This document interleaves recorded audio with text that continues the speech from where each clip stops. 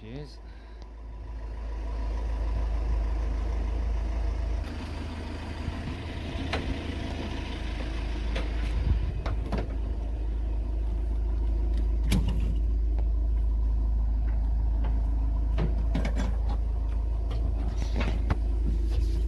Sorted. That you'll be taking the roof off much this time of year. Oh, this will sit on the drive for a while I sort it out.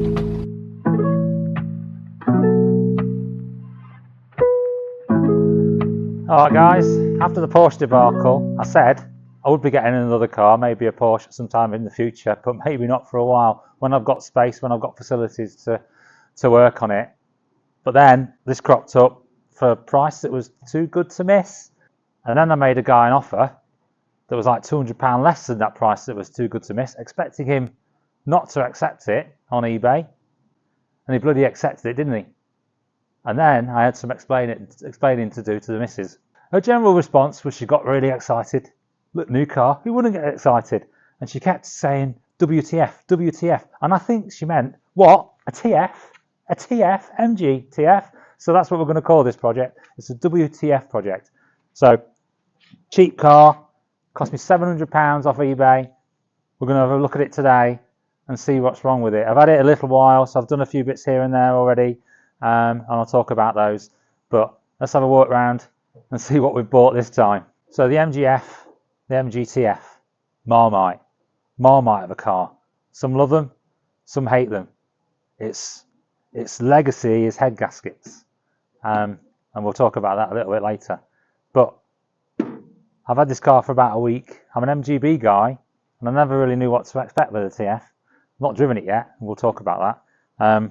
But I like it. I like the styling of it. It feels like home. It feels like it's got lineage to where I am with the MGB. So a Marmite car, you may hate them, you may love them. But come on, let's have a look at it. Let's go over it together, and you never know. You might figure out these aren't as bad as people make out. So we're going to start where we should always start with these things. Let's get in the boot. Alright, nothing to write home about in here. Straightforward. Nice big boot on the MGTF. You can fit a set of golf clubs in here. So if you want to go golfing, then you can fit luggage for a couple for a weekend. So yeah, it's got a nice big boot to it. So she has been slightly damp though in the corners, so I think that's due to the headlights leaking. So there's a seal that runs along here, along the tops, and that can perish. So there's a bit of work to do there. It's not soaking inside, but it does need a bit of work. So we'll start with a quick walk around and start at the back. So there's the heat shield for the exhaust, but it's missing the mesh at the back, so I need to get that. There's some paint discoloration at the back. It might cut out. We'll have a look at that. Exhaust is a stainless steel exhaust, fitted about 10 years ago. Still in really good shape. Car's not done many miles, but I'll talk about that in a little while.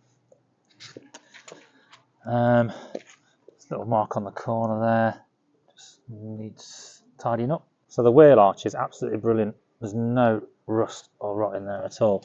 It's had some work done. You can see someone's tidied it up, treated it, and then there's kind of a hammerite finish on the top. So well, that's really kept it nice. There's no rot there at all.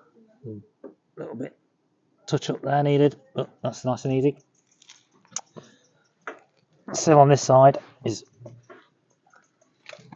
perfect all the way along. It's hard to see. Sometimes I noticed an issue with jacking up this side here. So this is a bit battered. What I'm going to try and do is pull that back out. There's a little bit of mark there on the sill, but when you're up here, you can't see it, so that's okay. Just needs a bit of work. There's some car park things on this rear quarter that need sorting out, so I might need to get someone in to help me do that. A bit of scratching and scuffing in places, but that'll buff out. No rot on the doors at all, they're beautiful. Absolutely brilliant doors, nothing at all on those. And then inside here, it's a little bit coming through there, might need tidying up, but Again, nothing, no rot at all, perfect. Moving on to the front wing, again, it's been treated all the way around, so it's pretty good. There's a tiny bit there, a tiny bit there, so that's really good. And then the front of the sill, again, treated, but it's still metal. I'm not sure what's happened on this front. You can see the changing colour. Something's been done here. They've not done a great job. I don't even think they took the bumper off to do it. So that needs bumper off, reprepping and repainting, so we'll get around to that. Front bumper's in pretty good shape. A few nicks here and there, but you'd expect that for 20 years old. There's a slight bit of surface corrosion on this front here and some corrosion on the bonnet, but nothing major. The headlight needs a nice refresh and clean, and this headlight needs a refresh and clean, and it's got condensation as well, so there's obviously a seal gone, so this will be taken out. Passenger wing is better than the driver's side wing, and again the wheel arch is brilliant. A little bit there that might need tidying up. Around the window frame there's a bit of bubbling in here, and then there, and then over there, so I'm going to have to keep an eye on that. I might need to get that window out and tidy that up before it goes too far. Passenger door is as good as the driver's door, as is the sill, nice and straight, no rot. Till you get back here, hard to see, but there's some corrosion in that corner. Now, I need to get this car through an MOT, so I'm loath at the moment to start prodding and pushing. I've got a funny feeling with a screwdriver that might go through. It might not, I might get lucky. But once we've had the MOT done, I'll investigate that a bit further and have to repair it. And then back again, near side rear wheel arch. Perfect. All the way around. And this rear quarter's fine. That needs refurbishing. So taking you guys inside, it's got the spec I wanted. So nice and black, all's in good shape. There is a crack on this cowling, but it goes all the way down there, so I'll get a replacement of that. Shouldn't be too difficult. I'm not keen on the red gator, but it'll do for now. This needs replacing, but you know, it's got pretty nice floors, protected by mats.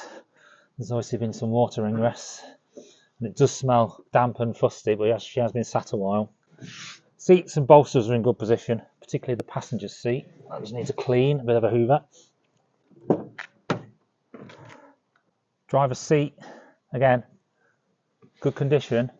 A little bit here that will need dyeing, but it's not split in any way, so that'll come back. It's a bit saggy there, but we'll give that a bit worn out there as well. But it needs a hoover and a clean. I think that'll do for me. And again, a bit of water ingress. And this side, I think, does slightly leak from either here or down in this seal. So I've seen a bit of a hack where you can feed a tube inside here, and it helps to seal it. So we'll try that. I've got some tube inside for that. Right, let's hop in. All pretty much as it should be, all pretty standard, apart from the gator probably. The stereo is an aftermarket stereo. I need to get a surround for it, but I think that's pretty good. It does work. I'll try it. Smooth radio. So what we've got? So we've got oil temperature. Good if you want to keep an eye on what's going on with your gasket. Hazards, great, they work. Clock, no idea how to change that. We'll figure that one out. Heater, that works, as do the temperature controllers and the switch, so that's all good. These all need tidying up, they do get a bit fusty. And then we've got windows, so driver's window, yeah, it goes down, might need some lubrication. Passenger's window, I don't think does.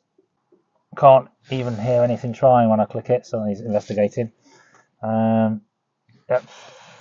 Fog lights work when the lights are on, and oh god, rear window demister. We obviously don't need that until we've got Well, it's not plugged in at the moment. Ignition on. So indicators don't work. However, if I leave it on and I leave it a little while and I come back, I'll turn the ignition on, then it will start indicating. But as soon as I stop it, it starts working. So I think it might be the flasher unit. I think you can get those about £10. So I'll get one of those. The mirror mover works. This one, yeah. Cigarette lighter, yeah, that works. That gets hot, and then it's clean. Not even been smoked in. Then in here, clean in there, and then again clean here. Okay. In the glove box, we've got the service history. So, right, so just a little bit about the car. So she's done 95,900 miles. She was last MOT'd in 2017. So she's been off the road 5 years, maybe 6 years. She was sold by Trophy Cars in 2014. And she was sold for £2,400 plus tax. She had a new exhaust on at that point, which was £300. She had the hard top, which was £200. Switch and relay and bulbs and some mats. So yeah, sold in 2014 for 255 plus another 500. So just over £3,000 with the hard top and the exhaust. So, and I got her for 700. So it's not too bad, is it? She's since then she's done just under 1,500 miles or so, and this is the certificate for the head gasket and water pump replaced at that sale. So that was done 9 years ago, and since then she's done 1,500 miles. So she's done hardly any mileage. The rest of the pack is receipts for the service history. So I've not got a service book. I do have receipts for every service apart from I think 2012 or 2013. So she was serviced on the button annually every year. Really well. So she's got a full service history. Head gasket's been done. Timing belt needs doing. I've got the timing belt to do that, so I'll do that soon. Got the 2 keys, which is great. Right, so we should take the hard top off so we can have a look at the hood and other things. It's difficult for one man.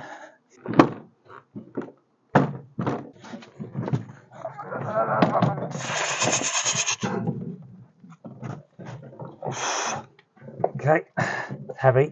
Right, so I think with the hard top off, she's looking pretty good. I'm not sure about the red roll bars, but we might paint those. Let's have another look inside. So, just general overview. She needs a clean. She needs a hoover. Everything needs scrubbing, cleaning, a little bit of mildew here and there. But yeah, I'm really generally happy with the condition on the inside. Just needs a good clean. Okay, so the hood's a bit stiff.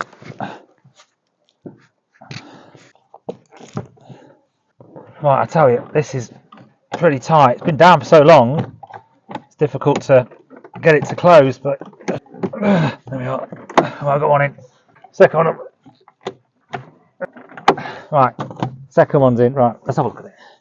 Right, so yeah, the hood's wet, so I've got leaking through the whole top. I'm not sure if this hood might be the original because it's a bit tatty, but it's not ripped. The window's not ripped, but it's not clear. But there are some signs of wear here, and there's a hole there. And it's the same on the other side. So I'm going to have to get a new hood at some point, but I think generally it's all right. So probably what I'm going to do in the short term is just patch these on the inside and then dye it. I'll dye it black so it will look a bit better, but it's not brilliant, is it, really? But what do you expect? Yeah, so I'm going to need another one. But we'll keep an eye open for second-hand one of those on Facebook or eBay. A lot of these cars get broken, don't they? So we'll keep an eye on one of those. Right, let's start her up. The battery was flat earlier, so let's give her a charge, but hopefully she'll start.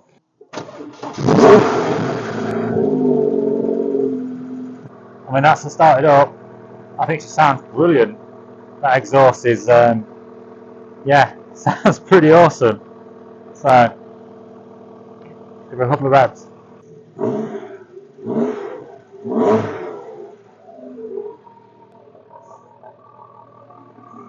Yeah, sounds good. She gets a bit lumpy after a little while, so I'm not sure if it's a sensor or something. Again, it's not been ran for years and years, so it needs a damn good run, clean out. I probably need to put some injector cleaner in it as well to clean it through. I'm not going to drive the car until I've done the timing belt, so I'm not really revving it or anything until I've done the timing belt. I'm just very mindful of the fact that that's now 9 years old, not done many miles, it's sat a long time. I need to get that timing belt done before I keep running it, so I'm going to turn it off. Right, so she's not running at the moment. One, I've got to do the timing belt, so that wouldn't stop it moving. She's got no clutch, so she's got no brakes. So the hard lines that run under the car, they'd corroded, both of them actually, in exactly the same place, just at the back because it heads up behind the firewall into the engine bay. So I've already changed the clutch line. I've did a little video on that, so that'll come out at some point soon.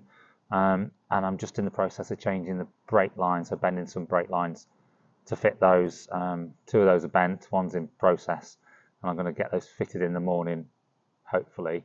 And I've got the day off work tomorrow as well, so I'm going to be cracking on with the timing belt.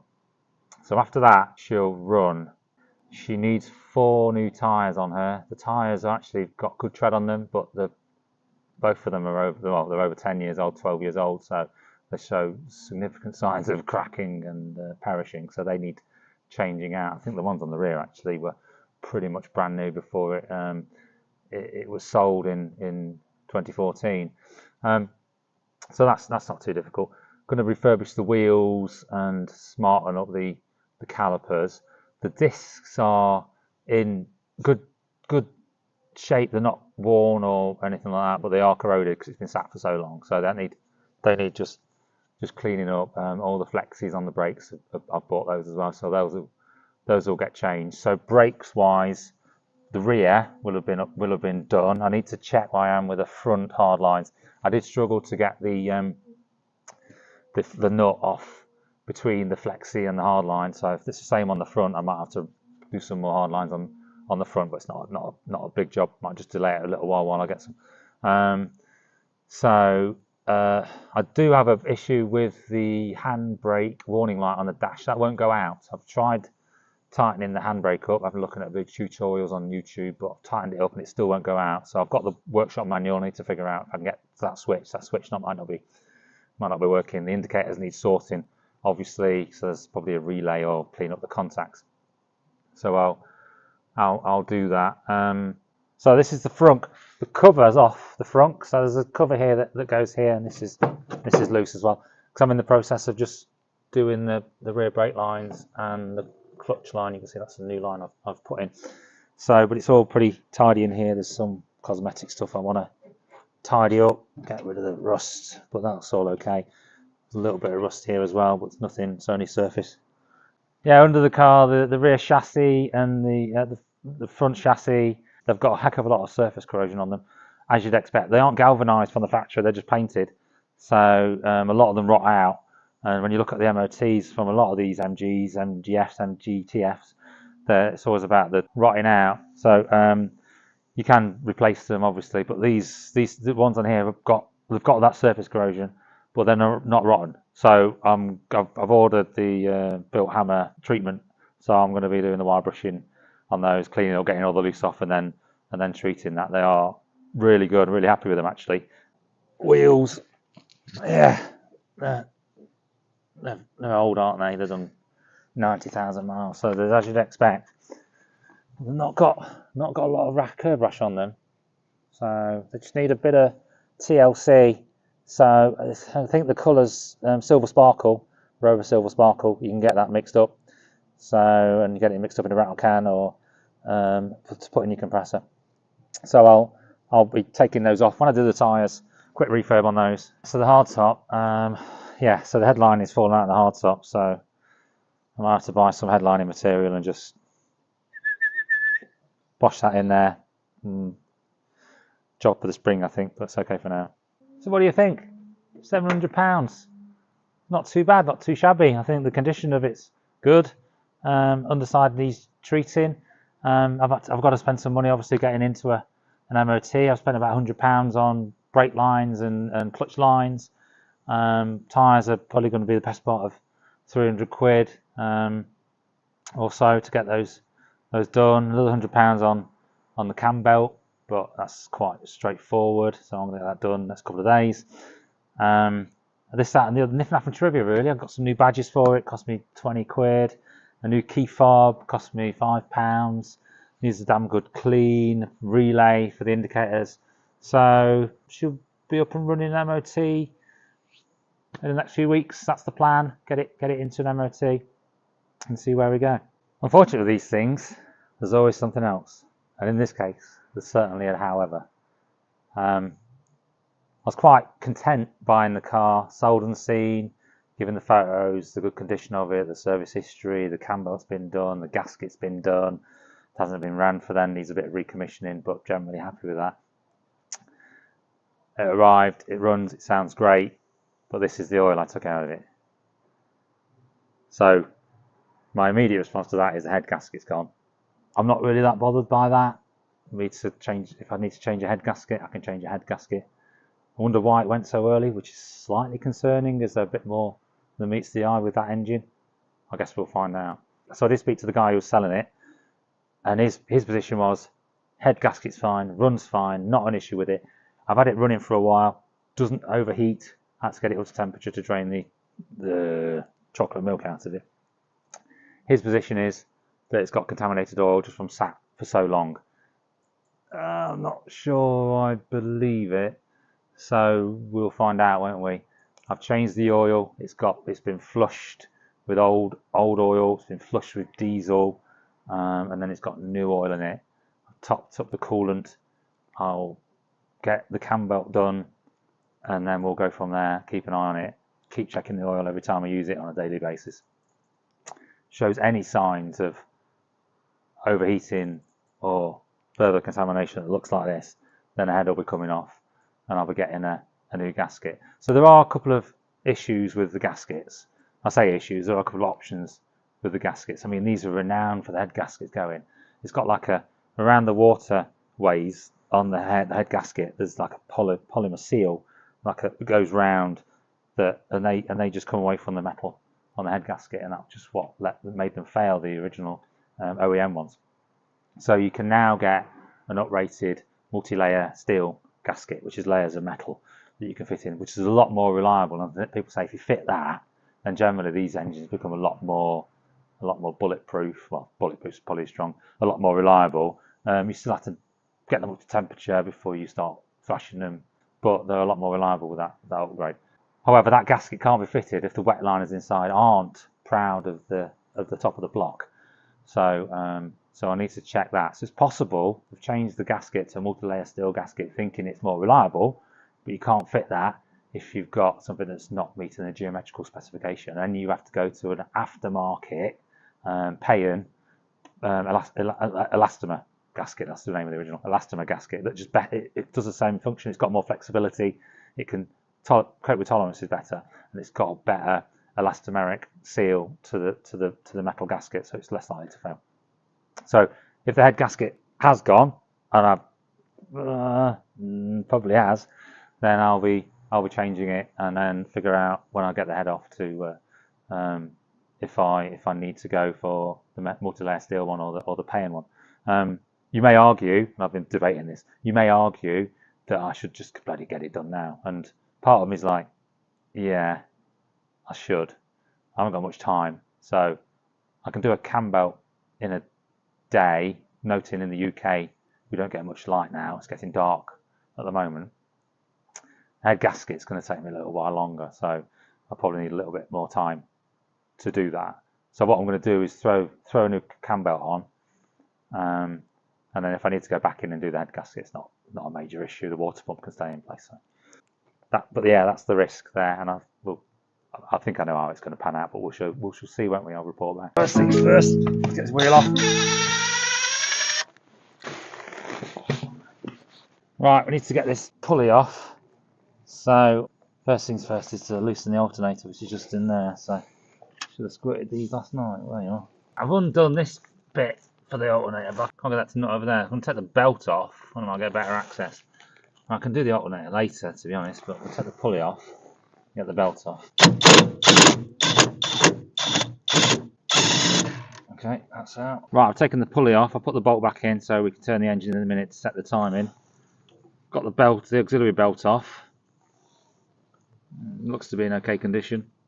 I just need to try and get that in there undone so I can tighten this up later. Right, I managed to get that undone. Put the socket on it, use my hammer, and then lever it open. So that's undone now, that's good news. Now I need to get the cam belt cover off, and I think they're 8mm bolts on this side here, so I'll take those off. That's most of them out, just can't get to this one. Okay, coming off. Well, they're all out, so this should just come out now. Lift up. Right, now I need to get this lower cover off. A super longy reachy one out. Okay, there's just 3 bolts holding this one on. Before I take the lower cover off, I need to just time the engine. So there's 2 marks on here. The sun's in the way, you can just see them over there. And then the top dead center mark is there. So just rotate this clockwise, and then put that there, and then check cam pulleys are in the right direction. I'm going to break one apart. Alright, can't get over the compression. It's a long short bar. There we are. Right, so that is pointing towards top dead centre. It's really hard to see, but there's a mark just on that pulley right there when I'm flashing the light. That's got to be pointing inward. So I need to rotate around again, and hopefully it will move inward. Right, I've rotated it now. I've ignored the top dead centre mark. What I've done is just made sure these 2 marks on the pulley, they're here and here. You can't see, it's really dark. But they're aligned. I'm going to pop some Tipex on this now, some paint on it to make sure it doesn't get all muddled up. Then we can start trying to take the belt off. Can we see? Place that there. So I've got some marks now on here. I've got a mark on the inlet cam to the engine. Got a mark on the outlet cam to the engine. Obviously mark the outside. Got a mark on the pulley to that belt, a mark on the pulley to that belt, and when I take the belt off I can match the belt and put the new marks on the other belt. Down below you can't see the sun, but I've made a nice clean mark from the crank pulley to the engine, and then one on the belt as well. So we'll try to match that all up when we get this off. Right, up in there is the tensioner. It's got an 8mm Allen bolt, and I'm really struggling to get it undone. So I've tried, I don't want to round it off. So what I'm going to do is, you can't put too much torque on with this Allen key, so it's not too bad. You've got to make sure it's in there nice and square. Right, so I'll just cut the end off here, straight into an 8mm socket, and hopefully that'll loosen it off. So this little tool attached to my torque wrench, I managed to get it off. So I was really getting kind of scared about rounding off the bolt, and that would have been a disaster. So I used my torque wrench, and I set my torque pretty much it's 45 Newton meters to install. So I set it to 50, 55, so I could monitor the load going in. I've just dropped that now, so I need to find that. But yeah, it's come loose, so I'm so relieved to get it off. Right, so this is the new tensioner. So what I've just done is undone the Allen bolt that goes through there. That was the one I was really getting nervous about. And then you undo the 8mm bolt on this side. Then this obviously swings up and down to loosen the belt. So now the belt's now loose. But I can't get these engine mount top bolts undone because they're an 18mm socket, and I've only got 17 and 19, so it's a trip down to Halfords, I think, to see what they've got in stock.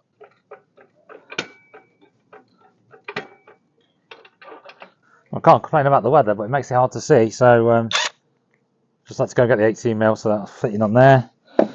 This will break this now.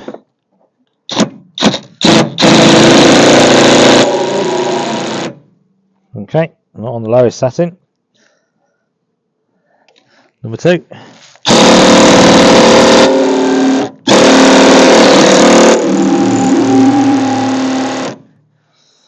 No. High setting. Jesus Christ.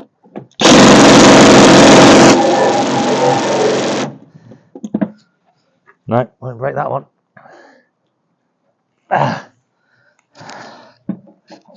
Stuck on now, seriously. Come on. I'm a hammer. Let's try the other one.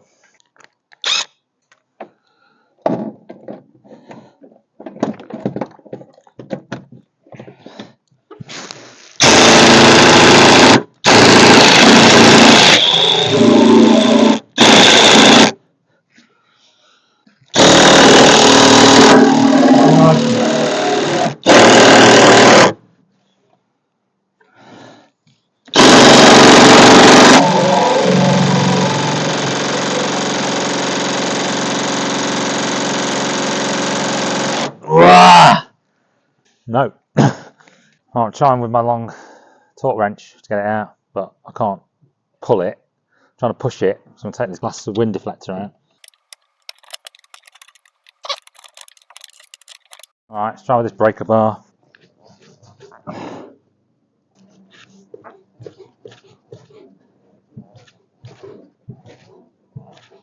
Oh my god, this is insane.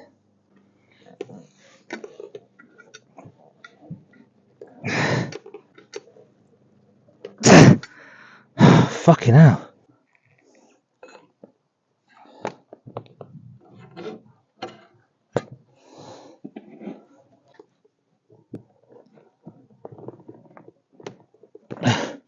This is insane, I can't get it undone.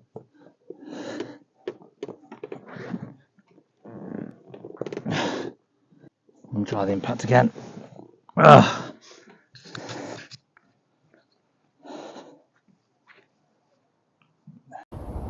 Right, a few hours later, can't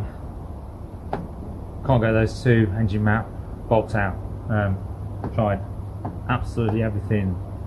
Tried heat, I've tried breaker bar, scaffolding pole on the end of a breaker bar. Obviously tried my impact gun. I've tried, can't get good access to the impact gun, so I've also fashioned a socket. I was using the universal joint connector because she can't get direct access, which takes out some energy, so I fashioned an extension and rounded off the edges, relieved it so I can get a bit of angle on that, and that got more direct access. It's still quite strong, and then it sheared off. So I'm out of ideas on that, so I put it back together. And the plan is now to get the brakes done, get the clutch done, and then get it to a garage, and they'll probably just with a proper windy gun. So last time you saw me was Friday. It's now Monday morning. I can fit an hour in before I need to start work. So a bit of an update over the weekend. I've still got 2 seized engine mount bolts. Just can't get them out. I have broken. Well, I tried to make a bobble bar and broke this extension. I have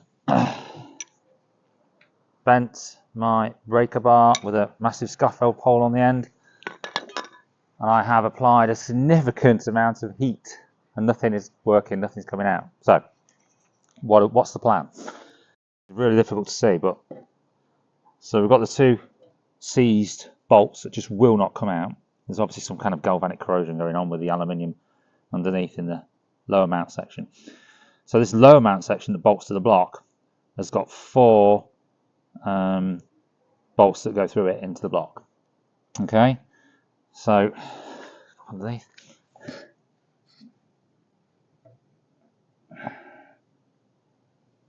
You can just see it here. I'll just point to it.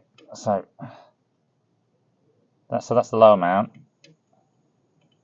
That's one of the bolts, and there are 3 others. One there,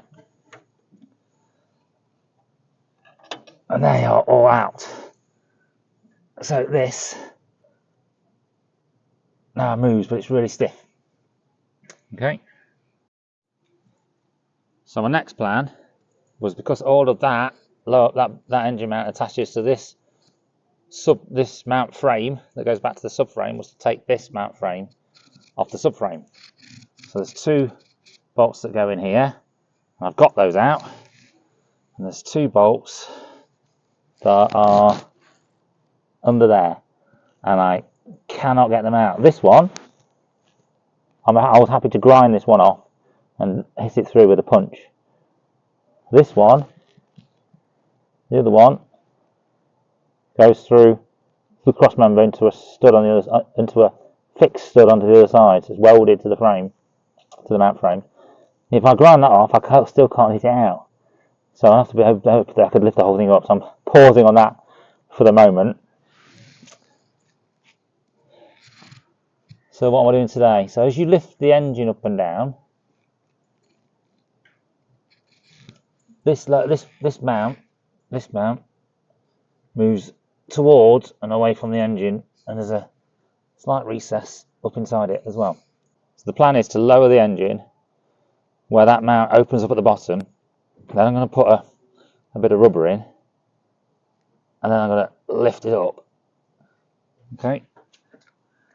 I think that'll then open up the gap at the top, and I can get a bit of wood as well and pry it open. And with those gaps, top and bottom, I can get the belt out and I can get the new belt back in. So that's the plan. But to enable that to happen, to give me space to do that, I need to take the water pump and the tensioner off and loosen the belt. So the first thing we're going to do this morning is take the tensioner off. I undid that on Friday, so that'll come off quite easily. And then I've got to take the water pump off. That water pump is right next to this mount, so if I leave the water pump in, there's no chance of getting that belt through. So the water pump's got to come off. I also figured out that all these dinks along here aren't car park dinks at all. They're from leaning into the engine bay, so make sure you've got some kind of protection when you're doing this. This one's quite good. It's got magnetic strips on it, stays in place. Well, not when it's not windy, it doesn't. Right, we've just undone the tensioner. Let's get that. Right.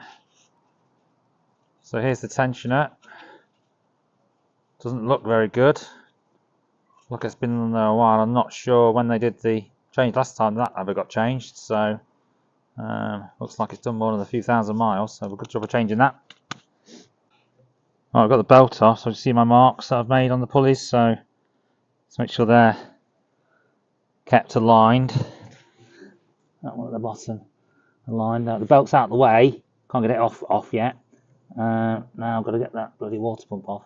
And then someone said to me, be really careful of this one that mounts the cover as well. So I think I'm going to try and just can't see that from here. So if I lower the engine, then I might be able to get direct access to that. Lower the engine, we can see it now. I'm just going to put some penetrating fluid on that while I do the other ones. Let's soak for a little while. Let's see a few of them in there. Should be able to get straight at. So we've got the small ones out. Now this one, 13mm socket. So hope it's not too bad. Oh, easy peasy. Beautiful. Unexpected mess.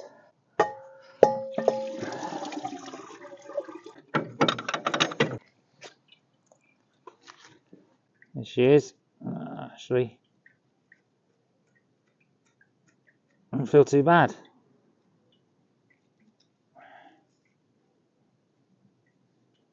I'm not sure if she was changed or not. To be fair, well, we'll change her anyway, won't we? So, well, apologies, hard to see, but if you look up there, you can just see the thread form. That's the lower bolt for the engine mount. So, my plan is now to put on this rubber bung. So I've got some rubber bushes from the MGB when I did the suspension on that last year. These go in the front wishbone, but I changed them for V8 ones, so these are new but not used. So the first thing I need to do actually before I put that bung in is to feed the belt. Put the belt halfway through. Right, that belt is now halfway through. Okay, I'll get the belt's halfway through. Now I need to put in that bush and try and stop this moving towards the engine, and hopefully it will open up at the top. Right, so I'm going to get there. So I've just taken the corner off that. Hopefully I can slip it in now. Right, she's in. So now we're going to slowly wind up the engine, and hopefully that will keep the gap at the bottom and make the back gap at the top bigger, because that's the one I'm struggling with. Right, so if you look down there now, you just see the gap. So I've got the belt through that way. Now there's a bolt in the middle that I might be struggling with, and then the other side. Progress, but not quite there yet. So I can't bloody get this. So you can see the gap there, and then you can't really see it. The gap there when I've gone behind the mount. Then I've got the one in the middle, and then you get towards the edge. You can see the casing there for this frame is right in the way. So what I'm going to have to do now is take these pulleys off and take the casing off. So we've got one pulley off. See it a little bit easier now. You see the gap and the stud in the middle, and then just on this side, put my finger back in, the casing there is getting in the way. So it's just getting it through that gap. It's killing me. So we've got both pulleys off, just undone the 8mm bolt that holds this in. I need to lower it back down now, see if I can lift this out. There might be another bolt lower down. Right, so let's go back up now and see what gap we get. I have the jack underneath the engine. What the engine was doing when I was lifting it up was tilting backwards, and that meant that I just couldn't get through the gap. So I've moved the jack back. Now the engine's tilted forwards, okay? And then with the pry bar and jibbing it in there, we have oh yes, Friday, Saturday, Sunday, Monday morning. Wow, it's off. 4 days after I started, the belt is off. Oh my god, oh my god. Never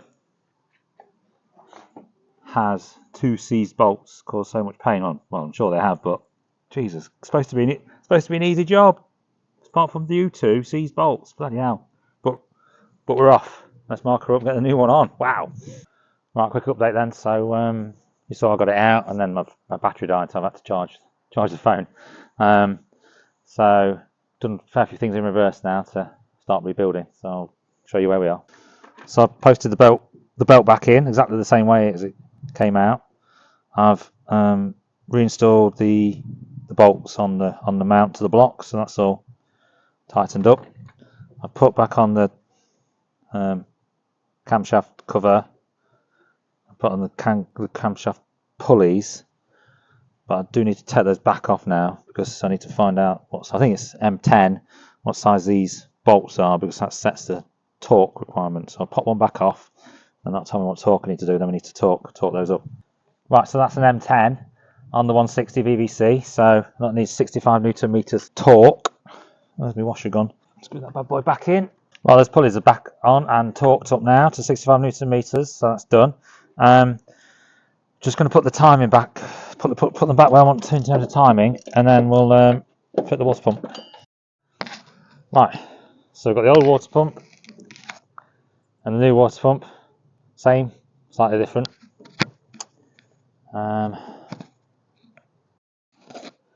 This is a Napa one, so good piece of kit.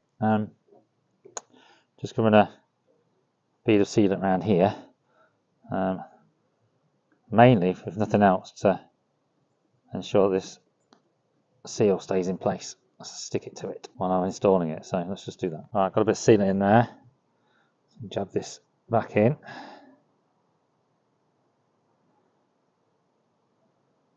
Okay, it's nice all around. Let's get it back in. Water pump's on, now time for the tensioner. So this is the old one, a bit manky. New one, I'm not sure that's ever been changed, so yeah, I'm glad to be changing it.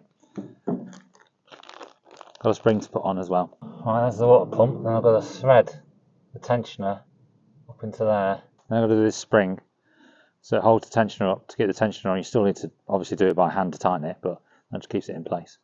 Struggling with the spring, so I made this little tool to hook around the end of the spring so I can lift it up. It should work. This quick job, it's taken me forever. So a fair few days have gone by now. I've been ill. I've had food poisoning for a few days, which took me off my feet for a while, and then work commitments and like so. But we're back on it now. So just a bit of an update. Where are we? So last time I was fitting the water pump and the tensioner. I put the tensioner on, and I've just attached the spring that pulls the tensioner back up. That job in itself took a long time. I didn't film it because you can't see anything in there. You can't actually reach to do anything in there, which is why it took such a long time. Now I've just going to mark up the cam belt, lock in the pulleys, the cam pulleys, and then we're going to fit the cam belt. So I'll come and show you what I've got so far. That's my mark on my inlet pulley, just there, and I marked it on the block. And then again, there's the mark on my outlet pulley, and I marked it on the block. I don't have a cam locking tool. I fashioned myself a peg, just a plastic peg. I've just clipped one of these down and push that in. It's quite soft, so there's no damage to the pulley. Before I took the belt off, I did mark it up so I know how many teeth are between each of my marks on the pulley. I've got another mark on the outside of the pulley, which aligns to the outside pulley on these marks on the outside of the belt. These ones align to the inside. And then I've obviously got my crank marks down there fully lined. Now I have had both of these pulleys off because I needed to get them off so I can get the belt in between the engine mount. But we do know that these can freely rotate as long as you put them back on the marks when you're fitting the belt, because these rotate half a turn for every turn of the crank. So every 2 turns of the crank, these go around 1 turn. So we know this is where we started. So we know this is where we're gonna be when we fit the belt. Now, if you doing it the other way around and you didn't know where that one was, you couldn't be clear if you're on the compression or exhaust stroke. So you would need to go back and find that out. But in terms of the cams, you can rotate them as long as you put them back to where you were, back on the marks. So I'm going to mark up the belt and then try to fit it. So I've marked up the belt. I don't think it's actually that important to do this. If you didn't do this, it doesn't really matter as long as the marks on the pulley to the block are in the same place. It doesn't really matter, but this just might help me as I try to tighten it. So I've just done it anyway. So I've gone around the tensioner and I've aligned those 2 marks. It's difficult with one hand. I'm going to try to thread that in there and align these 2 marks. There you go. And she goes. Well, I've just done that side. Now it's clear that it's just jumped out on this side, so I'm just going to pull that back one. My tool's not holding it perfectly tight, so... Oh, no. Now, if I look down there, look. I'm just out. Right, really Heath Robinson. But I've got my marks aligned on both pulleys. Got the belt on the right place. Got a couple of plastic pegs in there, keeping the belt on the pulleys. Now we're going to go below and pull the belt down on, try to equal force on each side so the pulleys don't try to move. So we're already around the tensioner. Now we're going to feed it around the water pump. Good. And then, again, equal force on each side. If we're lucky, with the tensioner down. It's tight, but it's on. So we've got the belt tensioned. I've got my marks on my pulleys in place. I've got my mark on my bottom pulley. What I want to do now is rotate the whole thing full cycle. So let's just go around twice and then check nothing's in the way, because it shouldn't be. Once.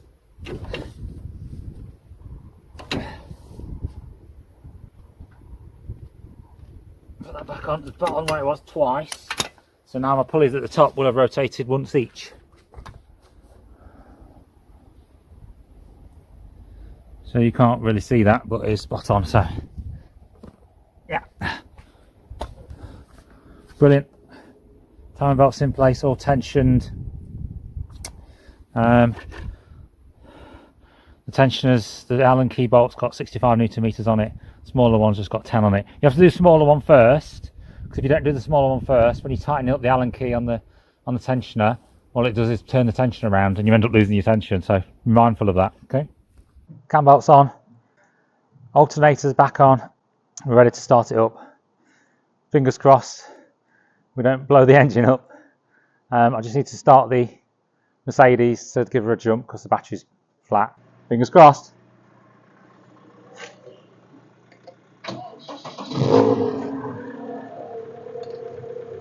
Yes!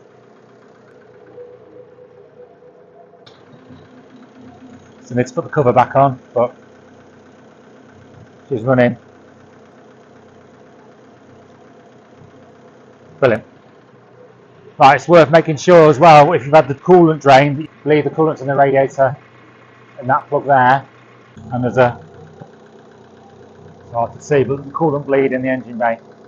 Just down there, it's an 8mm bolt. So take that out, make sure they both come out with water.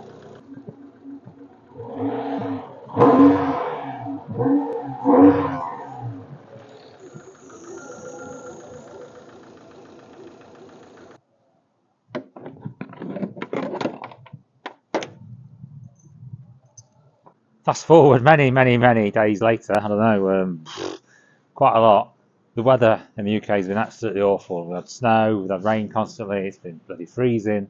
So the timing belt job's taken a heck of a lot longer than I thought. And I think I might be up to nearly a month now, which is almost crazy. So just when you think you've finished, you haven't. So we've done the timing belt driver's side of the engine, but this is a VVC engine, so it's got a timing belt, a small one, on the opposite side of the engine, the rear side. So I need to get that done. So I'm going to try and get that done now. Should be a really quick job. Should be, but this isn't going really that way, is it, so far? Right, so this is the cover on the rear side. So we've got 4 of these 8mm bolts to undo. So let's get those undone, and I've got to unclip this as well to get the cover off. 4 bolts out. Not the easiest to get to the bottom ones, but let's get the cover off. So here's the belt. Belt looks actually in pretty good condition. So we're going to change it out for this new Gates one. It's got a rover mark on it, which I'm surprised to see actually. So the timing belt taken off the other side of the engine has no such markings on it. So, and this one looks pretty battered. Well, the wording looks battered, but the actual belt looks in reasonable condition. So I don't know. Was it changed? Was this one changed? I don't know. That's why we do them in the first instance, isn't it? So we know they've been done. So let's get this. We've got to get this pulley off. You don't take the inlet one off because this one's the one that's driven by the VVC mechanism. I'm told you take the outlet one off, then slide this off, and then undo that. So try and do that. We've got to align these notches first. There's one there, and there's one down here. On the other side, we put them together so they're facing each other. You can do that. Reading the forums, in terms of the spring locations on the cams, I've heard that it's better to put them facing away from each other. So we'll put them facing away from each other. Then we'll do exactly what we did on the other side. Mark it up against the block, mark it up against the belt, and we'll take this pulley off and then swap it out. So we've got the mark on the pulley, just there, and that's pointing directly up. So that's in the safe area, so we know that all the pistons are at midpoint, so they're not going to clatter into the valves. So that needs always to be at the top. And then we've got notch on the outside, notch on the outside. So I just need to mark up these pulleys on here, mark up the one on the crank. Then we've got to undo that, take it off. Right, before marking it up, I've just undone that bolt. Wasn't too tight, wasn't too bad. I had to take the cover off the other side and just lock the opposite pulley because this one's too small to get any purchase on. So now that's undone, I'll put these back to the outside. We're a safety mark on the crank, on the crank, yeah. And now let's mark this up and then get it off. We're all marked up. So let's undo this bolt. It's quite long. Okay.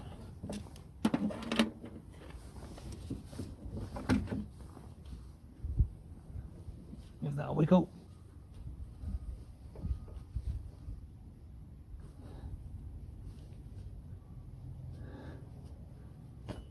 Wow, okay.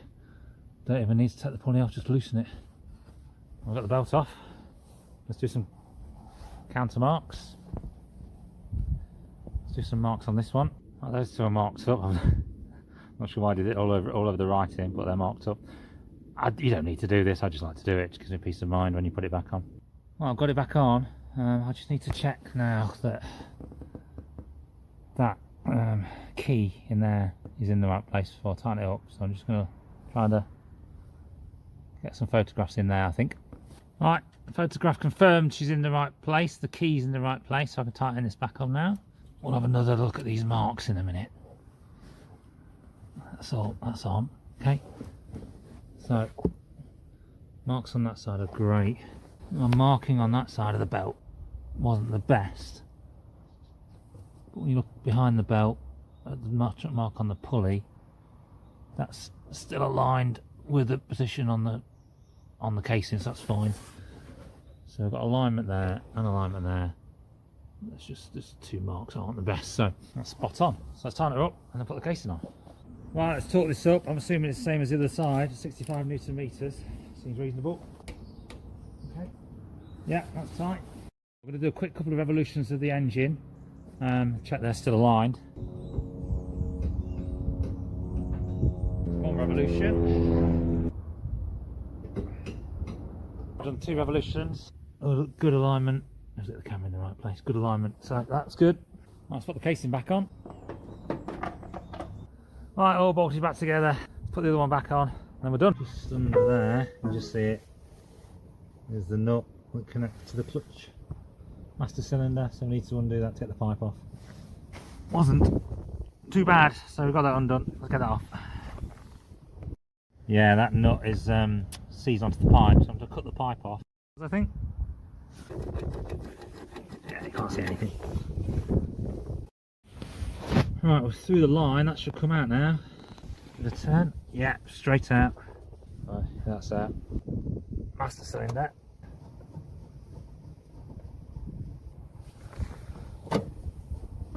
Unclip these. Okay, that's that one done. So there's a hard line that runs under the car, and then comes up at the back into the engine bay, and then it goes onto a flexi. So it's the front of the car that way, and the clutch line runs down underneath this centre panel to the back, and then goes up there into the engine bay. And you can see there's a significant point of corrosion there on there, and it's pretty much the same with the brake line as well. So I'm doing the brake line later. Then you've got these nifty clips that unclip nicely, pull it out. We've got this centre panel that runs across the car. I think there might be one under there, but I'm going to take that off later to do the brakes. Because I'm putting a braided line on for the clutch, what I can probably do is just thread that through, or tie it to one end and pull it through. I'm going to cut the line here so I can pull it out easier. Yeah, just snap that off, so I'll straighten it up and then pull it out. There's one more clip I need to get off. Right, so that clip's come away quite easily. Let's just pull this down. Alright, so this is the sorry state of the clutch line. You can see some corrosion there. This is where it corroded through. Just snap that off really easy. Just pulled it out. Runs a hard line under the car, then it swings up through this flexi up into the engine bay and connects to the slave cylinder. So you can could have replaced just the hard line, could have replaced the flexi, isn't it how it was? But it's easier now to just run a single braided hose all the way, no joints, no connections, so it's more reliable. So let's get that fitted. I'm going to thread that through, shouldn't take too long. The ends are identical, doesn't matter which one has to thread through. There's the original clip for the original line, so we'll go down past that, then down behind the subframe and under the car. Right, I just posted that through. I just need to make sure I go the right way and not round this cross brace. So down here, smooth that back out. Okay, that's fine. Gently pull it through. It's getting stuck, so we'll go back at the top. Just going to pop this in so we don't lose the end of it. And remember, there's 2 of these copper washers, one on each side of the part you have to go through. So if you look carefully at that, difficult. You see that at the bottom there, it's not quite circular. As I bent it round, it's levelled out. Can't fit this nut through. I have to file a bit away. Right, so just give that a nip with the vise, so it's slightly oval due to the bending of the end. So let's just give it a quick squeeze in there and then just screw the nut in, so you'll be able to fit that on now. Now I'm going to try and thread this through here and hopefully get it out the other end. Bit of jiggling and we're through. Let's just thread this through. I've got a broken clip there, I need to attach that to the cable tie for now. And then we go up and we thread up into the engine bay between the firewall and the subframe. The subframe is going to have to be cleaned up. Well, that's threaded through now. We seem to get a lot of line, but the way this works on the slave cylinder, I don't think there's a way to actually attach that using this angle in that orientation anyway, so I have to loop it back round. There's just enough to do that, so that's okay. Right, so I've got that in, it's looped back around, so there's enough material to do that. I think if I had it on the other way around anyway, it wouldn't get past the slave cylinder, so let's tighten that up. So I bought this brake bleeding tool, attaches to a compressor, so you use the pressure from the compressor, and what it does is it creates a vacuum. So you put this on the nipple, press the trigger, the air passes through here and pulls the fluid through from the reservoir at the top. So instead of pushing it through, we're pulling it through. Never used it before, we'll see how we get on. So we've got the connection applied to the bleed nipple. That goes into the canister and then that's connected to the compressor. So pulling the trigger on here lets out the volume and creates a vacuum and should pull the fluid down here. So we'll give it a go and see what happens.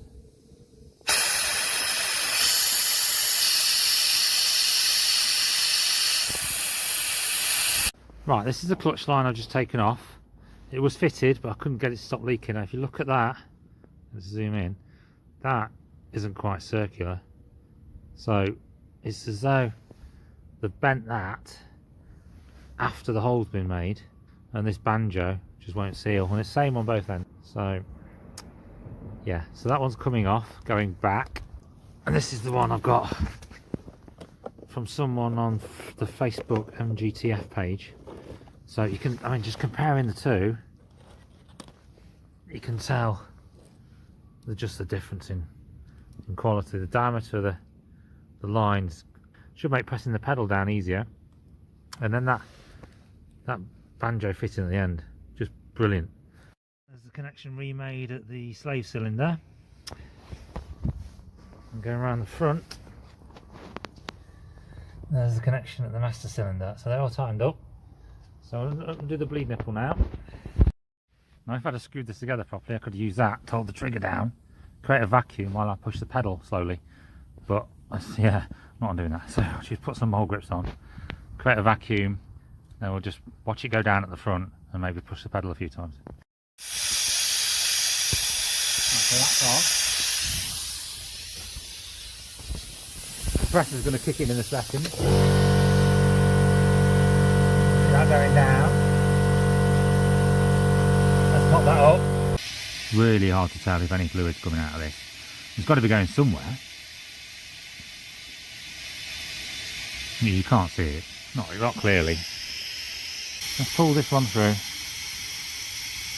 slowly, then we'll swivel it down and try the pedal. Alright, let's give it a press, see if that's worked. Oh good, don't count on it. No, nothing.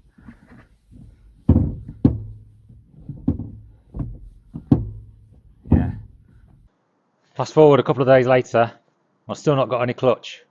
So this vacuum system sucks out the fluid from inside the hydraulic lines and give you that hydraulic system with no air bubbles in it. And it sucked for the clutch, but it sucks. It will not get me the clutch. I don't know what it's doing, if it's pulling a vacuum and pulling the air bubbles in or something. I don't know if the pipe's got too big a diameter for it to work effectively. I don't know. And I bought this one over the one that blows, pushes through the system, because in the past I've used those and I've kind of run out of pressure on my tyres. So that was a bit of a reason why I bought this one. because I've got a compressor. Now I can pump up the tyres anyway, so it's not a major issue. So now I've bought the one that blows. So it's not a Gunston Easy Bleed. This is the Simply automatic brake and clutch bleeding kit, and it's about half the price. So pretty much the same thing. So we're going to fill this with fluid, attach it to the clutch master cylinder, and follow what I think are pretty rudimentary instructions and see if we can get it to work. And if this doesn't work, we might have more of a clutch problem than just hydraulics. We might have to start investigating changing the master cylinder or changing the slave cylinder. So with some luck, this one works. Right, I lost sound along the way, so I'm just going to do a quick recap on some of the things I've done already, not successful and not so successful. We filled the charging bottle up. I'm going to put some more in that now. We attached that to the reservoir on here. I used the spare wheel to pressurise the system, but the connection on the end is awful, so it just deflated that, so that's gone flat. I can't get that end to stay on, so what I did is I used the front tyre here. When I push it on, I can get pressure into the bottle and then push the fluid through. So I undid the hose attachment here, pressurised the system until the air bubbles came out, and then fluid started coming out, and then locked that off. So this reservoir through the master cylinder, clutch pedal is fully depressed, so that's up, has now bled out this portion of the, is this called damper? I don't know what it's called. Bled out this portion of the clutch master cylinder, so we should be okay now. I'm going to push it down the pipe into the back to try and do the clutch bleed nipple. So this pack doesn't come with a jar or anything to attach the bleed nipple. So I've already had one of these bleeding kits. It says one man. So this is attached now to the nipple, and I've undone the nipple half a turn, so that should be enough. Someone did say I have to bleed the attachment hose as well before I do the bleed nipple, but I'm not sure about that. I'm going to try it without, because I've tightened that up and it was weeping a little bit, so I don't really want to undo it again at this point. So we'll try it without undoing that nut and bleeding the attachment hose, and just try and come straight through the nipple. So we know where the fluid level is. So now I'm going to press this on to the tyre to push the fluid through. Now the nipple's undone on the back. The level should go down. Once we've probably gone halfway to the minimum, I'll lock it. I'll let the pressure off. Hopefully the non-return valve at the back end will stop it coming back, and we'll tweak it off and see what happens. Let's keep going with that towards the minimum. Try and get any air bubbles in the system out. Let's stop there. Okay. Right, so we saw a reasonable amount came through. I locked off the nipple here, and I just tried the clutch pedal, and nothing. Still nothing. So we're going to undo that again. So the banjo sealant uses copper washers and sits against this face here. Now bear in mind the original fitting isn't a banjo, it just screws in into a hard line. So we don't normally sit on this face as a sealing location. So is it something to do with that face not being square enough? And then when I look at this I've just taken off, so as though it's not quite flat, it's got a little kink in it. Is that the reason for it leaking? I don't know. There you can. Maybe just see it there, a little kink in it. Now the banjo itself looks fine, so it can only be the sealing face. So I'm gonna drop the camera down there and see if I can get a better look. Right, so I'm having to go with the emery cloth to get in there and give it a good clean up. So I obviously can't video it, but I can show you some pictures about progress. So a bit more to do on that. Get it cleaned up, and then we can try refitting. Right, so here's the problem. So I've taken the slave cylinder out. You can see the corrosion at the bottom of that mating face there. Obviously, as I've already said, the original fitting doesn't use that face, so it being corroded or it being square has no bearing on the ability of this thing to seal OEM wise. The banjo with the washer needs that face flat and clean, and when you rotate it around to look how flat it is, it's not flat. in the slightest. Now I've obviously done some of that in my use of some emery cloth sandpaper down there. Was it flat in the first place? No idea, but it's definitely not going to seal like that, is it? So sitting on that high lip, and then the fluid's just pouring out the back. So some progress. Still got the low spot though. Remember when you file in, you've got to go forward and across at the same time. If you keep going backwards and forwards like that, you're just going to round it up. So you've got to go forward and across at the same time. You can't do it with one hand, so you just pop you down a second to get this done. Right, it's hard to see, but I'm not sure how square that is. But by hand, it might be good enough. Let's pop it back in and give it a try. If that doesn't work, then I think we might be onto a new cylinder, but looking at the state of it, might be such a bad thing. Put that back on, retighten now, so let's put some tissue under it, pressurise it and check it's not leaking. Right, tissue's under it. Bottle's full. Let's bang some pressure on. This shouldn't go down very much, shooting down before. So pressure's gone on. There's a little bit of a leak on top of the reservoir, but that's not really going down any great deal, and the pressure is on. Unless I've got a flat tyre, seems fine. Let's pull that tissue out. It's dry. Oh, I think we've done it. Well, that's in place. Let's put some pressure on. Let's put some pressure on and this should go down now. Oh yeah, shooting down. That's good. Means it's going through the bleed nipple. Let's go down quite a way on this, because we know we've had some trouble at that bottom end and there's probably some air gone in. So I'm going to drop below these words, I think. Right, well, that might do for me. Let's try that. Right, I tightened it. There's definitely a lot of fluid in there, so it's all come through the bleed nipple this time. Doesn't look like it's leaking. Let's go and press the pedal. Right, cross all the fingers you've got. Let's go do this. Ready? Oh, nothing! Oh my god! How is that still nothing? Right, so loads of fluid came through that bleed nipple. So hydraulically, I'm starting to think this is okay. But reading the forums, there are some things about seized clutch arms. So I'm starting to think it might be more than just hydraulics on this occasion, because the pedal just feels like nothing. And if I've got a reasonable hydraulic system, I might feel something, even if it's not brilliant. I'm going to just put it in gear and start it and see if it moves, see if the clutch is engaged or not, and then we'll go from there.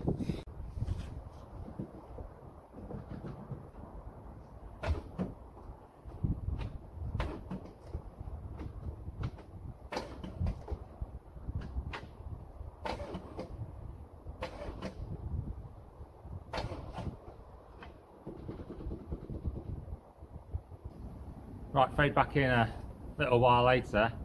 Battery died and I got really frustrated, so I did a fair few things off camera and I made some progress. On that day I got half a clutch. How did I get that? Well, if you recall earlier, I was having a problem with this valve staying on the tyre. So what I did is I pressurised the system, pushed the fluid into the bottle and back into the reservoir down the line, and then locked off the valve to keep the pressure in the bottle, pressure in the system, and then tighten the bleed nipple. And in doing that, I got half a clutch, but the clutch half I got wasn't great. And the more I pressed it, the firmer it got. And I'm thinking, oh, that's brilliant, I'm getting more clutch. What happened then is the release arm going into the clutch housing seized, so I've applied a liberal amount of lubrication, let that soak in, wiggled it, and then that released. So with my half clutch, I could pump it and get something out of it, but it just wasn't good enough. So what I did was, with the help from my little boy, attached the valve to the tyre. He held it in place, so we pushed the fluid through the system at the same time, let that flow, and then I locked off the bleed nipple. And now got a full clutch, so we're moving. Not quite moving. Got a flat battery again, so I think I need a new battery. So that's good. Clutch done. I mean, this video is all over the place. I'm jumping backwards and forwards between clutch and brakes in reality, but I'm just doing clutch first, then brakes. So I lost a fair bit of video footage for the brake stuff. I'm not sure what happened, but I've lost loads. In terms of the brakes, this is all about the rear brakes, the hard line going from the front of the car to the back of the car, to the three-way union in the engine bay on the firewall, and then going up to each of the rear wheels. I also did the flexes as well all round. So what I'll show you now is taking off that union and separating the parts. All the parts were corroded, and then I'll make one of the hard lines to the back and make the other two pretty much the same process. I did get slightly better at it, and then they all got fitted before I moved to bleeding them. It's hard to see. These aren't coming out, so I've hacksawed two of them off. I'm going to try and undo the bolt that's attaching the T to the firewall, see if that comes out, and then I can lift the third out hopefully. Right, this is never coming apart, so let's use some heat on this one. Get it nice and hot. Yeah, there we go. Magic. Right, then the second one. Yeah, the heat's done its job on that one as well. Yeah, she's undone. Good. Part C's to the nuts has wind her out. Right, so for this job we're going to be using this cheap pipe flaring kit from Amazon. It's a Draper, so reasonable quality maybe, but I don't think it's that different to things that you can find cheap online, non-branded, and maybe things like hard freight in the US. So that's not part of the kit, that's mine. So we've got the holder, so you put your pipe in the hole, a small amount proud, and then you've got your little dies here. You can measure how much you need to stick it out by using that. Pop this in the end of the pipe and pop this on, screw the whole thing together, and flare the end. So we'll give that a go and see where we end up. Right, so I'm going to try and do the smallest piece first. Start easy. Part of me said you should do the longest piece first. If you knacker up the longest piece, then you can make a smaller piece from the longer piece. But go on, we'll start with this one. Give ourselves a bit of a length as we go and see how we get on. Steel hoses, that's why they've corroded, and we've got some copper nickel hoses and fittings. Decided not to get this from Amazon. I don't mind buying things from Amazon, but when it comes to brake lines, I felt like I more wanted to get it from a garage, so I got it from a car auto parts supplier online, someone reputable that I knew. So I've already swaged an end on here, so what I might do if I can is just run. I did that to practice. What I might do is just run this along it and see if I can get it to come all the way around.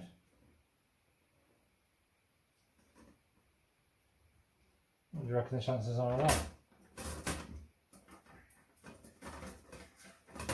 Oh yeah. Bear with me, I'll have some fun doing this. Jesus. What do I call that?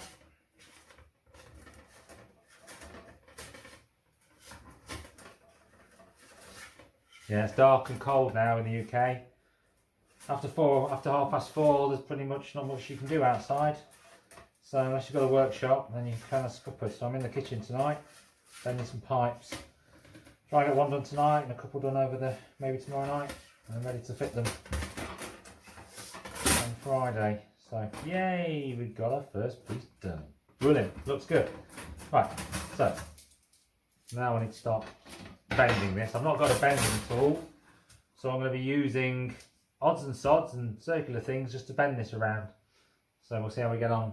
So I've got a variety of rolling pins out of the kitchen drawer, and we'll just use one of these. That seems to fit okay. Let's see how we get on bending this bad boy. This is quite malleable stuff, so it shouldn't be too difficult.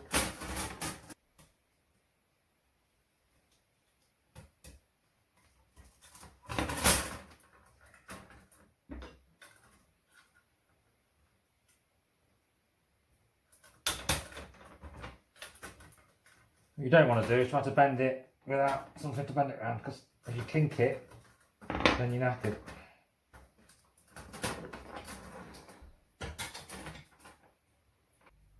Right, so this is the first bit. So just bring that in for you. I've never done this before, so that's actually turned out really well. So let's make the rest. Driving down a country road, windows roll down, radio playing, winding past the open fields. The fresh air is so invigorating, going wherever it may lead. No rush, no plan, enjoy the ride. Just me and the countryside. On this country road, my spirit feels so alive. Passing by a river barn, horses grazing near a farmhouse, rows of corn and wheat sway in the breeze. The farmer's tractor works the farmland, going wherever it may lead. No rush, no plan, enjoy the ride. Just me and the countryside. This country road, spirit feels so. Right, so there's two sides to this tool. So one's flat and one's got a recess in it. So you need a bit of the recess in it to make sure you get the shape you want.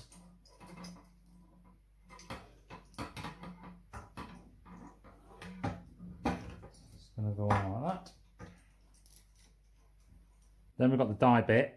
So if you put the die bit in the neighbouring hole there, you can then look at how much it protrudes, and that's the kind of how much pipe you want sticking out as well. Tighten all this down. I'll quickly show you that there. You see I've got the protrusion of the pipe and then the protrusion of the die, and that's how much you want. That's gonna go in there, and then you swage it. Okay, you flare it. Screw that. That slides over. Try to make sure the whole thing is square, and then just tighten it up.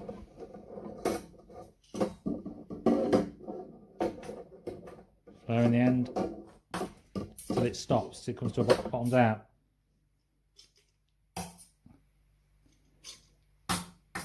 Yeah, there we are. Then we've got an end. First one done. Some nice flared ends. That's good, that's good. Is it perfect? No. Will it work? Yes. So, first one I've done. So, for my first attempt, I'm quite happy with that. Got some longer ones to do tomorrow, and then get them fitted back on the car.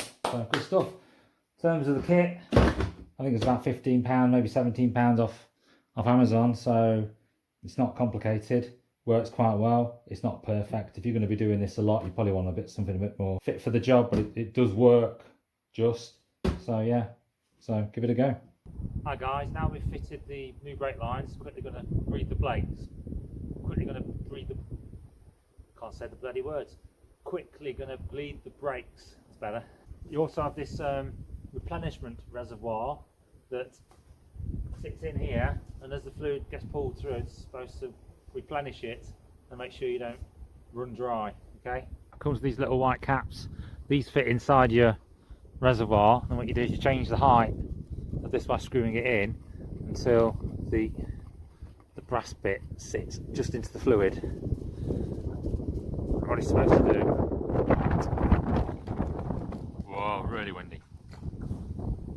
What it's supposed to do is then when the fluid fluid loses contact with the brass bit, this flows through, and the fluid comes back up, it stops. So we'll see if it works. So I've got my replenishment bottle in here. This is topped up. This is now topped up to near the line, and then this valve's open. So this should come down as the fluid gets pulled out. Just crack this off a quarter of a turn. Leave the ring spanner on so you can tighten it up. I'm going to pop the hose on the nipple. Right, she's on. Make sure you're still a quarter of a turn. and if I press this, it should suck the fluid through. This is so long, I should be able to watch leaving and then arriving.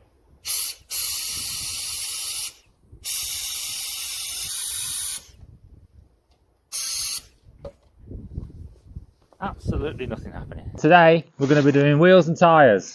Let's get this under. Weather! I tell you, can't see anything and it's so wet. We'll get these off and get us under some kind of shelter. Right.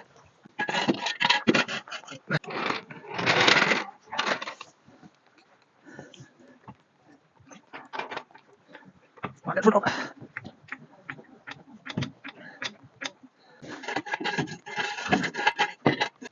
Right, let's get these wheels off.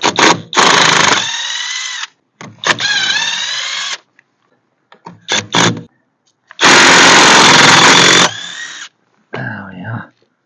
I can't get out of the socket. These wheel nuts are a pain in the arse. They've got this cover on them. It's just like a stainless steel cover. And the underside swells up and it makes them difficult now. I'm going to have to get that thing off now. Yeah, I'm really struggling with these to get once they're in. Really difficult to get out. As I say, I think this cover here has got swollen by what's ever underneath it corroding. So you see the cover thing moving around. So there are two different types of nuts on this car as well. So I need to get some more. I think any recommendations on nuts? Most welcome, thank you.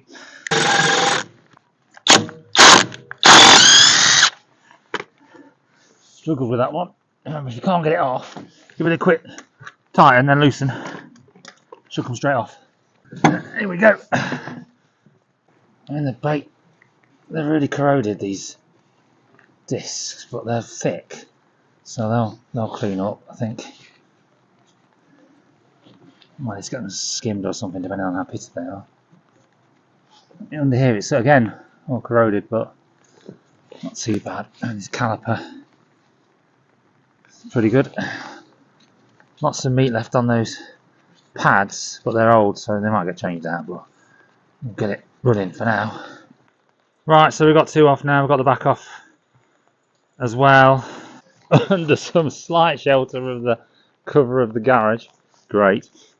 God, I need a workshop. Checking out the state of these. This is the back one. It's not too bad. There's no damage or anything, just some corrosion coming through. Lots of dirt. This is the front one. I mean, you can tell it's been sat a long time. Some nice cobwebs in there. And it's proper filthy, that is. So we'll see how we can get that looking. Tyres wise, I've mentioned tyres before. These are just so old. There's the date code. 0108. Yeah, so wow, where are we now? 24. So yeah, is that 16 years? It is 16 years, isn't it? This week, 0108. And this tell you can see all the cracking in the tread. So what's the date on this one? 5109. So that's a baby in comparison. It's only about 14 years old. So we'll give these a jet wash and then we'll get this built amber auto wheel stuff on them. This is magic stuff. So if you've not tried it, it's worth giving it a try. I'll show you in a minute.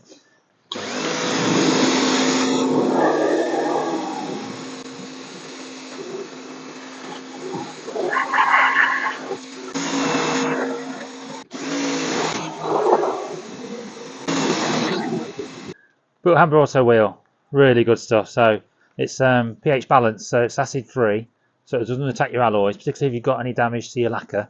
It's really good, and it really does get into any brake dust or any iron left on the surface from your brake discs.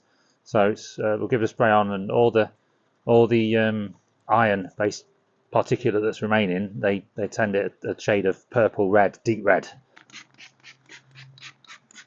So spray it on liberally. That's the rear wheel. I'm getting a good coating. Front wheel. I think it's bloody do better if it went onto dry wheels, but it's what it is today, guys. Right, so that's on. There's a couple of minutes to do its stuff. There you go, now you can see it really, really good. You can pry off these weights. I swear, they're not even attached that well. Put some new ones on. I think the rain might be stopping. Maybe. I might give this one a bit of a wipe and apply some more because there's so much dirt on it. I'm not sure the product can get to the contamination. Right, let's get the mitt on this. Give it a wipe. Down. Lots of grime on here. Brake dust. Probably brake fluid as well. Over the years, this front one really does take a battering. So it's good to get them cleaned when you're getting new tyres on, especially because you don't have to take the tyres off the bead or mask it up or anything. Well, certainly better. Let's just spray this on again, give it another go. Let's see what it finds this time. Show the front. Right, so this is the front wheel. Got it as clean as I can get it. Now, we're just washing it, so you can see there's quite a lot of still sticky residue on the top, oxidation of the aluminium underneath, and you get all these little divots that come up. So we need to give this a go, going over with the wire wheel. We're not looking for new here, we're not looking for brilliant, outstanding, but just looking good enough. Another, maybe a 5-yard restoration, if you know what I mean. If I wanted them done professionally, I'd get them done and I'd pay the money for that, but I don't think it's worth it at this stage. We'll see how they turn out, we might go that way, but for now, we're going to go with this. And it comes off quite easily, smooth down. That's not too bad now. So I'll do that all over, and then I'll prime it, and then we'll sand it, see if we can get it a bit smoother. But I've already done a couple of wheels, so this isn't too bad. It comes off quite easily.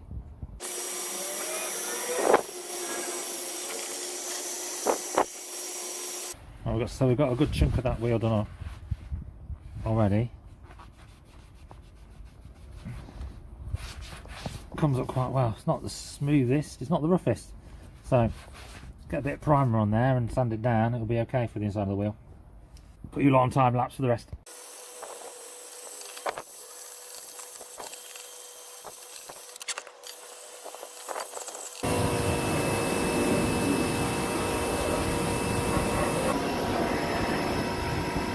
We're not finished yet, obviously, are we? But that's much better. So we'll that just needs drying now, and then some primer on the back, and that'll be and then as I said, we'll sand the primer down, smooth it off a little bit before we put a top coat on. A bit of 120 in here. It's not too bad. I'm not going to try and take much off. Just take the loose stuff off and the rough edges off. Comes off quite easily. Again, we're not after perfection on this one, we're just after it being a bit smarter. So the wheels aren't actually too bad on the outside. There's got a bit of oxidation at the back. Just lifted the paint and the lacquer. Around the rim, they're pretty damn good. To be fair, there's no curbing at all on any of them. And then you can see I'm just going in there, making it a bit smoother from here, so we get some adhesion from the paint way around the wheel. So it means it's pretty rough there, needs getting out, but generally the paints are in good condition, so just work my way around now. Right, fast forward to a day later. Weather yesterday was absolutely awful. I got absolutely drenched, soaking, so it's not too much better. It's actually stopped raining now, but I think it might be raining again soon, so it's not much better today. So I brought them inside. So where were we? Right, so this is the offside rear. You saw me wire wheel it yesterday, or either this one or the front one. Bit of a sand down. See if we can smooth them out a little bit, but I'm not overly bothered by those. That's reasonably smooth around there, so that's going to be okay as it is, I think. It's not actually too bad. The front's probably about twice as bad as this, but God, it's the same kind of thing, just more work. So it's these kind of little things here where it's gone under the lacquer. So my initial paper's at 80 grade. I'm trying to go light with this, not to put too many leaf scratches in it. Then I go down to 120. I might have to go a little bit finer than that, but I'll probably do some further sanding once we put a top coat on. But for now, let's just tackle some of these rough areas. Shouldn't take too long really.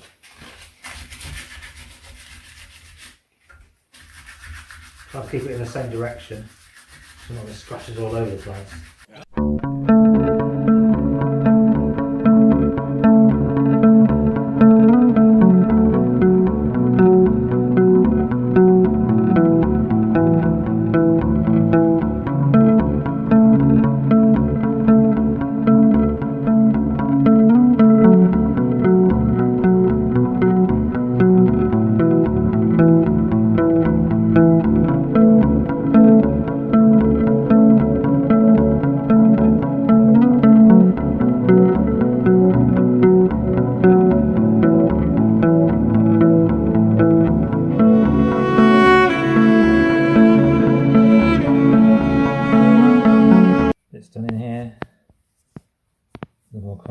Pretty good. Interestingly, this half of the wheel all needed sanding. This half of the wheel needed hardly anything. So. Right, on the spokes now. Start with the valve, so you know where you're starting.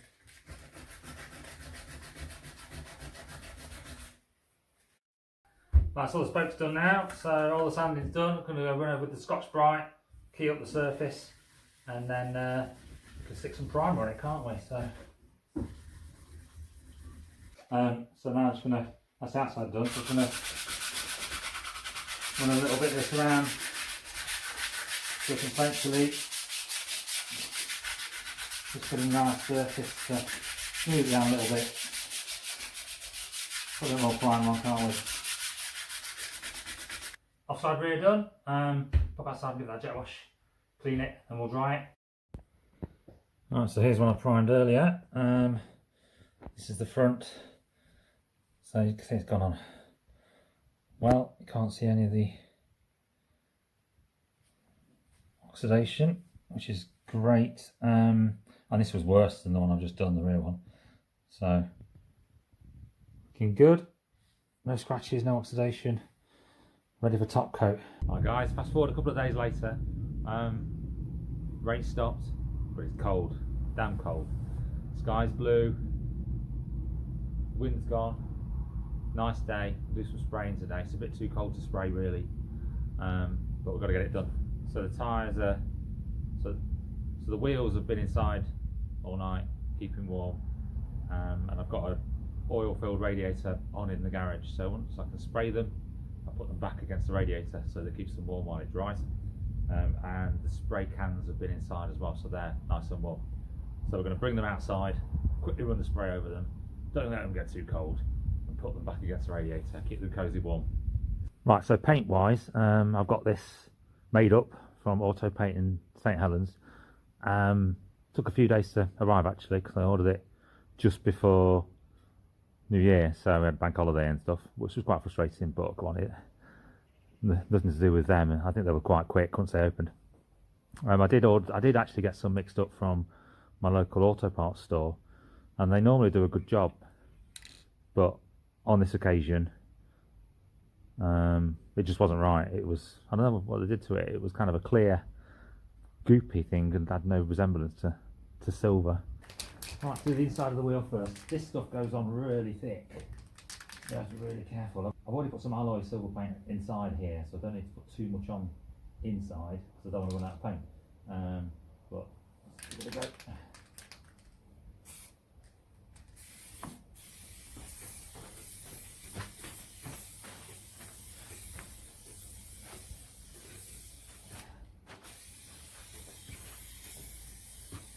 Trying to keep the car upright, it's difficult.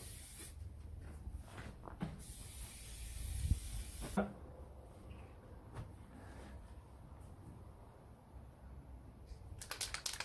here we go.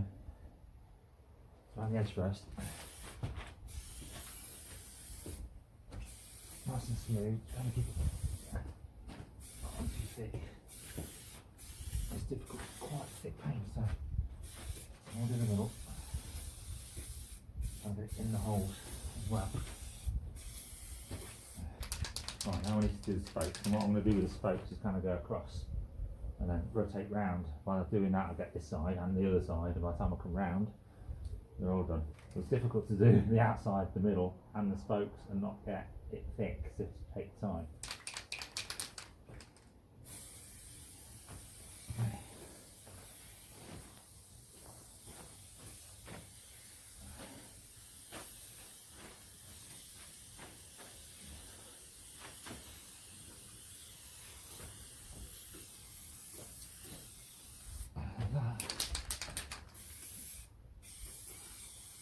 That might be it. Just give that a minute to sit. I'll put it back in the warm.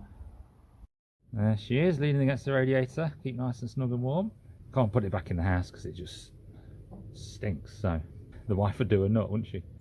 Right, 2 painted wheels. So looking good. There's a few bits here and there that could be improved, but I'm happy with where they came from to where they are now. Look really good. So I'm going to put some clear coat on. This is my go-to clear coat. So you mix it by depressing that. It lasts about 48 hours before it goes hard in the can.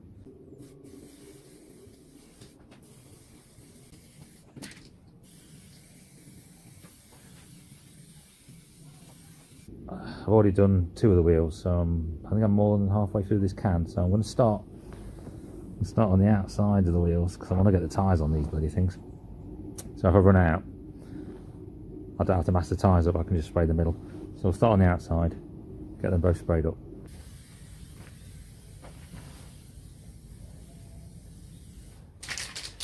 Alright, let's do some spokes. That one done. I've got enough. Not sure.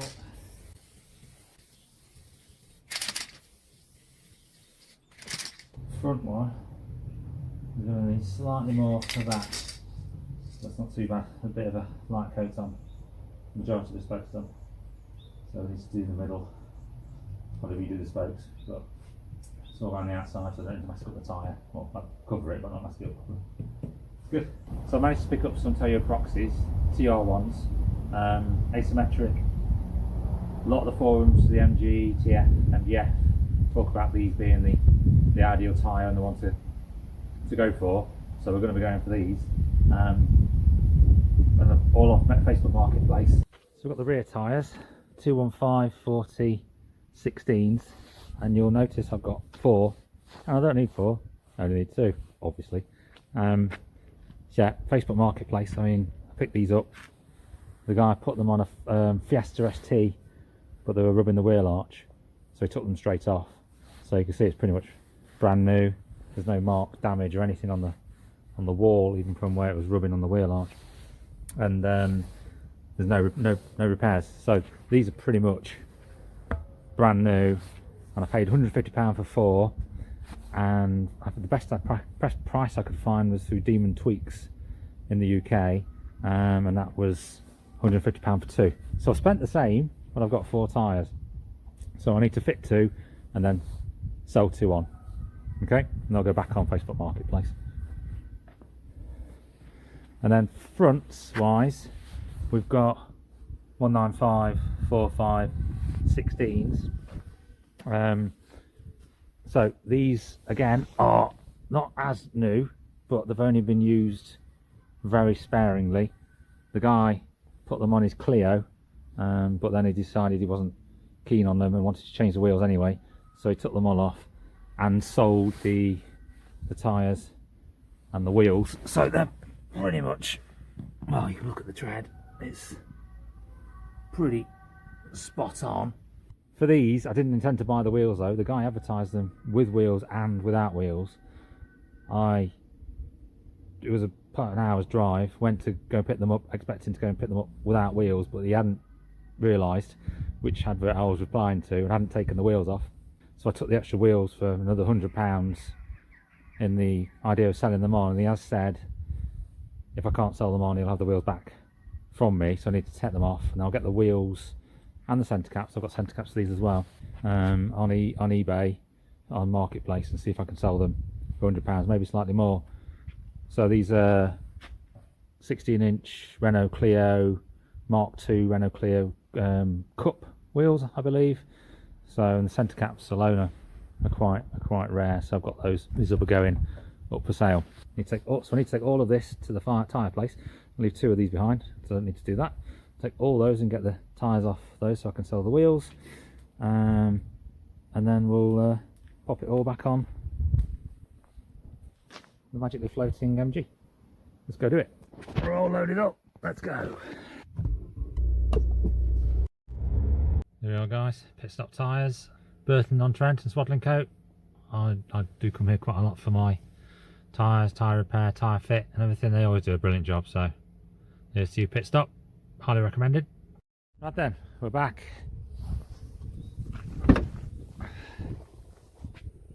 4 tyres done. So I'm going to get them out, give them a bit of a clean, get some tyre dressing on, get them on the car. Bit of a quick detail spray, get you on time lapse.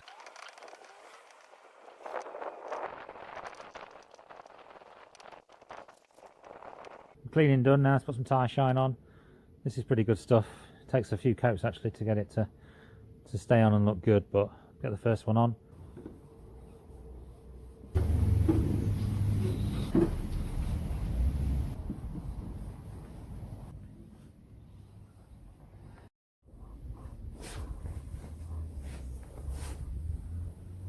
All done.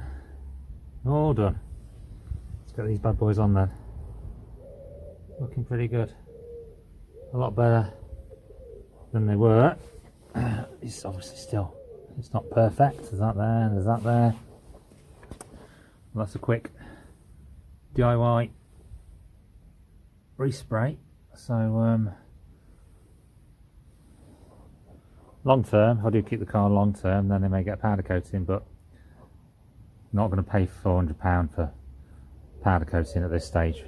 Got to get the bloody thing through its MOT first, so let's do that. Then we'll go from there. But they look a heck of a lot better. Right, let's get these bad boys back on now.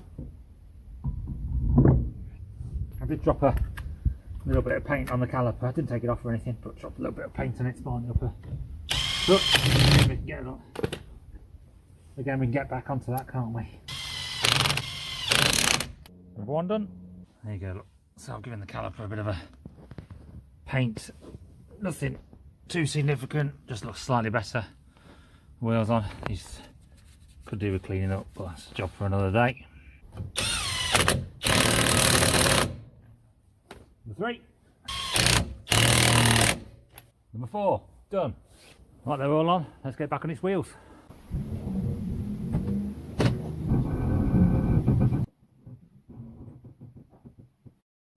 And we're on. Wow, guys, how good does that look now? You know what, I'm really starting to like this car. How cool does it look? Looks really good. Nice new boots on there, very much cleaner wheels, calipers tidied up, looking good. She's looking good, she's looking nice. Right, what next? I took the car for a spin up and down the cross a fair number of times. I let it get up to temperature and I cleared the fault code on it in terms of the engine warning light. I've cleared that on a number of occasions now. When I look at the codes, it always tells me sensors, bank 1, sensors 1, sensors 2. Sensors 2 seem to be pending faults. Sensor 2 is the one post-cat. It doesn't have one of those. That was deleted when the sports exhaust was put on it. It's obviously still got a pre-cat sensor because that controls the air-fuel mixture and that needs to be there. That's the one that's flagging up the red engine fault code at the moment. So I think that's the one we need to change. What I'm going to do now, give her a start. Not been started for a few days. It is pretty cold in the UK at the moment, probably about 3 or 4 degrees. She should turn over. I have the battery disconnected because otherwise it drains. The battery crap on this needs to be replaced. But we'll give her a start now, let her tick over, let her warm up and see if the engine warning light comes back on. Right, first things first, will she start?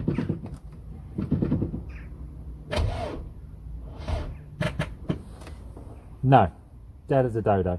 That battery is knackered. I need my jump pack.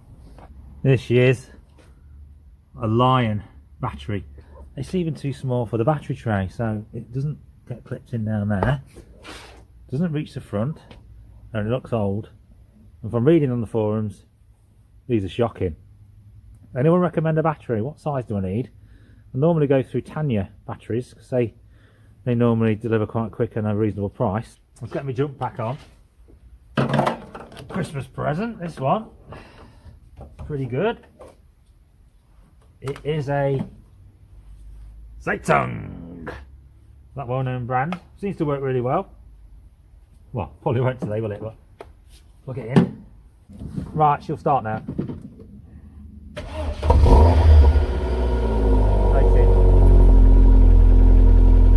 Right, engine warning lights off at the moment. Great. Here's the second one up, I think. Second one up, maybe the third one up. Yep. Second one up. That's still off, so we'll let this run up to temperature. See if that comes back on, and then we'll check what codes we've got, the default code or any pending. But she sounds good. I've also put an engine catalytic converter cleaner through this as well, and nitrox I think it is. I'll show a quick image. I put it in with an almost empty tank, so it's quite concentrated. That seems to help with the running. Although, I don't know if you guys can hear it, there are still odd misses here and there coming from the exhaust. It's as though it's every now and then hesitating. Before I put the cleaner in it, before I put the fresher fuel in it, it was hesitating as well under acceleration going down the road. That seems to have got a lot better. The car's not warmed up yet, but it's been ticking over for probably 3 or 4 minutes now, and there's still no engine warning light. We can have a look at the pending codes, see if they come on, but I'll let it tick over for a little while longer and give it a chance to get to temperature, see if the engine warning light comes back on, and go from there.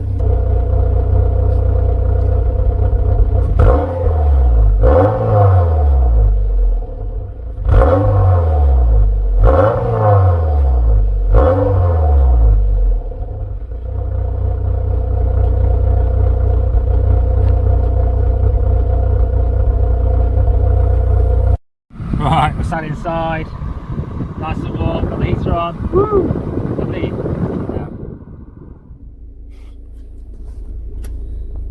You can see now we're approaching halfway on the temperature. That's pretty standard, that's kind of where it stays.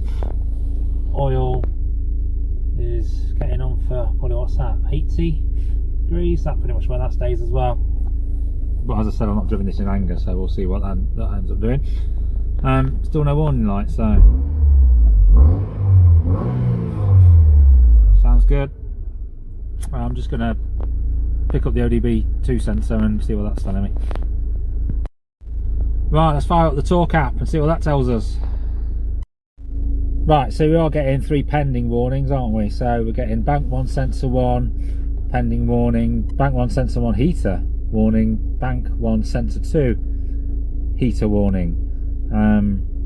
The bank 2 one, as I said earlier, is always going to be there unless I put it in the emulator, which I do have the kit for, and probably put in a bit of a video about that. But bank 1 wise, let's have a quick look at, see if we can get the live data. Right, so we're just going to graph that and have a look at what's happening. Oh, lean to rich, sensor threshold voltage constant. So this, it says to me, it's trying to oscillate between those, but it's not finding it. Still no engine warning light. I don't really know what these mean, but lean to rich sensor switch time. This is telling me this is the oscillation in the pre-cat sensor, which is flagging my pending fault. I just want to put it on the graph. Click on the graphing. Line chart. I'm going to put these to the maximum so you get maximum points through it. Again, maximum, and then you choose your data point, so somewhere down here, down this long list.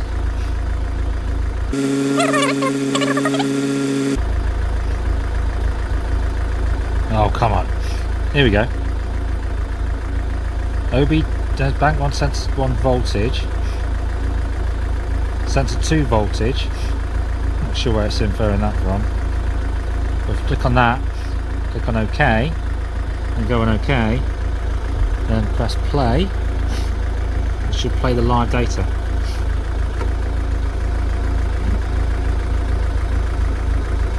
And you can see the time changing at the top, so it's playing the live data.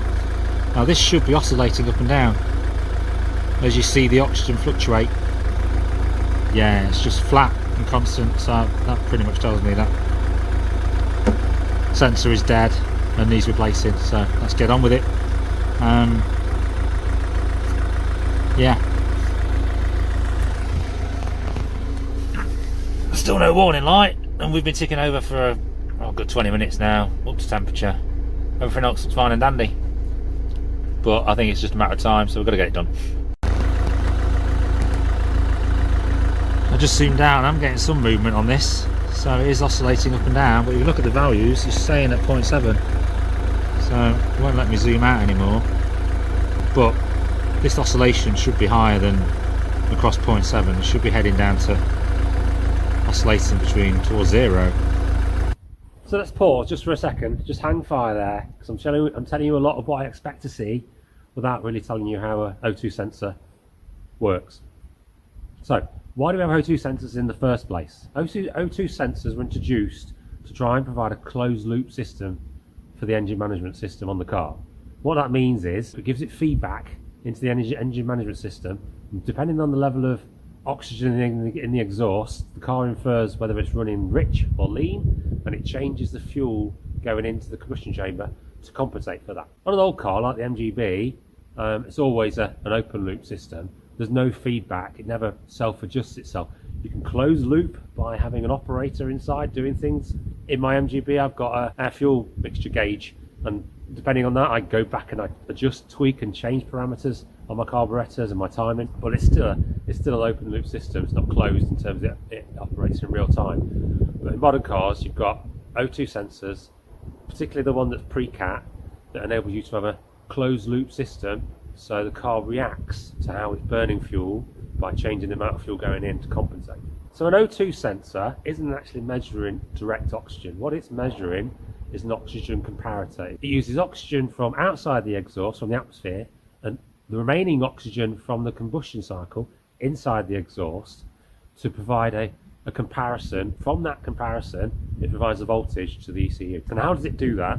It does that by heating the oxygen from outside the exhaust, so that oxygen gets excited, gets ionized, and then depending on the level of oxygen inside the exhaust, if it's rich or lean, and the potential between the two, different levels of oxygen, creates a different level of voltage. If you're running rich, you've got more fuel but less oxygen in your exhaust system, it provides a higher voltage. If you're running lean, you've got more oxygen in your exhaust system, it provides a lower voltage. An O2 sensor in most cars, in this case in particular, is what's called a narrowband sensor. So it doesn't actually tell you what level of oxygen you have in the exhaust system. All it can do is tell the engine if it's got a lot or a little, rich or lean. Then the following cycles it tells it to adjust the fuel going into the injectors, the length of time the injectors are open. You should see it stepping rich, lean all the time, because what the car's trying to do is go rich, lean, to try and find a happy medium. For a post-cat O2 sensor, what that's doing is trying to just check your efficiency of catalytic converter. That's not a feedback loop as such in terms of engine management control, but if you've got an inefficient catalytic converter, it can still flag an engine warning light because it expects a certain voltage. We've seen on this already, when we looked at the ODB2 reader the other day, that mine's giving out a reading of about 0.5 volts. It's not actually got one connected to it, so I don't know where it's getting that from, but that seems to satisfy the post-cat reading and is not flagging up a warning light, although it is flagging the heater. Now I need to obviously fix the pre-cat one, and then I'll find out if the post-cat heating circuit is flagging up a fault, but I don't think it is. I think it should be okay. There's a lot, I mean, that's pretty basic. There's a lot more to go at in there, like why do we have a heating element inside an O2 sensor? The heating element is there to enable it to get to temperature quicker. It's got to get to temperature quicker to get the car to a closed loop position quicker, and ultimately give it a more efficient burning, that more efficient combustion chamber operation by managing the fuel mixture. In the early days they didn't have heaters, and it used to have to wait until the exhaust gases would heat these things up. It's got to be over 300 degrees C, so it's got to get quite hot to actually start working. So that's why the heater's been being introduced. After I did the timing belt and clutch, I was hoping I wasn't going to have to go back into the engine compartment for a while, but needs must, so let's get this bloody thing off, yeah?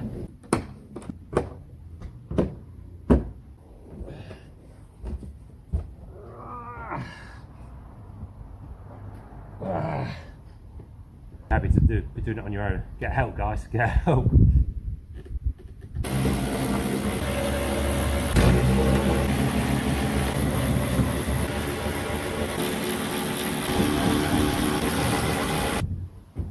This thing's a pain to get off without taking the T-bar off.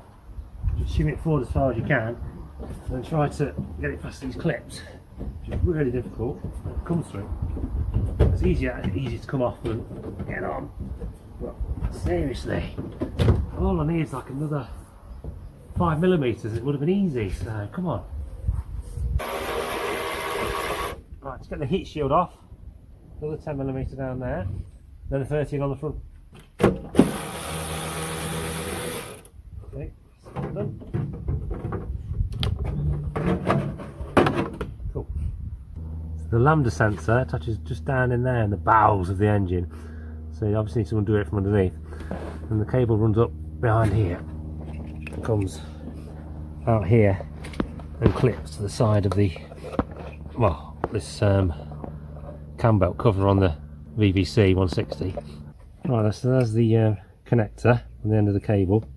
I've got my new one. It's always best to check your new one matches your old one before you start taking it apart. And that connector is different to that connector. 4 pins in a row, 4 pins in the square. So that is not the right part. So we'll have to order another one. But we do know this is knackered, so I'm still going to try and undo it today, see if I can get it undone at least. That'll make it easier next time round when the new part arrives. Right, she's jacked up high. Right, I've got my jack stand underneath and I've got a block of wood. I'm right under the middle of the car here, and I'm not going to apologise for reiterating, guys. Safety first, safety first. Even if your jack stand is all around the back of the house and it's going to take you a few minutes to get it, go and get it. Don't do anything unsafe, don't do it on your jack. Make sure you use your jack stand. Lecture over. Right, so I've got a crowfoot wrench, 22mm. Will that fit on? Because this, I'll show you in a minute, but I'm not sure that'll fit on. We'll try it. I've got my blowtorch, going to put some heat on. I'm not even going to bother without heat. My breaker bar, and I've got some extension pieces if I need to go that way. First of all, see if we can get that on, then we'll get some heat on it. Guys, it's hard to see and space is tight in here, and I'm not sure what's happened to that thing in the past. Someone's been at it with a chisel, haven't they? I've shown you the picture in my last video. Can I even get this crow's foot thing on? That's as far as I can get it on. All this mangling here is really gonna struggle to get it on. I can't go round anymore because then this starts to foul on the exhaust itself. This is awfully placed. Could have given a little bit more space, couldn't they? So I need to try and tidy that up in there. I can't even see it. Look at the mess they've made. What am I going to have to do with that? I might have to go in. Someone has to with a drill or chisel or something. I might hit it myself and see if I can undo it by hitting it. And then if I can't get any worse, can it? Then try drilling it afterwards. Getting the junior hacksaw in there. I don't know. This is looking like an exhaust off job, unfortunately.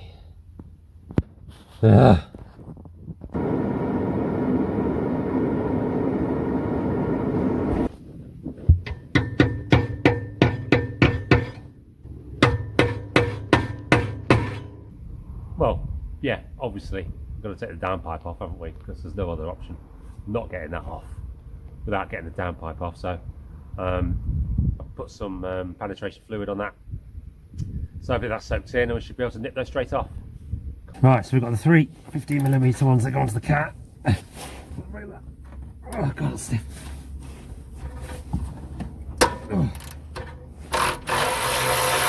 Good.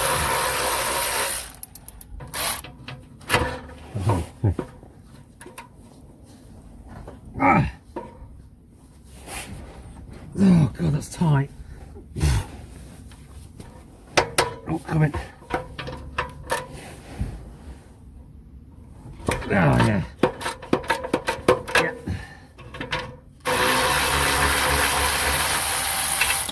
Okay, good. It's 2 out. Oh god, it's tight. Oh come on, no way. Struggling with this third one, so I'm going to put a spanner in a spanner. Yo, something's gone. I think right now we've broken it. I think we should just get it off here with a small one. There we go. Well, that looks easier on camera than it actually was, guys, but it's off now. Right, the gasket looks okay as well, so good. I can clean that up and reuse that. That's awesome. Right, that hanger is still a bit stiff. We need to take the front off, and then we get the hanger off. Right, front. So up in here, there's 6 15mm that hold the down cover pipe to the manifold. Earlier F's had four bolts, and I changed it to 6. So I've got one off already. That's a lot difficult. So to get the others off. Trying to get the last one. I'm really struggling to get at it. So it's visibility is one thing, and access is another thing. Seriously, come on. Can't get it off. Right, let's try again. So it's this last one. I can get the socket on it, but then it's a certain angle, and if I get the extension bar on, it hits the pipe, so it's really struggling. I can put the spanner on, but I can't turn the spanner. I can't move it because it's too tight. So I'm going to put this on, see if I can then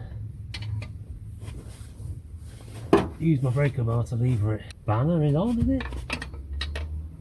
Yeah, spanner's on. Right, see that lever. Yes, I think it's moved. Unless the spanner slipped. That's it. Ah, that's moving. Cool. Right, it's moving, but I can only move it like 1 degree at a time, so this might take a little while. Not going to do this again. Can't fit a ratchet in there. It's so tight. So little at a time. Right, so I need an extender 15mm and a universal joint connector because mine's broken. Definitely one of those for this job. So I'll get those ordered. Ho ho ho! Happy days, we got it. Hammer off. Right, run done. Only thing holding this on now is the hanger, so I'm going to try and shimmy that around there. I'm guessing that's never been off, so this might be tricky. Lubrication here.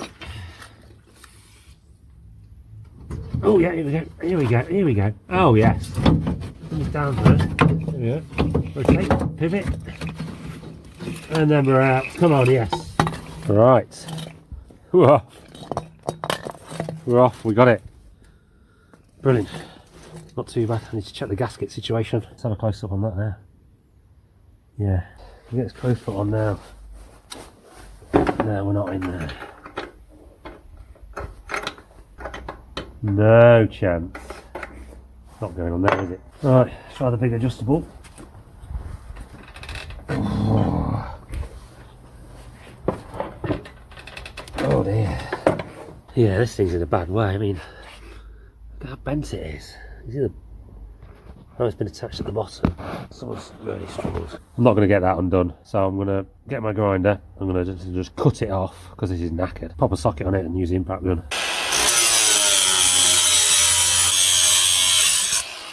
Definitely knackered now. Tidied it up.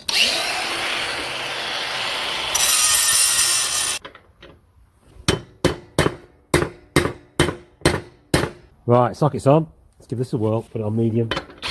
Make sure it's unloosened. No, not full bore. Oh, something's happening. Something's happening, come on. Oh, yes.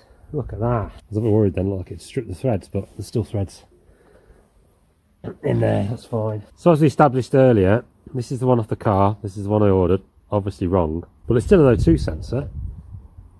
And it's still got 4 wires, so there's no reason, I don't think, theoretically, that I can't splice that connector onto that and extend it a little bit, because this is, the new one's ever so slightly shorter as well. I mean, the threads on the new one, there's not much at all, but I suppose it's going to squash down that washer once we tighten it. So I might try to thread that in, see if we can get it to bite. If that bites in, then we might try splicing it, see if we can get it to work. Right, I think I've got that threaded in there nicely. Just see if I can knit that up. Let's check it's not cross-threaded anyway. Looks as nice as a square. This crow's foot, I'm sure it's usable, but this bit of the exhaust, this downpipe's just so close, it just doesn't work. Yeah, that's going in nicely, that is. Let's just tighten that up. Bloody hell, is it cold. So down to -6 last night. It's probably about 1 degree now. And I've got ice in the car and outside the car. There may be more on the inside than the outside. Right, so we've got to rewire the sensor. So we're going to do that in the house before we get back under the car in the cold. Bloody hell. Right, gang. Welcome back to the workshop. Kitchen. Yeah, the wife's away on business for a few days, so we've got the run of the place. So we don't wreck the place, eh? Today we're going to try to rewire this O2 sensor. So what have we got? We've got the old one. So this is the old one, I've already clipped it, made a little start. We've got the new one that's fitted to the exhaust manifold. I did think about taking it back out, but I couldn't be bothered. You saw in the last video that the threads in here weren't that deep, so I'm like, well, the less I messing about I do with that, the better. So that's the being left in and just bring the whole thing in. We've got the connector on the new one, which I've already clipped off. Got my soldering iron, got my wire cutters. I've got some heat shrink sheath to put over it. Taken the old one, put it in place, measured the length, giving myself a little bit more wiggle room, and then clipped it off. And then we're just going to splice in the old one. And the wiring, I believe, is sensor signal is the grey, sensor ground is the black, and then you've just got the two white ones for the heater element. Now, all the heater element is just a glorified resistor, so it's not important on polarity, so you can wire those any way around. Although, in my last video, one guy did suggest he did it the wrong way around and blew his main fuse. I've done some more reading on that, and then you can assume it's a faulty connector in terms of the insulation inside the sensor, which protects the heater from grounding out on the exhaust. So I don't think they're polarity important, but we'll soon find out when we put it back on the car and start it.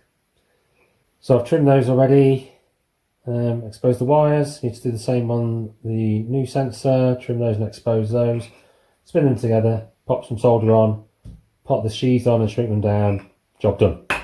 I did want to use some of the ones which you can just pop in and then you heat up and then it does it all for you, but I just couldn't get any in time. So we're going to do this, but wanted to make sure it was a permanent quality connector and well protected. That's why I've got my shrink sheaths and I've got my soldering iron. We're going to pop some proper solder on there, make sure it's strong and lasts a long time going into the future. Right, so we just need to trim these 4. That's not really working that well. That keeps cutting through my wire, so I'm going to just nip them with the scissors. Be really careful, because I don't want to be in a situation here where I slip up and then end up too short, because that would be a disaster, wouldn't it? That's quite straightforward. Just very lightly clip it in, slide it off. Jobs are good. Nice and easy. All 4 done. Pop the shrink on each individual one. It's exciting stuff this is, folks. Put the shrink on. Ah, sharp, dude. Ow. Shrink on that one. Second one going on. Slide those out of the way for now. Don't need those ones for a bit. So then we'll start twisting these together. Grey one done. Black one done. What we'll do is we'll solder the grey and black one, and then we'll come back and twizzle the white ones and then solder those. Yeah. So we'll go with this, see what we can get on. See what if we're up to temperature. There's a bit on there. Yeah, I think I might need some flux. Yeah, my solder's not breaking the surface tension on this, as obviously needs cleaning, so I'll get some flux out of the garage to do that. Change of plan. So I was looking to get some more solder with the flux in it, but I've had a chat to a few people. One of my mates at work recommended these solder seal connectors, so I thought I'd give these a go. I had a trial with them last night and they seem to work really well and actually quite strong once you made them in terms of trying to pull them apart.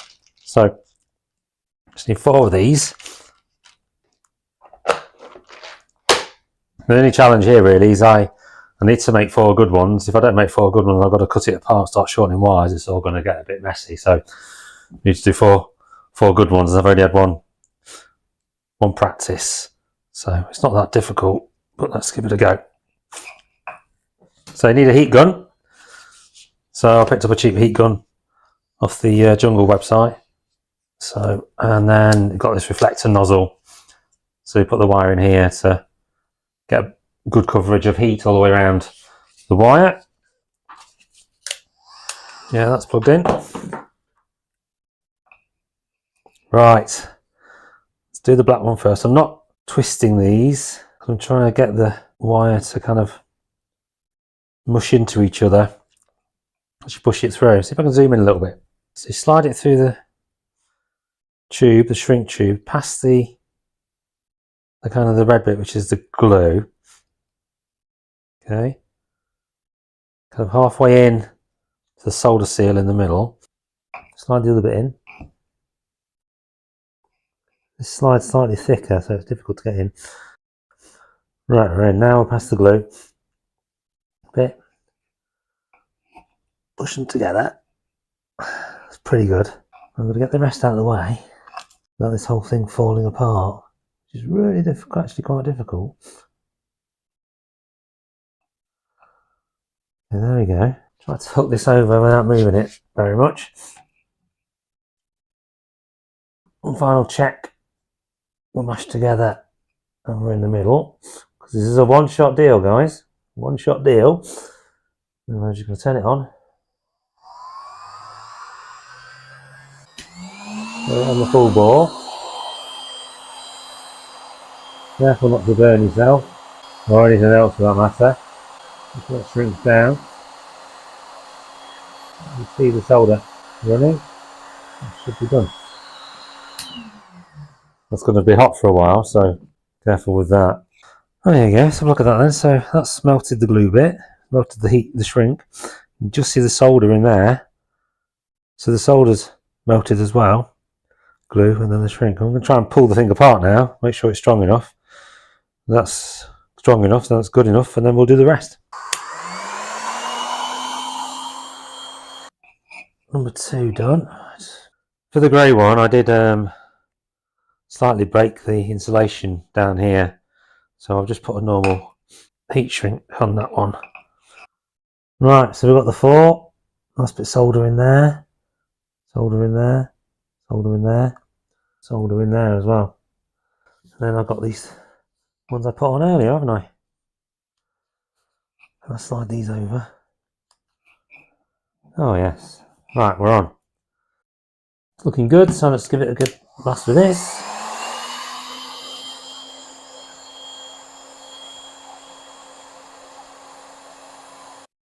Fabulous.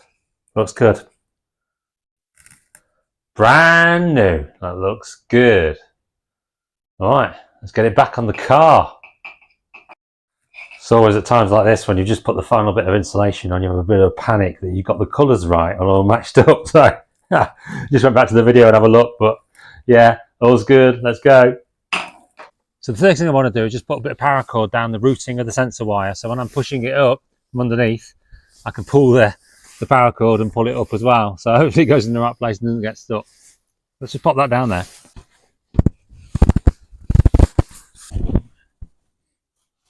So let's just put this on the end of here. Well, that's all attached, so we can give that a bit of a guide up now, can't we? Don't pull too hard, gang. So we need to thread this back into place. So, just give this paracord a bit of a pull.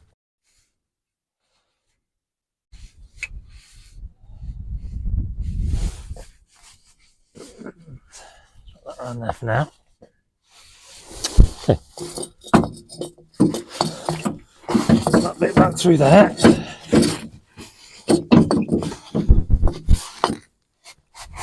Okie dokie.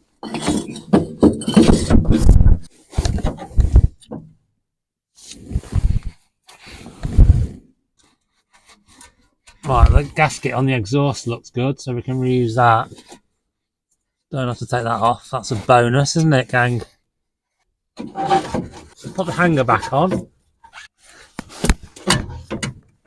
Yeah, she's back on. Right, that's good. Put that past the mat. Straight in. And then pretty much in the right place down there as well. So no washers on these ones. It's pretty good. I'll give that paracord a pull. See if we can take that cable back up. Get that totally out of the way. Well, it's halfway up.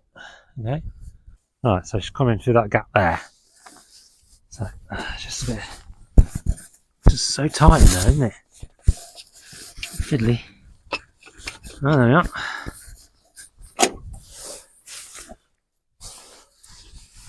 Right, we've got her up. Okay, cool. I'm just going to pop the gasket back on and the bolts on for this, for the cap bit. Right, so it goes in there like that, doesn't it? This being asymmetric only goes on the one way, which is that way around. Can't go on that way around because the bolt at the bottom would be in the wrong place. So we've got to bring all this together at the same time, haven't we? Do the bottom one first. Bottom one through. Let's just drop the nut on. God, it's cold on the fingers today. Might have to do one nut and bolt at a time, go for a warm up and then come back. Let's push it to 2 here. Push it to 2. Oh, okay, well, second one's gone in. Oh, it's just so fiddly and painful. Third one in. Gasket's still looking good. Right, so those 3 on. Let's do the rest. Yeah. So 5 more of these to do. Impact gun on the minimum torque setting, so I don't break anything here. Starting really slowly.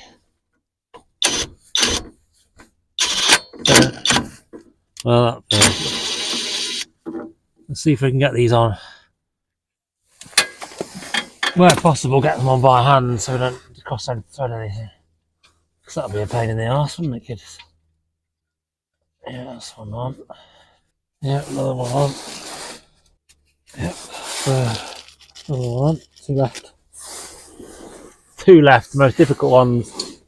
Someone said start with the worst one, get the worst one off and the rest are easy, which I can kind of understand, but then I'm like here for quick wins as well. Let's get some quick wins out of the way and get some momentum is kind of probably more of where I'm sat.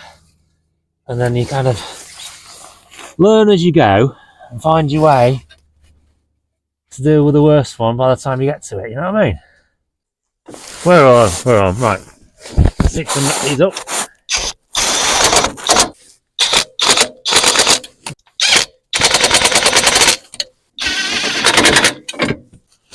They're all on.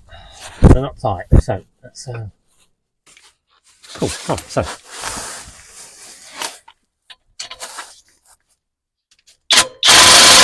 cool. One done. Ugh, don't hit me in the face. Ah, you git. You could have told me the washer was there. Oh, here we go. Just using the washer to space out the socket. The problem is the bolts are just too long for the depth of the socket. It slipped off.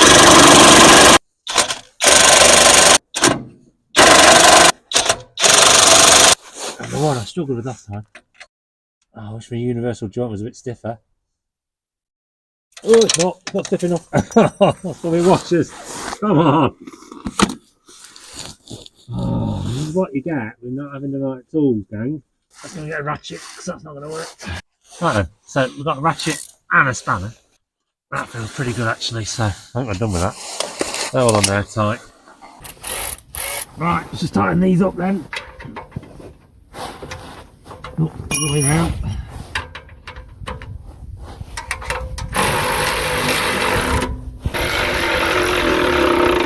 And I've already done the front one. Right, brilliant, all tightened up.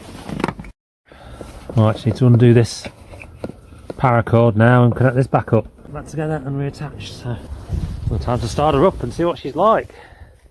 Another thing I've done this week is fitted a new battery. Tainer batteries, so yeah, Enduro line, their own brand, reviews really well. I think it says 0.75 spec, so 60 amp hours or something like that. Should be better, much better. Fitted it last night, so I hope it's just still got power in it. Right, let's give it a start. Here we go.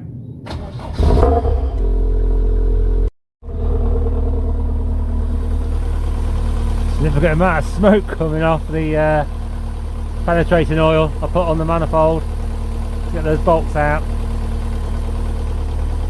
Panic stations, but it's all okay.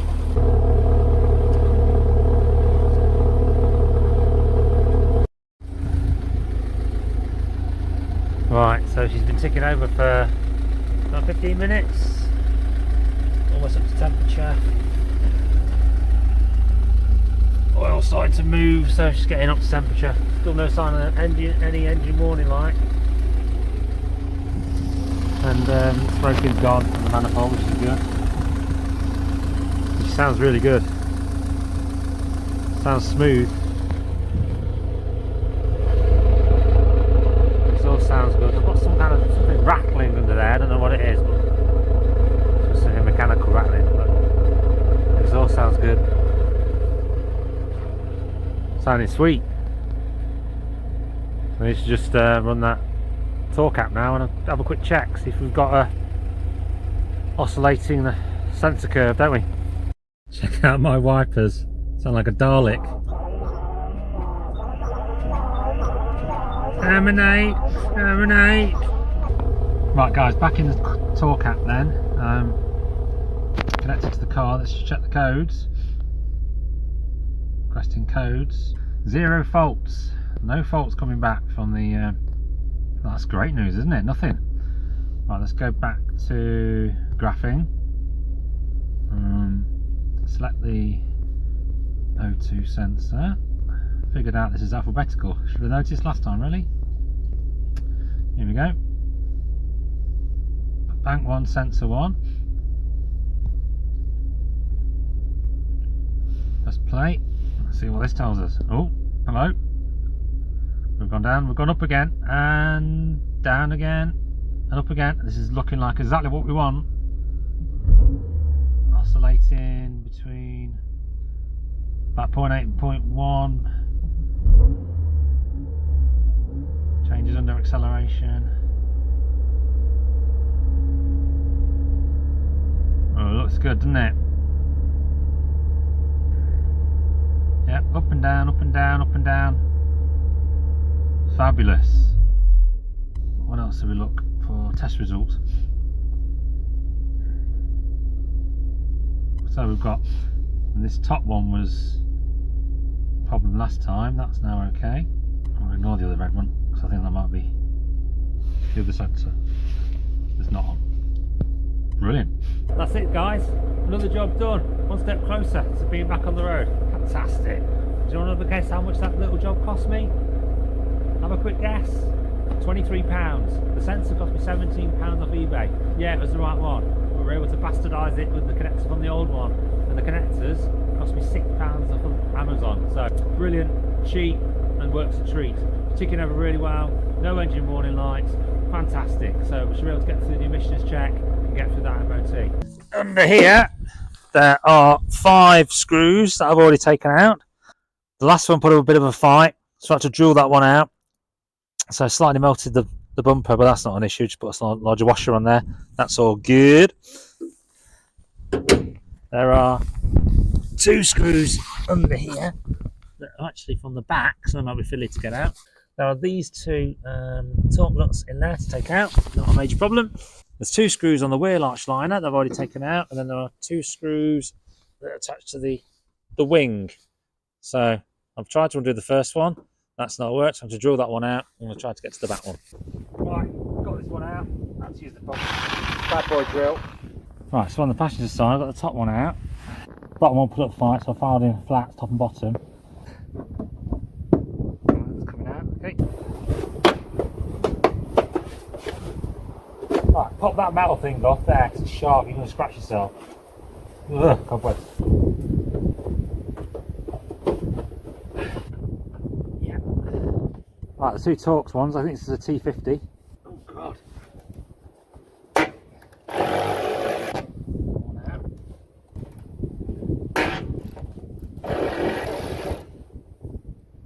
Cool. Now she's got those two underneath.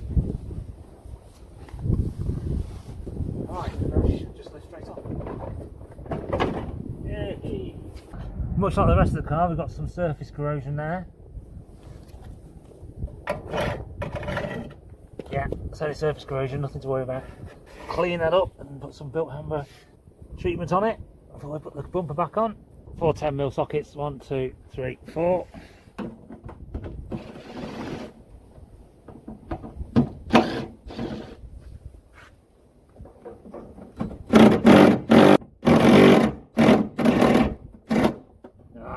Rusty. Some penetrating fluid on those two. Let's try again now. Penetrating fluids in.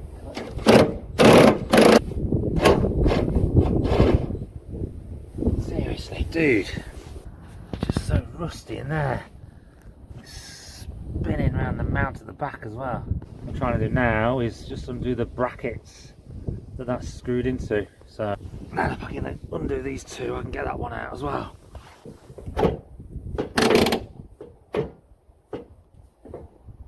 Whoa, smoking, baby.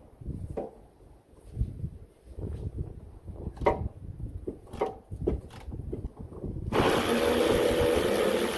we are. Right, let's just undo these two then. Oh, easy.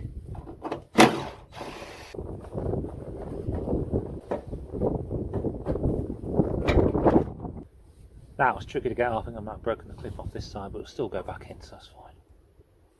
Wow. Right. And she's off. Give her a good polish. I need to sort out these brackets. Right, so we've done one. So this is the passenger side. It's a lot clearer. And this is the one I've still got to do. So before and after. Yeah. Noticeable difference. So let's do the other one now, show you what I did. So first things first, I've got some 3000 grit paper, nice and wet. Then I'm going to go with this lightly. We're going to paint in the right, always in the same direction. Okay, we want scratches all over the place, do we? So nice, backwards and forwards. And going up and down across the light. You can feel it as it gets smoother. Any roughness in there will start to melt away. Keep your paper. Right, what I did last time then was 3. I used a rubbing compound, which I think is the most coarse, so we'll quick go with that. Then the ultimate compound from Maguire's, and I went over with some polish at the end. This is going to cut quite easily, so you have to take your time. There's no rush with this, guys. Okay? You want to make sure your pad's nice and wet. Dab it on before you start spinning, because it's going to go everywhere otherwise. And keep moving, okay?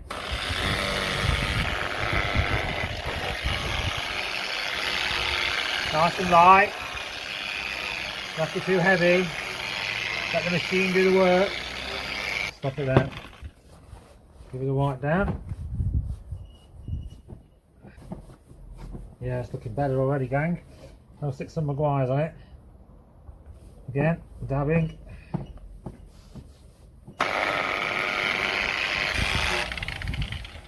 Start running out of compound, then stop. Reapply some more if you need it. I'm going to finish up with a little bit of polish.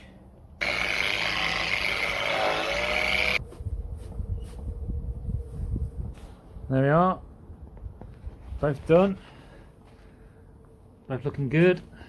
There's still a few marks, but I'm not going to go mad with these. Just a little bit of shine on there.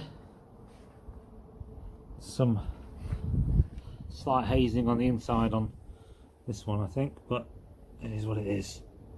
Alright, so after I polished it, put about 3 coats of lacquer on, but if you look closely there's still some orange peeling in here.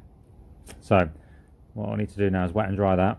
Right, so you need to make sure this stays wet, and as you sand it, what you'll see is the peaks and troughs of any orange peel that's left.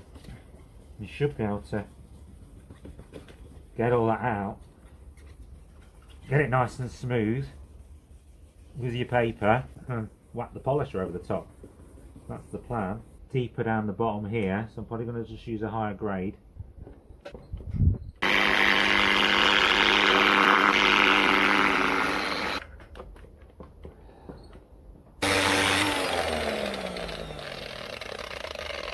it's really knackered it now. Yeah, I've screwed that up, haven't I? There you go. That's what happens if you go too hard. That's all the clear coat. Not great. Going too hard on the clear coat, clear coat not set. So I've got a few options now.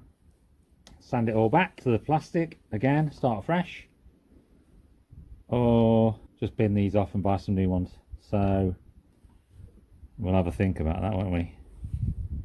What I'm trying to do now is see if I can take the lacquer off with thinners and get back to the plastic and go from there. You can see the various layers of, that's no lacquer, and you can see the various coats of lacquer that have gone on. I'll get that lacquer off, might have to polish the plastic back up and then leave it at that for now. Now we're coming.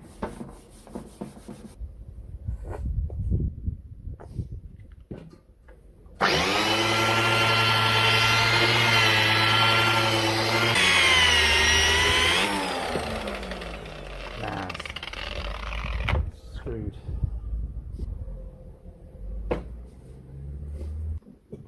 Right then, how not to do headlights. So I took all the lacquer back off with thinner, and then it started stacking the plastic, didn't it? So now the plastic's now knackered. So new headlight needed, guys. Great. Things don't always go to plan, do they? Yeah, it's knackered. Right guys, fast forward 2 hours and that is the same lamp. So I've been at it with some varying grades of paper, 60, 80, 240, 600, 800, 1500, 2.5, 3000, and then just polished it up and it looks great. Now there are some, if you can see them, there are some scratches still in it from the, you can't really see them, high grade of paper, but that looks really good. So I think what I was really struggling with was the cloudiness of the lacquer. So but I'm happy now. I've actually done a lot more sanding and polishing. It looks a lot better. So what I'm going to do is take the, I'm halfway through it, take the lacquer back off the other one, go back in with a little bit more sanding, get rid of the stone chips, which is kind of the reason I put the lacquer on in the first place, and then just polish it and leave it with no lacquer. So that's the plan. Alright, and she's done. So all that lacquer's off, resanded, repolished, and now we've got two much improved lamps. So what have we learnt? We learnt to make sure you sand them enough when you start. Lacquer isn't necessarily the answer. The lacquer I put on was slightly orange peeled and ever so slightly cloudy as well, so nowhere near as clear as they are now. Then we learnt that lacquer needs time to dry, so going at it and cutting it like I did when it wasn't quite set was a huge mistake, and then trying to rush into rectifying it by polishing off residue just didn't work. I ended up burning that one, had to sand it right back. But we also learnt that these things are actually quite robust. take a heck of a lot of damage. You can do sanding and just follow through the process with the numbers, start fresh, and then you get to the right answer in the end.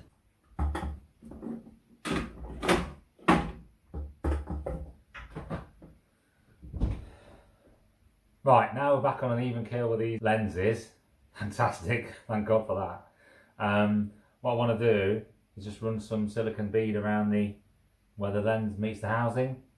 Try to seal it up just on the top. Stop any water from running in and clouding these up due to the rain.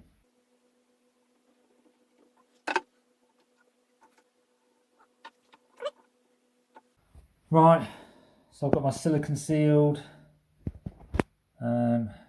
lights ready to go back on. Both look pretty good. Yeah, they're in good shape. So, right, one thing I've struggled with both of these lights is the bolt at the bottom, rusty. So what I like to do is run an hacksaw across here, cut the head off, then you're left with that. Right, that's gone on. Get that on there. Should be able to just unscrew that now. Yeah, there. You must have one of those weeks when it's one step forwards, two steps back. Well, yeah. So, whilst I've been working on the lights, the bumper, the fog lights and the bonnet, I've also been trying to tidy up this corner of the car. Showed you in an earlier video, someone had sprayed this corner, didn't match at all well. I'll put an image up now to tackle that whilst the bumper was off.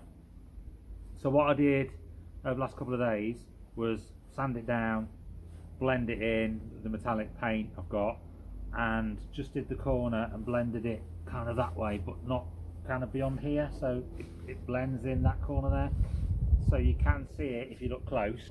See the transition here, but for metallic paint, I'm actually reasonably happy with that. Once it's polished and then you stand back, it's not going to be that obvious. Okay, the rest of the wing's in quite good shape, so I did look at getting a replacement wing, but to get a wing that's not got rot in it, that has other problems, it's difficult. And then I didn't want to take the whole wing off and paint the whole thing, given the value of the car and what we're trying to achieve here, so I just wanted to do something reasonable, and I think it looks reasonable. So that's the step forward. With the step backwards, and this is where you and this is where you feel like crying. So yesterday afternoon I put some clear on this. Okay, the weather was okay, it was dry, it was nice. Put 3 coats on, all coats went on well, looked really good, fantastic. And then a few hours later it started raining. Wasn't too concerned about it because the clear was touch dry at that point, so I thought, okay, a bit of water should be fine, but it's not.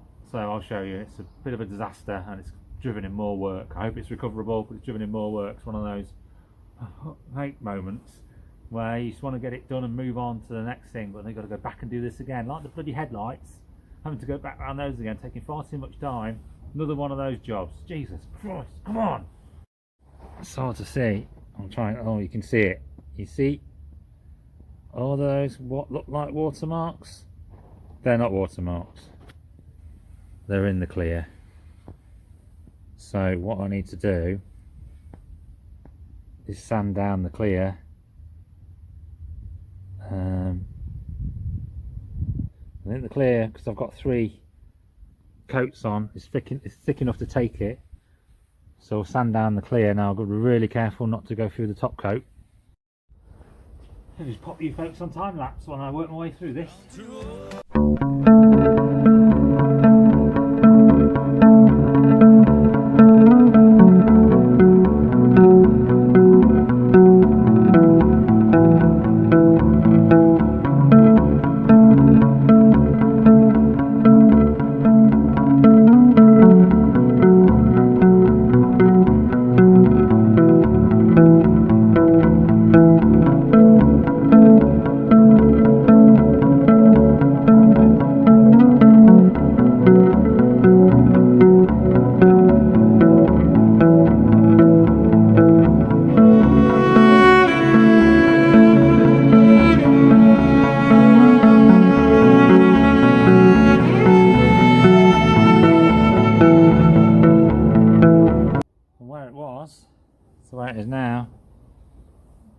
Yeah, made up with that.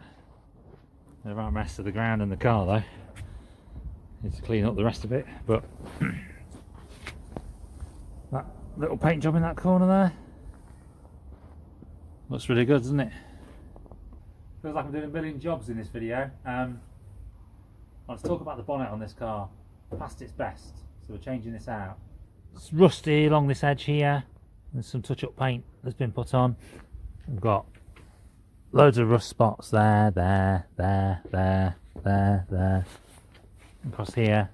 It's like somebody's dripped on it and then ran down it and then stopped, and it's just been left and soaked into the clear, because you can see here where I've tried to sand away top surface. Well, I tried to polish it first of all, and I tried to sand away the top surface of the clear, but just couldn't get it out. So, and this is my other bonnet. Right, I just brought this in from outside. Let's give it a wipe down and see what we need to do to it. So the good stuff, there's no rust. Mine's rusted along here. No rust. Hardly any chips. Low mileage car, I think. And then the not so good stuff. So I've only just noticed this. There's a slight crease on that front edge just there. You can just see it in certain lights. Doesn't look too bad. Not overly happy with that, but it is what it is. I'll have to do for now. And then the guy in storage scratched it in a few places. So there's one here, a couple of deep ones there. There's one there. Let's try and repair those little scratches and see how we get on. Now this only cost me £30, so I thought it was worth a punt. Give it a go, see what it looks like. The one on the car, as you've seen, is rusty, got chips in it, got marks in it. That's needs a total respray. This one needs some repairs. Metallic is difficult, isn't it? We know metallics is difficult. Right, so we've got the masking tape off. Yeah, we've got some lines on the bonnet. It looks darker. Needs sanding back and then a lacquer put in on top. So come on, we'll let that dry for tonight and pick it up again in the morning. So very carefully.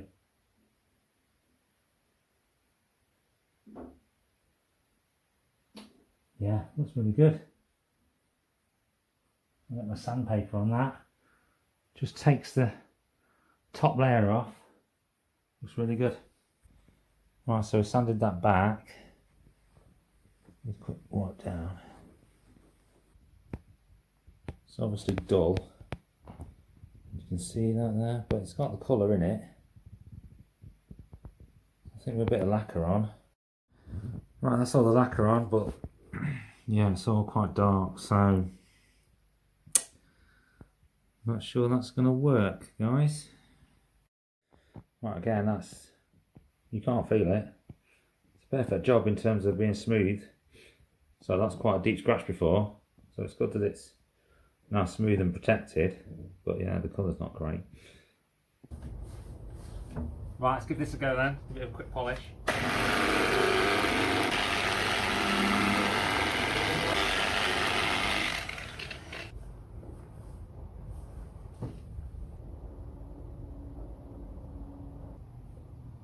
Fog lights. Right, we've got 2 fog lights, got them off eBay, about 20 quid for the 2, so nice and cheap, which is brilliant.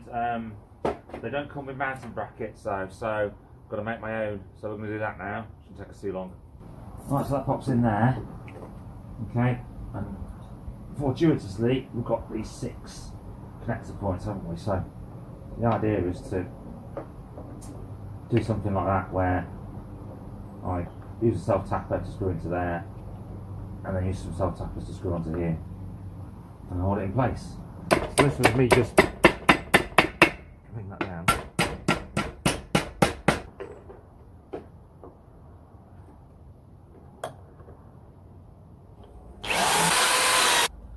Yeah, I think that drill bit's had its day, hasn't it? Not the best. Right, done. That's all bolted up. Got some thread lock on these as well, so we don't lose the bolts, don't lose the nuts. All tightened in. And then the other side. All tightened in, nice and solid, not moving anywhere. Brilliant. Right, we'll put this headlight back on, and I'm going to do what I did with the other side. Take the opportunity to clean in here, so that's all nice and neat now. There's a hole here into this chassis leg, so I'm going to put some cavity wax in there, and then there's some access down here to the chassis because I'll spray that and give it some protection while I can. So I've got some Dynax X50 for going in this cavity here. This is cool, this thing, so it fans out. So press the button, pull it out.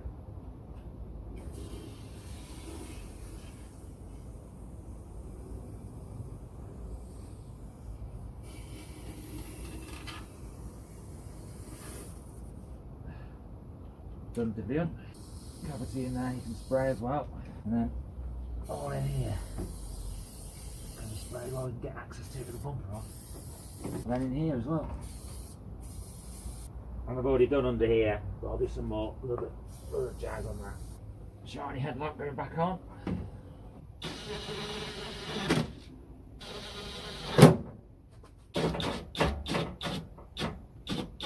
Right, and that plugs in underneath. That's plugged in on the back. Done. Right, so cables are going to go down there behind the light and then run along this wing. So it comes out just there. And I've got to thread the left hand one down through this.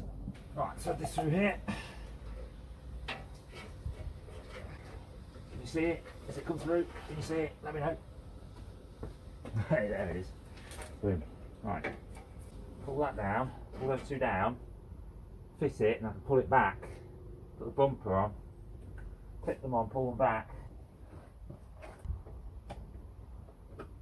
Okay, cool. That's got one clipped in. Whoa, whoa, whoa. Whoa. H9 and a H11 bulb in one light, and so different bulbs, so I need to figure out which one I should have because the H9 doesn't seem to fit. Got my two H11 bulbs, they've arrived today, so let's fit those. Remember, I had a H11 on that side and H9 on that side, so H11 I think is 55 watts or 50 watts and H9 is 65 watts, so I could have got it to fit, but one would have been brighter than the other one and more power means more heat, so I didn't really want to do that. So let's get these H11s in. Right, set this on, but I'm going to feed the wire as well to make sure that we've got what we need going into the car.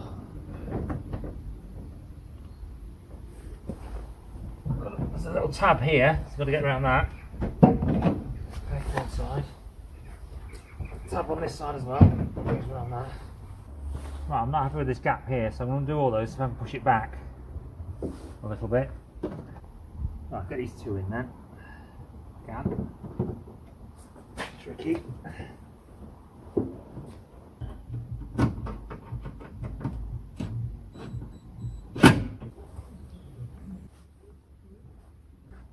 That side done.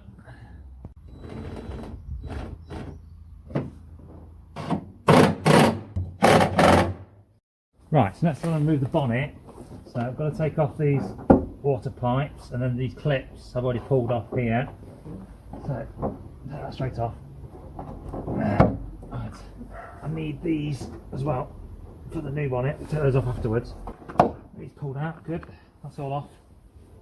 And then it's just the four 10mm. So I'll loosen that one off for now.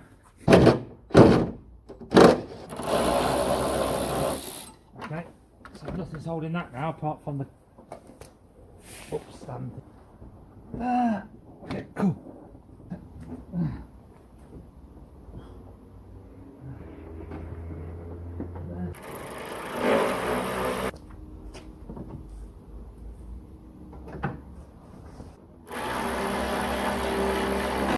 Right, we should close.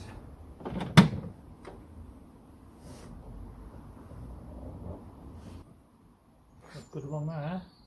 Good round the light. I think that's even probably even better along there. And good along there.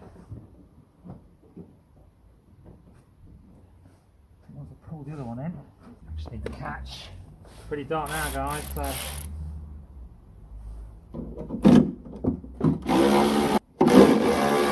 Doesn't look like there's much adjustability in that, so that should go straight back on and work, I hope. Okay.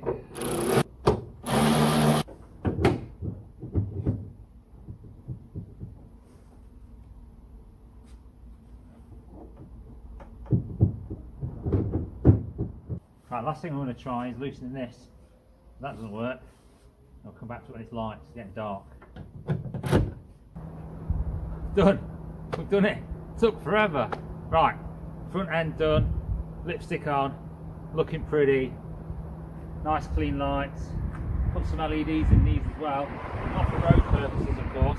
Only to see what it looks like. They'll be coming out immediately.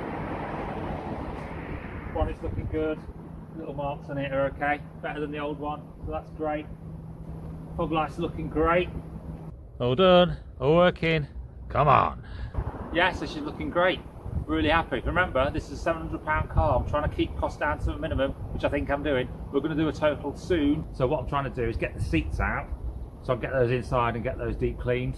Get my spot washer on those. And have a quick look at the carpet. That may or may not come out if I can be bothered. And then we're going to just have a good old tidy up. I took the centre console fascia off last time when I was doing some work on the fog light wiring, and under there it's pretty grimy. I'll show you that, but I need to get that done. Right, before we start, just wanted to thank you guys for watching. It's really fantastic, loving the view figures, it's great. What I will ask you to do, if you've not, is subscribe. I'm getting some good view figures, but I'm not getting the subscribers. So take a moment right now and click that subscribe button for me. That will do me a fantastic favour, thank you. Right, let's have a quick look what we've got. So, there's these bolts at the front on the seats, 2 at the back, and then you have to take the seatbelt off, and I think these come out, oh, and the seatbelt sensor underneath. So I need to figure out how to repair that little patch as well. And then inside, so as I said, I took this fascia off last time, and then you start looking under here, oh yeah, it's 20 years of grime and dirt has accumulated. I hate to think what half of that is, but we're going to clean all that, get it all sorted. Still getting damp on the inside, so I don't know exactly where she's leaking from. I can't see a significant amount of water in the car at the moment, but I think it's from the seals up here, along here, maybe along here as well, so I can do some work to try and sort that out. The hardtop itself needs some work, so this needs painting, and the inside is yeah, the lining's gone, so that needs sorting out. And it may just be easier for me to pick up a cheap second-hand one, but for now, let's get those seats out. Let's slide this back, get as far as it can go. 250 bit. Try again.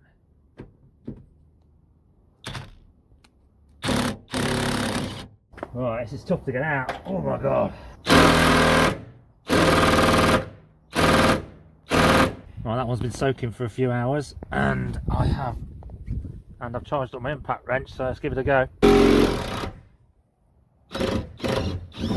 Yes, that would have been a disaster if that got stripped, but yeah, it's come out. Great. Two at the front. Right, now we need to slide this forward. And there's one under there. And one here, but I need to get a socket on that one because my impact gun won't fit, will it? So, okay, get that one out. Okay, that's coming off. Good. Okay. Then wiring wise, I think I just need to lift up that white bit. It's got an arrow on it.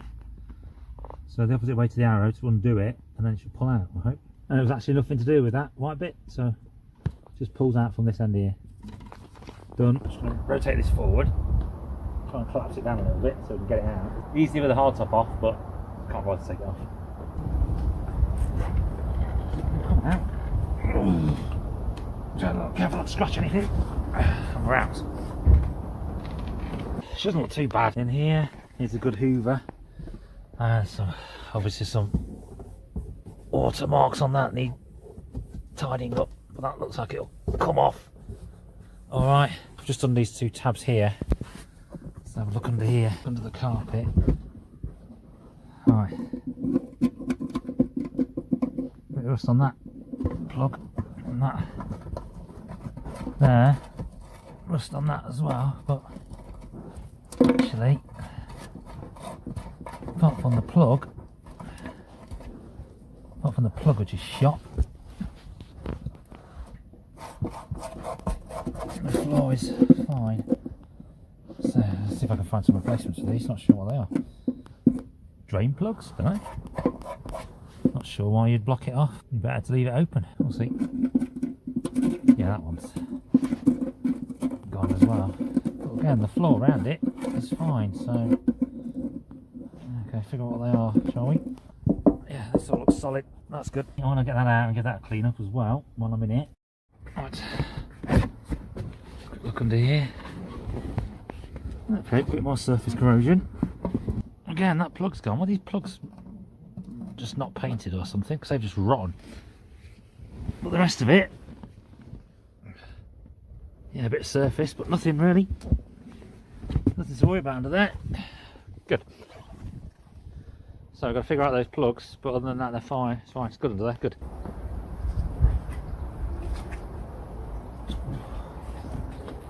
Easy peasy. Right, again, that's a bit of rust on that one. It's obviously had some water damage there. That'll clean up. I've ordered a new gator for that. Right, again, bit of surface rust on there. That plug's rotten, and this is wet. Great. That one looks okay under there. Right, the mat, that's got to be cleaned. At the front, yeah, some surface corrosion there. The plug looks on. It's just wet. Yeah, but it's not rotten, so that's good. Wet but not rotten, so it smells damp but not rotten. Great. But I really need to figure out the leaking before. Cause I could take the carpet out, couldn't I, and dry it all off, clean it. But if it's still leaking, then what's the point? So I can clean it while it's in and leave it. But I've got to figure out the leak. Really wet at the back. So where's that coming in? I've also had the soft top on for a little while and it really leaks with the soft top. Really leaked. So is it still wet from the soft top? I don't know. So I could take the centre console out, take the carpet out, dry it all down, put down some towels and see where the leaks are coming from. That might be an option. There's also a possibility it could be leaking through the heater as well, because that's one of the things that people say. You get some leaking through there. So right, but for now, seats are out so they can be cleaned. Carpet needs a bit of a spruce, but it's in pretty good nick. Floor pans aren't rusty. Great. Right, okay. Decision made, guys. I'm taking the carpet out. Let's crack on. It's going to get really dark really quickly, so I've only got about half an hour to do this. In other news, good news that the merch has arrived, so I've got myself some exhausted workwear. So fantastic. I don't really know what I'm doing, so I've already taken this off, this panel off, because I was doing the wiring. So I think there's a screw up there, one there, and one there. And then I've got to take this off. But I think I need to take this off to get that off. So let's undo this bit first.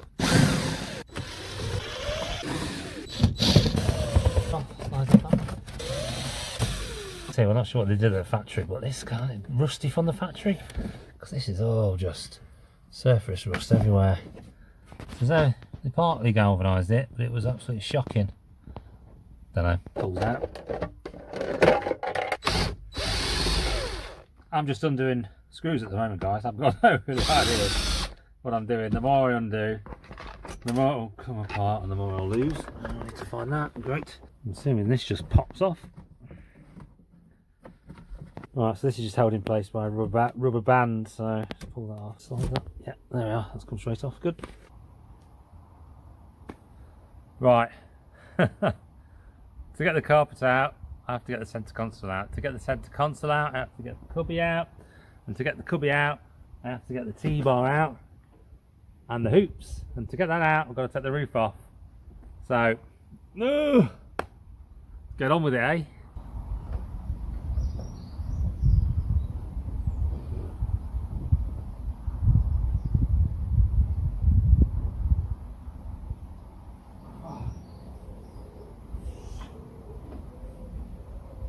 Right, first things first, this one's loose actually. Take the hoops off. There's two bolts that hold these on underneath, I believe, so I've got to get all this out of the way, get this out of the way, get those off, get the hoops off, get the T-bar off, and after that, I should be plain sailing, I think.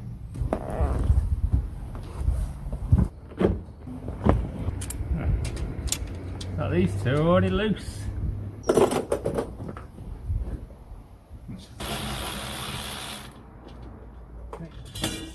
entirely sure. Not entirely sure what the point of that is. It was on really loosely. Right, so we've got a couple of 13s under here. No.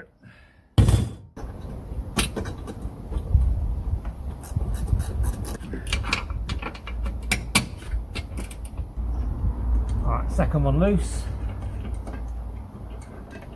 Not sure it's screwed into. 17mm. Just one.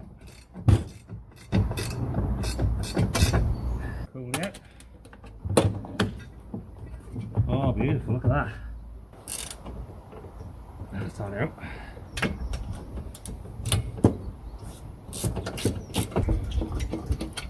Okay.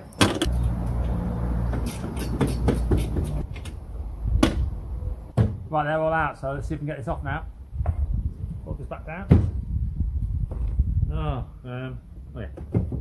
This, oh my god,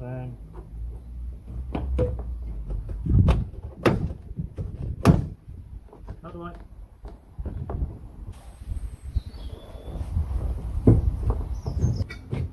Right, so we've got that off. Something holding that in there. That should come off now. Oh, yeah, beautiful. Right, and then catching on the hook for the hard top, so and okay. Get slightly over that. Try this side. That way. Oh, beautiful, yes. We're done. Yes, got it. Right, now I've got to undo these two screws behind here, so I've got to just release that. And when I undo that, this should come out, I hope. Right, let's undo this then. I don't really know what this is, guys. Anyone? Any ideas? Try not to lose all the screws, hey? That's speaker cable, so I'm going to put speakers in at some point, so that will come in handy. That's good to find.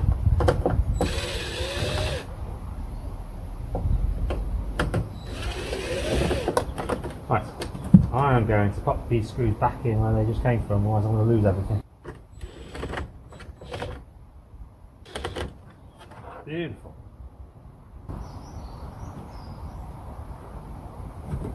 Right, and then this, I'm not sure how it's going to behave, should lift out. Unclip that.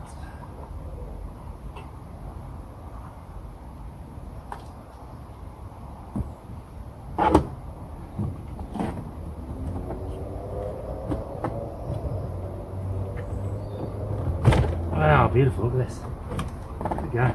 Right, okay, we'll press it back. Handbrake bit. And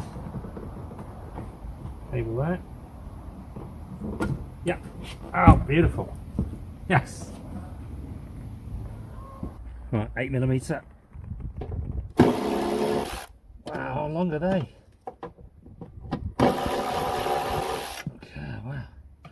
What is it? Third one behind, you can't bloody see. The rusty thing needs tidied up, doesn't it? Great. Right, this should come out. Make sure you post the wires through if you do it, pulling the wires off.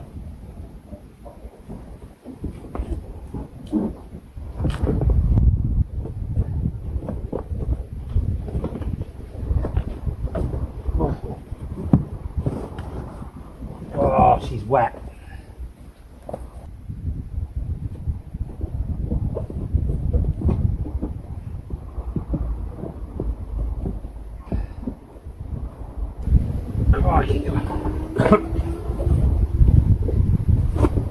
Right, come on.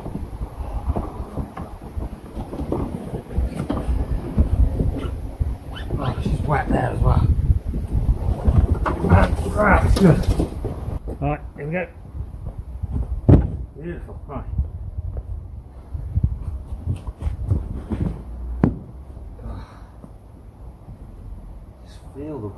Just feel the weight of the water. Let's squeeze that, look. Watch. Watch this. Oh yeah, it's soaking. Absolutely sodding at the front. It's all wet down here as well, so see the moisture and the rust. Again, it's all surface rust, but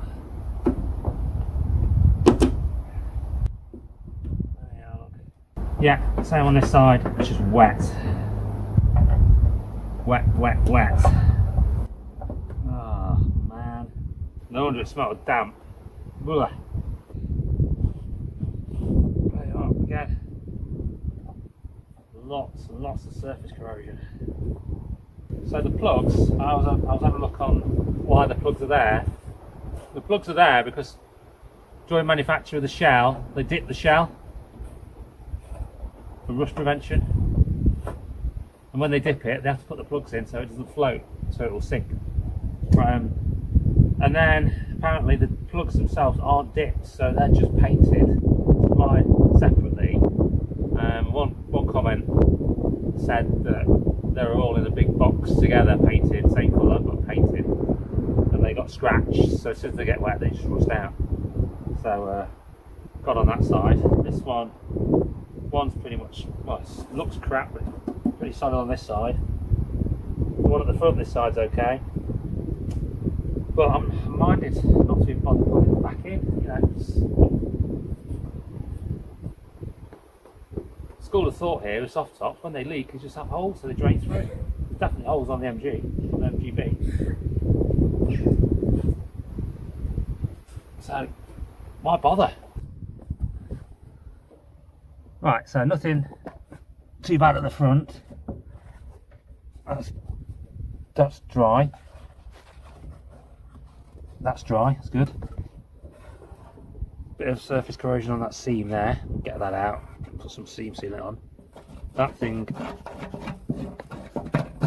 again, is rotten. But it's just, literally just the plug.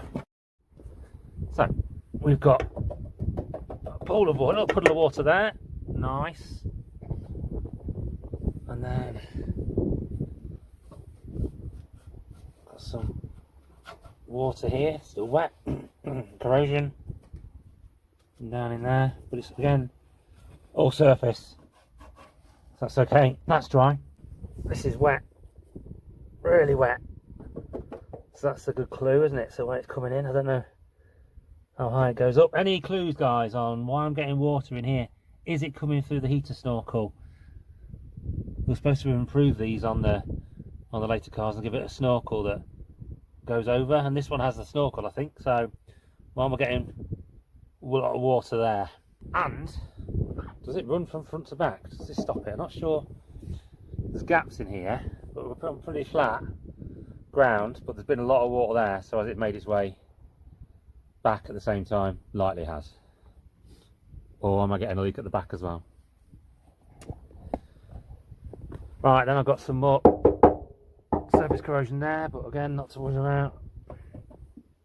That's corroded, but and then surface corrosion under there. So it needs to tidy up, it needs to dry out, I need to find the leaks. And that looks like a culprit. I just found that as well. Tucked away under here. That was from the cam belt job. I lost it, spent ages looking for it, I had to make a new one, so. At least I've got two now. Right, I'm just going to pop this carpet off, pop the sound deadening off, and that firewall cover, it's got so much corrosion on it, it needs to come off to be cleaned up anyway, so I've got to take it off. This car's going to be totally dismantled at this rate. Right, pop this off. Okay, cool. Clips down here, so you just prise them out a little bit, but then the hole in this little bit of carpet just feeds over the top and that comes straight out. Then all these tabs will just unscrew.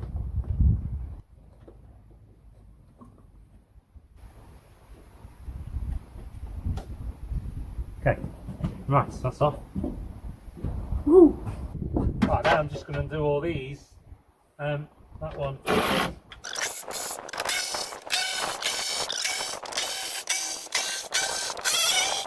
Right, I'm going to have a quick go tidying this up and removing some of the surface corrosion now. Okay. Let's get this old seal off of the plugs. Off.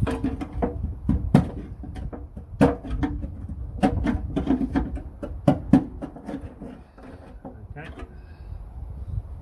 Not too bad.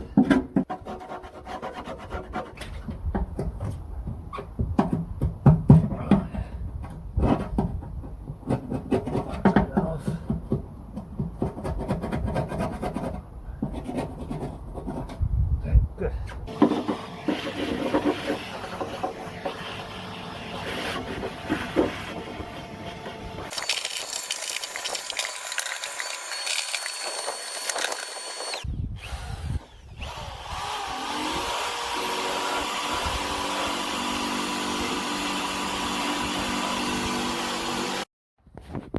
Alright, it's come up quite well.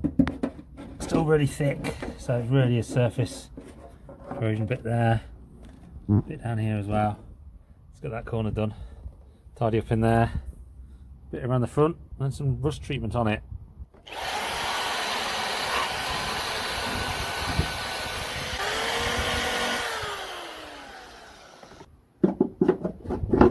It's just horrible and wet. I'm taking it out. There we go. It's not too bad. Yeah, it's pretty good.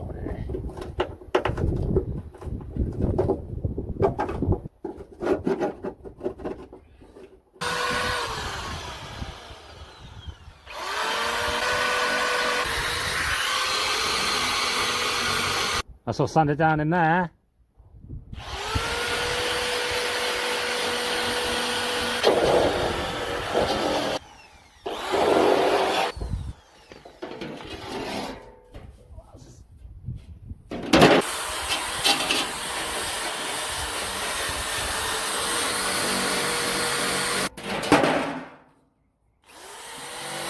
Right, quick wipe down with acetone and then I'll do some rust treatment. Alright, now this bad boy's going on, rust converter. Seems to work okay. We've just done this bit here. Okay, let's do some at the front now.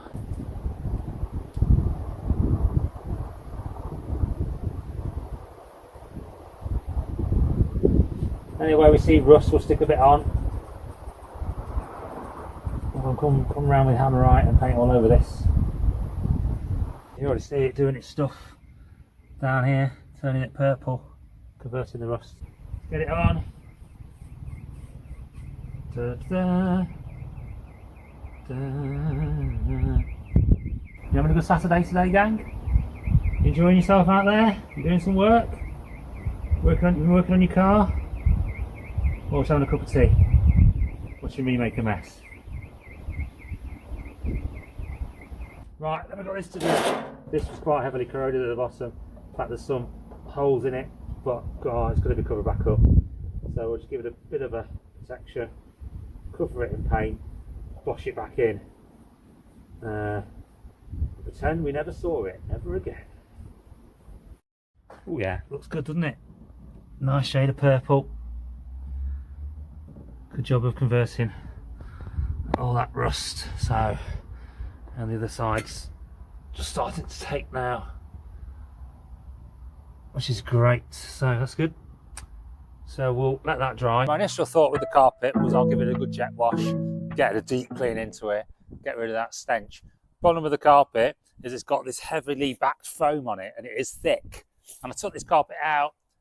When did I take it out? Took it out probably about 3-4 days ago now. Sat in the garage. Okay, the garage isn't heated, but it hasn't been that cold and it's still wet. It's still really wet. I'll probably still bring it out. So I'm not going to jet wash this because that'll just, it'll soak up all the water and I'll never get it dry and it'll stink to high heaven. So we're going to do something different. I've got some carpet cleaner in here. Okay, so that should help me clean it. I want it to smell nice. So I've got some caffeine shampoo as well. That's mine. Gives me a nice fragrance. So we're popping that on to make it smell beautiful, just like me. So we're going to get that on as well. So first things first, spray that all over, let it all soak in. Then we're going to give it a good old agitation And after we've done that, we're gonna bang on the spot washer and give it a good old, with the old sucky, and that should hopefully pull out some of the water that's been put into it. In terms of the general condition, don't think it looks too bad. It has mats over the top. The car has done nearly 100,000, so in that regard, the carpet looked pretty damn good. So a bit of a clean should bring it back round and get rid of that smell in the first instance. So let's get on with it, yeah? Get this bad boy on. Get in there. Boom. Straight. This could take a little while.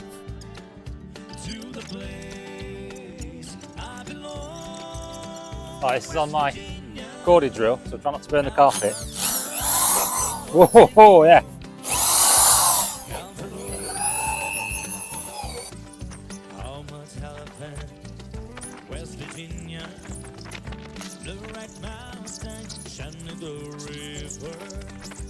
Right then, give this bad boy a go. Turn it on, push the trigger, squirts out the cleaner, and then you use the brush, and then it sucks it back up. It's really good.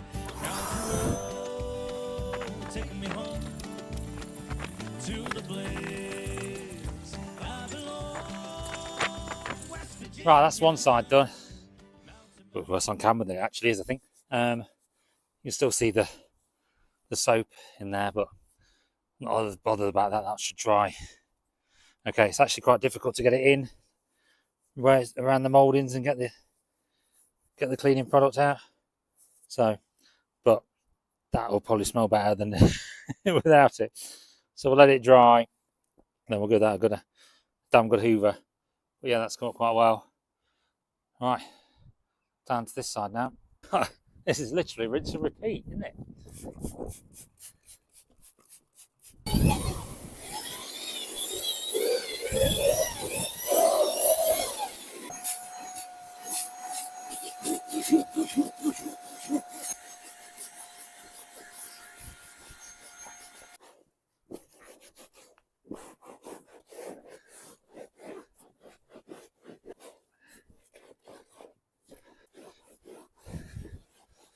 Right, job done. Looks great. Got to dry now. It's not that wet. Did a good job of just spraying the surface, spraying on, and then using the spot wash to draw it back out. So needs a hoover, of course, but we can do that once it's back in. There's no point doing it before, is there? So yeah, looking good. Right, let's do the mats now.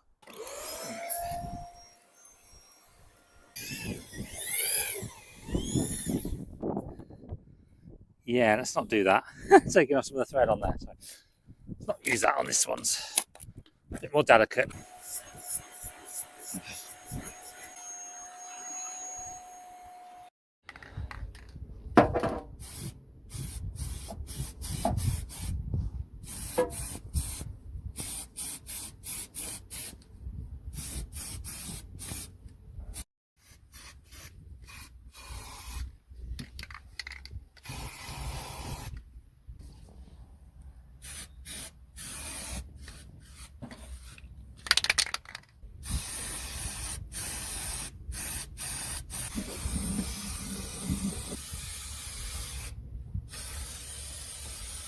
Happily putting this on thick, guys.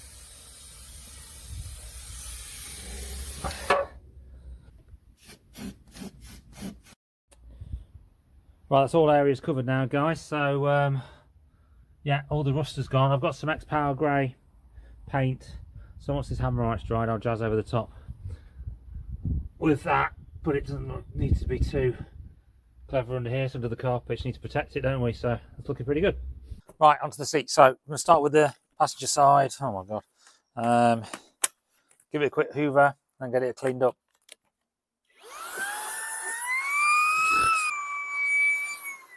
Right, so wind this back so we can get to it.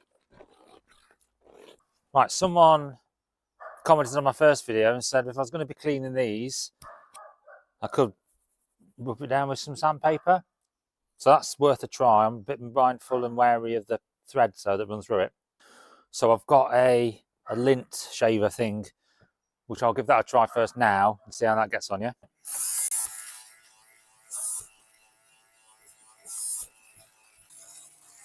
Oh, looks like it's working really well. Again, being really careful around that thread that runs down it. Bit up here as well. Not too bad this seat. The other one's slightly worse, but this seems to be doing a fair job at getting that off. Right, so this has got some warm detergent in it. So we'll start it with spray it out and then scrub it on like before.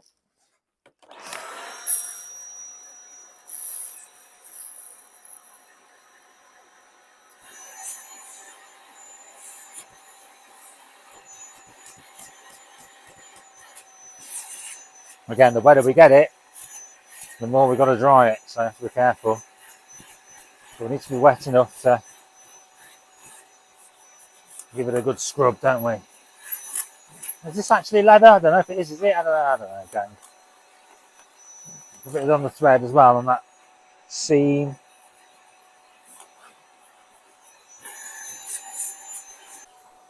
And that corner.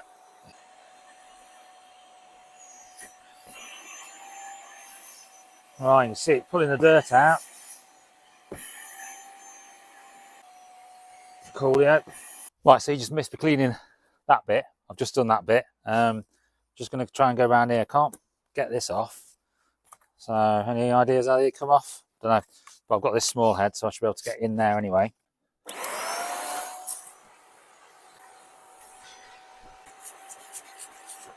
Well, I've just got my brush, detailing brush. So I'm just going to have a quick go in these gaps, try and get some of the muck out.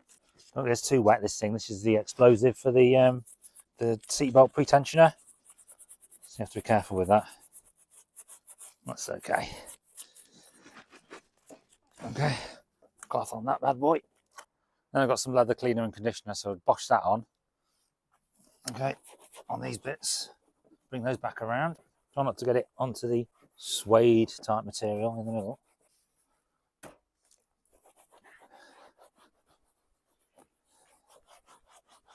Oh, it smells good. Looks good as well.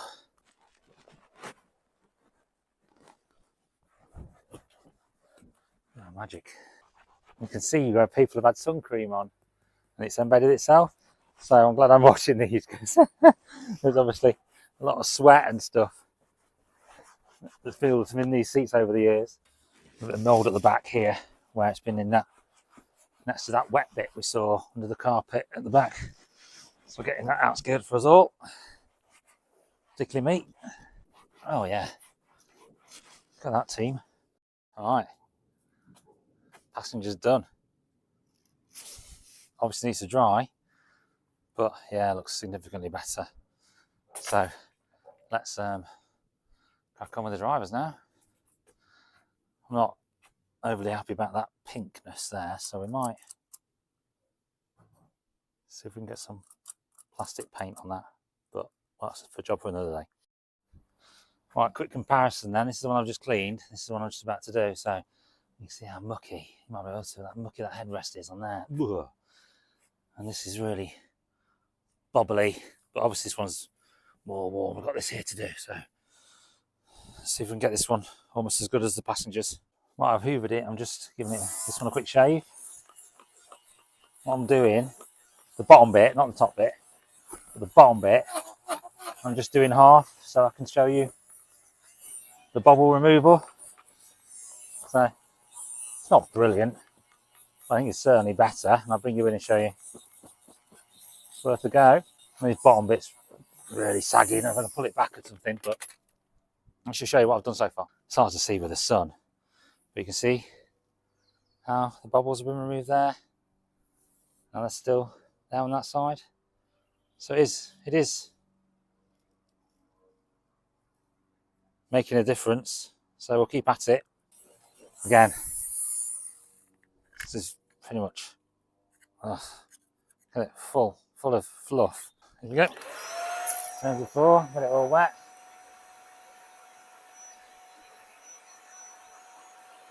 Now I'll do a nice spread of cleaning products through the back whilst that soaks in at the bottom. And the headrest. And suck it all out, baby. Right, here we go.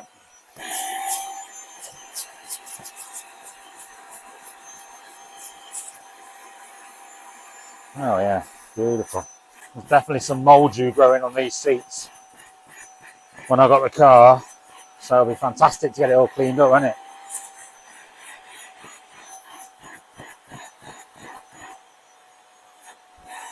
You can see the dirt coming out of there. Oh, baby. Oh, beautiful. Second coat. Right on the back.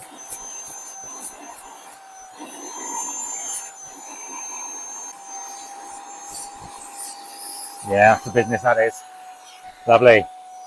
Well, not so. Headrest. Ah, oh, filthy thing. Oh my god, how'd you? Oh, there we are. Right, that's once. I think I'll put it back in the car and I'll have to do that again in a little while. Because that's probably on that driver's seat. Deep in grime. So, more to do. Right, I'll let that dry. We need to get the leather cleaner on, don't we? As before. Right, as is the rules of cleaning a carpet or a car or a chair. I then need to pour this out to have a look at the contents. Oh yeah. Beautiful. Oh, hey, the sun's out. That makes a refreshing change. Have you noticed all of my videos is absolutely leathering it down? Always raining, always wet. No wonder the car's bloody soaking. I put hammer down on the bits I treated. Just going to put some colour match paint down and probably put some lacquer on top as well, give it some extra protection. And then start sorting out the leaks. And a lot of comments in my last video about the snorkel. So it's got a snorkel, which is great, which is supposed to help, but then there's a seal around the snorkel that can perish. So people have said take your snorkel off, wash a load of silicone sealant in there and then refit, and that may sort it out. Other than that, there's maybe some seam sealant on the panels that needs having a look at. Once I've done that with the rain that's on the way, I can then see if it's leaking from the front. If I can fit the sat bed at the front, which I think is the major volume of water, then after that I'm tightening the hardtop down, making sure I'm adjusting that right and checking all the seals around that, and then sorting out the ones around the window. So that'll be progress, but I want to try and do that before the carpet goes back in. Right, my plan now is to quickly whip that snorkel off, put some sealant around it, put it back on, and then leave the front of the car uncovered. And then that'll be a good test for the rain, won't it? See if we get any water on the inside. So, right, quickly need to get all this stuff out of the way. So, get me jump leads out, me jack. Right, this actually screws to the snorkel, so definitely got to come off there. 10mm. This just pulls forward. There were originally some 10mm down here as well, but they've never been put back on after someone removed it in the past. So here we go. Cool. And then the snorkel itself is held on by these 6 10mm. Let's try and get those off.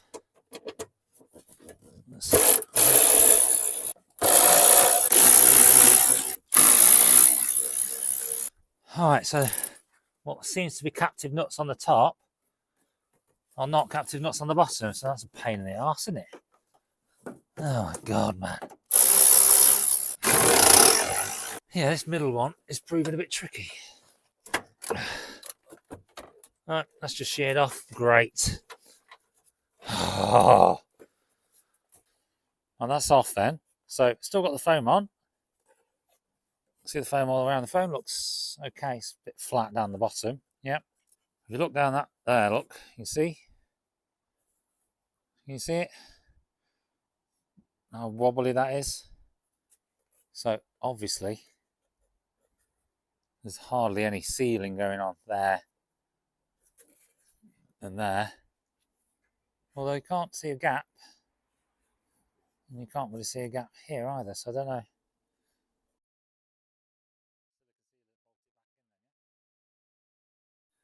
Right, so got silicone all the way around that. Nice thick bead. and I've put it on that as well, in case anything comes off that as I put it on. So there's loads of silicone. We need to tidy it up afterwards, but it's a good start. Let's try and get it back on. All right, this could get messy, so wish me luck.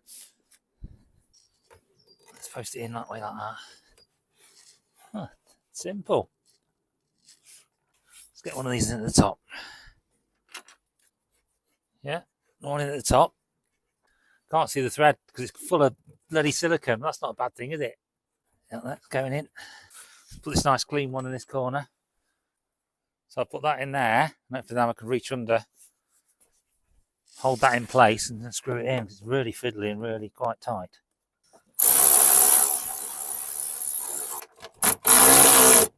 Right, yeah, dark now. Well, it looks lighter on camera, but it's dark now. Right, that's on. You can just see where I brushed the silicone to tidy it up a little bit of water there. And you can see the silicone in the gap. And when you look at the two bolts, the one at the top's clean, one at the bottom's rusty. So it's obviously that the one at the top doesn't see any water because it falls through this grill here and then comes in halfway and then runs down. So the water's either been coming in from the side or seeping in from the bottom. So hopefully that silicone sealant helped to close that gap. What I'm going to do now is put this back in, screw that back all together, and then close it up, recover the car apart from just that front end bit, and then hope for rain for once. Will it rain tonight? I think it's planned, but now we want rain. Well, obviously, didn't rain, did it? Cold night, no rain. Beautiful blue sky, beautiful day. So let's simulate some rain. Get the sprinkler out.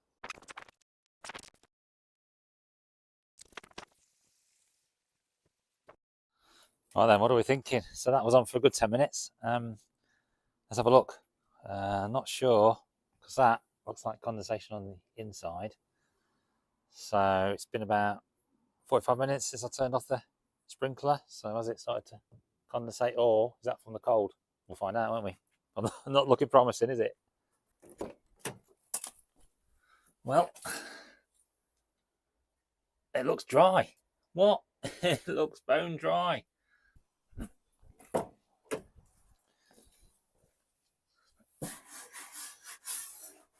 Yes! Come on! It's dry, beautiful. Yeah, that's all dry as well. That worked. Right, to do this job then. So I could buy the metal plates that just go in and you seal them in. They're like £3 or £4 each. So what's that? 12, 16 pounds. Something you never see. Probably going to rot out. So I'm not bothering with that. I'm going to do something cheap and cheerful and free. So got a bit of plastic. Got some hole saws. Got some silicone. And my drill. I am going to cut 2 pieces of plastic for the ones at the back, one for the front, and that will become clear. Right, so for the bigger one, I've got this bigger hole saw. That's going to go on, make the outside bit.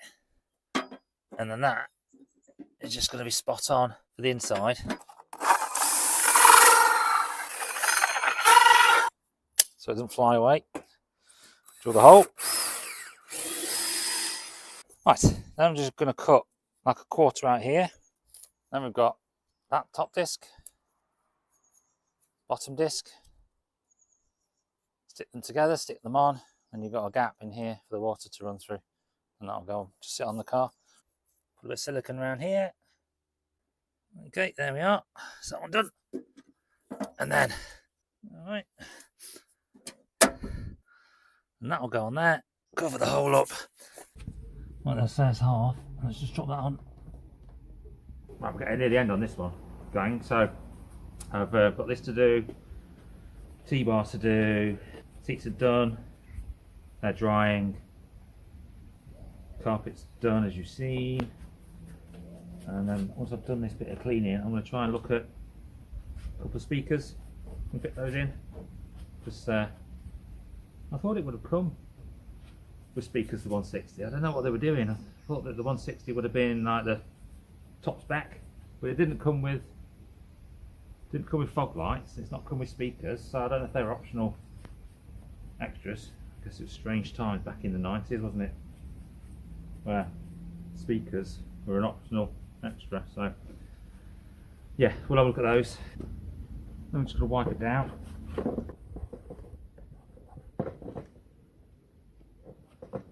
Okay, let's try some. I know this isn't leather, but I'm just going to try some leather cleaner on it. It's still slightly wet, but I think it looks slightly better. You can still see some of the marks. I'll see if this helps to get it out. Trying to get this bad boy on it.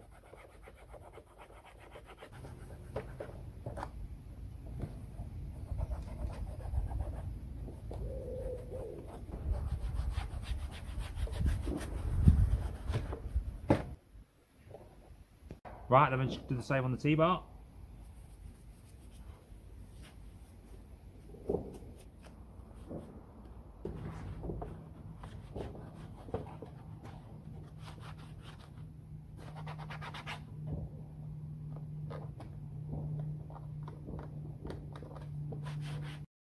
Well, there's a few bits on here, like that bit of rust there, bit of rust there, bit of marks, some red paint here, some red paint there, so I'm trying to get that off with some alcohol. Oh, alcohol can solve any problem, can't it? Come on, baby. What's this cleaner on? And that is another piece of the jigsaw ready. Come on, yes.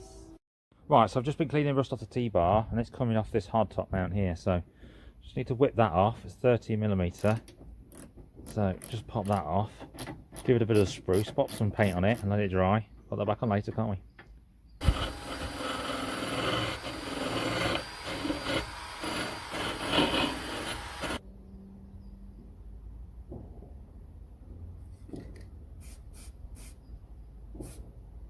And I guess we best have a quick go on the inside of the rest of the car, yeah?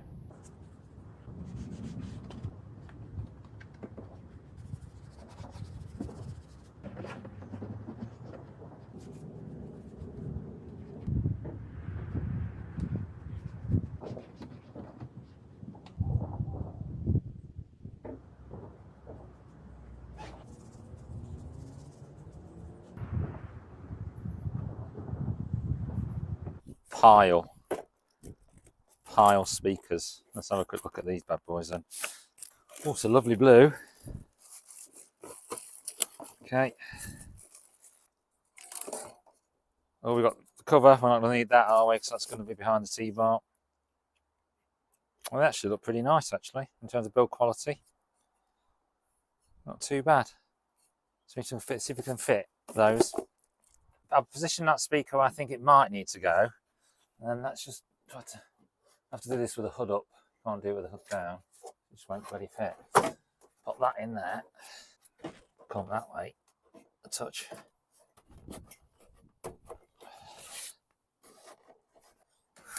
Yeah, I'm gonna have to cut that bar to get that in. That's got to go in there. Well, that's it. This is really thick as well, so that's going to be interesting cutting that, isn't it? Wowzers. Right, so just mark that then. I'm obviously going to go notably bigger. They look like 10mm, so let's get those two 10mm out and then we're good to go with it. Getting that bar out, I think. Right, we've got the bar out. Now, I'm just going to pause on this one for a moment, guys. So I need your advice. What should I do? I want speakers. We need sound in the back. There's only two ways of doing this. One, we get rid of the hoops wholesale, go back to the sound bar, put the speakers in here. I think they'll fit. And just use that. But that does mean I'll need to get myself another T-bar with no holes in it, and the wing thing mounts to the roll hoops, so I'll need to figure that bit out as well. So that's one option. Do we like roll hoops? No. The other way of doing this is I have to cut a section out of here on both sides. Now, this is heavy gauge. This must be best part of 3 or 4 mil thick. So that's going to take some cutting. My grinder's on charge. I'm not entirely sure, even if it's fully charged, it will get through that easily, but that's going to take some cutting. It's going to weaken this, but these roll hoops are in no way a formal safety feature for the car. The car itself, the safety is built into the windscreen, so the windscreen takes the load of the car. The roll hoops are a cosmetic addition. I've been doing a bit of reading about it. They are put in with some heavy gauge, so they are quite strong, but they're not. They're only bolted on one side to the car via these here. I mean, that's just going to bend. So I've got a tiny bit at the top that will bend. There's a bit at the back onto the seat belt, but it's not strong, and there's a gap all the way along, so it's just going to fold in the middle. So they're not safety features. So what would you do? Would you drop it in the comments? I really want to know. Would you just bin off the roll hoops and go for the sound bar, put it back in, return it back to stock? Or would you be butchering this bar here? But I'm going to pause on that for this video. I'm going to get the carpet back in, get the whole thing rebuilt, but leave this stuff out, and then think about that. Have a read for your comments, have a debate, have a look at a few pictures of cars with and without roll hoops. I could sell the roll hoops, but I don't make a bit of money back, but I'll buy a new T-bar. Right, so I've just been cleaning rust off the T-bar, and it's coming off this hard top mount here, so just need to whip that off. It's 30mm, so just pop that off, give it a bit of spruce, pop some paint on it and let it dry. Put that back on later, can't we? It's about 1 million of these.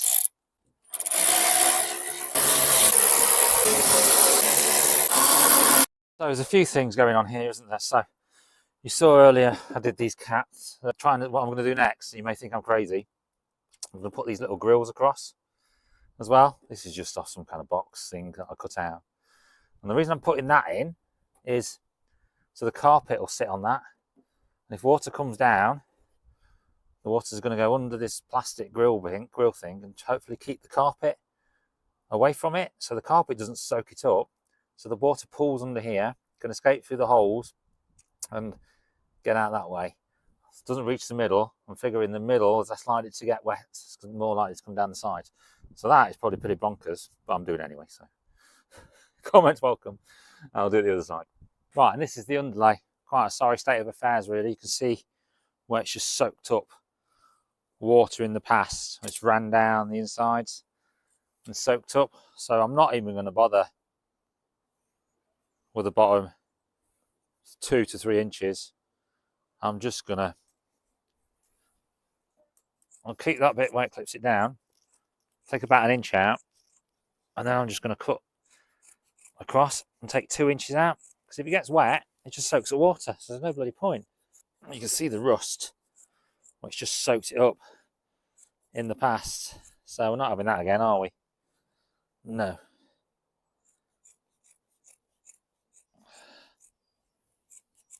Go around there again. You may think I'm crazy, many do, but you know, madness in our methods, apparently. You have to keep thinking, guys. Oh, crikey, you can just feel the rust. Awful thing. Right, okay. Right, then we're going to drop this back in. Okay, over the threads. Tuck it in, make sure it's behind everything. Got to go behind the wiring loom on that side. And then these things, just push over the threads. So you can attach the black bit of carpet to it. Last but not least. Boom. Right, okay, so that's on. Then we've got to put this thin bit of carpet back on. Okay, and then you've got these light screws. I think they pop in as well. So there's also some black clips on the side I need to get in. I think it goes under here. you have to put it under the seam, under the door seal as well. Okay, door seal needs a clean. And then that just pops in. Go under there. Oh, nice and neat. Tuck all that in under here again. And again with the clips on the end. More. Superb. Now I'm being picky, but I'm going to line up all of those heads so they're horizontal, so it looks nice and even. So I'll just show you that down there. Doesn't look too bad, does it? It's almost factory fit, but it's wet water and it's not going to soak up the water. So, and then that comes down and covers it. Right, this is much lighter than it was. Ready to go back in? Nice and steady. All dried out. Shimmy it forward. Let's just come back a second over that handbrake. Right, put it over the handbrake. Now shimmy it forward. Just guided by the holes where the seat bolts in. So this carpet, the one at the back, we've put in just, that's going to go over the top of it. Then nice and neat, over the loom, under the seal all the way along. Tucks up behind the dash, so you have to just post that in. Like that. Right, so people do complain about some of this stuff coming away from the seal. So make sure it's in nice and tight. Tempted to put some adhesive on that if it comes away, but for now it's okay. Right, same on this side. Oh, you know what I've not done on that side? Not done the tensioner, have I? So great. So I remember to do that on this one. Pop the tensioner through, get the wire through there, otherwise you're going to be a nightmare. Because I've just done it. Oh. Right, that's going to shimmy down underneath all of that. Make sure my thing at the back is in place. And the pedal. Yeah, it's useful if you can get to the pedals. Shimmy that forward. Almost there. Right, we've got the bolt holes ready for the seat. Again, post it behind the dash. Around the seal. And just to recover this cable, if I can. Where did I put it? Ah! There it comes. Yeah, we got that. And she's in. She's clean. And she smells good. So, need a bit of a hoover. I need to put these on at the bottom as well. Right, so the carpet's cleaned. Put my clean shoes on to try and make sure I don't make it dirty again. Let's try and get the centre console back in. Trying to be careful here. Put that there a second. There's a cable I need to plug in, isn't there? For the cigarette lighter. It's obviously going to go in there like that. Oh, okay, this is tricky. Should take this thing off really. Oh, out of there. How do I? Ah, yes. Yes, okay. Right, let's get out of the way. Right, so that's out of the way. Need to slide that over the handbrake. Now remember, there's a hole in the back and this wire's got to go through that hole and come upwards, go into the cubby itself. Oh, you get, is that right? Okay. Ah, I've done this wrong at the back. Right, so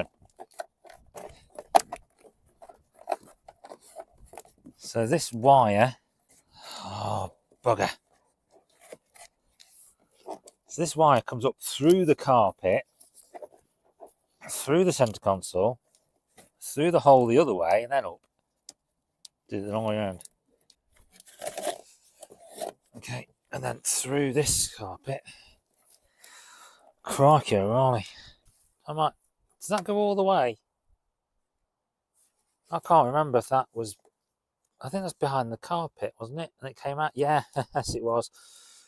Right, so let's put this gear knob forward so we can get that down. That's going to go over the handbrake itself. Okay, shimmy it backwards. Make sure no cables get trapped. Oh, yeah, I said don't forget. Why don't you remind me to not forget? And I forgot to do the cable for the cigarette lighter. Come on, gang. Seriously, come on. I'm losing my mind over here. I might be able to just reach it through here.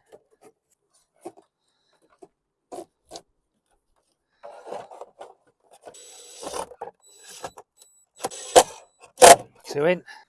White thing to put in. Someone said this was a oh crikey, alarm volumetric sensor or something. So whatever that means. It's got a this way up sign on it, so I'll make sure we get that bit right.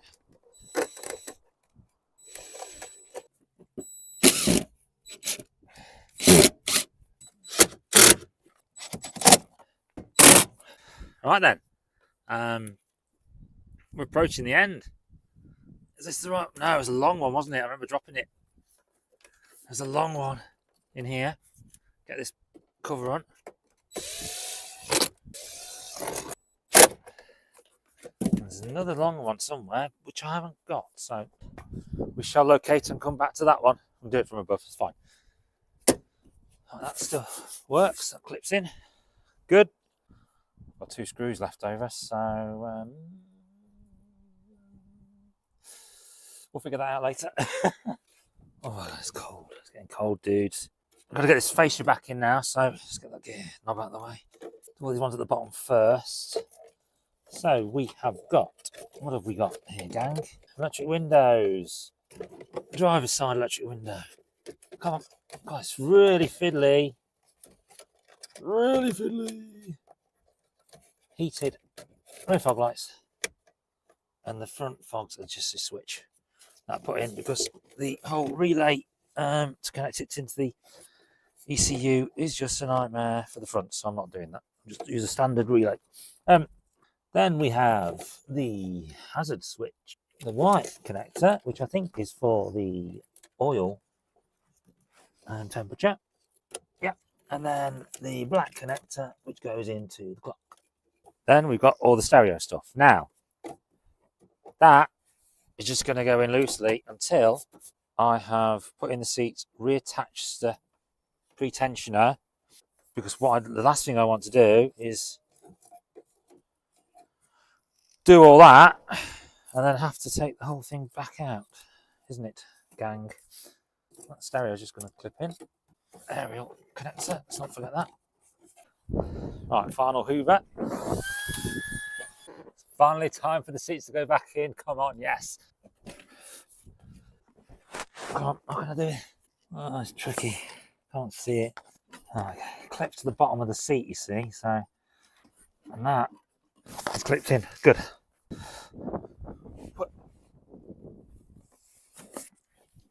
Where's the cable again? Yeah, clipped in. Good. Shimmy her back. Right, and I've also painted these as well. So, first thing you saw when you opened the door was that rusty. Looked awful. So that's been painted. So I just need to get these all bolted back in now. Well, we've got the 4 clean ones at the front. Oh yeah, that looks so good. Ah, you're a muppet. Ah, undo those. Because I need to do the bloody seatbelt first. Well, I need to put this seatbelt back on. Now, remember, this collar here, it's got a step in it, and that step goes inside the seatbelt itself. That little spring washer goes next to the seatbelt, and that's to stop it shaking and vibrating. Okay, and there's a little paper washer on the end to keep the whole thing together when you put it on. So just pop that on. Make sure your belt is all set up so it's not twisted, because that'd be a pain in the arse, wouldn't it? Tighten that up. That should be able to rotate. Yeah, we can rotate. Cool. And then now we can put these back in. Okay, cool.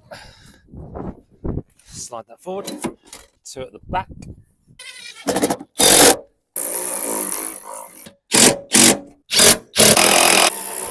Right, let's pop our shiny clean mats in.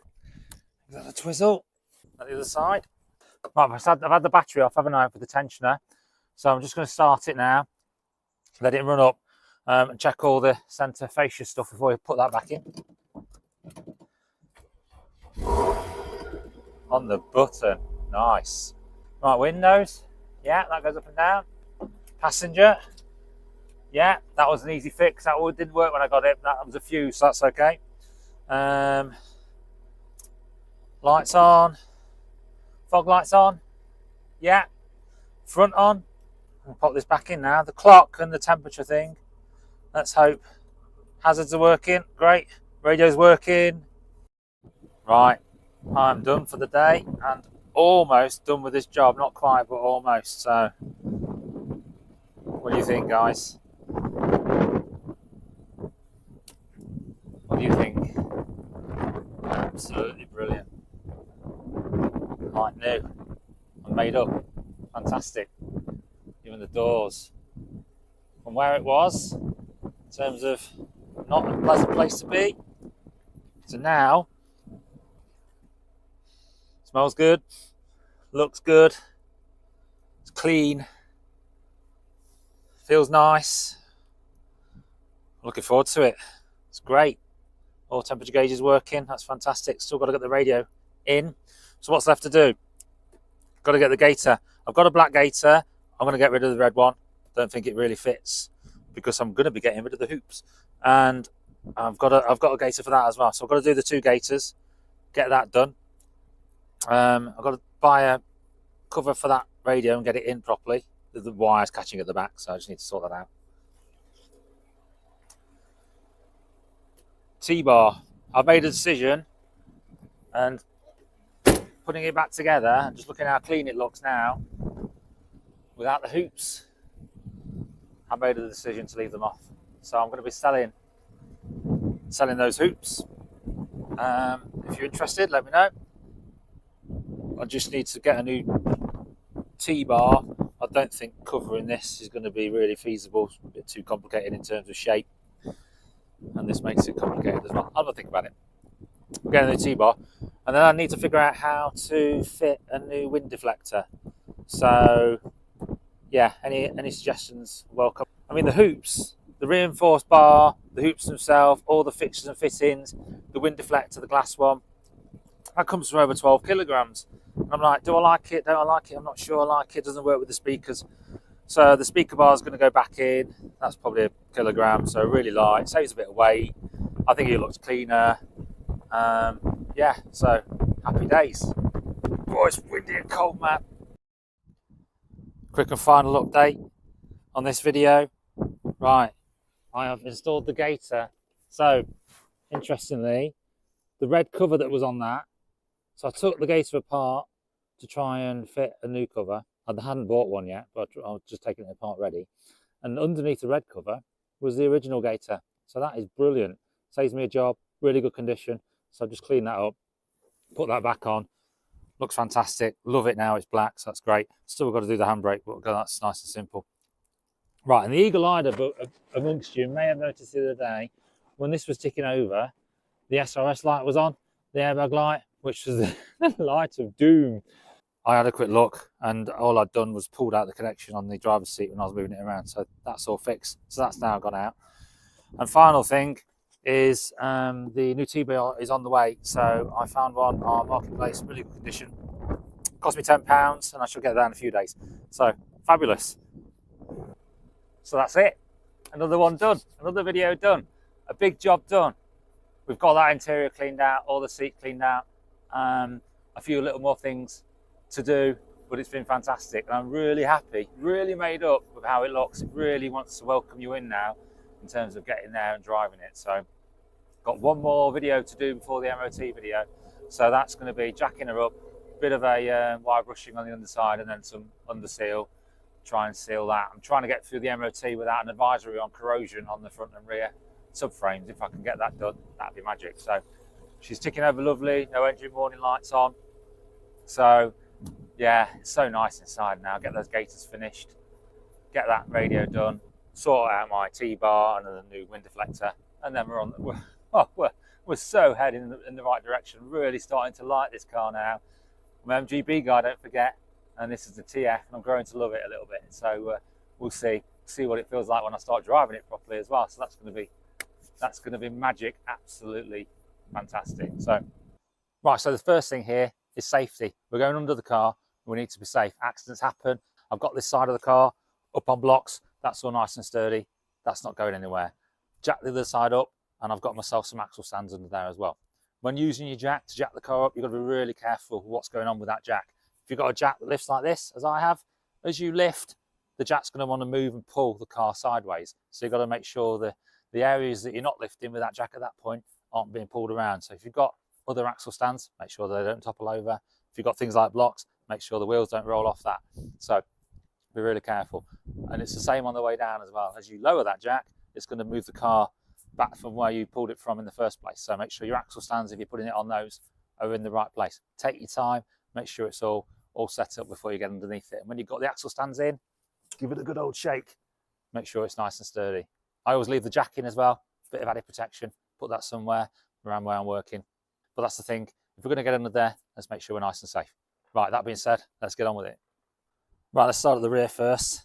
Let's climb a quick climb under and see what's going on under here. So you can see, well, probably you can't, but you can see the chassis. It's got lots of surface corrosion on it. It's nice and solid, but the surface corrosion. There's some surface corrosion here. There's surface corrosion here, and the story continues. Just surface corrosion. So the plan is to give the bits of, I can get the wire brush to get it all loose. I'm not painting it, because painting it is not going to adhere to this kind of stuff. You'd have to get it really clean to get it to adhere. So I'm not bothering doing that. I'm going to wire brush it, get off all the loose stuff, get access where I can. So I'm going to use my angle grinder with a brush attachment on it. I'm going to use a manual wire brush, probably a scraper as well. Get off what I can, then we'll wash in the Built-Hamber spray all over it to soak in that. I mean, that spray, it's designed to go onto rust. If you put it on paint and the paint falls off, you've got it exposed, haven't you? So I think the Built-Hamber designed to go onto rust. So that's going to work out pretty good. So that's the main focus. So first things first, let's get some wire brushing done.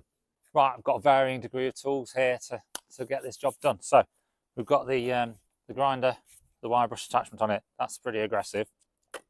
And I've got the drill. That's less aggressive, but still going to get something shifted. Then I've got my my manual wire brush to get in as well.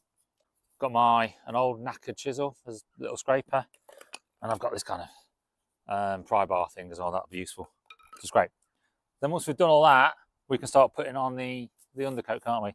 So we've got Built-Hamber, Dynex, UC.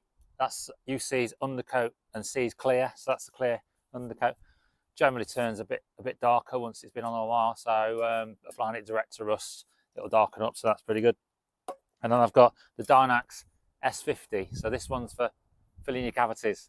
So you find a hole, insert, spray, and then pull it out. So you've seen me use that on an earlier video when I was working on the front. That's all well and good, but the most important thing is I've got protection. I've got some eye protection, I've got some gloves, I've figured out where the car is in terms of the axle stand, so I'm not going to labour on that point. Right, let's get under there and get started.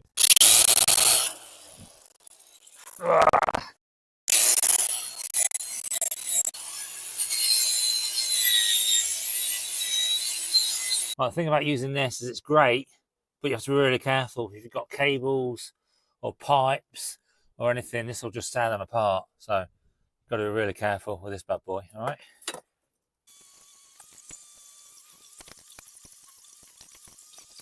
Some bits up here that I just can't get into. I'm not going to get any tool in.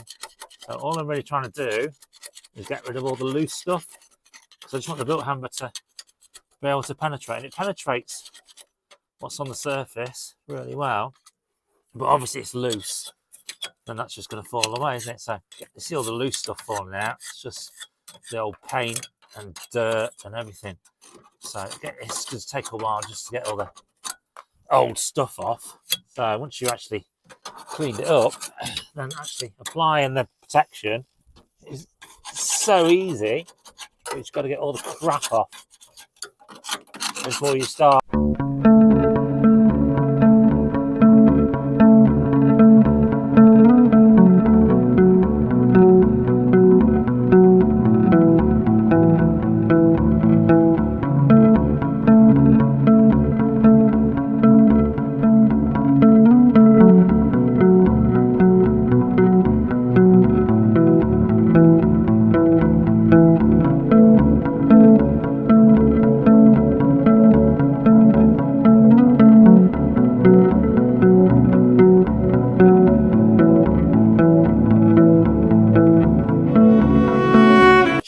Need to be really careful around those. Right, let's get in here with this thing. And this seam on this sill. That's that. Where's the scraper? A bit of scraping. It's hard to see. I'll have to move that light. I've got a light for you, but not a light for me. Not sure that's the right way around, really. It's all solid though. This chassis round at least, and it's all solid on the inside. In fact, it feels like it's better on the inside in terms of paint than on the outside, so that's interesting.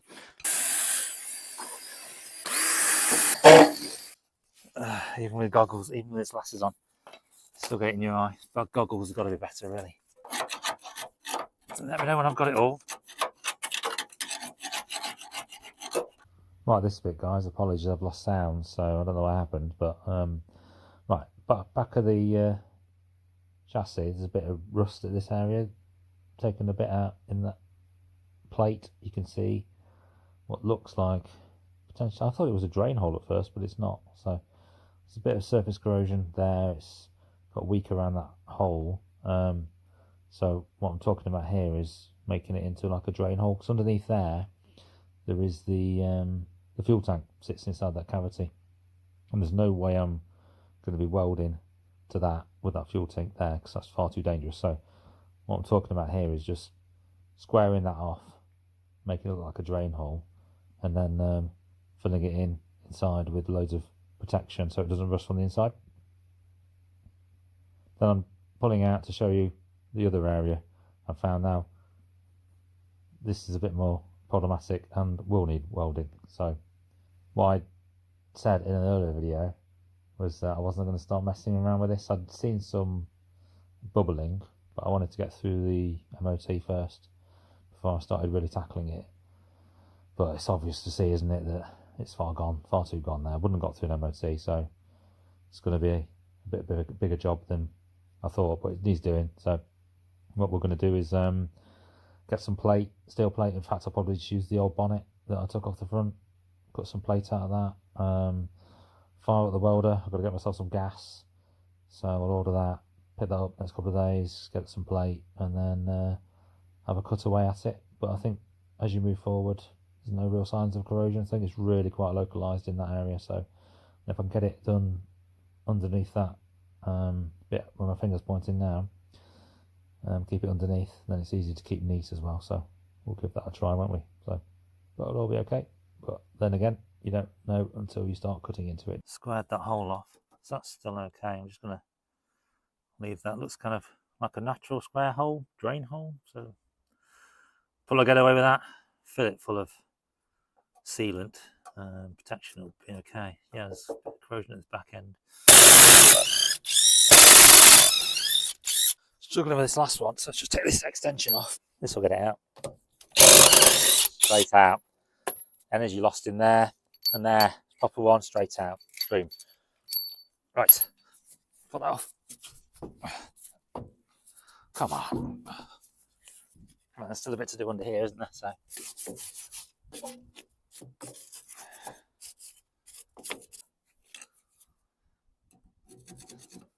That bush is a bit split on there, isn't it? So that drop link.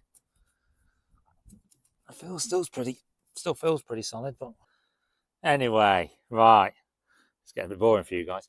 You get the gist. It's rusty, but not terminal. There's a few things that need sorting out, but it's not terminal. Right. So what I'm going to do now is cover this disc and caliper with some plastic, and then I can spray this side, can't I? Right then, so we'll go with this then, shall we? Now this stuff's okay on rubbers and plastics and cables and everything, so just don't get it on your brakes. Other than that, you're good to go. Exhaust might not be a good idea as well when it gets to temperature, but get underneath, get a different perspective on this. I'm still trying to be careful not to spray directly onto the brakes, even if I've got it partially protected. Let's get through the bag, or through any gaps I've left. I'm not sure what you'll see, but there you go, look. So you can see that's been coated, all been coated up there, along here.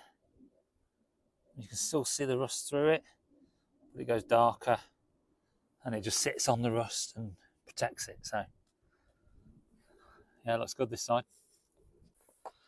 Right, I'm on to my second tin. I've not used this tin on this job. That tin was almost empty when I started, so this stuff goes quite a long way. So you can see me spraying it on.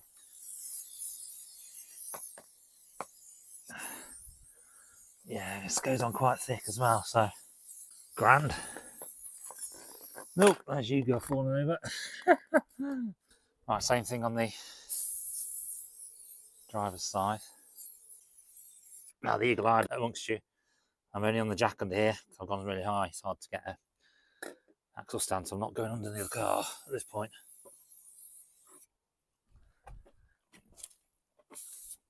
I've done what I can now without going under it. So I not need to do now is I've done up under here as well, behind the wheel arch and in the bumper. There's a bit of corrosion, but nothing too bad. Sprayed all that. I just want to clean the brakes, make sure you don't mix up your cans when you do that. Pop the wheel back on. Right, so now some back under the wheel, back on the axle stands now, so nice and safe. So now under here. Okay, good. Under there. Under here. Under there. All looks done at the back, I think. Apart from where I've got the axle stand. So I'll do that a bit later. And some final bits along here as well.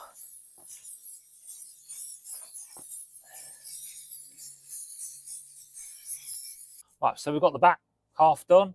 Let's make a start on the front. I've got a funny feeling I'm going to run out of built hammer, so kind of do what we can and then come back to it. Yeah, so same as before, protection. It's hard to see, man.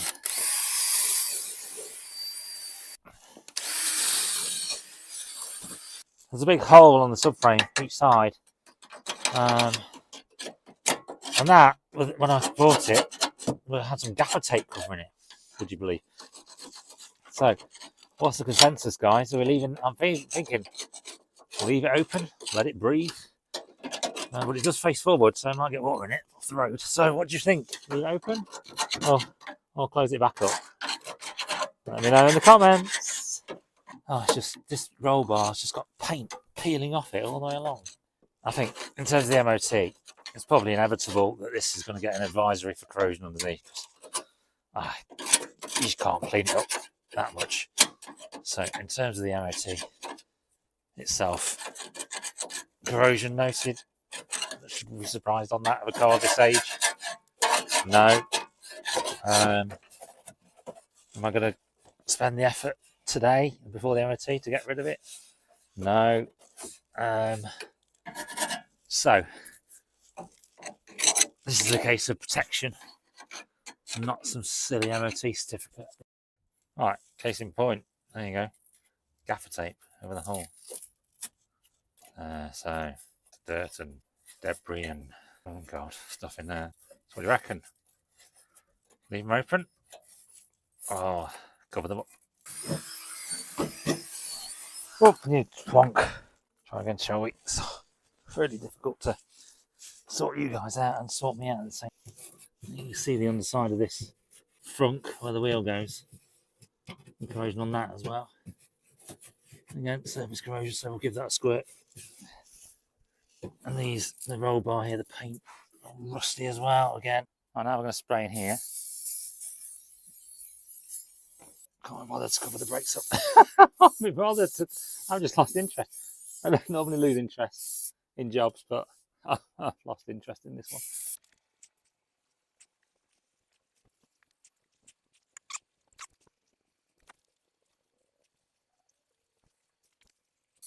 Running out of stuff, so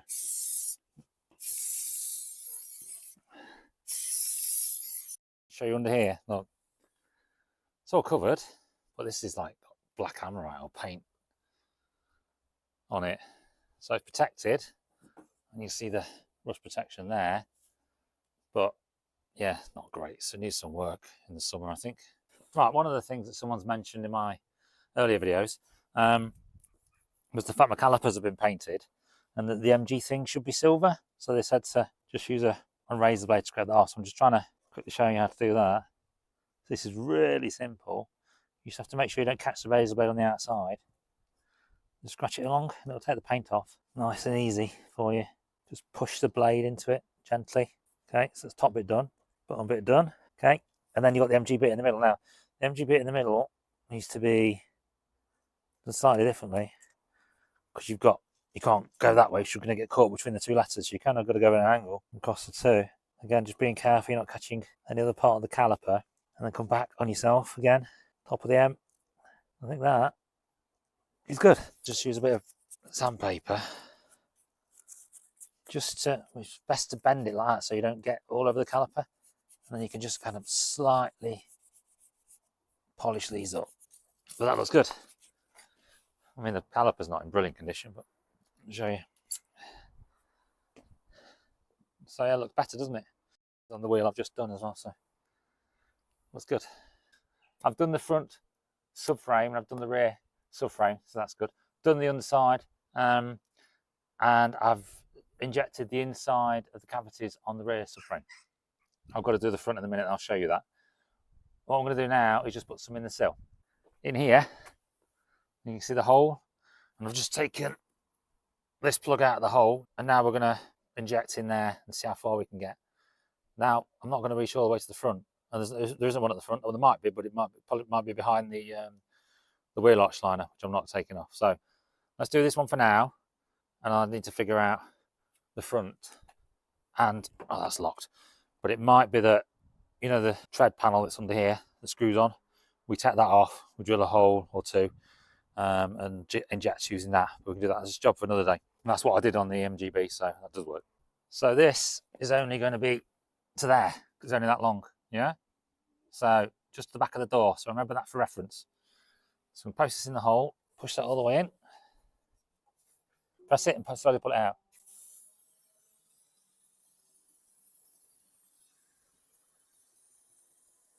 Oh, there we are. You mean you can see it falling out onto the cardboard? That's why the cardboard's there, obviously. Beautiful. Right, and again, do this at the front subframe leg.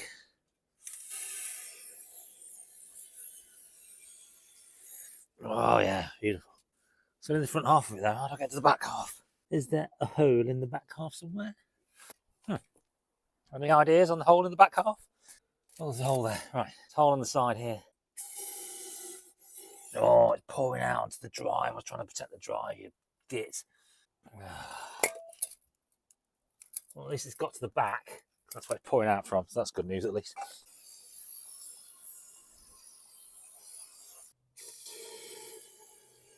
You see it dripping? Yeah, baby.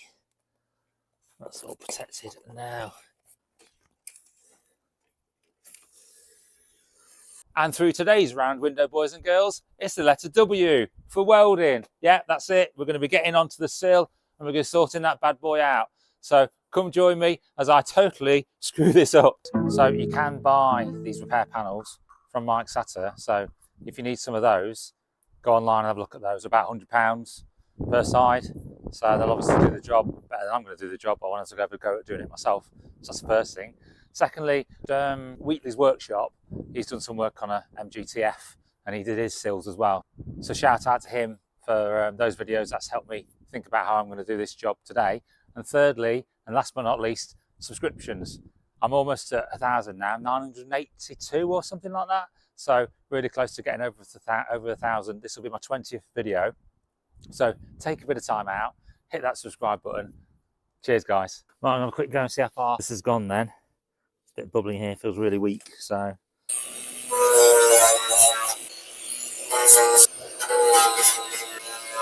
So we're butchers at this then, shall we?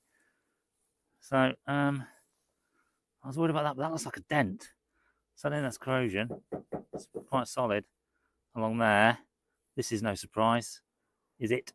I was hoping not to go above this line here, because I don't want to break that. You can see the line in the light. I don't want to break that, really.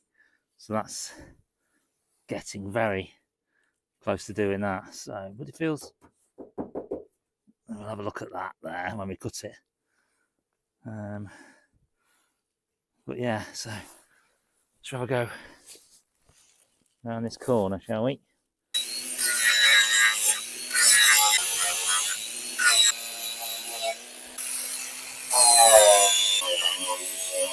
Looks pretty solid. I mean, I've got away with that bit, hasn't I? That's good news that that bit is solid. So that's great. It's a little bit gone down here, but it's not too bad. Can't bend it, so it's still got enough to weld to, I think. So that's great news. I mean, this corner here, a bit of hole there, but this corner here doesn't look too bad either. So, right, as I said, trying to keep it below this line here. I've got two lines to work with, haven't I?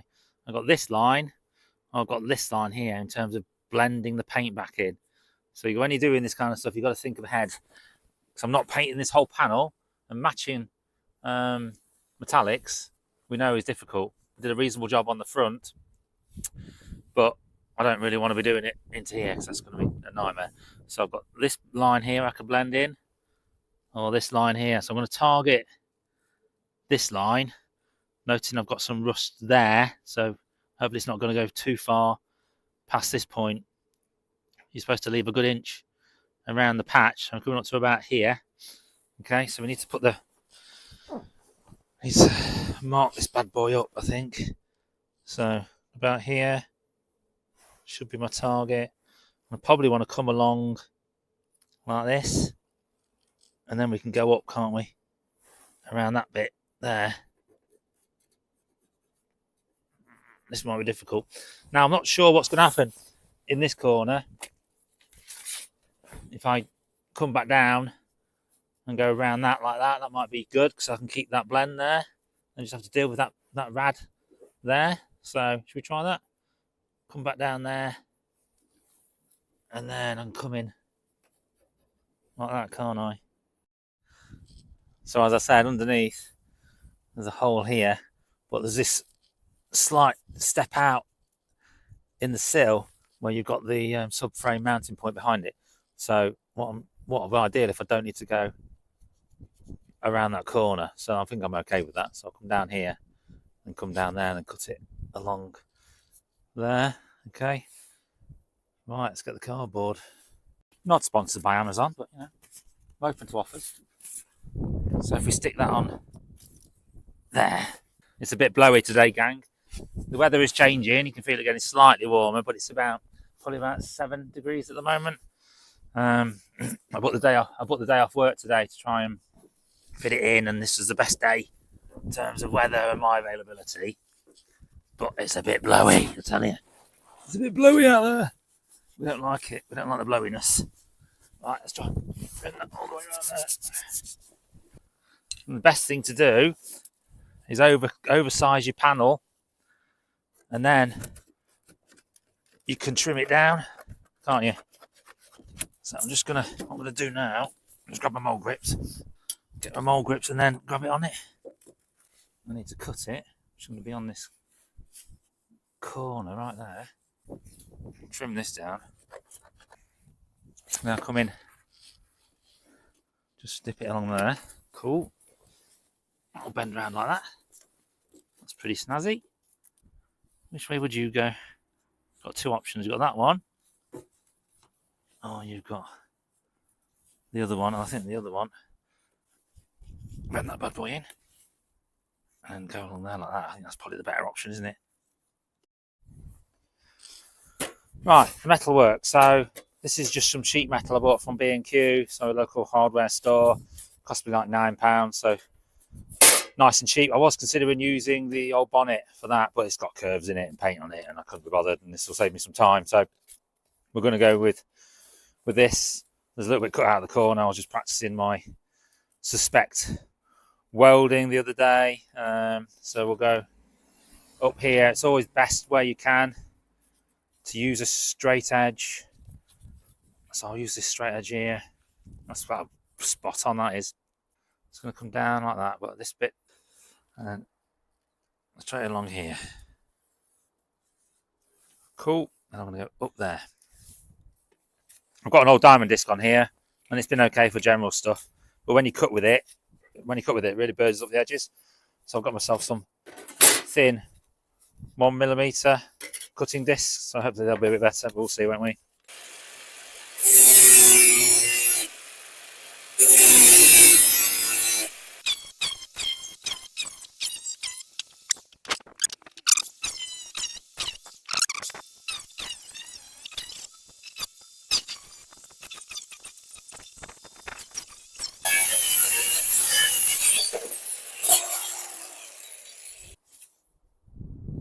Right, cool. Need to tidy that bad boy up now.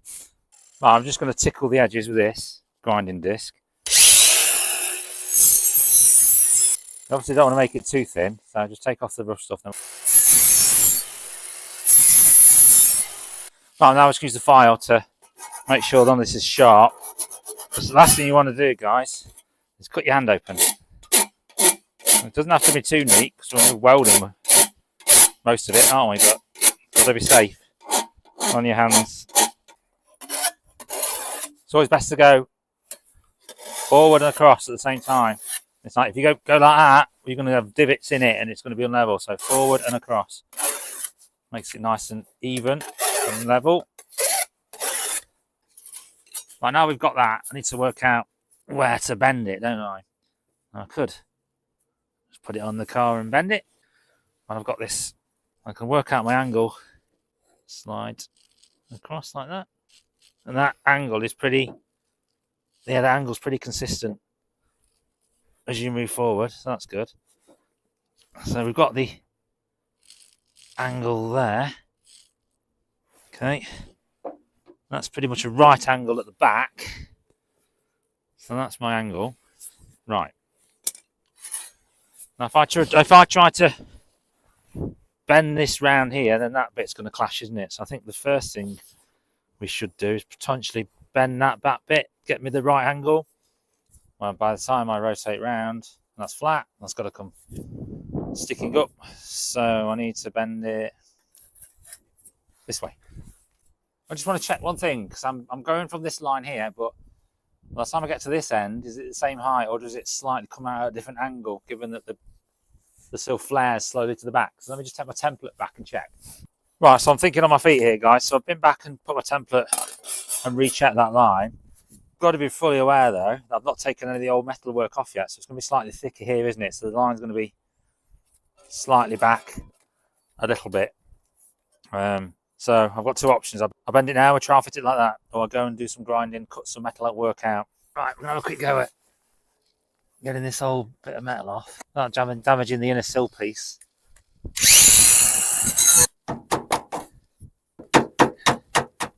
So chiseling this should reveal the location of the spot weld, I think.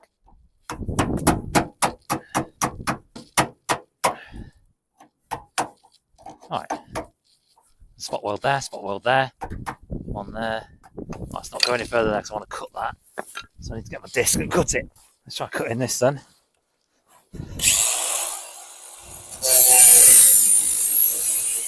Oh, like butter.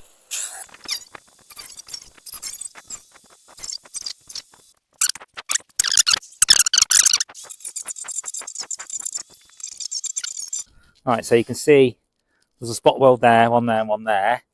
That's one of the pieces of metal I want to obviously keep that bit really solid, so we need to just clean all that up. I don't need to chase all this rust out. I just need it reasonably clean.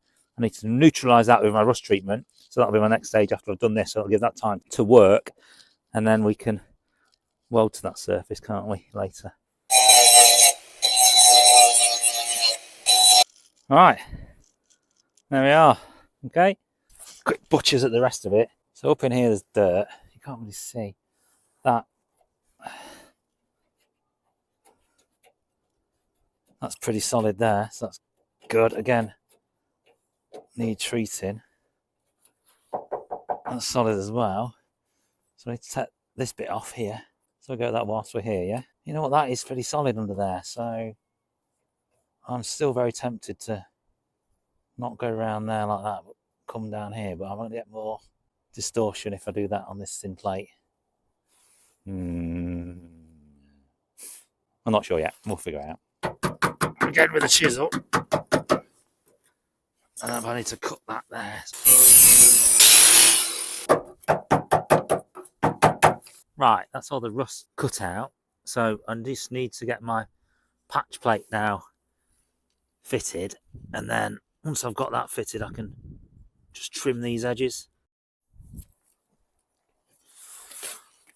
Right, I just remeasured that with a template. That line's still fine. The thickness of the line and the amount of material we've removed, there's no surprise. What I did check though was whether it was parallel to the bottom, i.e. straight across, or it came down at a slight angle. And I think it does come down at a slight angle, so I'm going to just bend on this line here. Just bend this over by hand first. Just really screw the vise down.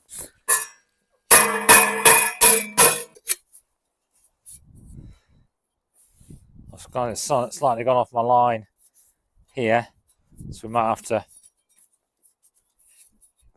fettle that a little bit around that corner. Okay, that's that done. Let's go and have a look at that bad boy. Pop that in there like that. Yeah, I think that looks pretty good.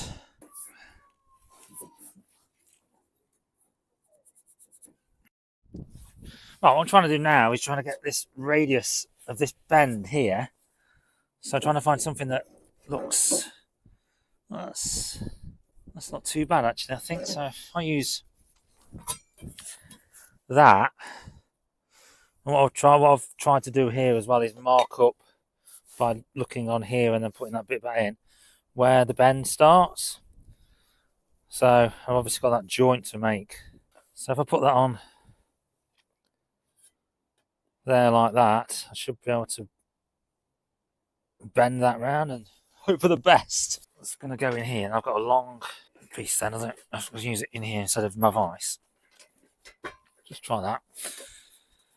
Then we need to make sure we get the bend in the right direction, so we need to bend it that way. Undo that slightly. Feed that in. Tighten that up. Move it around. Double, triple checking that that's pointing down, so I definitely want to bend this way toward me. Trying to do this by hand. Then I can come and look that way at my bend and look at this here. See my angle? Okay. Oh, seriously, dude. Let's have a look, shall we? Okay. That's pretty good. Let's try that. You know what? That is pretty good, man. Oh, yeah. Oh, that's pretty good. That's magic. I'm happy with that. Bit of fettling maybe at the back. Should we try and do these pieces now? See, that radius is too big for that, so I need a smaller radius on that one, I think. I'll try with this handle on this piece of wood. Kind of got the bit where it needs to come together. That needs to be at the top, so as you bend it, this corner there starts to bend, so that bit comes together nice and square, which I think it is. So we'll push that over and have a look at it. So we're pretty much after a right angle on this one.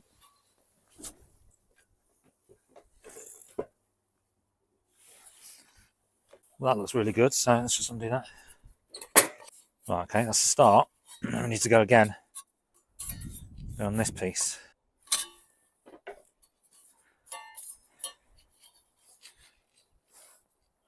Right, this is getting really tricky because I've already bent this. So what I'm going to do is bend this and then bend this piece now, because I can't bend that with this already bent. So I need to bend that first and then bend this back. I think that'll work. In fact, I can use that to guide it, can't I? Should be spot on.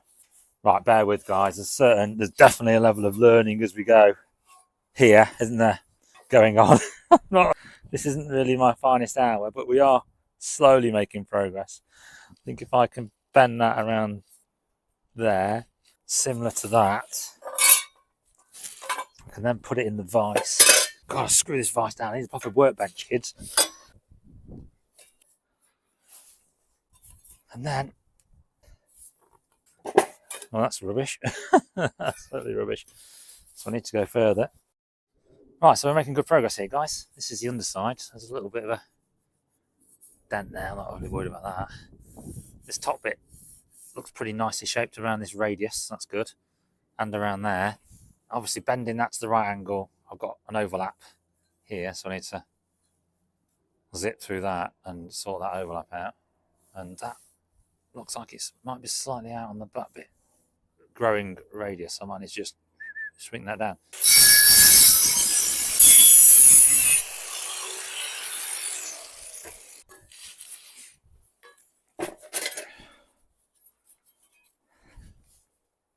That looks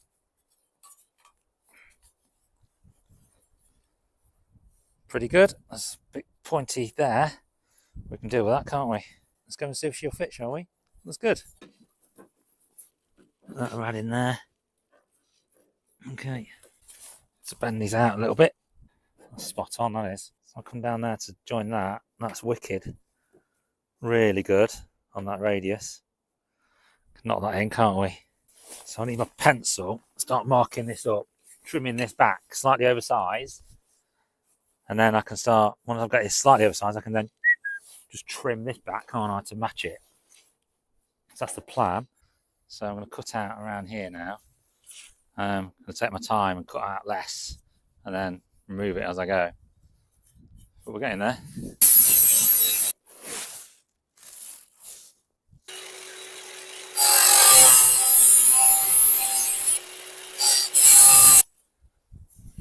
Right, progress is slow and steady, right? So I've cut this piece here now. As I try to put that in there, the whole thing's needing to go a bit further back. So I've just got to manipulate this a little bit. So we're really in the final stages of fettling now. So really taking my time.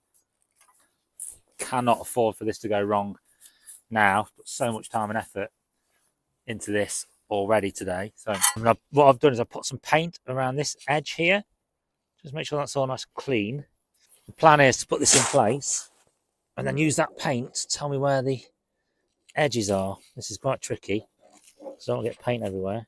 I've got a magnet at the bottom in there, press along there, and if I carefully take this off, I now have my outline of edges, which is cool.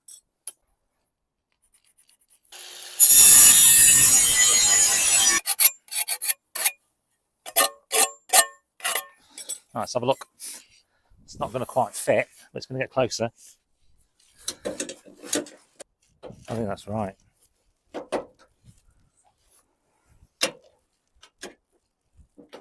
I can riff that bit at the back later.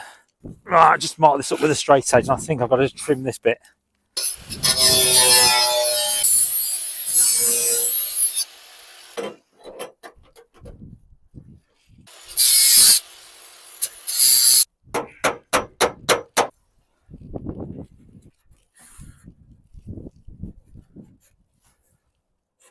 Going to put a new disc on.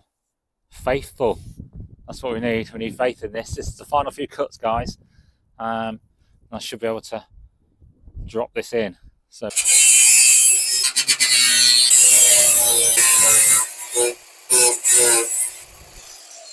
Oh, making me really nervous.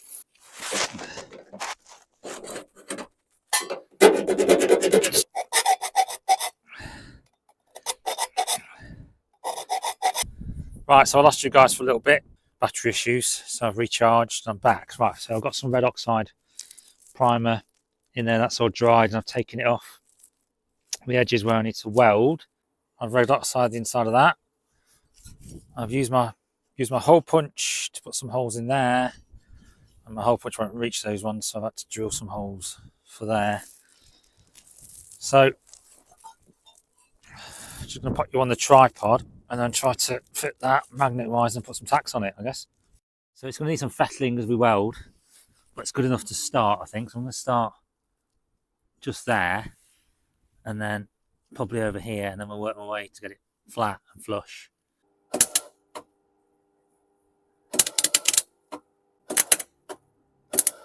It's far from brilliant, but it's tacking. That's all we need at the moment. It's hard upside down. That's not tacking very well, is it?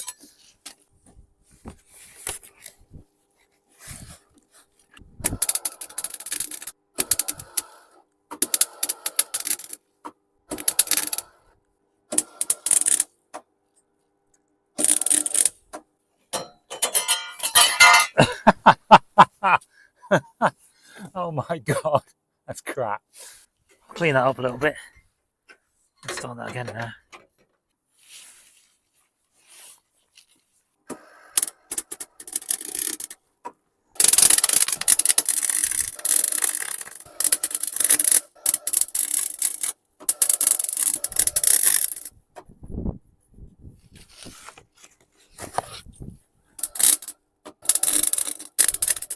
Bit more penetration. I put up to the third setting on this one. It's not too bad. Bring this out so I can go down.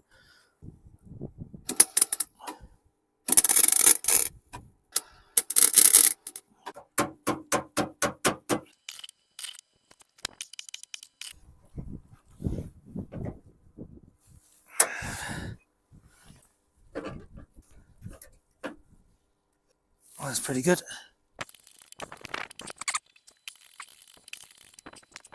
Right, I managed to get a bit more done off camera, guys. So that is me done for the day. I think I've done enough to grind. So there's a lot of weld material on here.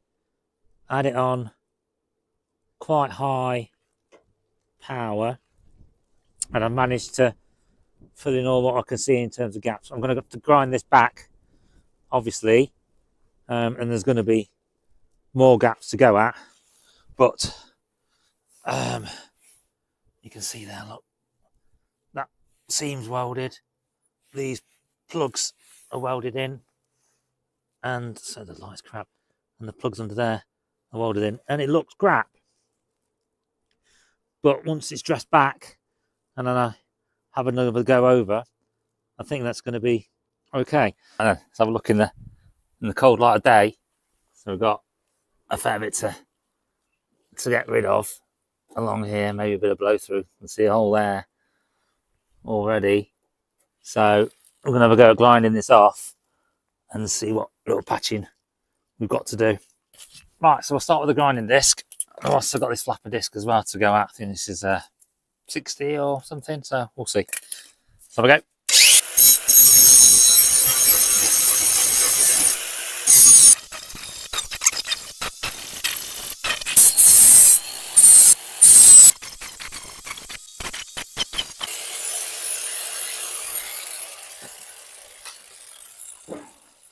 Right then, let's have a look at what we've got, and it is not too pretty. So yeah, so we've got a bit of blow through or burn through here. You can see some of the other marks down here. You can pretty much see the plate. It's like, you know, those things when you buy and you've got like a scissor mark and a dotted line. It's like that all the way around. So you can still see it. The gap was a little bit wide on here, so I did struggle. It's pretty good there. That pull rod's okay. I think I just put some more on those two. Still see that joint there. It's gone okay up that line, hasn't it, where I joined it together. And it's a bit messy in there. And those ones are pretty good.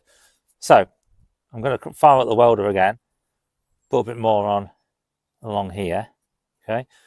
I'm very mindful still of blowing through, because this is quite thin up here. And then dress it back up and fill it. That's the plan. It'll look better with the welds on. Oh my God. Let's get the welder out. Give it another go. We're getting there, aren't we?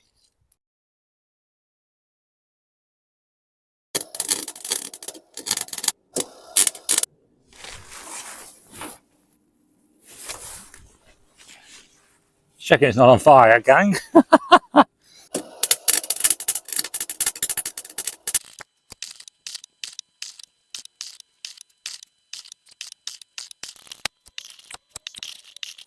Right, so we've re-stitched it. This is as far as it's going, team, because I'm struggling now. Blow through there, here, here, there. So I need to fill that bit in. There's a major blow through in here, so I have to fill that back in. Got so much weld on here to take off as well. Hope it's going to be still covered when I grind it away. But yeah, a bit more stitching. I'm going to put it down to low power and try to just these corners. Oh crikey. This is not looking good, gang. Just keep blowing holes, bigger holes. We found some weak spots on here, haven't we? Okay, let's keep building it up and see what we get to.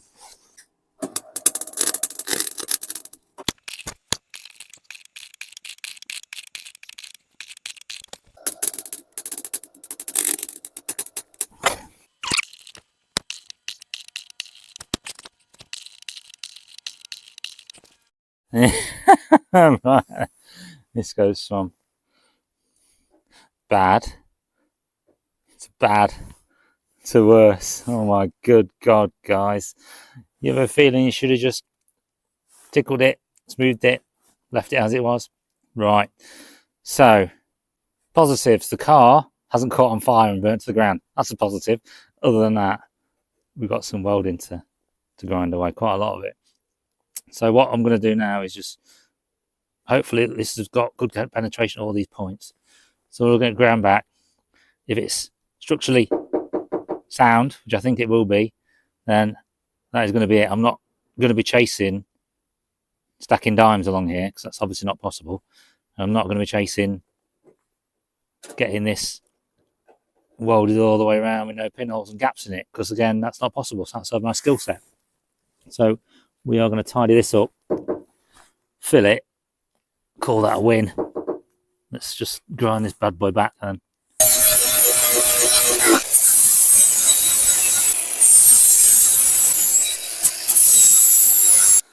Right, so my bloody grinder's just run out of battery, hasn't it? Ooh, gotta get a second battery. So that's actually come out okay down here. It's a little bit sunk in there, so I'm not going to chase that, because I'll just burn through that bit. It's not beautiful, but it looks like I've got some penetration along here. Still got to go around this corner. Now this bit, this hole. So I'm very concerned that this piece of metal here is very thin behind, and I don't want to be heading up here. So I'm just going to try and blob a little bit more metal inside that hole, pointing down to sit on the metal I've already beaded in, because this is where it blew through earlier. And if I can just get that to in there, you know, stick in, then that'll do for me on that. Still got the rest to grind back, but we're getting back to something that's can be filled, aren't we? Well, I keep forgetting to press the record button today. Not doing very well. So there's another blob of material put in there. It just kept blowing through and kept blowing through. So all I've kind of done is built the molten pool up from the bottom where it's thicker on the plate, and then kind of layered the molten metal on top of each other. And just keep building it up, trying not to weld on straight onto the car body work, because it's just so thin, it's just burning straight through. You put the straight edge on here. You see this is shrunken in here. It's shrunken in quite a bit. It was quite nice and profiled when I put it together before I welded it, but shrunk in. So that's not a bad thing, because The filler will cover this nasty enough. This is not sticking out the other way. So, but go on as you get around the corner at bottom. That's really good. Right, you can see that now. You see where I've had to. You see the line there. I think at the top of the plate. I think it's the plate around here. And see all that there? I've had to backfill where it's all blown in. And I am now stopping at that. So I'll put some red oxide primer on this. I put some rust treatment on the inside as well. So that's why that's leaking out. Just circle this bit off. Alright, spray a bit of protection on.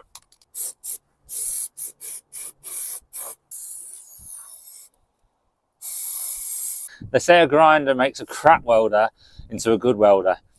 I'm not so sure about that, but it's good enough, and it's good enough to fill. So now we're going to use the filler to hide all of this awfulness. Got some normal Isopon body filler, so we're going to use the majority of that. Not got a massive amount in there. I don't think I need a massive amount anyway. Don't put too much on. The more you put on, the more you've got to get off. Drives in hard work, so we'll go with that. And I've got this glaze filler, so it's a bit finer. Now this is for plastics, but I've used it before. It's fine, so that should hopefully get a bit of a better overall finish. I've also got filler primer as well for at the end. So the key here is preparation, preparation, preparation. So if you scrimp on this bit, you rush this bit, and you try to overlook little bit imperfections, they'll really show up when you start putting your top coat and your clear on. So trying to get this bit good now will save a lot of heartache and looking back with regret later. So let's get some filler on it, yeah? Oh, it's a bit windy again today. It's either windy or raining around here at the moment. But it's warming up slowly, so that's not too bad. All right. So, remember, size of a pea is the size of a golf ball.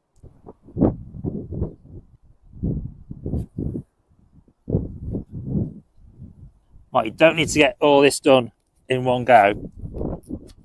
Get a bit on. If there's some gaps in it, don't worry. Come back to that. Got plenty of time, haven't we? Don't think we needed much there. It's pretty good. Right, into this corner here. So I'm just going to switch my card around on this bit and drag it around, because I've got high points top and bottom. Use those to guide it, like that. Some smooth bits to do. Oh, it's windy again. I'm just going to bosh a bit in there like that. I'm covered in it.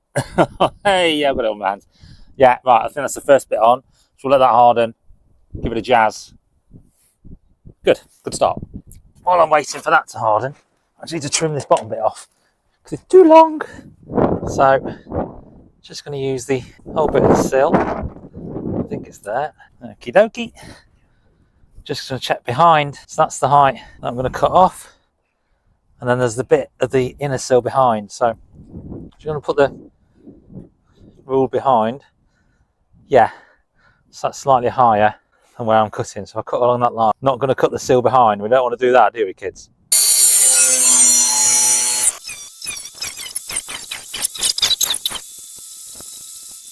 Right, there's a little notch in the original, so I put that notch back in. And then just want to go around this corner, tidy this corner up a little bit, put the flapper disc back on for that. I've not used flapper disc before. I normally would have just ground all this off, but these are really good. You have to buy a few because you get through a few, but I think it's a lot more forgiving in terms of the heat that goes in than a grinding wheel. So it seems to take off more material as well, so it's really good. Right, there you go. That's all the filler on. So she's starting to take shape, isn't she? Nice and blended there. Inner seam, inner sill is underneath there. The little notch that makes it look original. So we've got to take that back off, but that's okay. Looking good. Got some Hammerite to put on under that bit and round in here as well. This will have top coat on it.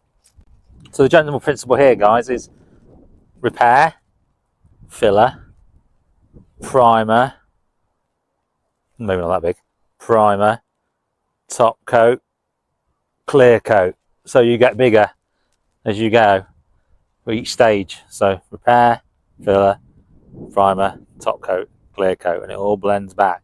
If you just put some masking tape on and just prime, top coat and clear coat that bit, you're just going to have a square in the corner. You'll see it night and day. So grow small, and then you can blend it all back. I need to get some thinners on here and take all this red off and clean all this up. This is some the Dynax stuff that's overspray, so clean all that up. But yeah, this will all be, it's going to be okay, I think, blend in there and then clear coat. So when you're sanding something like this, what we want to do is not use our hands, because what your hands do is create pressure points and it all ends up uneven. So you want to get yourself something that's quite flat. This is just an Amazon special, so you can just go across and try to get the profile. Now I've gone on with 240 grit, so you can go a more coarse grit, but the coarser the grit, the more scratches you put in it. The more scratches you put in it, the more you've got to refill and sand and cover up those scratches for the next stages. Yeah. Now if I dig in there like that to try and get that bit out, because I'm coming through some metal work there, that's just going to sit underneath. So if I end up hitting metal work there, and I've still got this bit uneven, there's no point tackling it. What you want to do is put some more filler on, because your filler's not high enough. So I've got quite a bit here. I can see the edges. I need to feather that in. So it's looking like at the bottom. You also check for your straight edge between the two. Yeah, I mean, I can't go any further in there, so I need some more filler down here.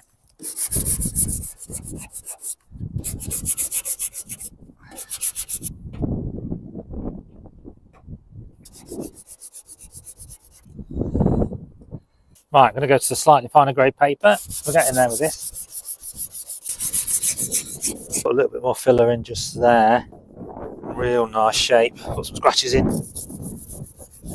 Down here, try to take those out. Gradually take them out. There's a slight dent here, not going to bother about. It's fine. Right, so I've had some high fill primer on here, and I've gone over that with some wet and dry to really get nice and smooth and a nice shape. So now I can feel and see when I need to put some more filler on. I'll mix this smooth filler. So this is the case of less is more, guys. So the more I put on, the more I've got to sand off. The more I've got to sand off, the more I've got a chance of screwing up what I've already done. So I'm just going to try and smooth it into this bit a little bit here where there's a slight dip. Okay.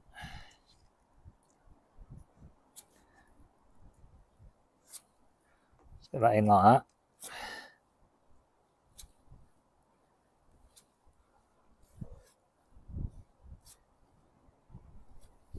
Right, and I found this straight edge to be really useful. You saw me earlier scraping up, so gently bring that around and then up.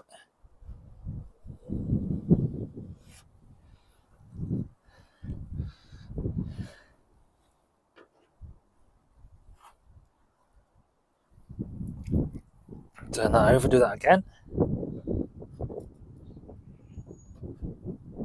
Do it from here, can't we?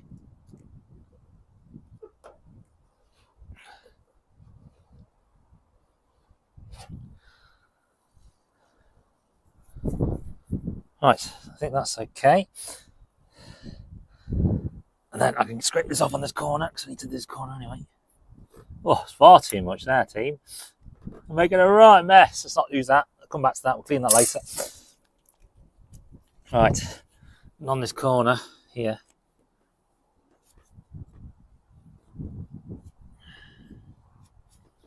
Right, that's gone off now. So, yeah, we'll let that dry. Give it a good go. I think I might need to put some more here. Potentially a bit more, but that's okay. Slow and steady wins the race, doesn't it? Seriously, the weather. Jesus. I just came out to do some sanding. It was dry. Started piddling it down. Now the sun's out. So, yeah, April showers are with us already, it would seem. Plenty of overspray to deal with, but that'll be alright. Get the alcohol on that, I'll put it straight off. Right, we're in the final throes now, guys. This bit of wet and dry on here. Just trying to get some of this unevenness in the primer off. I'm trying to be careful around these corners because this is where I'm going to blend it, don't forget. So we can't go too far up here. So, well, there's a few issues to deal with here, guys. So there's a few lines in here in this bit. I don't want to chase that inwards, so I have to put some more filler on that bit. And then there's a slight mark at this edge here. So I think what I'm going to do is just tidy this up and then put some grey primer on it to blend it, so I can maybe see the imperfections easier.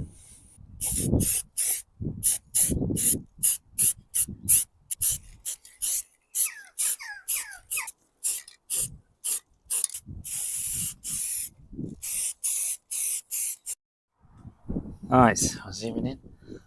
It's hard to see with the sun on it, but that's what we've got, guys. So if you look, I'm sure you can see, but like there, some marks on it when it rained the other day when I was doing the primer there. So a few more coats of primer, I think, and some smoothing down, and I'll be heading towards top coat.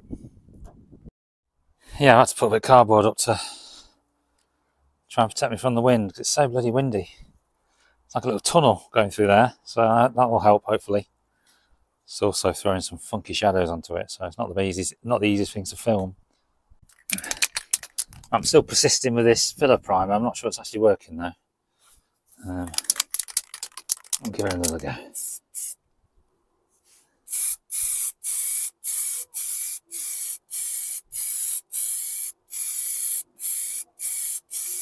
Don't run. Don't run. Don't run. Don't run. It's like a bit of running there. A small amount.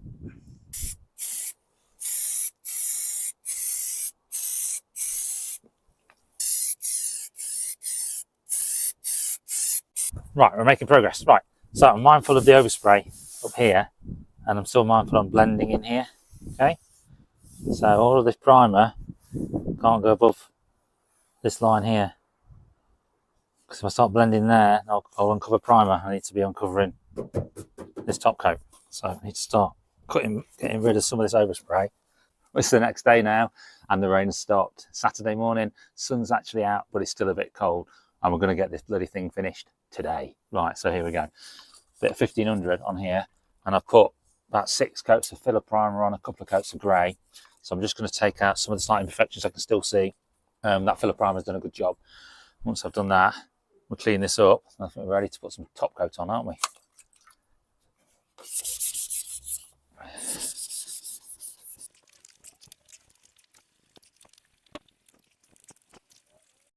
Right, I'm happy now. I'm happy with this is all done under here. So what I'm going to do now is put a final coat of grey on it. Then I've got to prepare the blend area, haven't I? So I need to take all this back off.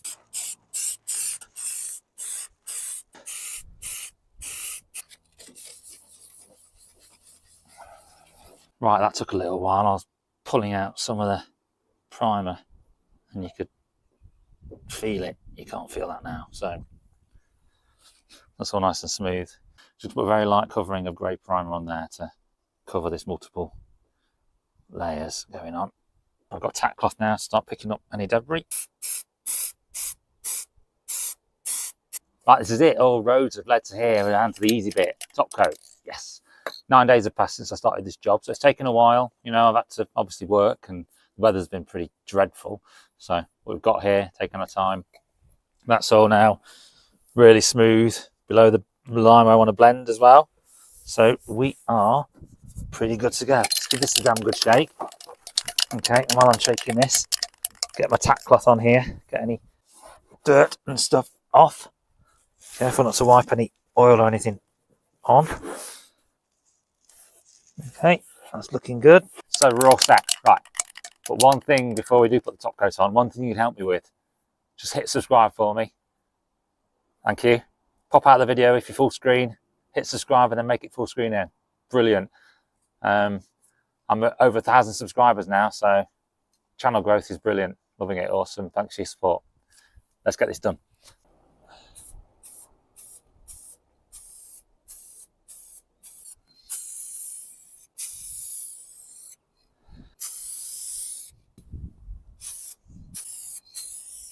So let that dry.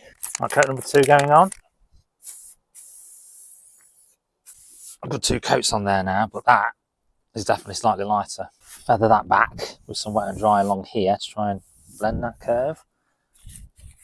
What have I got? Some 3000. Colour is not right.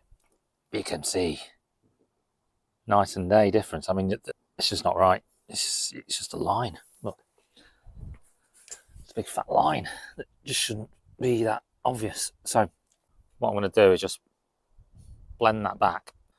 Order some more paint similar to the one I used on the front corner. That was slightly darker, the one on the front corner, but was a lot better match. But this is just a lot too light. So definitely the right colour. I took the can from that code from that can that I used on the front to use here, but it's just too light. So spray that just so it blends into the back end there, and then I'll leave it as it is for now. I'm not going to lacquer it or anything at this point. I'll buy the paint, then we'll come back, we'll go over it again, and then we'll do the lacquer. But that'll be good enough to get through the MOT. Yeah. Right, 3rd coat's gone on. I mean, the finish, the quality of the workmanship here, even if I do say so myself, is pretty damn awesome. Yeah. It's just the colour match just won't do for me, so I'll order some more paint. But in terms of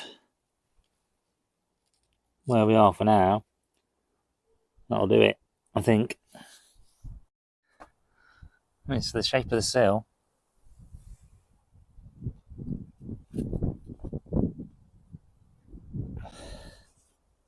Trying to catch the light for you. It's pretty good, isn't it? That dent was there previously. That's my work there. So yeah, the sill's really good. A slight mark there. I'll probably just deal with when I get my new paint.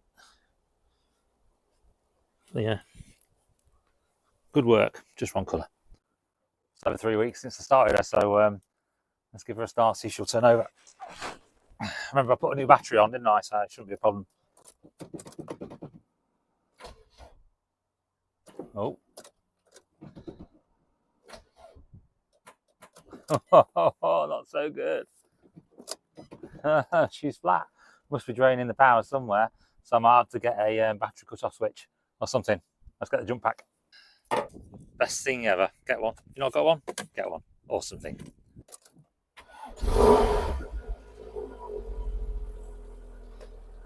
Right, first a simple job. Windscreen wipers. These ones are a little bit connected, so how do these come off? Right, okay. So for these ones, they've just got the bar that bends over, so you open them up like that and then push down and just slide out, and then just do that straight off. My God, man.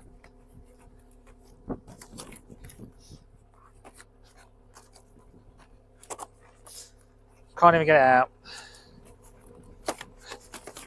Gotcha. Yeah, the ones I ordered are a bit more complicated. Alright, so that's gonna slide in there, slide up, I think. Oh, the hell's going on? Right, okay, slid it up, and we're in. And there's this cover to put on. Okay, that's gonna hook under there.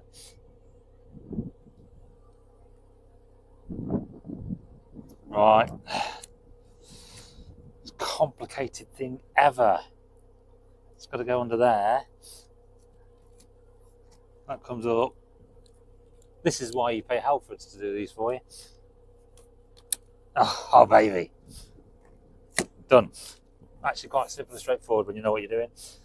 Which took a while. Just push it down. Comes like that, around the side. These ones are aero, so it's going to save me loads of fuel and give me loads more speed and power. This little cover that slides off. Right, okay, that's all blowing away. Fantastic news. Go through there. Actually, they're really easy. Let's give those a try.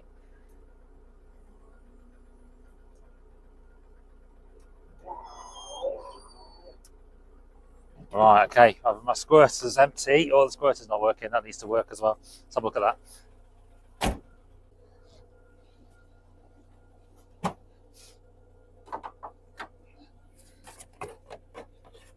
Oh no.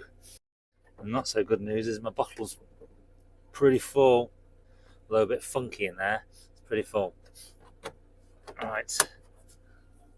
Oh no. Recall I did change the bonnet on this, so I had all the pipes off, so let's hope it just needs a bit of time. Well, the pump's running. I'm not getting anything through. Come on, baby. I wasn't expecting this to be a problem. Is not having a squirter a failure? No. Crikey, O'Reilly. Dude. Right, take it off there. See if it will squirt it out of here. Watch that for me. See if anything comes out. Oh, baby. Right, yeah, the pump's working. Fantastic. Something else is blocked. So that plugs in now and goes along here to this T-junction and then to these two. Process of elimination here, guys. Let's unplug that one. Oh, seriously. Right, that's open. Right. Let's plug that back on there. Water out of this one this time. Okay. Watch that one.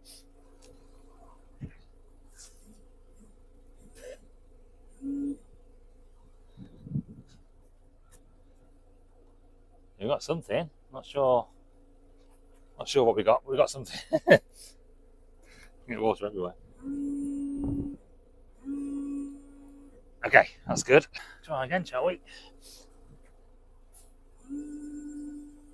What is going on, team? Right, I've still got this gunk out of these jets, so that's all cleaned out, and I've just blown them through with compressed air, so they're now unblocked. And if you look at that water, I squirted that earlier. It's got loads of gunk in it as well, so they obviously blocked the jets.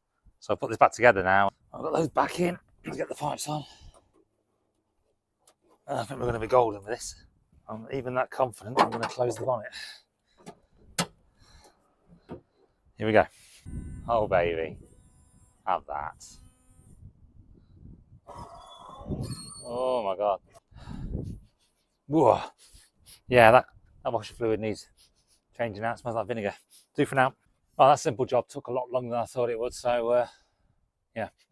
Right. Next thing, battery not held down. So there's a hold down bracket at the back here, and there's a nut on that. As I tighten that nut, the captive nut underneath has obviously come away, so it won't tighten and it won't hold down. So we've got to sort that out. Try and prop that up. Oh, there we are. Oh, that is a bit of a tidy that up and put some paint on that. Right, so there's the hole. The plan with this one is it's not arrived yet, but I've ordered a Rivnut gun. So you have to put a captive nut back into there. So once that arrives, we'll get that done. Let's give that a bit of a clean. That'll do for my money. Cool. Right, the next job. So if you remember when I did the headlight video, I also put some LED lights in here. They're not legal in the UK, so I've got to take those back out. So I'll do that now. Got the old ones to put back in, but you'll also notice this here. Look, see the wires? Wires are still connected. But I lost the sheathing of the wires, so it just gets really brittle, just due to the heat on the bulb going in here into this connector. So I've got some new connectors to put on, so there's so much wire I can get to, so I need to clip that, connect the new connector, without the whole thing falling apart. So let's give that a go. First things first, get these bulbs out. So I did check the bulbs. Had a good look at the light profile. Did one at a time.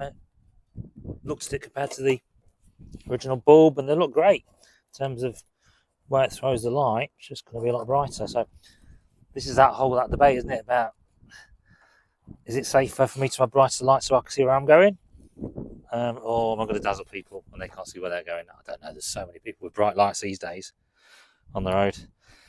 I don't know. People say that the lens isn't built for it, but I couldn't see any difference. So, but for the MOT, we're changing it because I don't want to fail on bulbs. It's just a pain in the ass to get off, and painful as well.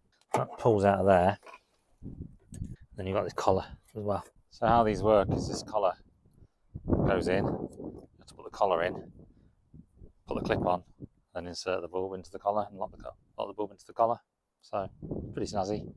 Noisy actually when they're running. You can hear the fan going around. So we'll make a decision about putting those back in or not.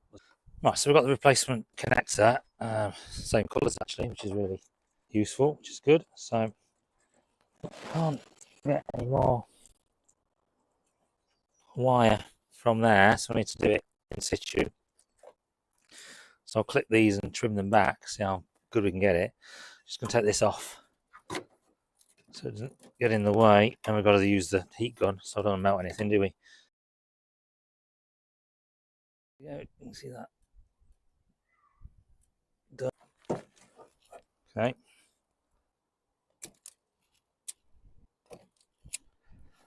Okay, right.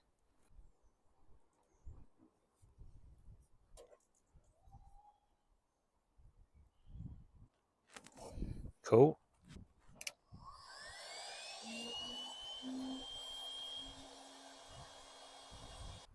Well, that's the wiring done, so I just need to pop the bulb back in now. Try not to touch the glass piece. It's a lot easier putting this back in than it is dealing with the, what do you call it, LED ones. All right, cool, yeah. Need to plug this thing back in. There's a lot of wires. Some kind of ABS module, I'm assuming, or something. And then, crikey. But you had a bit of a tumble there, guys. You all right? You okay? Good. Right. Just doing this ABS connector here. A bit tricky on the look of it. Oh, there we are. Okay, that's gone in. Bulb's done. We need to try those once the battery's back in. Right, my Rivnut tools arrived, and I've put a bit of paint on this clamp. So, colour coded, although as we saw when we painted the sill, not exactly the right colour. We're close enough. So now I need to choose the size of bolt that's going to go in this. Oh, that's an 8. And then will that fit through the hole? It will not fit through the hole, so that's got one size smaller. Right, M6. It will fit through the hole. Cool. So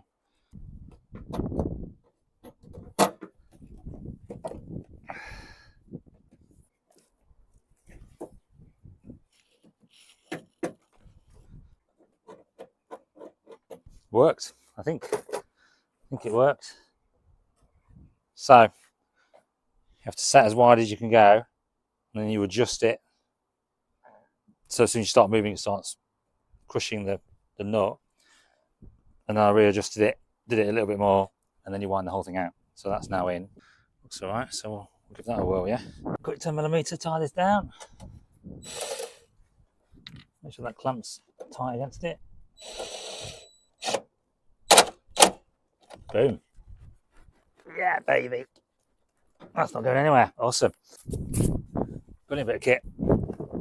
Oh, I've got the alarm light on, so that's a good sign. Superb. Do I have lights? Can you see lights? What do you think? Yeah, we've got lights back. Right. Full beam. Yeah, got full beam. Indicators. Hazards. Yeah, cool. If you remember one of my first videos, I took this underplate off. This, I'm not sure what it is. Took this chassis plate off so I could get the brake lines in and the clutch lines because they run down I think through one of these gaps here. So that's had a good clean up, coat of paint, and we're going to just wash that back on now. Last job for the evening, I think. I'm not sure which way's front and which way's back. Yeah, just like that. Okay, all right. Scratch all the paint off. Get a couple of these in loosely. Apologies, you can't see a great deal. It's getting a bit dark out here. So we'll do what we can, shan't we? Right, just make sure we're not catching any cables or anything or wires. I'm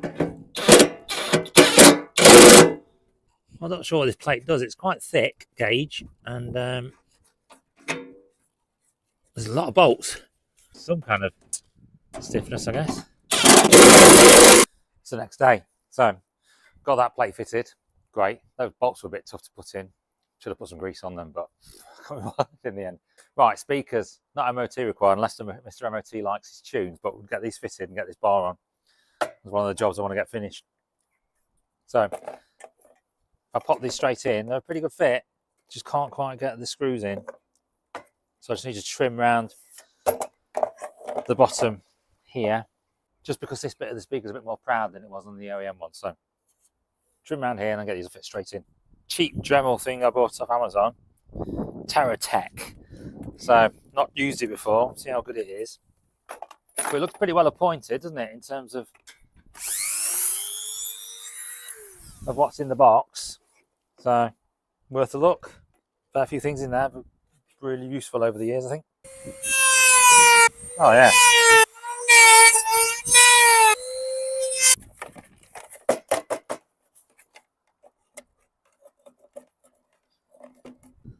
Oh, it's not the neatest, but go on.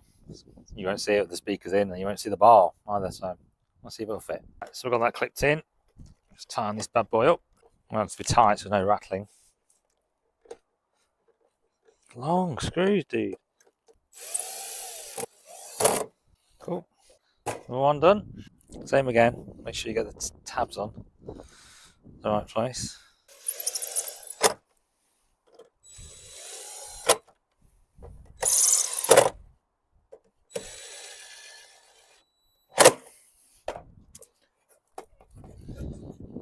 Right, okay, just want to check this doesn't rattle. And then there's that rivet there is obviously broken, so need to replace that. So we'll get the drill and drill that out. Oh, yeah, do for my money. Cool. Right, we're in. So if you recall from one of my earlier videos when I did the interior cleanup and detailing, I was debating on whether to get rid of the roll hoops. So they've gone, decided to get rid of them. Not gone yet, they're in the garage, but I'm going to put those on Facebook. And to do that, I need to get myself another T-bar without the holes in it. So I had a look around, and then this cropped up on Facebook Marketplace for a pack for £10 actually. So nice and cheap. A guy called Richard, and he was dropping off my father-in-law's house because he was down in Kidderminster where my father-in-law lives. And he'd been watching my channel, and I think he'd... by the time he arrived, he gave it to my father-in-law for nothing. So it was only £10, but go on, these things add up, don't they? So thanks, Richard. This will help. So it needs a bit of a clean up. Let's get that done and get this in. You can see someone's marked up the holes for roll hoops, but obviously decided against it. So we'll get some alcohol and get that off. Get it cleaned up. Beautiful, coming straight off. Ish. Another go on that in a minute, that'll come off. It's got a couple of little marks in it. Well, I think someone's had maybe a wind deflector, but that's okay. Right, so I've got this tyre shining dressing. Works well on tyres, but it works well on other kinds of plastics and rubbers as well. So wash a bit of this bad boy on. It brings up a bit of shine. Right.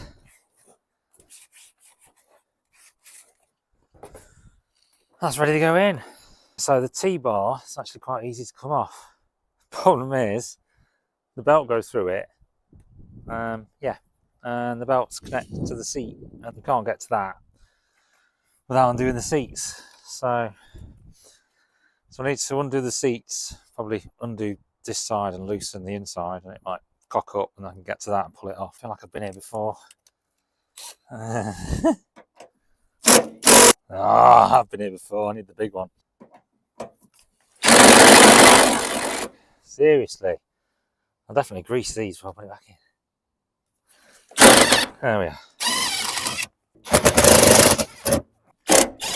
And then this one is on a socket.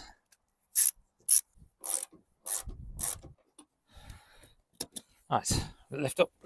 Yeah, baby.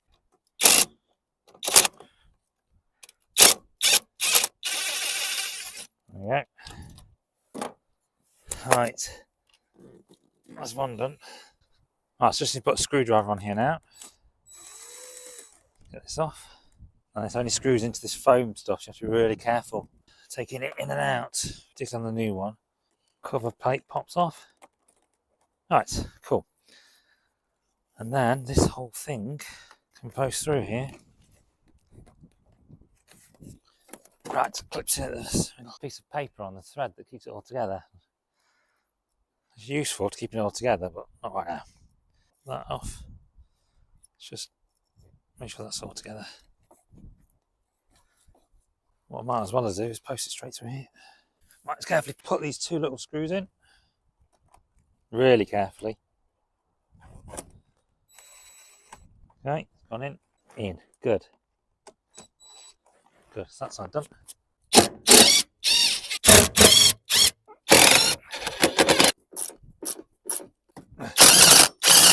So over here, baby, got the old one, so we can pull this out now, can't we? Cool, that's out. So I've got these clips in the back of these, and they go into these here. And what happens is they're not the best. That's slightly broken. This one in the middle's totally broken. That bit of plastic has come out of the housing, so I need to take that off there. And this one's okay. I think this side. So I need to somehow get these clips onto the new one. Right, and I've got these metal brackets from the roll hoop that's got to come out. Cross tight fit. That nut stays for the speaker bar. Right, and there's one this side as well. That's going to come out. Sound dead in the material. Getting in the way. There we are. Right. Right, so those two are out. I can go with the other bits to sell on. And this just comes in here. And then where's the cable? Well, there's the cable. So clip the cable in. Clip that in. Let's just see if this works. Need to be careful of copyright here, guys. YouTube will go bonkers with me. Ooh, bit of white noise. That's exactly what we need.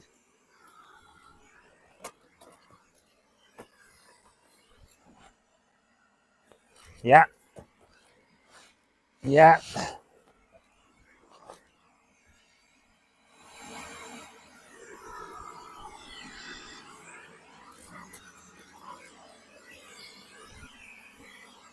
Yes, come on. Right, that one done. Right, spot on. Right, then we've got these clips to do. Not sure how the hell I'm going to get that one out. Oop, flying. Let's get a screwdriver on that. Ow, I stabbed myself in the finger, that's clever. Ow. Right, so we've got these three then.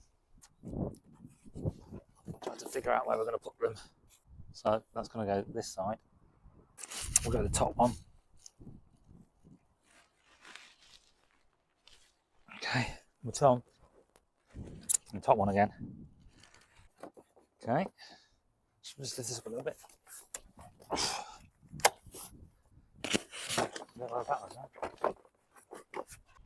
Under the hard top mount,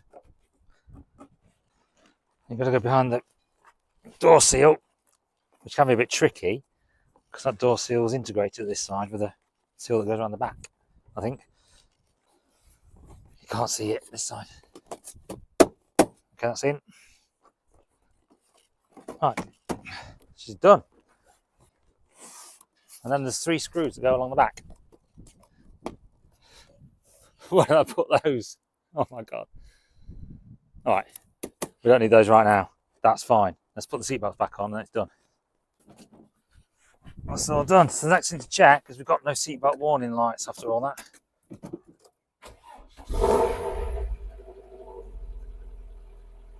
Yes! Right, I'm running out of things to do now. I think we're done. Ish. So this is the MOT checklist. Just going to go down this now.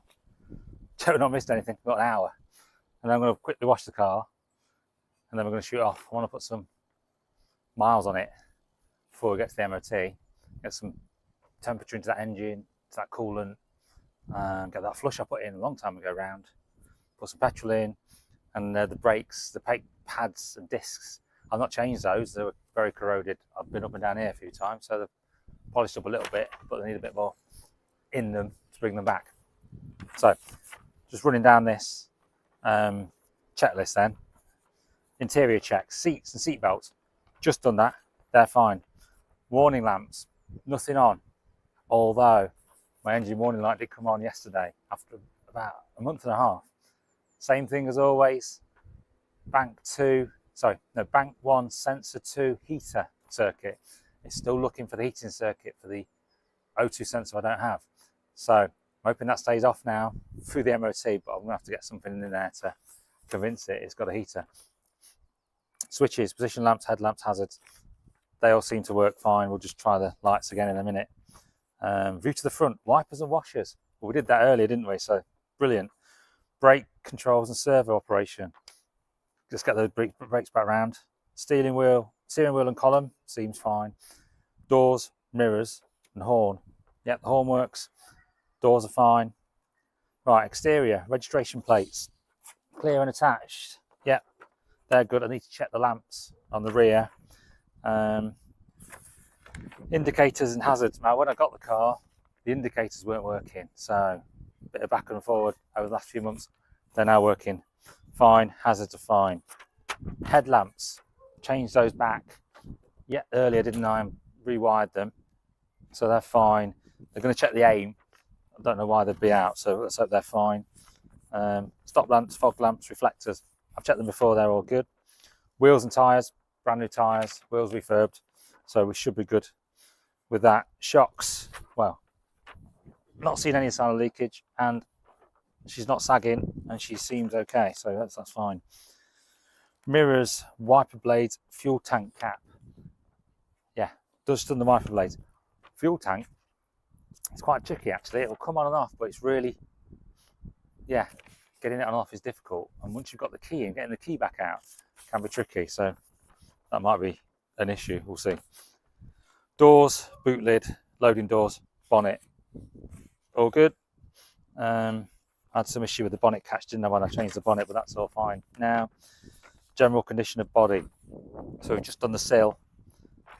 That should bring me back around on that one. Under bonnet checks. So vehicle structure, braking structure. We've done the pipe work on the brakes, haven't we? So that should be fine. Exhaust system, fuel system. Looks okay, runs okay.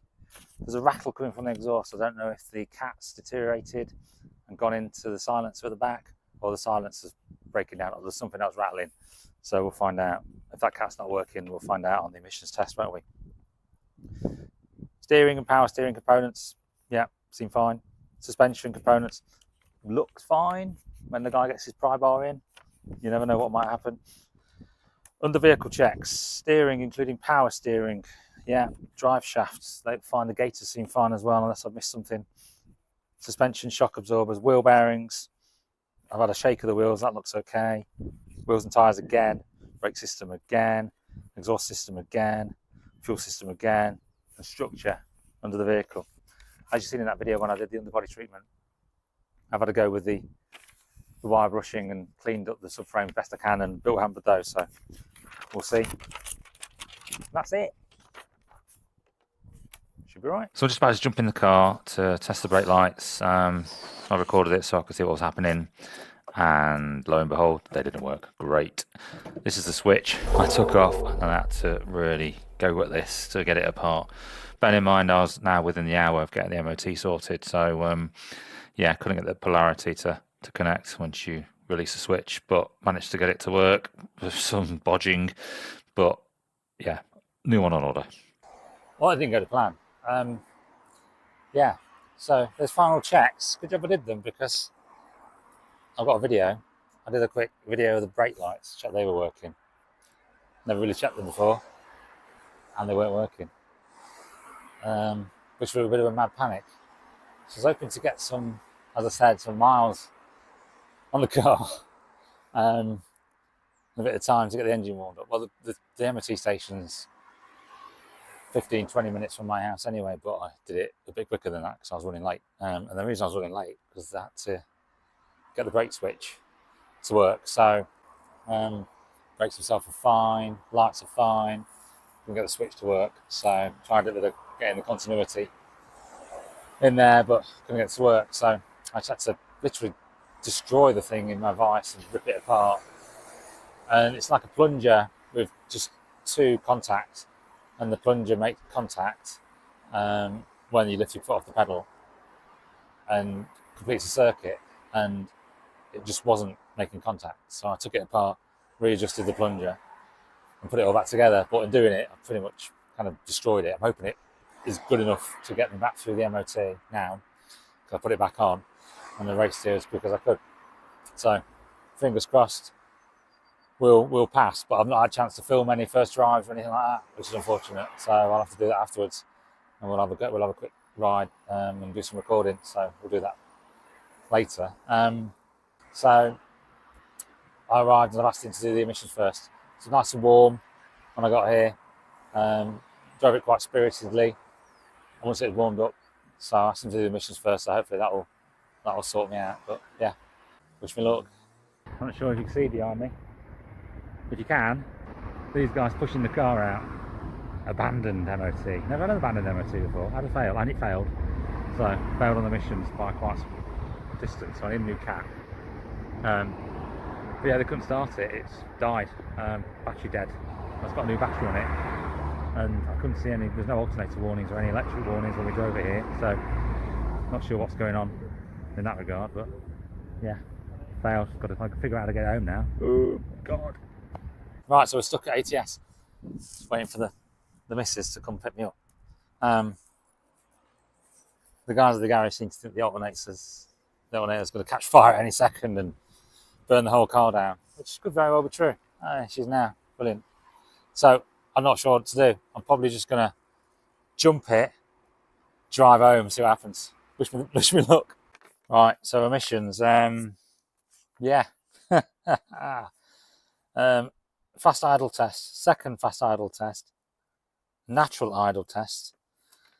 The target varies really from 0.3% to 0.5%, and I'm over 1 in all cases. So yeah, miles off. Looks like I need a new cat, doesn't it? So we'll get one of those sorted, get one of those fitted.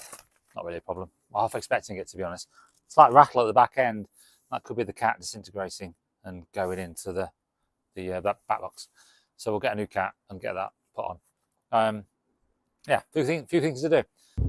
Right, I just jumped the car and I put the multimeter on, and I'm getting 12.5. It was about 12.8 when we started. It's slowly going down. That's not a good sign, is it? So what I'm going to do now is just rev it to 2000 RPM, and it should go up, I think. Let's try that.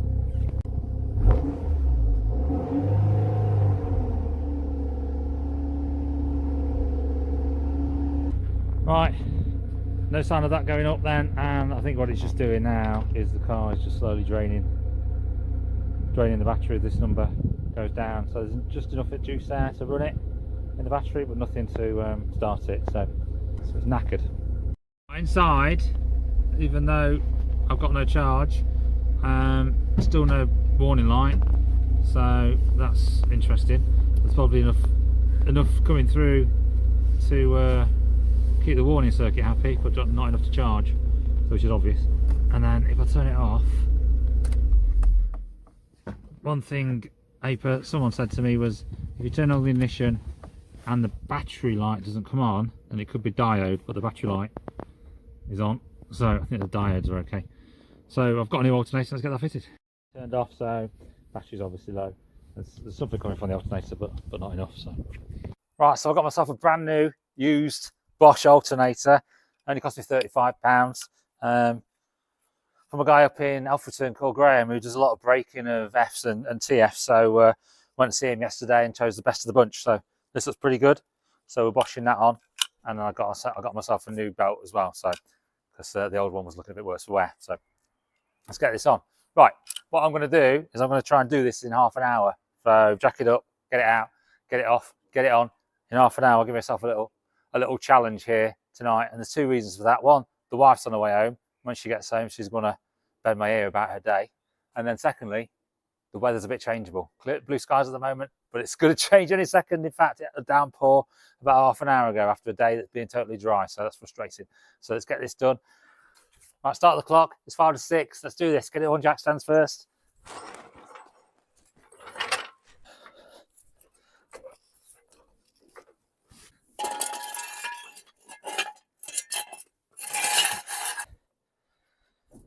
Right, she's up. Wheel off now. Right, that's off. Drop that under there for some extra protection. Little plastic cover off under here. It's got to come off. A couple of clips are broken, so they're cable tied in place. That's actually quite easy. And then one screw down the bottom. I do note that when I did the cam belt, you have to take the alternator belt off. That getting access to those is quite difficult, so I might have to take the bloody pulley off again. Yeah, that's not great, is it? Oh. Right, that's off. Right, then we need to get the engine cover off, don't we? Right.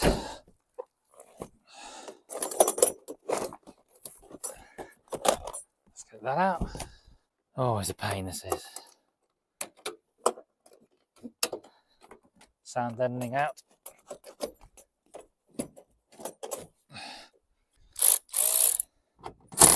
Those these 10mm to go around the outside.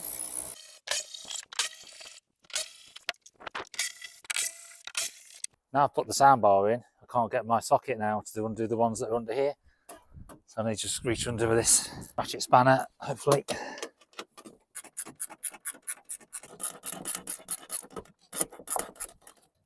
Can't get it in. Let's go manual. Set forever. Right. Oh my god, what's happened to that? Oh, serious? No way, dude. Oh no, the ratchet stand's stuck on. That is a disaster. Oh, the pins come out. Right, push that side. So we'll ignore those three on the we're putting it back together. Got it. Right. Let's get this out. Just lifts off. It's very tight though, still very tight. Even without the roll hoops, I thought it might be easier. Great. Right, then there's a 10mm on top of the heat shield. That might be an 8. More like a 9 actually. It's more like a 9.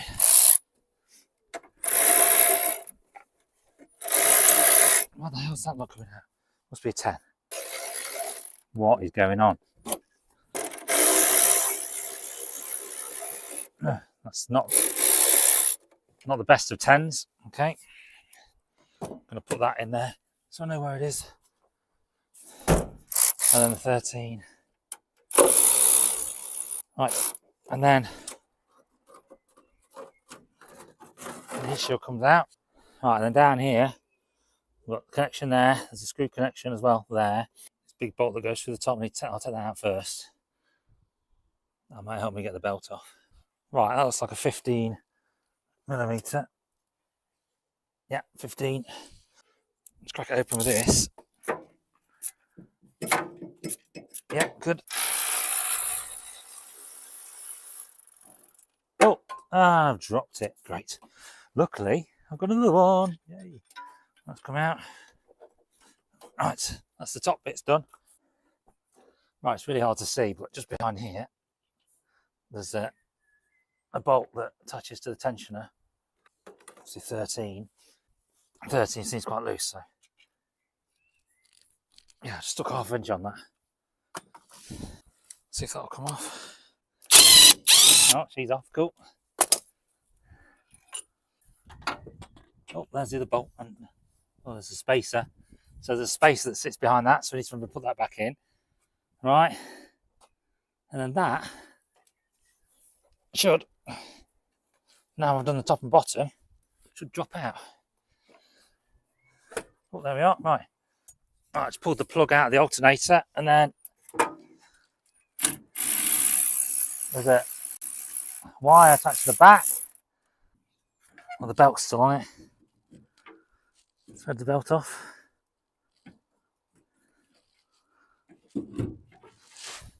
So I did the wire on the back here. Thread the belt off, and then this should lift straight out. Don't drop it. Right, she's out. She looks pretty manky, doesn't she? She's turning around all right. Doesn't smell too bad.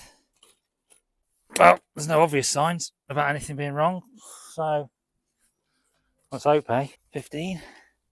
Yeah, that's going to go on there. Look at my longer reach one.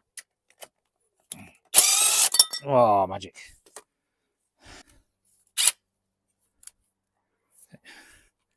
Can't get it out.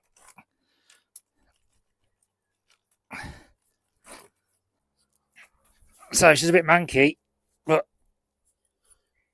looks all right, really. So hopefully, it might be the voltage regulator that's gone, but they're like 20 odd quid anyway. 25 delivered, so I paid 35 for this. So I hope it'll be okay. So she looks a lot cleaner. There's a screw that goes in here that helps you tension it. So I'm just gonna get that. Yeah, the threads don't look too great in there. Should we just try and drive it through?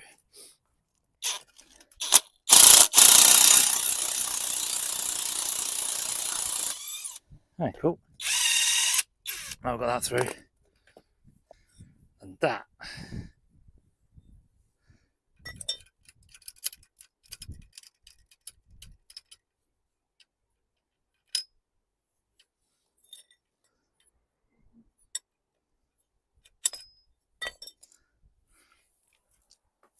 I'm going to have to rewind the video and check how that was on. Right, so I've just checked the video. This goes on like that, okay.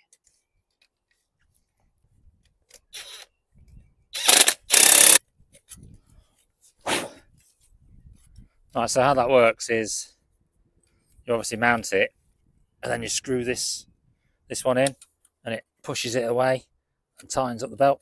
So that's pretty good, isn't it? I know on the MG I'm usually getting like a pry bar in and doing something, so this is pretty cool for me to do that. So let's make sure this is far enough out to get it on, yeah? And the rain is coming, so I've got 5 minutes to achieve my goal of getting this fitted, which is not a lot of time, but maybe just enough. All right, in.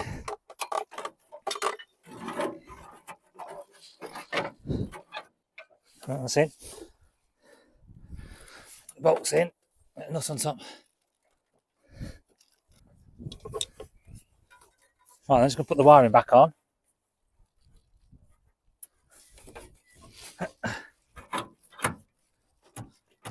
What's going on there? Okay. It's always nervous when you put things back together. It's not the right one, but this is the right one.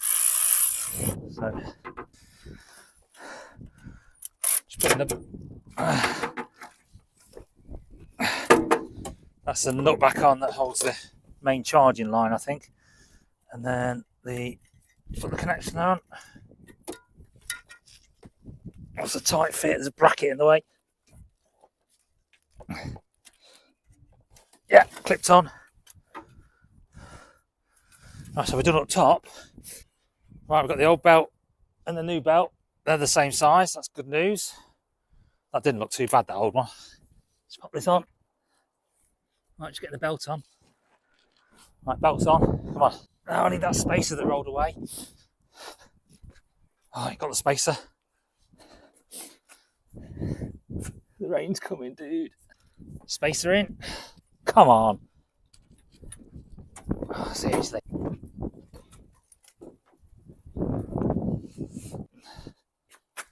Right, just getting the spacer on and the nut on. Oh, I thought bloody spring was coming, gang. Didn't you? Cold and wet and rainy. Horrible. Right, she's in. Now I need to tighten that up. That was a 10mm. Remember? So just going to try and tighten the tensioner bolt up.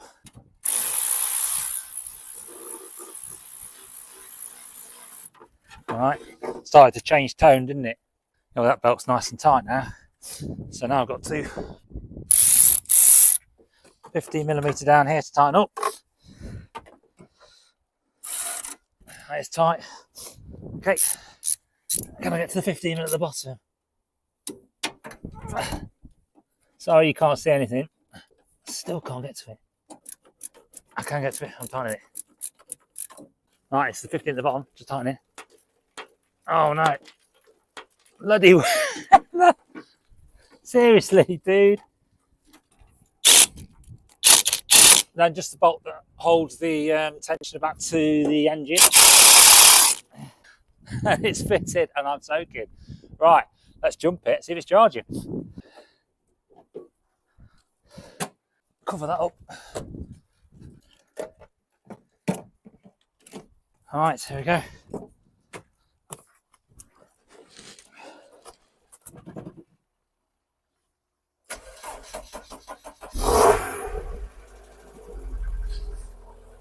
Yes, jumped.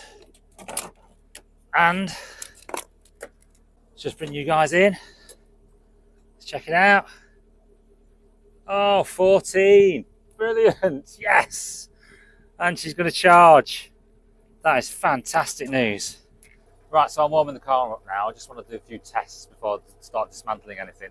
So I'm going to plug the ODB2 sensor in, fire up torque app, and have a look at a few things in there. I also want to check things like exhaust leaks and stuff like that, see if it's pulling any oxygen from somewhere else. But she's ticking over nice, ticking over fine.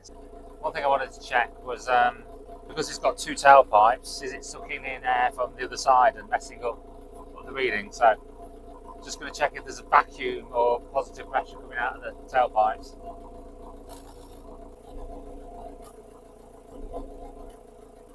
Let's see if it will try and suck this in.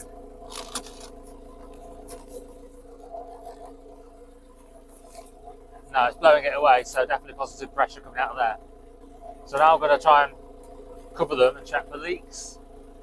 It's a bit more tricky.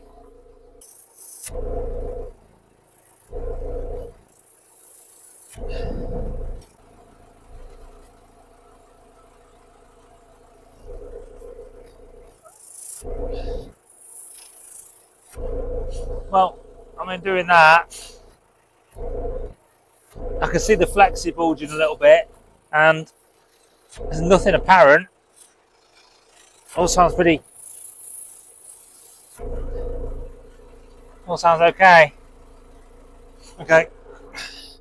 Just going back to the emissions test certificate again. So, just remember, okay, that the only thing it failed on was CO. Lambda's there or thereabouts. Fast idle and second fast idle. Fast idle, it's running slightly lean. Second fast idle, slightly rich, but well within the acceptable limits. Yeah, and lambda means that your fuel air ratio is as expected. I mean, the ideal fuel air ratio is 14.7 parts air, 1 part fuel, and if you get that exact, then lambda equals 1. So it's just off 1. So I'm pretty much there or thereabouts in terms of fuel air ratio coming out the exhaust.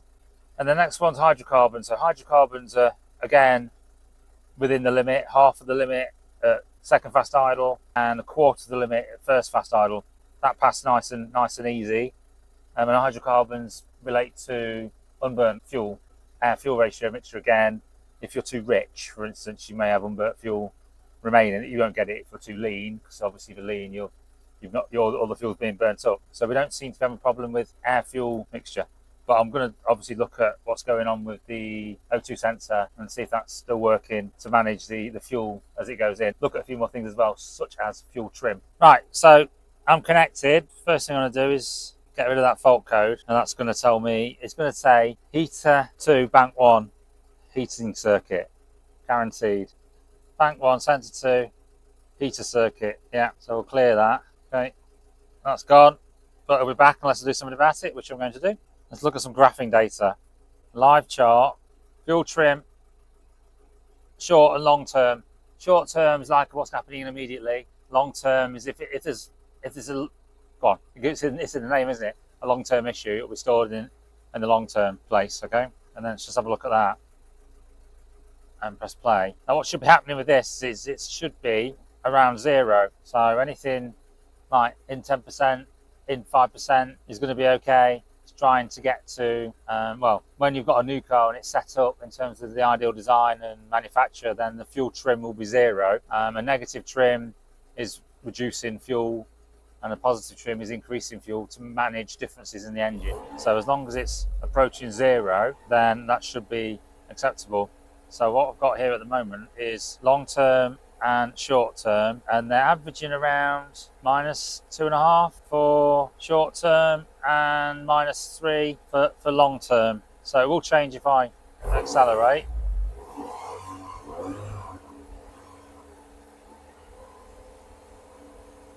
But again, it should be compensating in terms of what the car's thinking. It should be trying to get back to 0. Yeah, it still stayed within that area, within that 10% band. So in terms of fuel trim, it's not trying to overcompensate in terms of making it too lean or too rich. So that's a good result in terms of fuel trim. Air intake temperatures 28 degrees. That's reasonably normal. There's nothing skewed there, so that's fine. Air intake manifold pressure. Not sure what that means. Let's have a quick look at it.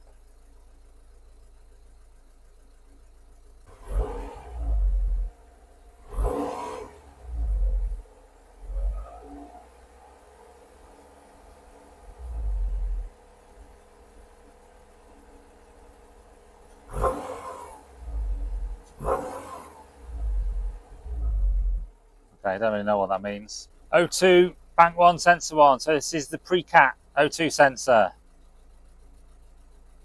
and that should be varying between 0 and something like 0.8 volts as it manages the fuel, the air mixture, lean to rich, and keeps compensating. So it'll change if you accelerate, but it's still oscillating like it should do, so that's still working fine. And that's apparent when you look at the fuel trim as well, because this is what's affecting that fuel trim. And all fuel trim's doing is opening and closing the injectors for longer or shorter periods, but it's using the O2 sensor data to do that. So if you change this or took the O2 sensor off, the fuel trim would start going a bit wibbly wobbly. Vacuum gauge.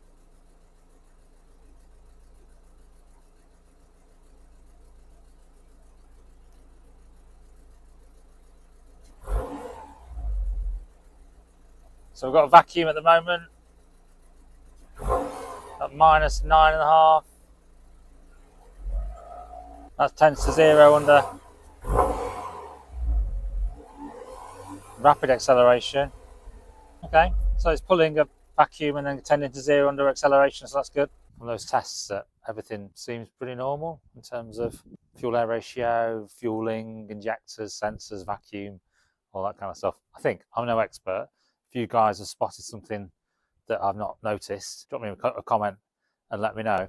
Okay, every comment's really helpful, so thanks. So now we're just going to whip this exhaust off and have a look at the cat then. So she's jacked up and on axle stands. I've had these 3 off before when I did the O2 sensor on the downpipe. Not had those 3 off though, but I have lubed them and they look okay, a little bit crusty, but okay. But I think if I take these 3 off and I take the bracket off, the whole thing and the cat should come out, so then I can do them off the ground. So let's try that.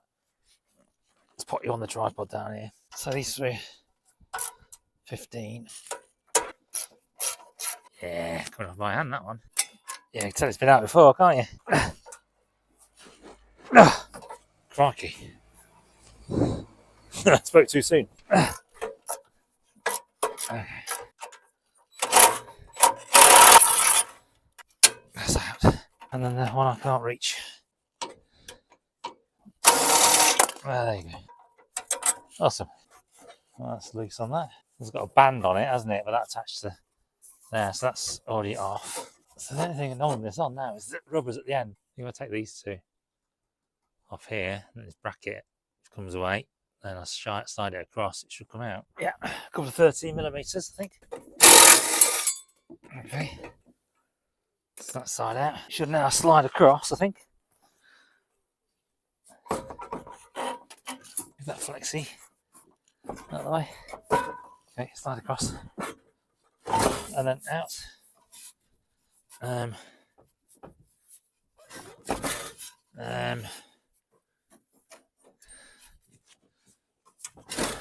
Okay. Oh, yeah, yeah. Right. Don't knacker it, don't drop it. Oh. Okay, right, and then slowly and gently. Right, she's out. She's dirty, but she's in good condition. Pretty cool. A chance to give it a good clean. We put it back together. Something's rattling, isn't it? Yeah, well, let's take the thing apart and have a look. I think I might need the bigger impact.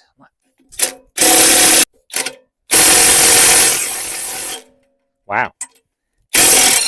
Oh, it's one off. Oh dear. I think I'm struggling to get purchase on this one. Yeah, this side's a bit crustier than that side.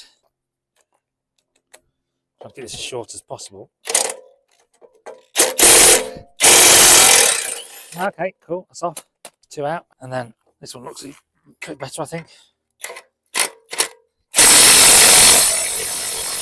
Wow.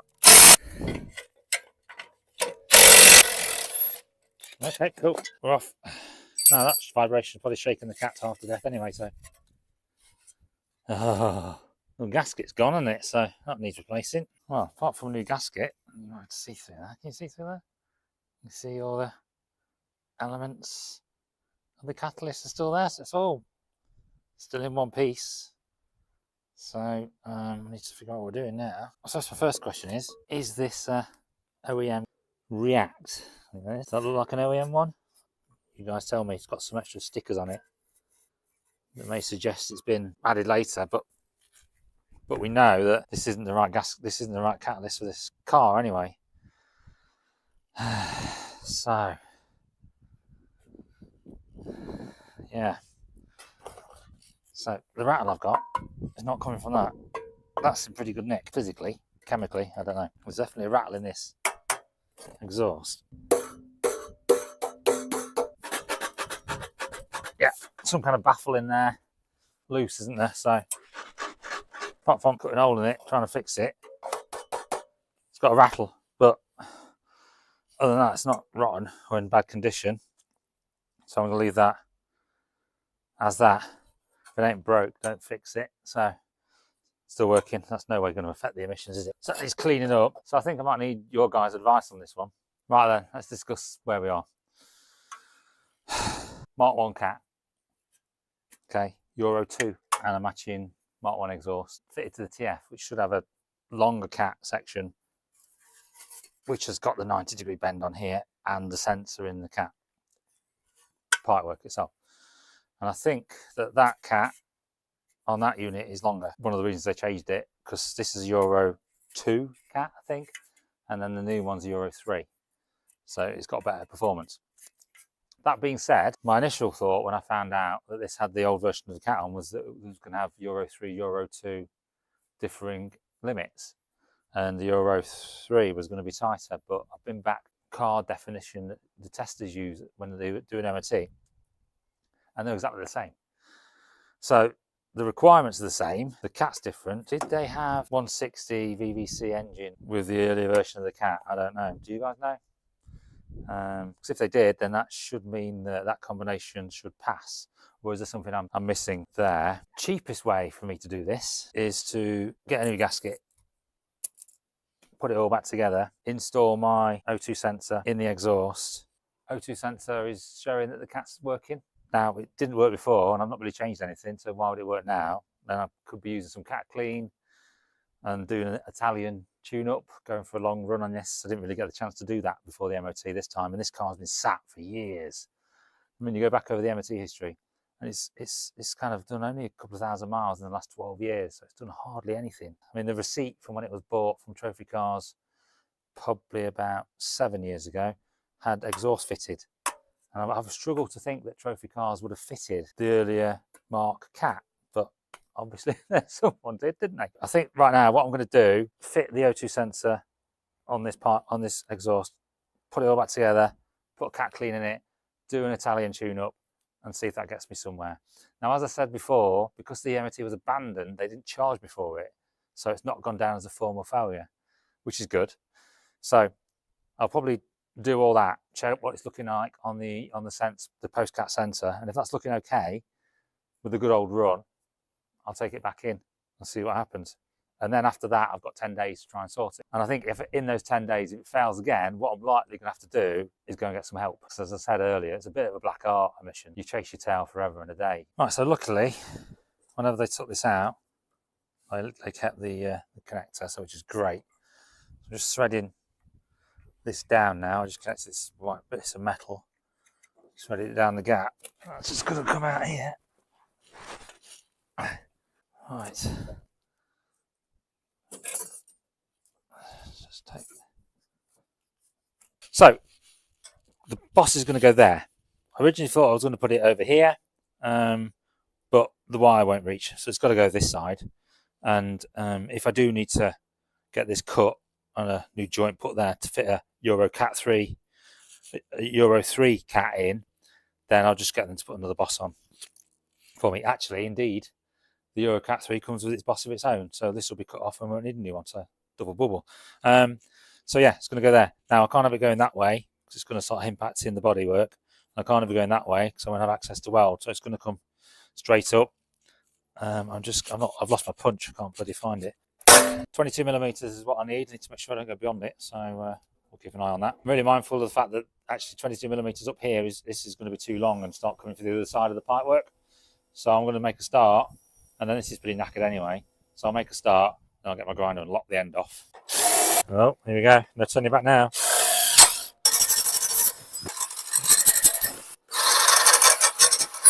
Remember, don't touch the metal. Use your same hands. Ready? Stop. It's gonna. What's this going to see? What it's trying to do? It's trying to turn the. Okay. Try again. Ready? Straight in.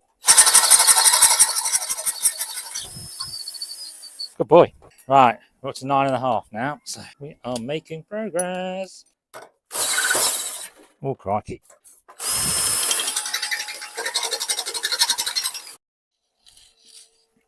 Right, so we're making some solid progress here now, guys. Almost through. Let's just check. That's going nowhere near the other side. So at this stage, just keep checking with a little tap of the mallet. That might be good enough for our money. Right, I'm just going to tidy this up really gently.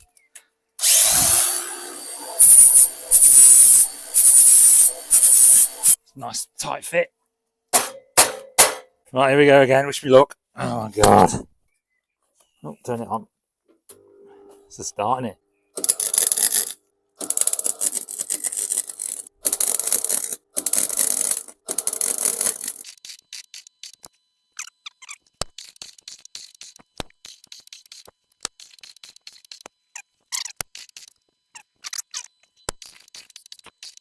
Right, it's not pretty, but it's functional.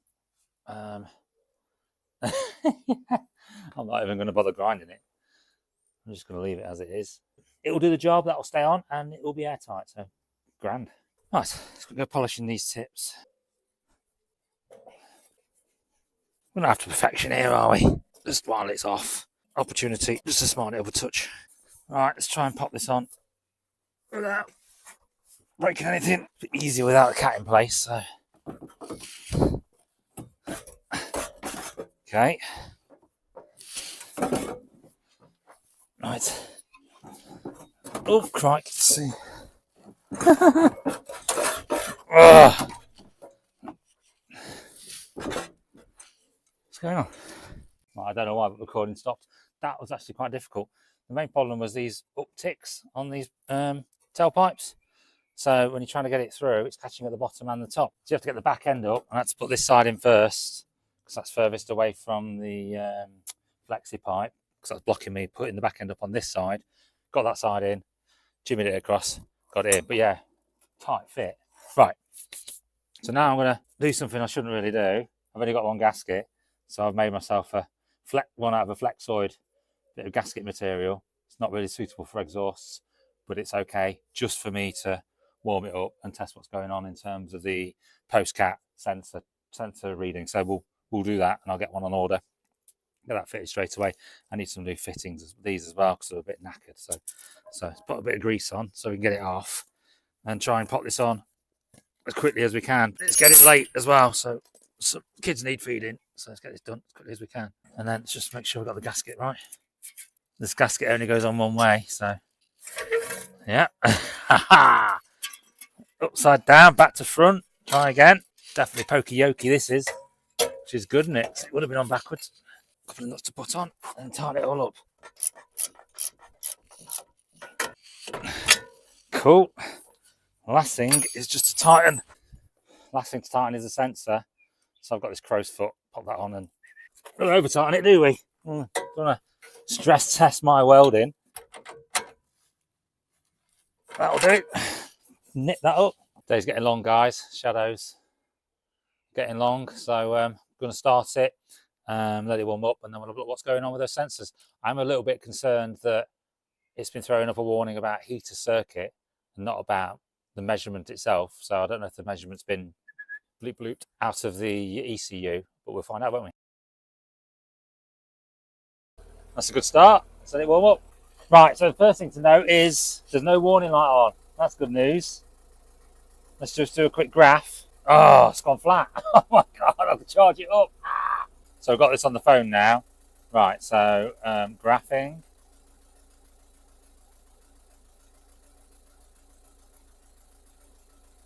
Okay. Okay. Right, let's find out.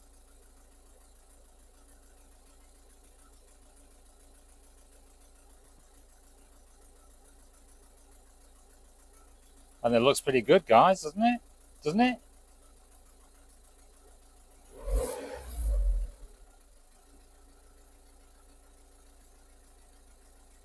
So we can see the red line oscillating as it should. And then the green line is a lot flatter. I think that's how it should look. And you accelerate.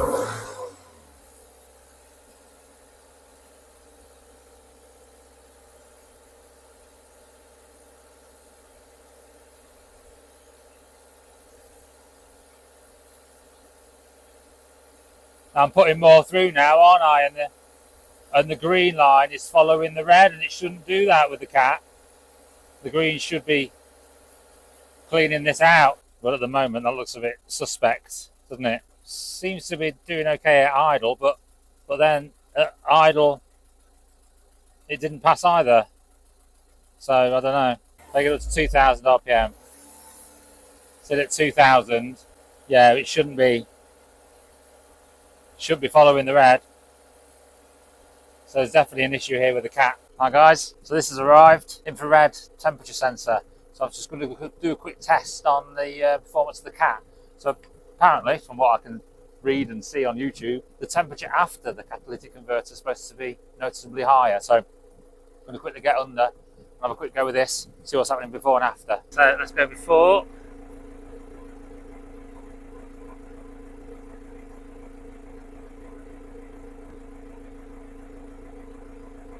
110-ish. And then after, oh, it's even lower. It's not even the same. I mean, this car's been ticking over for 20 minutes now, so it's all up to temperature. Everything's quite warm. So before, just on where the weld goes back into the pipe work, and then the same here where the weld goes back into the pipe work. Yeah, it's just a lot lower. Changed plan after my last video. My original plan was to stick some Catalytic in with the catalytic converter I've already got on here, but I had a load of comments from you guys about that catalytic converter didn't look like OEM, it probably failed after a couple of years, etc, etc. Change it out, get a new one. So I've changed tack here and just got myself a brand new used, got the gasket and then the catalytic converter cleaner. So we're going to stick this on. I'm going to get it all up to temperature, check this is working or not, and then I'm going to do the catalytic converter. Will the cat as is work, and will the Catalytic actually do a good job? So we'll find out, won't we? Let's open this up. Right, got some packaging in here. Oh, it's like an unboxing.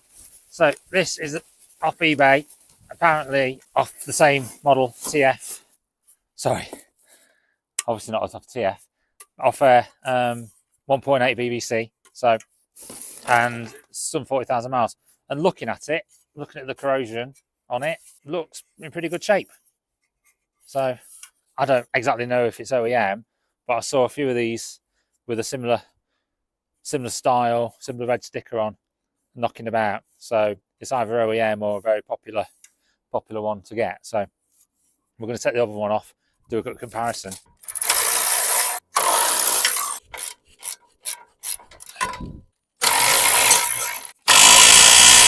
There we are. Cool. Well, she looks exactly the same. So I'm not sure what that suggests. Does that suggest this is OEM as well? Oh, I don't know. Well, this one does look a lot newer. This is a lot more corrosion on it. It's a lot more miles on it. Right, let's get the new one on. Careful not to drop it. Getting the gasket in.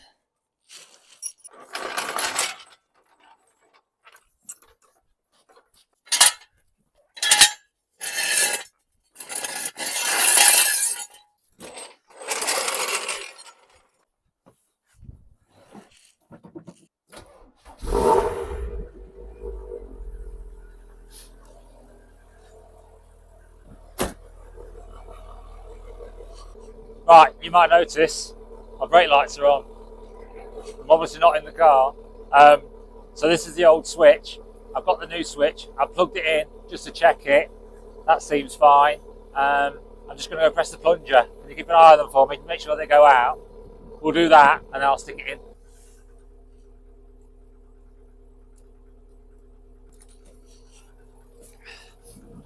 Did they go out? Did they? Right, so this is the old switch. Right, and you see I've battered it. I've already shown you a picture of this, I think, but I'll take that apart. There's this like central plunger in here, and that little tab in the middle goes up and down, and these two outside bits are where the wires connect to. And when you have your brake up, it pushes on the plunger, pushes that tab, and breaks the circuit. When you let go, that tab comes down and completes the circuit. It's as simple as that, just a mechanical switch. And I absolutely battered the thing last time. So, nice shiny new one. Let's get this on. So I've obviously got the brake pedal, that's clutch. I've obviously got the brake pedal all the way up here. I don't know if you can see it, just there. So you screw the switch into that, and then behind that, you can see the pedal moving. That's connected to the pedal, and that's what's used to depress the plunger when you let go of the brakes. And when you put the brakes on, the plunger comes out and completes the circuit. So this is locking nut. Let's just screw this in to here, which is easier said than done, so I can't really see anything. Okay, we've got it in. So I screw that all the way in. I guess screw it in until I can start feeling resistance. Can't feel anything yet. Oh yeah, now I can. And then there's a gap when I press the brakes. But you want it to come on, don't you? As soon as you press the plug the cable back in. Right, that was just a light touch of the brakes. Did that work? Tightened up the switch, locking nut on that Right, water temperature, we've been ticking over for about 20 minutes now or so, so nice and warm, and I've been up and down the graft a few times as well to put some load on it. So we're something like halfway between a quarter and a half on the water, and probably about 80 or just over 80 on the oil as well. So quickly go to the torque app and have a look what's going on that postcast sensor. Yeah, let's do it. Right, fuel trim looks okay, doesn't it? That's heading towards 0, so that's fine.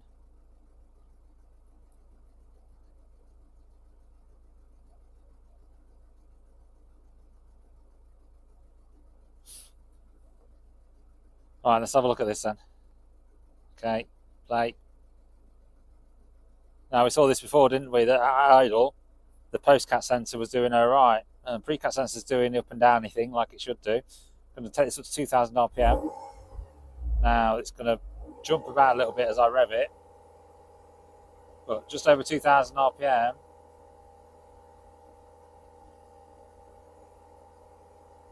It's settling down now. Still jumping about a little bit.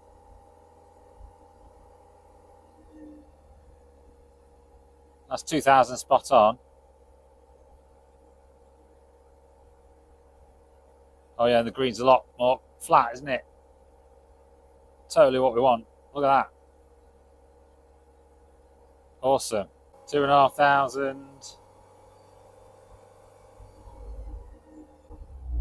I think it's better. It's still jumping about a bit, but it's better, isn't it? It's not as uppy downy.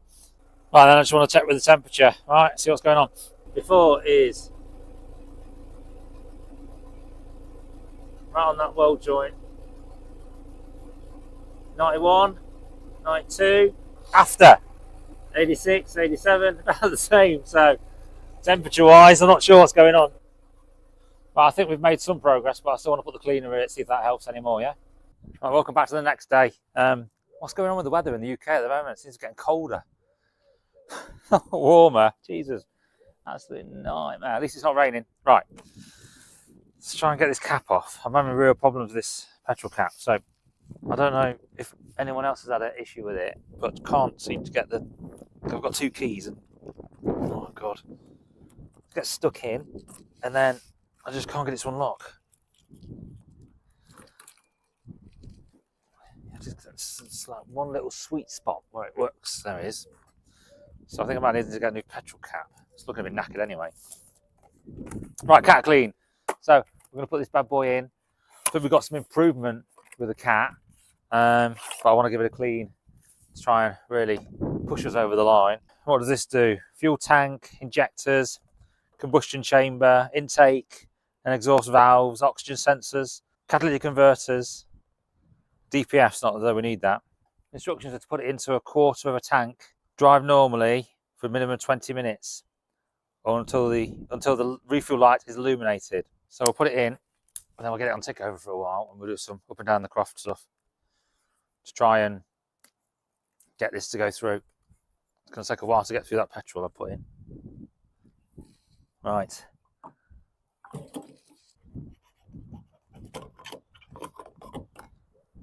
Yeah, that's all in. Let's put this back on. Ah, does anyone know if you can get a new fuel tank and then get the key matched? Because it'd be nice to have the fuel tank working on the same key, otherwise I've just got to carry another bloody key around with me, haven't I? So, it's like on the MGB. One for the ignition, one for the door, one for the fuel cap, one for the boot. It's crazy. So, good to keep it the same. Right, let's get it started. Right, so they're doing stuff for a while, yeah? Right, guys, this is it. I'm off for the MOT. Got to do a few more things, so I'll talk you through those.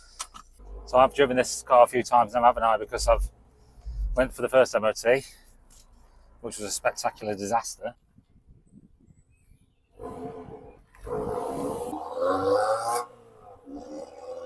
And then I've been doing a bit of a Italian tune-up earlier today. So we put the new cat on, didn't we? And then I put the cat clean in and I've had a lot of ticking over and stuff. But it takes a long time to get through just less than a quarter of a tank. So because I've got the MOT today, you can legally be on the road to take it to the MOT station. So I needed to get some miles on it to get that Catalytic to work its way through. Happy that's worked its way through now, and we can head off to the MOT station. So I've got to just stop at the garage and top up on fuel to get some nice fresh fuel in there now, because I don't want Catalytic appearing on the emissions. I don't know if it does or not, but what does it? Does Catalytic appear? I don't know. So just hop onto the dual carriageway down here and pop into the garage to get some premium. We're going to go premium today. So remember, to get from the MOT failure to where we are now, we've had to do the alternator. That's working great. We've done the cat. When I was doing a bit of a run earlier, I noticed that the near side rear brakes were hot. Once I finished, you could smell the brake pads. So I've had to do a bit of a clean up of that caliper and the brake pads themselves to try and get it to not bind on the handbrake. So I hope that's better now. So I had to go on the offside as well, so clean that up. So we've done that. What else have I done? We've done the brake switch, haven't we? Oh, and the last thing I needed to do was, when I did the brake switch, I noticed that the high level brake light on the boot lid was flickering, not always on. So I've redone all those connections for the loom that goes into the boot. Right, let's get some petrol in this bad boy.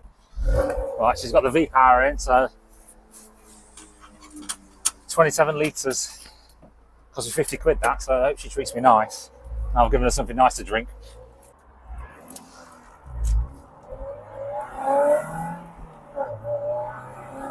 She sounds good. She sounds good.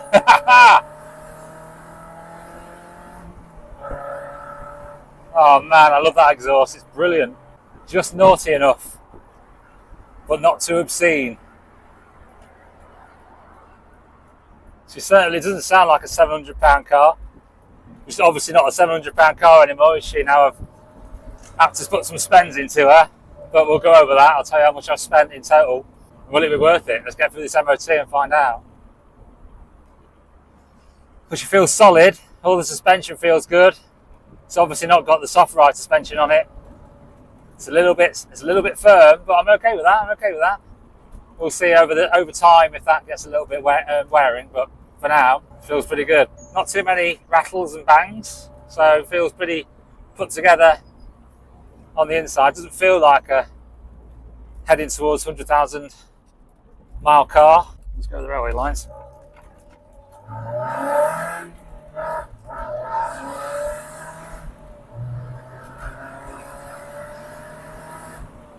Oh baby, proper Italian tune-up. Brakes work pretty well. Just re-bed those back ones in since I had the calipers off.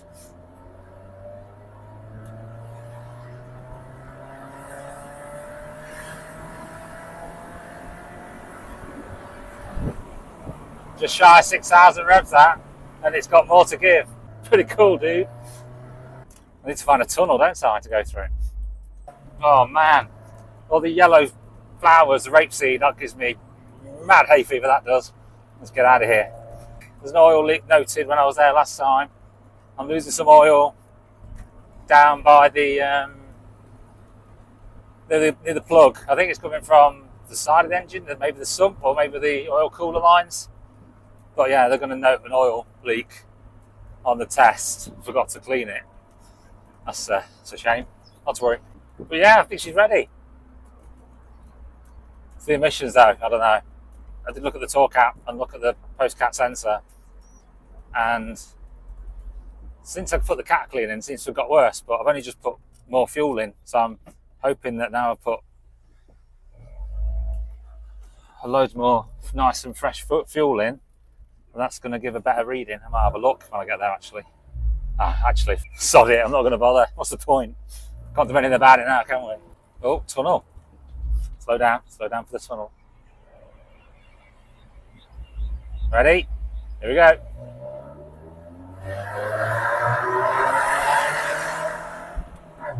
Oh yes. What a car. It's a shame, isn't it, the whole head gasket thing and the reputation of these cars, because in reality, British, mid-engined, rear-wheel drive, handles like a go-kart, great little car. And there's a bit more focus on build quality and finish, I think it could have been a different story. But yeah, that legacy it's got in terms of head gaskets. But I can see why you guys like them. I really can. One thing I have been doing during this Italian tune-up is checking the water temperature and the oil temperature. That all seems fine. And I set the water level in the header tank, and that seems fine as well. That's not going down at all. I've not done many miles, granted, but I've done enough, 30, 40 miles in this today to try and give a little tune-up, and that, when it cooled down earlier before I came out for this journey, that was all looked fine as well. So I am still getting a little bit of mayo on the dipstick.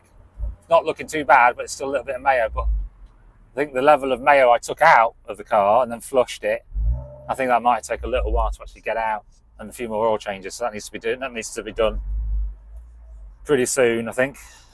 So we'll get that done. All right, here we are, moment of truth. Let's get it in there.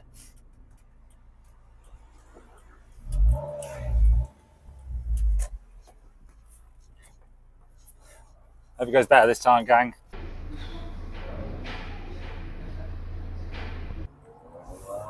Right, just leaving the MOT station. Let's find somewhere quiet to do this. Yes! It passed! Come on! Bloody hell! Yes! Oh, I was close on the cat. One of the tests didn't pass, but overall, it met the limit. I don't know how that works, but yeah, close on the cat, but it passed. And we had some jiggery-pokery with the brakes as well, so we had to do a little bit of running them in on the rollers, he said, to get it to bind properly. So I had the calipers apart earlier, didn't I, to sort that binding, so I just needed bedding back in. So yeah, passed. Brilliant. 2 advisories. So they are some slight corrosion near side front brake line, so we'll have a look at that, and an oil leak, which I mentioned on the way down, so I expected that one. But so we've got an MOT. We've got a bloody MOT, gang. Wow. This car has been off the road for 7 years, and it's back to life. And she sounds glorious. Come on. Even people at the MOT station were saying how really nice she sounds. Can't believe how nice it sounds. It's amazing. So what happens next? Well, we'll do a video about how much I've spent. That'll be my next video. Well, it might not, because I'm off to Mallory Park on Saturday for Shedfest. Auto Alex Shedfest, which I'm really looking forward to. And I've been working to try and get this car there, and I can take it now. Come on! Brilliant. So me and the boy are going to be going to Shedfest. Yeah, fantastic. Can't believe it. I sat there in the waiting room and he beckons me in again. I was like, oh my God. Last time we did that, they abandoned the MOT. But yeah, we had a bit of a adjust the handbrake on the fly there, guys, to make sure that got through. So that was adjusted on the fly. Really good guys, actually, helping me out in there. So I think they've seen the pain. I've pointed them towards the YouTube channel as well, so they know a bit about what's going on. So fabulous, absolutely fabulous. I might do a little montage of driving around back nearer home, get some external shots just to finish up. But other than that, guys, done it. Fair number of videos, number of months have passed, but we've got another one back on the road through its MOT. Fantastic. Thanks for joining me. Hope you enjoyed the video. I've just got a big smile on my face. Brilliant. My name's Craig, I'm exhausted and over the moon. So take care and I'll see you next time. Boom! Get in, come on! Woo! And here comes that tunnel again. Let's do it. Come on! Woo! Done just shy of 300 miles now since I got back on the road, which has done really well. Not missed a beat, so which is good. Even went to Auto Alex's show, you know, YouTube, I don't know if you know Auto Alex, but Shedfest last weekend with the boy, daylight today, beautiful. Took about an hour to get there, so she handled really well, roof down, some nice roads at the end, so fantastic. One thing that did happen was that there was loads of traffic and we got stuck in traffic for about half an hour just ticking over. Bit concerned, but no sign of overheating. Absolutely perfect. Didn't miss a beat. Fantastic.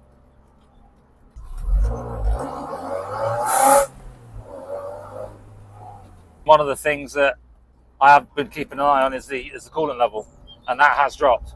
It's gone down about 300 millilitres, so I seem to be losing a millilitre a mile. So I'm keeping a close eye on it. What I'm hoping is that when I did the water pump and I drained it all, that there's some voids in the system that have just been refilled. I don't know. Clutching at straws maybe. But yeah, need to keep an eye on that. See if it goes down any more than that. But no signs of overheating or any other symptoms, so might be okay, but I don't know, not a good sign at the moment. Well, I'm just joining the dual carriageway, so we'll do a quick 0 to 60. So, ready? Start the clock. 1, 2, 3, go.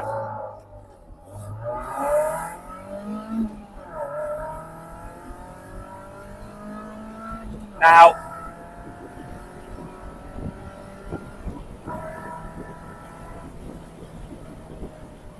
Woo!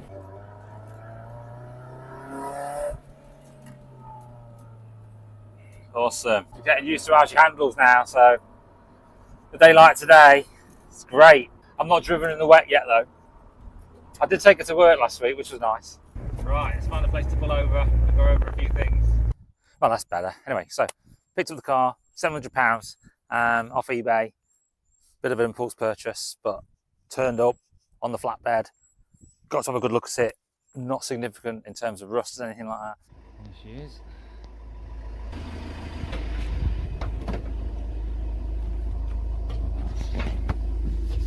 Needs sorting. Sill on this side is perfect. Near side rear wheel arch, perfect. So that's a good start. Nice platform to start with. Although there was that issue with the mayonnaise in the engine. It arrived. It runs. It sounds great. But this is the oil I took out of it. We'll see if that plays out, won't we? But first job we had to do was sort out the cam belt. So I really struggled, didn't I, with that those 2 engine bolts on the other side. I just could not get those out. Oh my God, this is insane. So I had to take the mount off the side of the block and use that rubber bung. So the plan is to lower the engine where that mount opens up at the bottom. Then I'm going to put a bit of rubber in, and then I'm going to lift it up, open up the gap at the top, and I can get a bit of wood as well and pry it open. And with those gaps, top and bottom, I can get the belt out. Rubber bushes from the MGB. Right, she's in. So, to shimmy the belt out, but we got it out in the end. With the pry bar and jimming it in there, we have...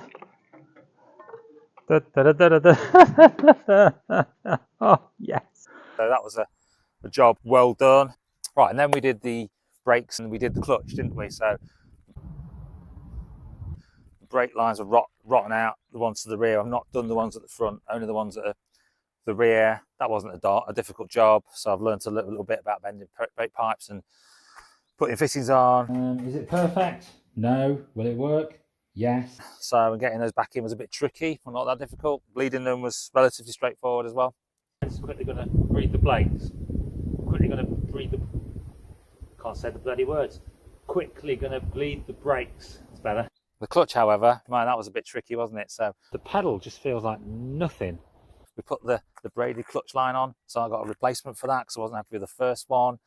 And then... So here's the problem. So I've taken the slave cylinder out.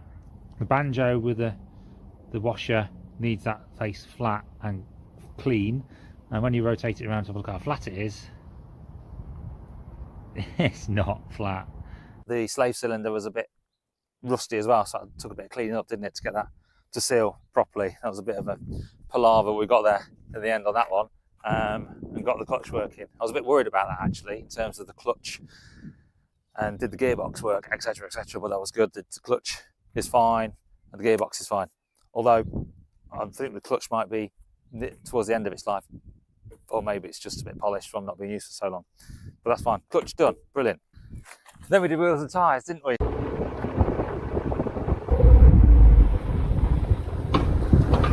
Like my new wheels, sure you shine. So that was quite a fun job, that, getting all these off. Can't see anything, and it's so wet. Sorting out the wheels, getting them all sanded down and spraying them. Try to keep it in the same direction, so not get scratches all over the place.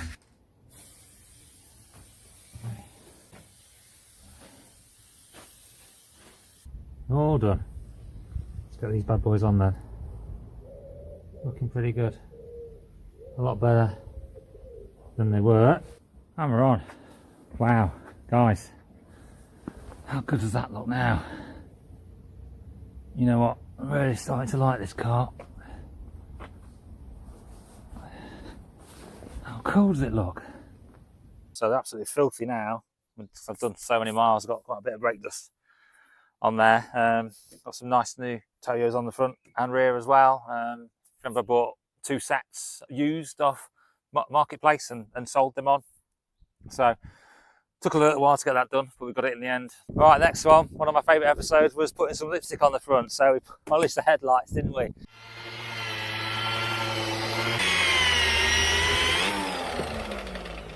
Nah. Screwed.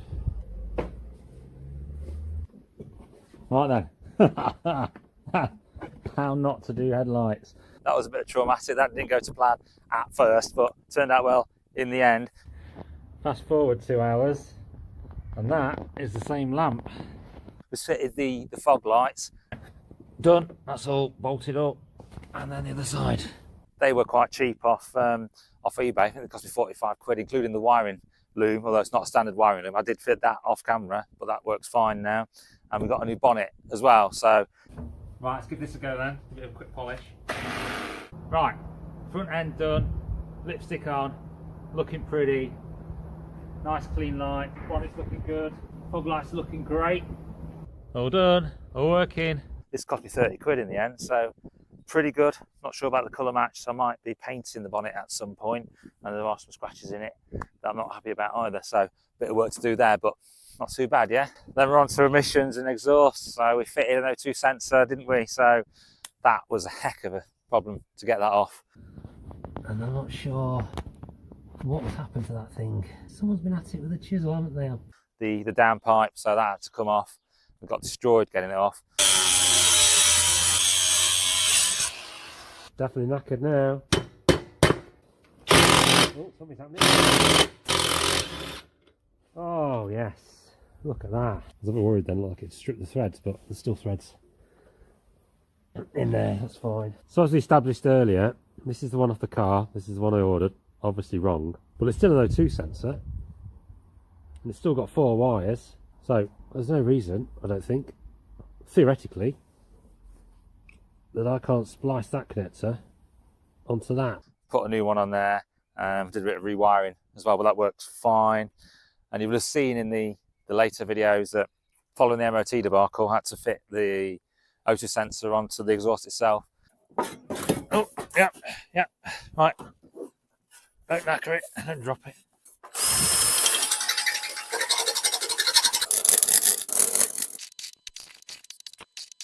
Right, it's not pretty, but it's functional. And then put on the new cat on it as well, but that got me through the MOT. This one does look a lot newer. This is a lot more corrosion on it. So it's a lot more miles on it. Right, let's get the new one on. Right, and then we did the interior, didn't we? So yeah, that was one of my most popular videos. So thanks for watching that, guys. Over 2 videos. Started out as a let's get the seats cleaned job and ended up with the let's get the seats out. So careful not to scratch anything. And we're out. It doesn't look too bad in here. Here's a good hoover. It's just wet. Yeah, but it's not rotten, so that's good. Wet but not rotten, so it smells damp. Let's get the carpet out. So we've got that off. Oh, yeah, beautiful. Yes, got it. Beautiful. Oh, beautiful. Yes, beautiful. Right, push this. Oh, yeah, some soaking. Let's treat some rust. It's all wet down here as well, so let's see, there's moisture, rust. Rust converter. You already see it doing its stuff. And find the leak. All the way around that. Nice thick bead. Let's post it in that way like that. So I've still not had this car in a lot of rain with the cover off because I've got some holes in the roof. So don't know if I fixed the leak in totality, but I definitely fixed the one at the front. You can see it pulling the dirt out.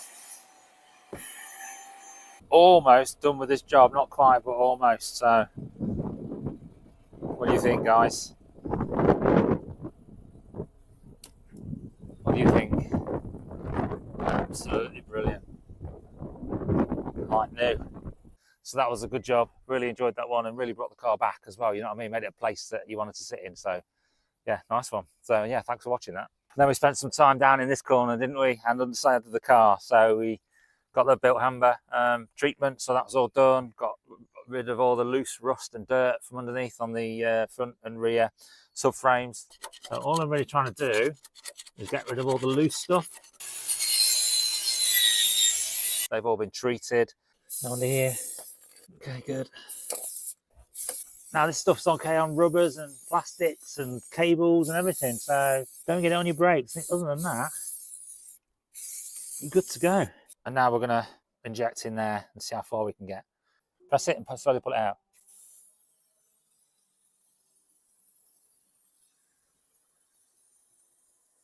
Oh, there we are. A lot of suspension parts have been treated. Really good stuff, that built amber treatment stuff. So give that a try if you've not tried it. And then we welded up this sill here, didn't we? This is a bit more problematic and will need welding. Right, let's get the cardboard. Not sponsored by Amazon, but you know, I'm open to offers. It's going to come down like that, but this bit. Just going to put you on the tripod and then try to fit that magnet-wise and put some tacks on it, I guess. So it's going to need some fettling as we weld. So I'm going to have a go at grinding this off. I'm going to fire up the welder again.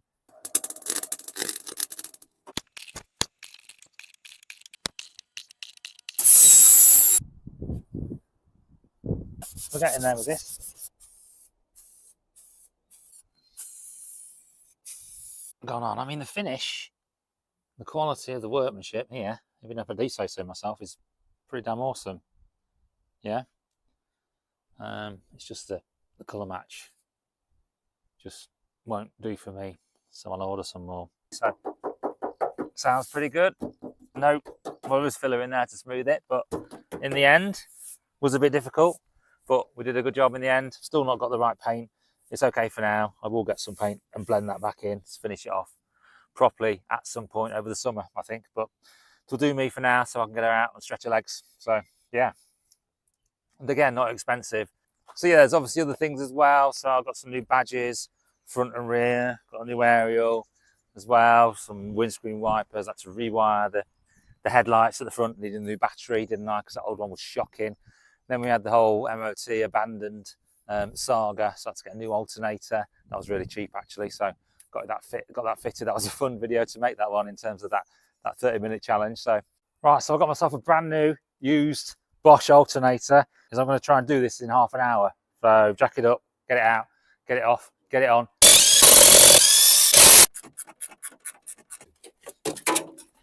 And this still comes out. Right, and then down here, connection there, there's a screw connection as well there. This big bolt that goes through the top. Don't drop it.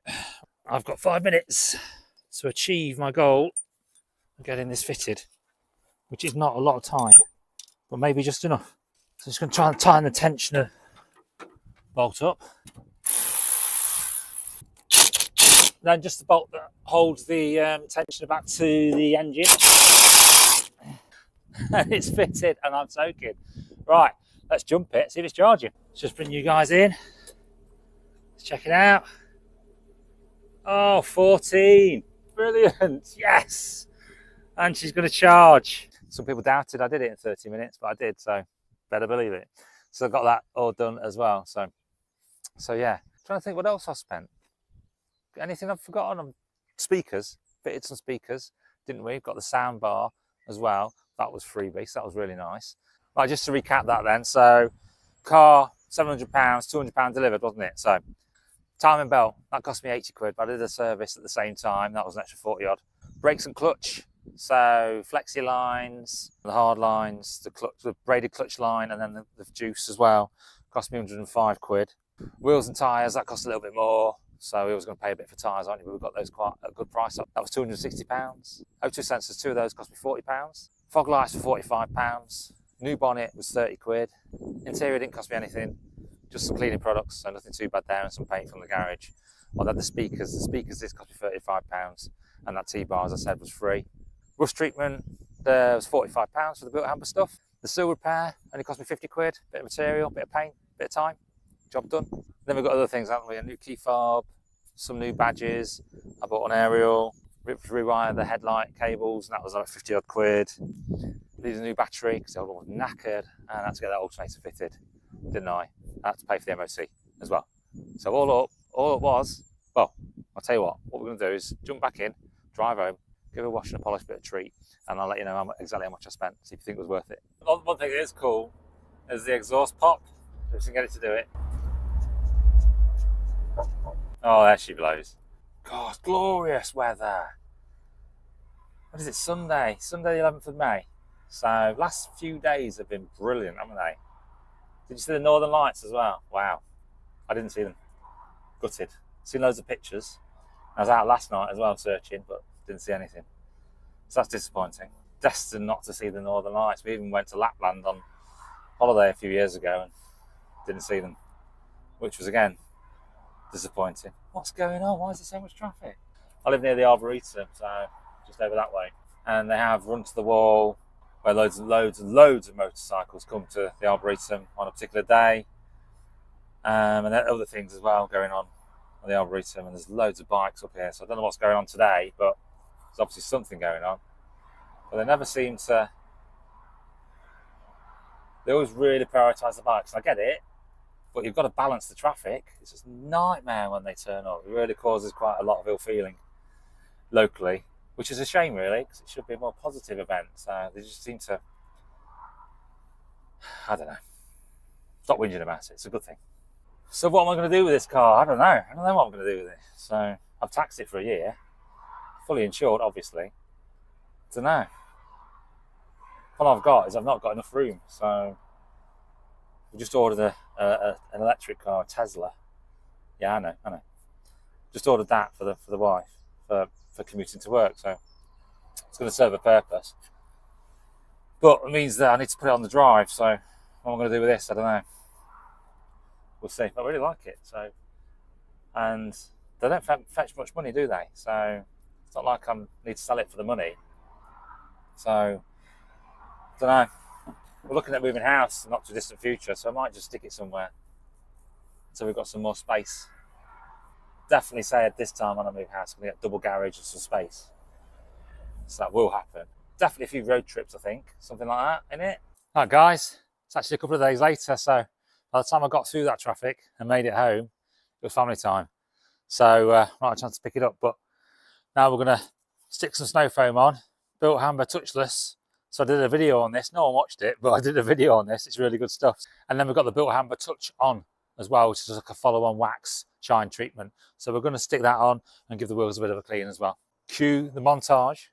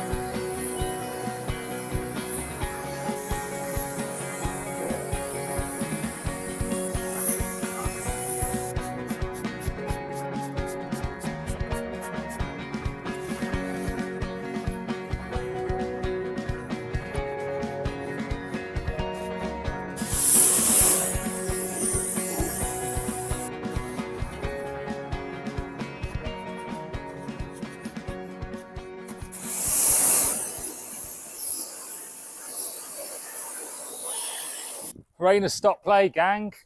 Storm's coming in. So I was hoping to give her a bit of a polish. I've also bought some new badges to go on the side as a final passing your MOT treat, but that's not going to happen tonight. Looks like we're in for a bit of a bad one. So all up cost. So I'll keep you in suspense no longer. So I spent £1,815. So no longer a £700 car, over an £1,800 car, approaching £2,000. So that's a lot for a TF.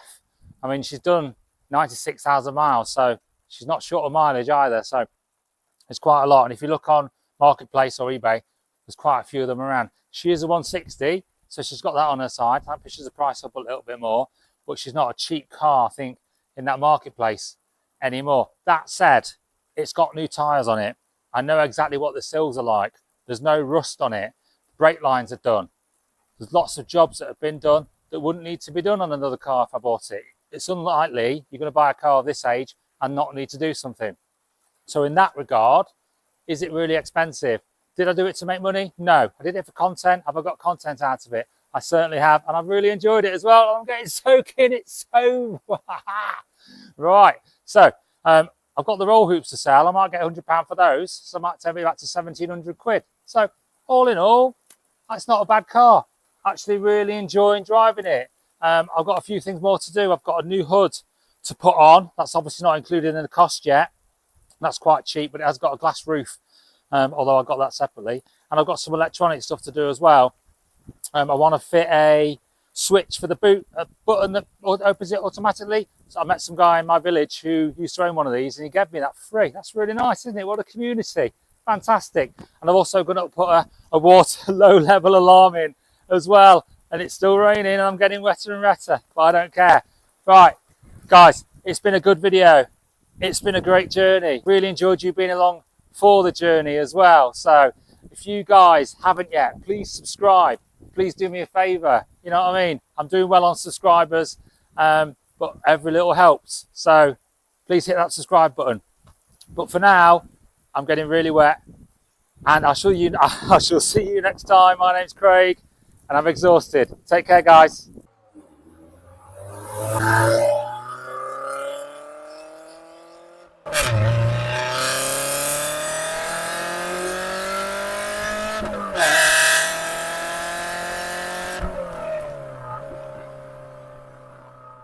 Shouldn't really need a roof this time of year, but it's the UK, isn't it? So it's nice at the moment, but how long will it last?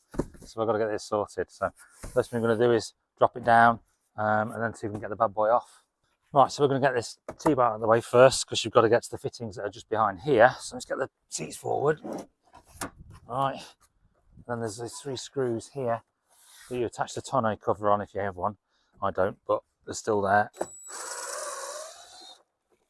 Right, go easy with these because it screws into the top of the sound bar. It's only into plastic, so you want to strip it. Right, there's plastic fittings on the back here. You saw those when I did the interior, so they are quite fragile, those. And I'm not sure I've got the full complement, so I don't want to go breaking any more. Oh, that's okay. To lift the roof up a little bit just to gain us access to pull this out. Come on. Okay, off the middle, and just this last bit here. Okay, that's cool. Not on very tight, is it? Right, and that drops down there out of the way nicely. Okay, so we can work this back down.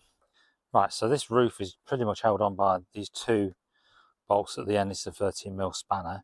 So we'll get on those two undone, get the other 2 undone, and get this bad boy out. Right, let's just loosen these off. Oh, that's tightening. Loosen these off with this ratchet spanner. Jazz this on it. Right, this bracket here, this is where your hardtop hooks underneath, so we'll have to put that back on later. Okay. Just going to leave that one in there because I don't want the whole thing loose at the moment, because I've still got to unclip it from the back. I've not done that yet, so let's just undo these 2. Right, awesome. All right, I'm just going to clip everything from the back now. Oh, crikey. Careful. It's easier to go in this way, I think. 2. There's only 5 of these. Ow, that hurt. Ow. God, then hold a bit of tension and bang against your fingers if you're not careful. So there's 5 of those. Make sure they're unhooked out the way nicely. And then that'll pop up. Oh, okay. Cool, yeah. Yeah, I mean, for some reason, this has just come away. Never seen that come away before. I'm assuming it's due to the temperature, because I've never unclipped that roof when it's been this warm before. Just clip it back in before. Alright guys, so here's the new used roof. She's in pretty good condition, no rips or holes. So yeah, needs a bit of a clean, and I'll show you that in a moment, but that's all fine. It's got a bit of wear on the inside, but looks pretty good from the outside, so not too bothered about that. Now, it didn't come with a window in it, so I bought the window separate. We'll talk about that in a moment. But because it had no window in it, it also didn't have any of the metal work that goes along, the metal strips that go along the back to hold the canvas in place and hold the window in place. So I'll need to reuse that from the one I've got on the car already. So I have to take that off. What I want to do is actually take that one off while it's in one piece, put this on just to check it fits. It should fit, can't see why it wouldn't, but I don't want to take that one that's on the car to pieces, not undoing the strips at the back. If this doesn't fit, that'll leave me with nothing. So yeah, let's get that one off and then put this on, check it fits. Window wise, I bought the window separate. I mean, this cost me like 40 quid, so nice and cheap for what it is in terms of the condition it's in. I wanted the glass window, and I paid £100 for that. That's in really good condition. There's some work to do with the zips to get those to match up and the light, but we'll figure that out as we go. So let's come back to that later. My neighbour Mark's just going to give me a quick lift getting this off. So I was just undoing the last bolt. Now it should in theory just lift off. So if you put your hand under this bit here and then probably down here, that's it. Yeah, that's it. Lift straight up and go backwards. Right, so that came off nice and easy. So I'm just going to give it a bit of a clean, given the opportunity. While we're at it, you know what it's like. So these bits you don't really get to.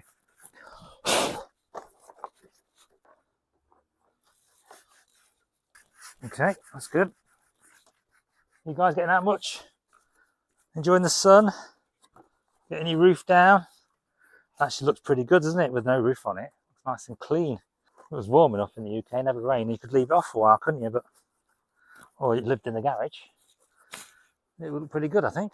The roof off and the T-bar back on. But we're not going to do that, are we? Because it's going to get raining and wet if we do that, and that would be silly. I'll tell you what, the condition's really good, given this is a water channel where the water comes. It must have seen plenty of water in its life. Looks in good nick, no rust at all. Make sure that seal's back on. Got it, right, so just reverse the process, pop it in. That's it, that's it, that's the fella, just in there, that's it.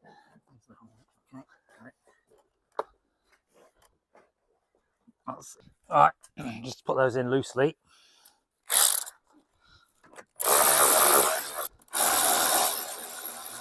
Yes, I know I've missed the bracket off, we'll come back to that.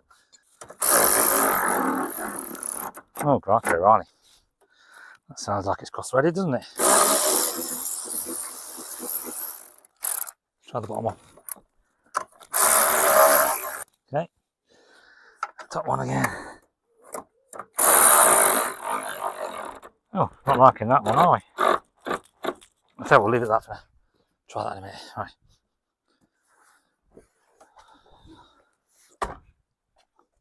Steady. So we'll look at this then. Okay. Okay. Helps if you put it down away. That's it.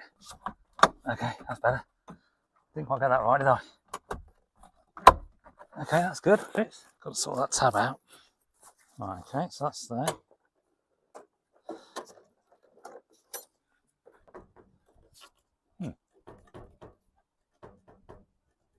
What's that hitting? Right, so I think the foam is hitting that. So if I push it, it'll go in. And I mean, this foam doesn't fit anyway, does it? So let's just pop that off. I mean, this bit you're not supposed to touch often anyway, so if I can get the old new foam to fit nicely, then that should just drop in. Yeah? Is that supposed to go any further down than that? Oh, we'll find out, won't we? We're supposed to clip it in. Let's clip it on.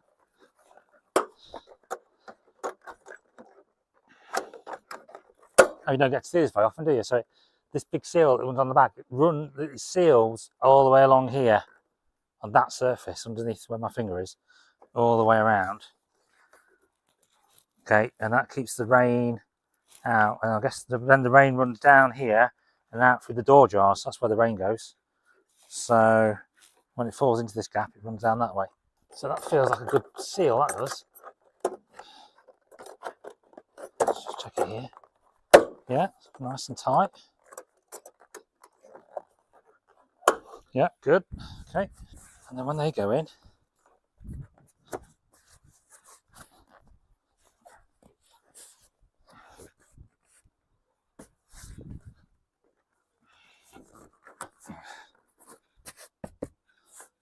yeah, okay.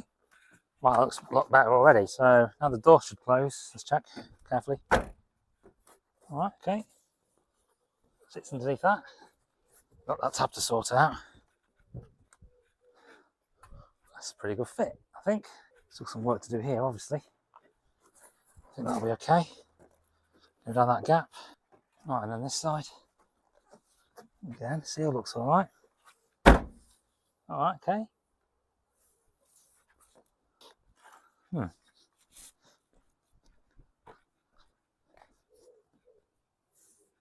Right, it's sitting a little bit there. I think that rain coming down there, slight gap there. There might cause some wind noise, but well, there's no gap on that bit. But there's a tiny gap there, so don't know. Well, I'm going to go with it and see if we can adjust it later. Okay.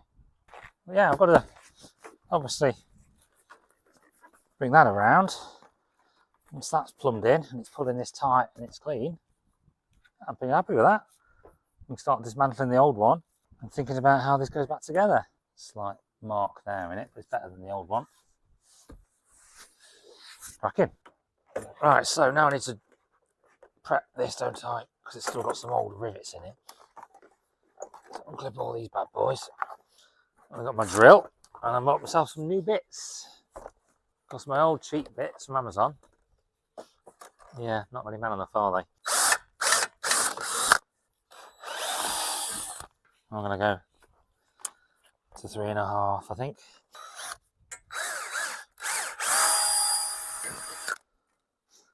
So these aluminium rivets are really soft, so they come out really easily. Just take your time.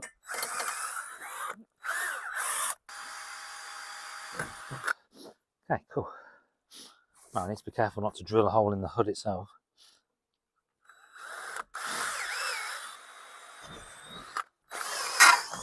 Okay. Okay. That's cool. Just this one then. Oh. There's nothing to... Yeah. Nice needle. Not sure about that. Should we go in that angle? Oh dear.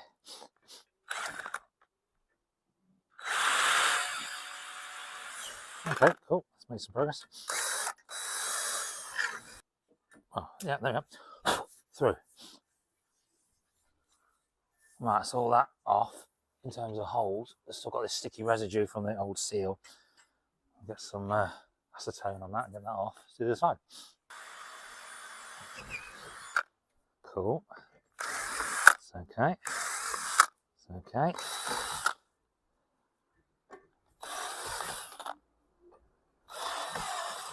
Cool.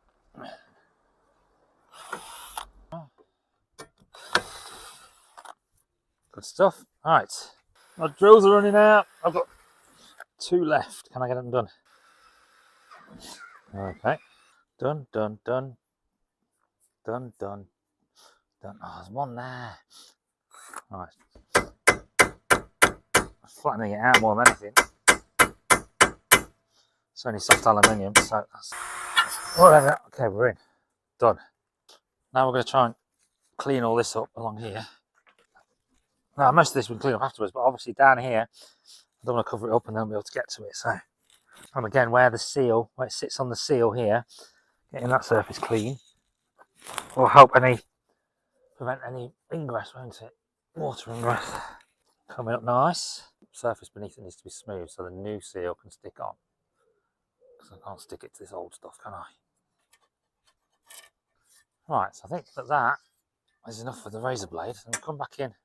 And we'll come back in with the acetone.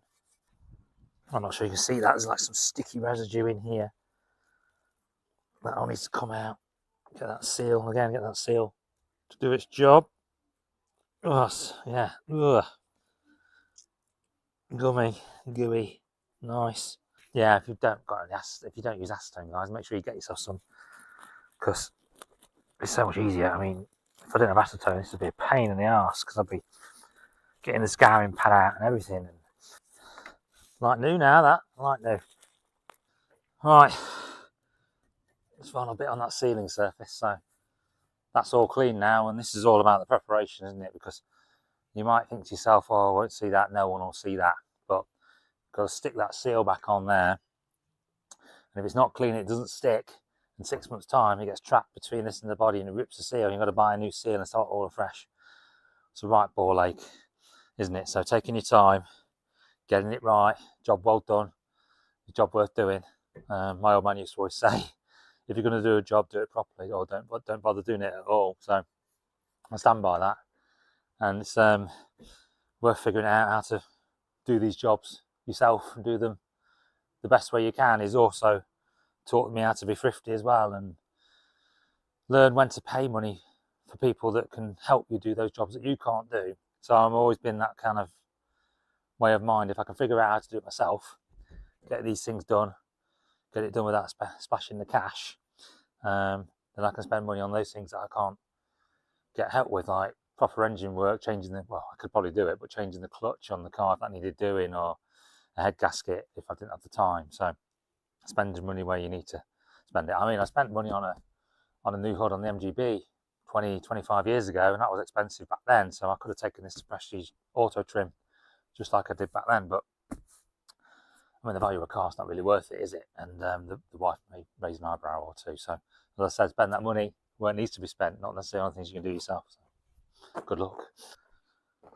Right, so we're not going to get this done tonight, obviously. So I just want to temporarily clip it to the back, and then I can just cover the window, and we'll do the rest tomorrow. So there's like this little coin piece of metal here that sits in this corner that helps it sit from the bottom of the window, and then you see the seam here goes along. I'm sure you guys can see. Goes along, and then in this gap before the metal steps out, and these sit along here, riveted in those holes. Okay, and then there's this groove here where this bit comes through the groove, and then there's a hole right there where it rivets on. But then we've got the other stuff to go for the window. But I'm just going to put one in for now to hold it in the right place overnight on this side while I put the other side down. This will come out tomorrow. Put it in there. Okay, that's going to hold that. Right, and then as we come down, make sure we're tucked under that pit, that coin type thing. That's going to go in there. Okay, that's going to pull down underneath all that stuff. And then I'll just tuck this in. Let's pull it back a little bit. So you see it's quite nice and taut there. I need to rivet this bit to pull that in. So once we do that, we can check that's all tight. And if these aren't tight, what we'll do, we'll just take the rivet out, make another little hole, just tighten it up, make sure there's no lines in it. But from a temporary perspective, that's all right, isn't it? I need to cover that. I don't think it's going to rain tonight, but actually scratch that. Just want to trial fit this glass window. Get that to just sit in there. Nice fit. The zip doesn't work, but if I can clip it, put a few in along the back. Ooh, careful not to break anything. Seriously. Which one's the middle one, gang?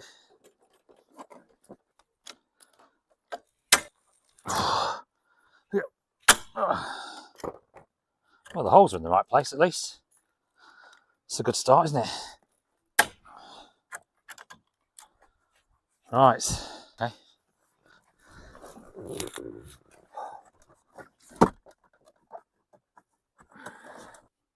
The zip on the window is shorter than the zip on the roof. So you plug the zip in, it's off a skew width, which means it's come off a different type roof. But if I try to jimmy it, give it some slack, and zip it in.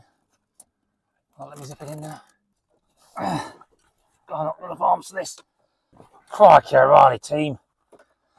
Tell you what, I have to unzip this all the time and do this zip up to lay the window. That's going to be interesting, isn't it? Oh, there we go. Right. That's zipped. Okay. And then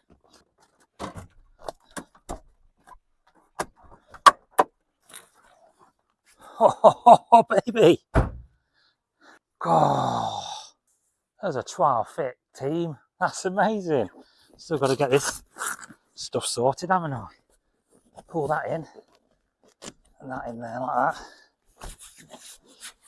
Get all this tight.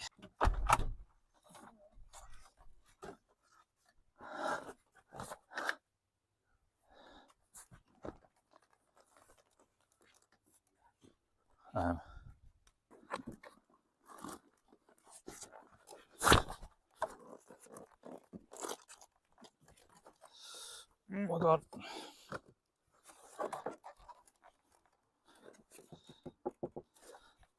That doesn't feel like it's going to go all the way down. Alright guys, welcome back to the next day. Sun is blaring this morning. So I need to take off the trims, don't I? Off the old hood. Get these cleaned up. And then we can put them back on the new one. So it's not in bad shape actually.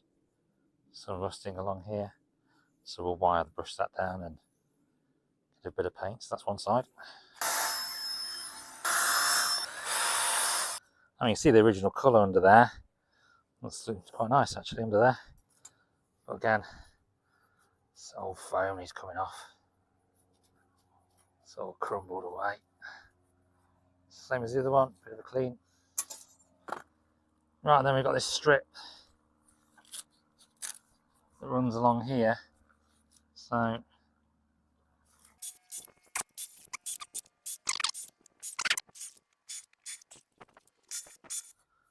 it's obviously bending around the holes. Where... Okay. Oh, right. That's reasonable.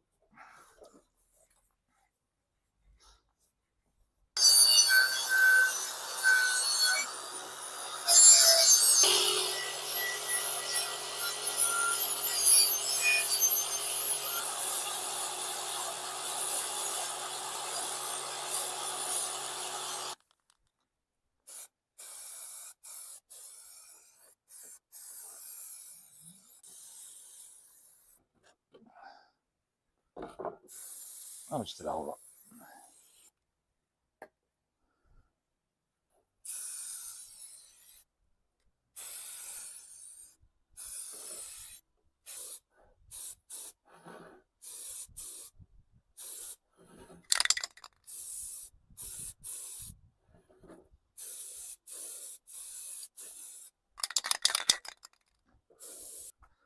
Right, so whilst that first coat's drying, I'm just going to give it a bit of a clean while I can. Get into these areas where I can still see old bits of rust from the trim on the previous use of this hood. So I've got some auto glim fabric cleaner and protector. So I didn't buy this. Some guy in my village gave it to me. Saw me driving around in the MG, and then he said pop round because he used to have one. Literally just gone to the scrapyard actually, and he had some bits and bobs left over, some brake pads and things. So they're in the garage. So I get to use that, and then he gave me this as well. So I'm gonna give this a go. But first things first, there's some hairs on it, so I need to try and get those off. So I've got this kind of squidgy thing, and you can move them up.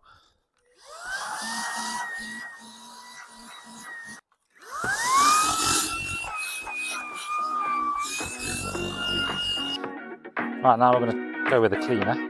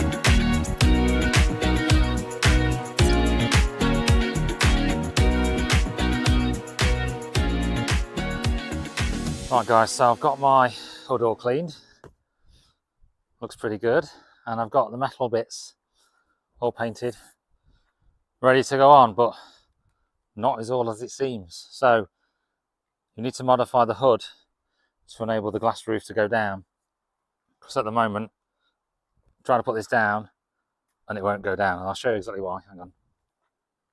So it's hard to see the sun, but as I try to lower this bit of material here gets tighter and tighter, and the roof just sits in there, and you can only go so far.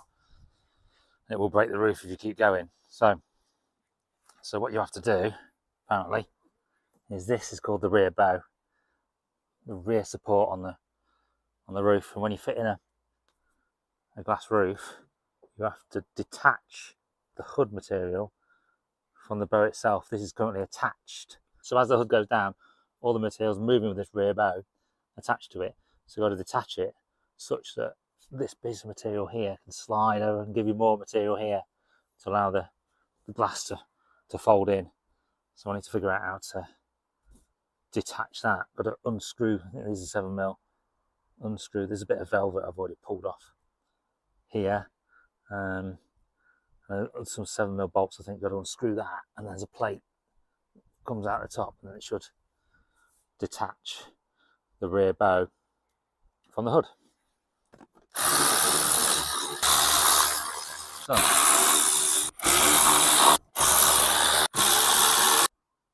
So the zip attaches to it as well. Obviously I can't have the zip attached to it, so I'll just hold the glass. Oh, will it? Yeah, I'll just... Yeah, I think it will. I know, me no understand what's going on here. Right, so underneath the velvet strip there's these holes. And then you undo that, and then this little piece of metal here comes away, yeah? That piece of metal is attached to the hood, and then the zip bit is not attached. The zip bit is still attached to the bow.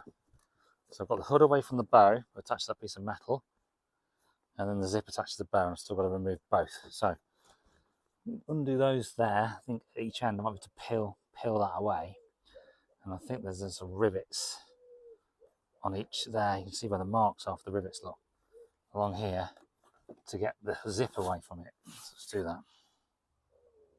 It's not going to pull the window, is it? But if my zip's not attached to my... Okay. I need to figure out what's going on, because if my zip's not attached to my hood, I need to take the zip off this and then reattach it to the hood in some way. Otherwise, I'm not going to be able to pull the window, am I? Interesting. Can I now detach the hood? Oh yeah, look at this scene. Detach the hood over the top. Right, so I've got the zip attached to the frame. I've got a metal strip that I've just unbolted. So attached to the hood. So if I can get that off. Yes. Let's go around the other side. Coolio. Right. So that's off, out of the way. You see now it's loose at the back and that rear bow moves around.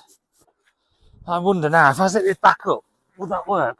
I don't think it will. I think the zip's still attached to the frame, but the material moves. So I'm not sure. I'm not sure, kids. Let's have a look at it and have a go. So the one way to find out, team. I've got loads more hood material. I'm still tight on the window, so that's not going to work. So, didn't think it would. So I've got to take that zip off the bow. Interesting. Interesting. And then I guess I've got to rivet those two pieces together. Have I? Probably. Right.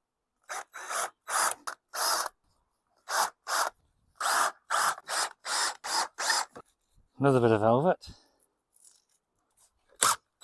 Yeah, another screw in there. Boom. Oh, look at that.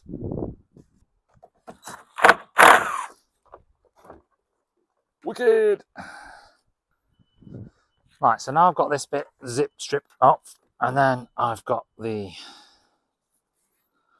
on a piece of metal. Now I need to reattach that to the hood itself. So pull the hood back through.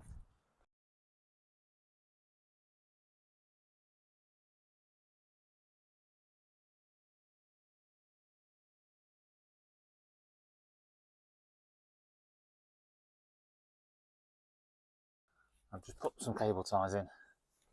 Just try it temporarily. And there's good news and there's bad news.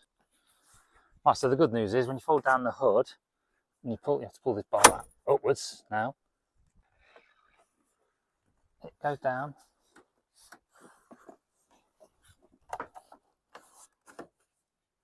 And I don't have to unzip the window. That's the good news. So that's the result, yeah?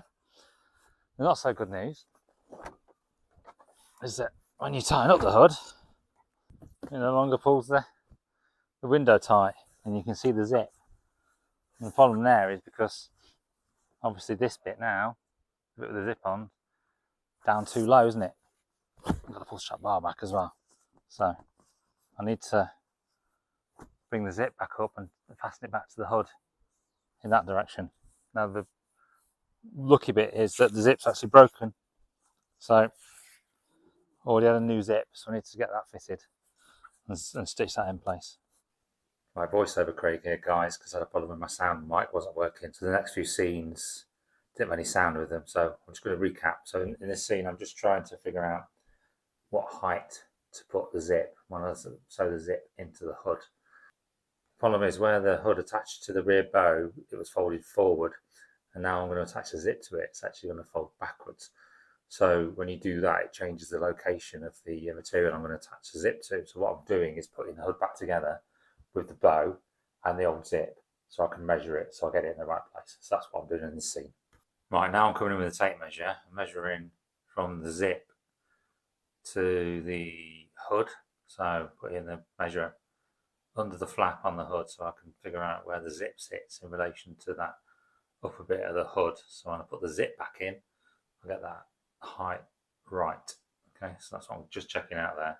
This was all very time consuming, really time consuming actually. putting it back together, taking it apart, putting it back together, taking it apart, measuring it. But this kind of thing needed to be done, because if I didn't get it right now, then that window, it'll be all over the place, it'll be wonky, and it'll be loose and slack, which obviously would have looked awful. So I was taking my time just to get it right. The next thing I needed to get sorted was the attachment to the rear beam to the frame at the back, because at the moment that beam slides forward on its own. What I want is for that beam to be pulled back when you, well, pulled tight when you close the hood. So I've got to put these straps on, and they run from the beam itself down to the rear of the frame, which clips into the back of the car. So I'm just drilling a couple of holes, popping a couple of rivets in, took a bit of measuring up, and then I had to pop the rivets in the bottom end to make it all tight. It's a bit fiddly, but you know what this thing's like. Once it's clipped, I'll then be able to check the tautness of that strap that had gone in, and that was all nice and tight. So job done. Same on the other side, rivets top, rivet bottom, clip it in, and then we've got a nice taut beam. Right, so now I'm pinning the zip into the hood material so I can think about stitching it in. As you can see, the chalk marks just above my hands. What I've done is I've marked the middle of the hood and I've marked the middle of the zip in terms of where I want it, like across the car, so I can get it in the right location that way. So I put some pins across the top, and there's a bit of stitching on the bottom of that flap, and I'm using that stitching on the bottom of that flap of the hood as my reference point, so I can follow that to try and keep it level. And I'm just showing you the thread I've got. So it's like a wax coated nylon thread. It's around 1mm thick, and it comes with a big needle. What did I buy it? I think I bought it when I was going to do some sewing carpets or something on the B. So, but it's going to be really useful and perfect for this job. So, because it's wax coated, it goes through quite easily once it's through, but the needle's quite thick, so it is hard work, and the canvas material itself is quite tough. Right, so here I am now, guys. I'm stitching it in. I mean, this took quite a while. As I said, the material was tough, and one thing I wanted to do was make sure that when I went along, I tied it into itself like every quarter or so. So if it came unstuck or unstitched in one place, it wouldn't just unravel the whole thing. So it just took a while. So it took about half an hour, maybe 45 minutes in the end to get it all done. But I wanted to make sure I got it all nice and neat in there. Right, so now I'm doing the opposite thing. I'm trying to figure out where to put it on the window itself. So you can see there's a few marks on the window as I've zipped it in to the new zip and then marked it exactly where I want it after I put the window in and got it centered. So it was quite strange because when I took it out and I laid the new zip in, because I put the new zip back in and marked that as well, so I could just overlay them, they were slightly different. So it was obviously that the window, when it was inside the car being pulled by the zip, was stretching. So I just had to figure that out. It wasn't too bad. The other thing I needed to get right here was the height. So I put the window in and I reattached everything. And what's happening is that on the left-hand side, so the passenger side, the window was about 1 centimetre lower. So I've had to put the new zip in with a slight offset on the window bit, so it pulls that side up to make it look level. It just took a bit of time to figure that out. Right, so I sewed this in. Okay, you can see on this side the height as it was. As you move across, got a bit of a change in there, so that should pull this side up, which is good. I tried to use the old Singer to sew it in, but I kept breaking the bloody needle, so the weight of the window kept pulling it sideways, and yeah, it wasn't working. So I had to do it all by hand. It was quite thick, so I needed the old pliers to pull the needle through. That's all done. So let's stick it back in the car and see what it looks like, and hopefully we're finished.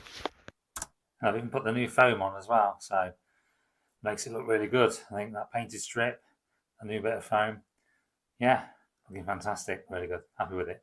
I mean, the car's a right mess inside. Look at all that aluminium and rivets. Needs a damn good clean up, that does.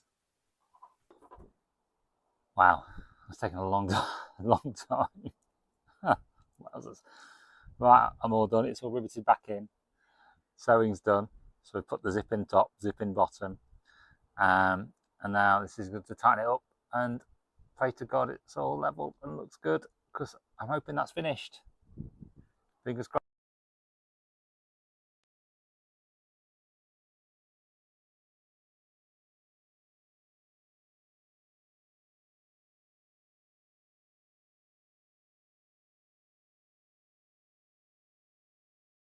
That's it, guys. Another job done. The roof is fitted and it looks fantastic. We've even given the car a bit of a clean, shined the wheels and hoovered it inside because it was a right state. All that is aluminium pieces have gone everywhere. So yeah, really made up with it. Awesome. Pop down really easily. Push and pull. Make sure the window just touches behind. So nice and simple. So it goes down nice and easy. Have to be careful because the window's sat here and I've got some foam I'll use to sit on the top of it. But you have to kind of squeeze the hood together above the window to get it collapsed a little bit more. But it goes down a little bit more than that, but that's fine for me. Put it back up. It's straightforward as well. You see some of my sewing on the inside, not the prettiest there, but the rest of it's all reasonably fine. And then I think one of my favourite bits is the ability to put the window down. I've not been able to do that. That's gone down nicely. And I even took the zip away under there. To make it look all snazzy. So I love that look. I really enjoy actually driving around like that with the window down. Particularly going a bit of a distance because with the roof off you get a bit of buffeting, but I like it like that. Windows down, rear out. Brilliant. Looks fantastic. Car's looking awesome inside. So yeah, awesome. So that's it, guys. Another job done. Brilliant. Fantastic.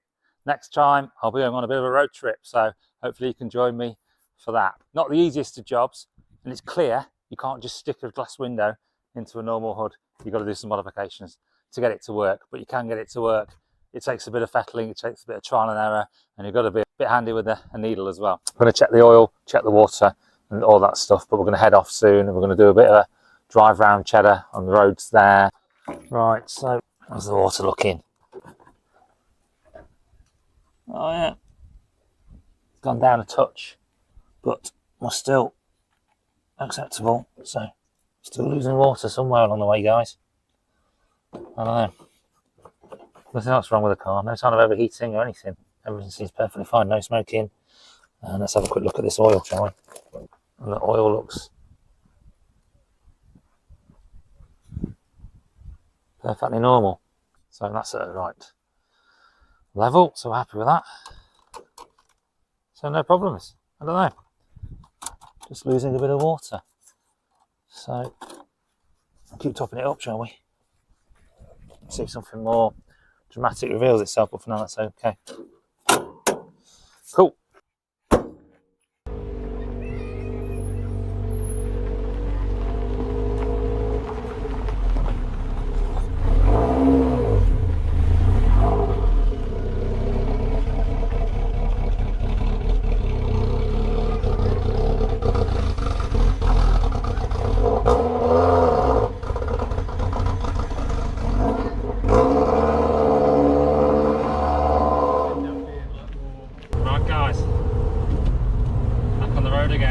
Not the smoothest of starts.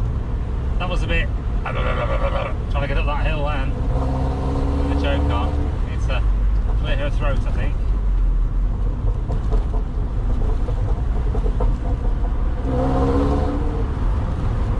A little warm up and then open the taps. That'll sort her out, won't it?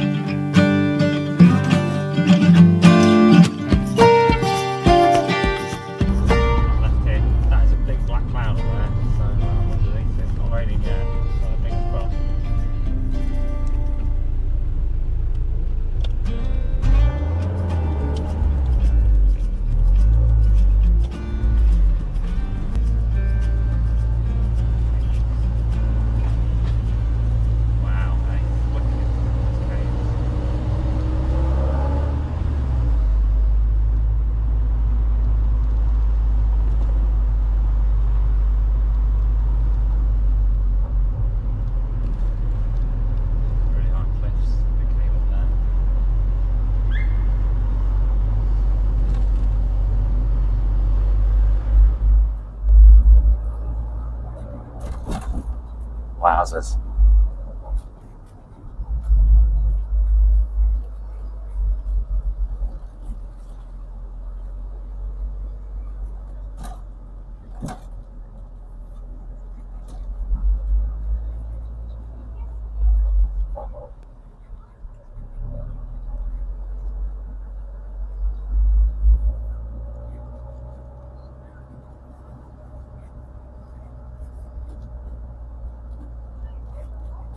This road's amazing, Kang.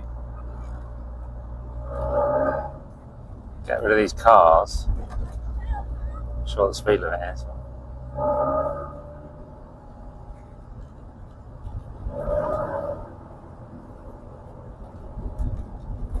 There's another car going. Oh, one more car to get rid of.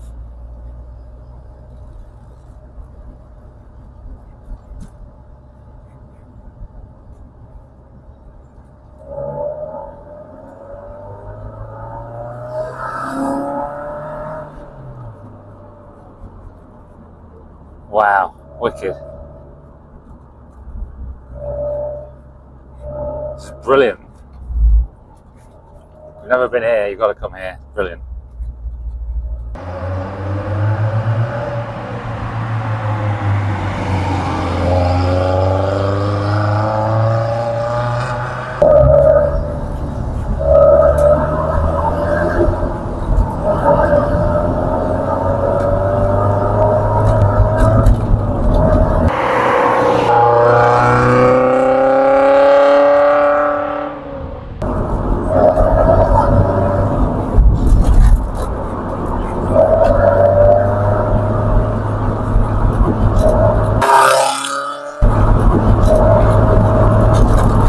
Wow, what a road. Woo! Come on!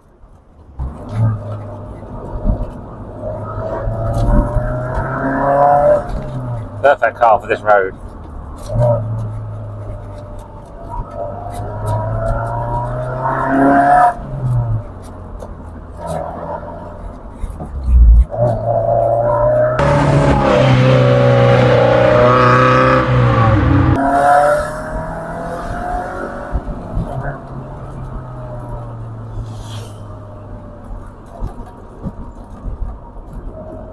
It's like I'm coming out of the gorge bit,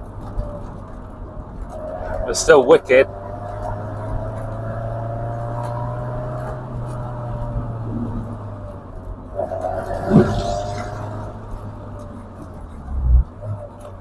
Wowzers, hey? Cut up this guy in front.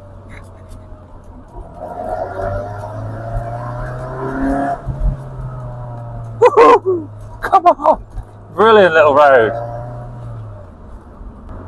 Right, it's turned into a normal road now, so I'm going to turn around, head back, go do it the other way. That's fantastic.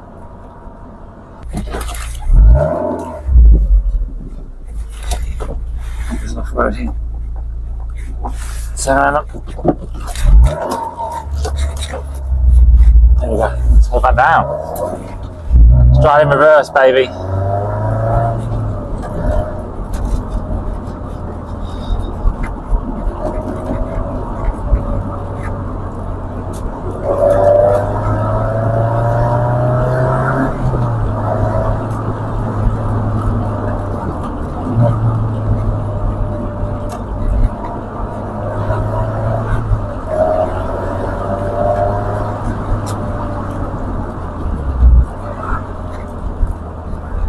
Whoa!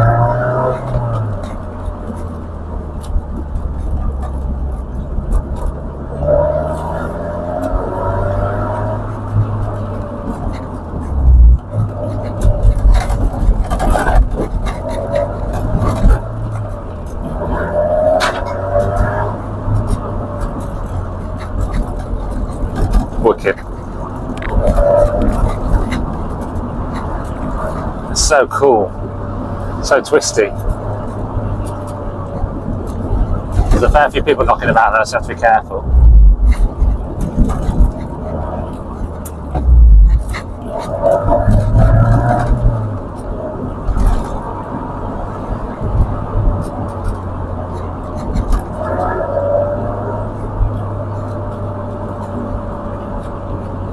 It's a place to film, so I can turn around there.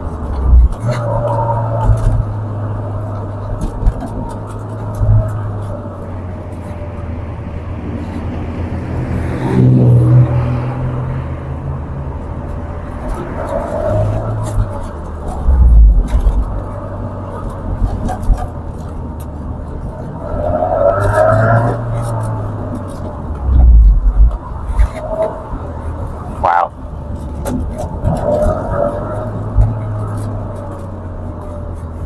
Oh, loving that. That's brilliant.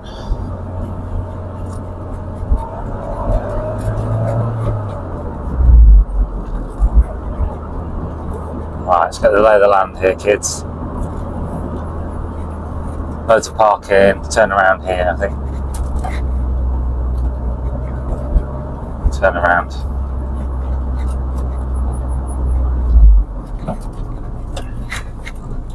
Here.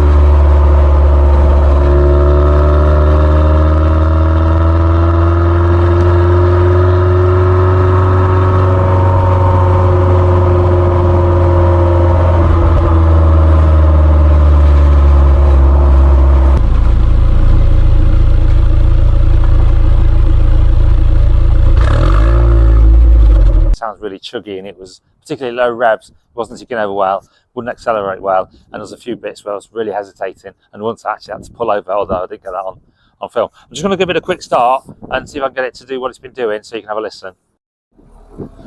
Right, so it'll start easy enough.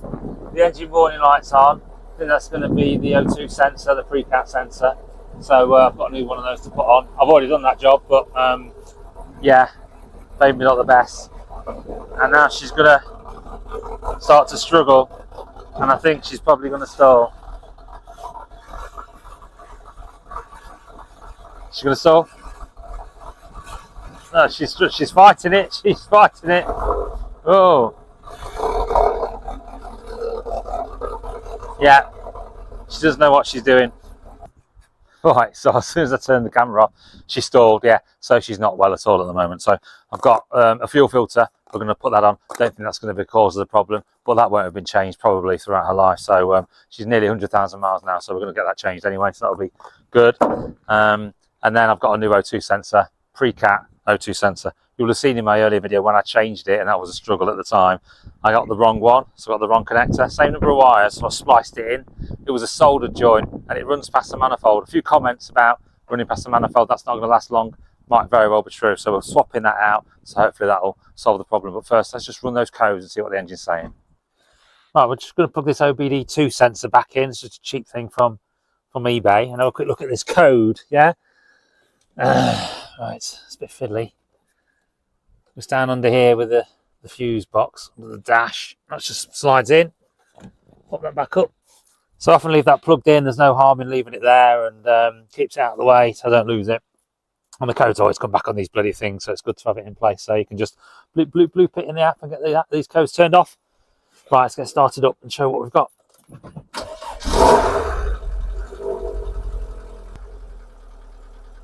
Right, so we're paired with the app. Let's just have a look at the fault codes, scan that. Bank 1, sensor 1. With my, yeah, bank 1, sensor 1, as predicted. So a quick look on the map, on the graph. Line, select axis. So you can't fault code with the sensor. Look, okay. And then this is what? Press play. So bearing in mind this should be oscillating between 0 and 1. 0 and 1, and it's not doing anything really, is it? It's just hanging around 1.1 volts. So the sensor's not picking up anything at all. Deader than dead. So that's definitely the problem. Yeah, let's get this changed. Alright, let's get back under there with this thing again. Right, so I've got a loose. Generally, I need to get my adjustable in there and then get her out. Don't think it'll come out by hand. Oh, it's slightly moving, but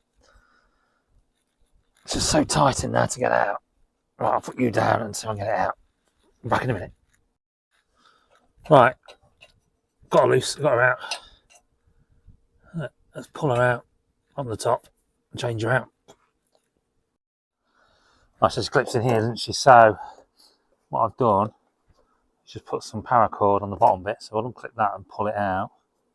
Right, so we've got that off, and then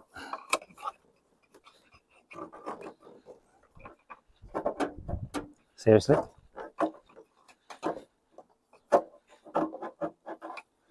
there we go. Bit of turning, bit of twizzling, and we're out. We've got the paracord as well, good. Right, so we've got the old and the new, right length.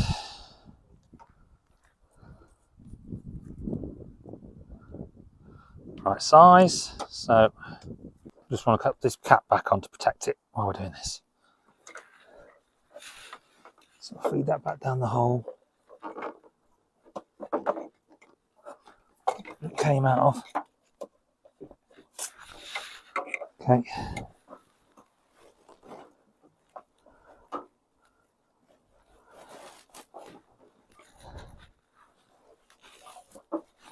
Turning it and twisting it. One thing is going.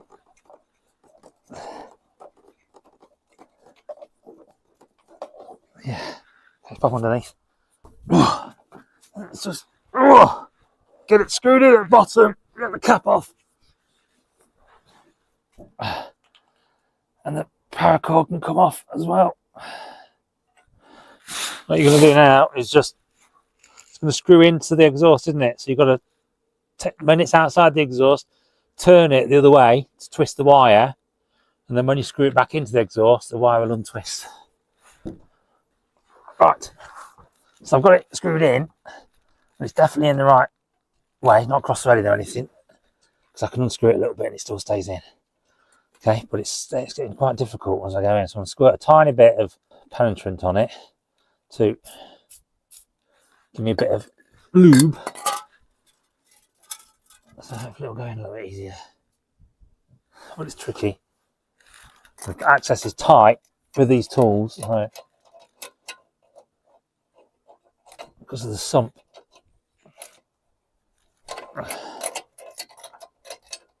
Slipping off the nut. Yeah, definitely going in now. Nice. Right, coolio. Right, I fitted it, connected it back up, so let's start her up. The engine warning light will still be on, but will it tick over okay? And then we'll clear that warning light, yeah?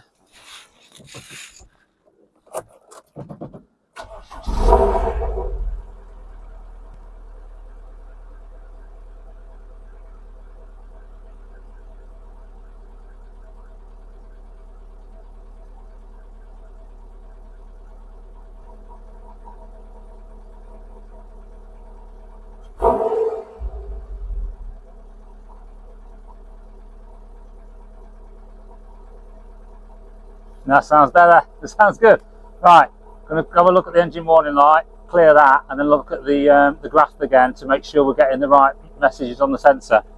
But given it's taking over like this now, I think we will be. Magic. Right, where are we? Scan for codes.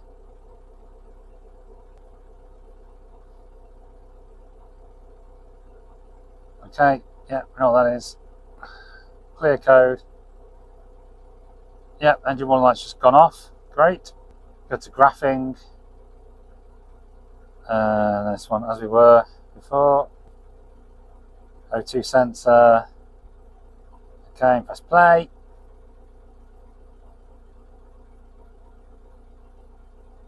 Here we go. Yeah, oscillating. Between 0 and 1 ish. Not quite down to 0, but it's doing exactly what it should be doing. Yeah, lovely. Magic. That's resetting itself. No issues.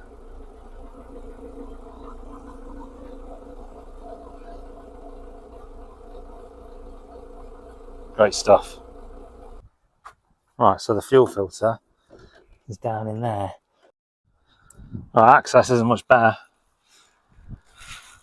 With that off, I've not that clipped in, have I? So that needs to be redone. Okay, you can see it down there. So I need to take the air filter box off to get access.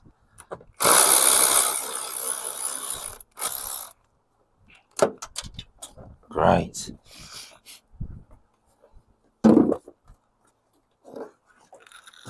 Right, that's off. And click those. And click those.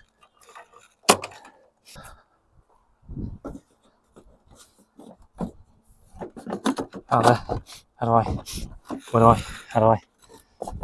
How's this going? Where's the rest? Oh, that's just come off. Okay, pull that back on. And then, come back off. Okay. The air filter is still fine. That's fine. Right.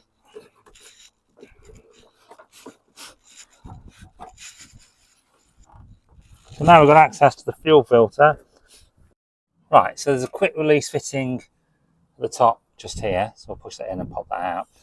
And on the other side, there's a bolted connection. So I need to just use two wrenches to get that undone. So I've got some rags underneath this. Pop off the quick release and I'll undo the bolted connection. Right, pop that. That should, it's gone loose on the pipe work, but this has not been taken off forever. So you push this black bit into the orange bit and then the whole thing should just pull off. Indeed it does. A little bit of fuel comes out, but nothing significant, so we'll leave that rag there. But then on the other side, I've got this bolted connection here, so I need to just put a wrench on the bigger one, spanner on the bottom one. I think that's a 14mm spanner on the bottom one, and undo that, and it should just come straight out. So I've got my wrench, and then my spanner to make sure we get these going the right way. We don't want to. We want to be careful that we don't break the pipe work anyway. Should go. Oh God! That is on there tough. Oh yeah, there we go. Right, got that off. Hopefully we can do that by hand now. Yeah, let's get it out by hand. Oh, where's my rag? The fuel coming out of that, obviously, because it's going to have a lot of fuel in it. I'm sure I can undo it and put the rag in it. So,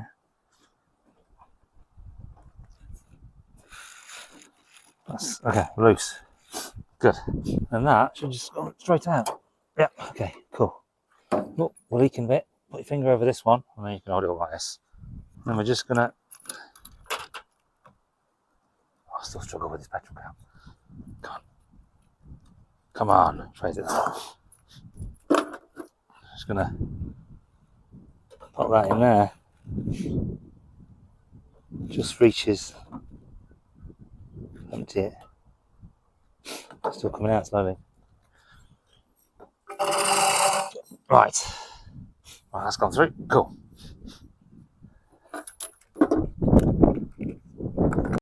Yeah, mine. This has got Rover written on it, so I don't think this has ever been replaced. There's not a date on it or anything. No, there's no date on it, but I think that's original. So good to get a new one on. We just need to get this pipe off, put it on the new one, and pop the new one back in. So it's quite straightforward. All right, let's just make sure we've got the right one before we start taking pipes off. Yeah, this is a Bosch one, so it should be a good job. Now, so these nuts are attached to the filter itself, and they're definitely attached on this one. So it's only aluminium, so you've got to be really careful you don't start turning those and tear the aluminium. Oh God, it's in tight, I tell you, wow. Is that? That's the old galvanic corrosion or something. Ah, okay. Okay, we're out. Good.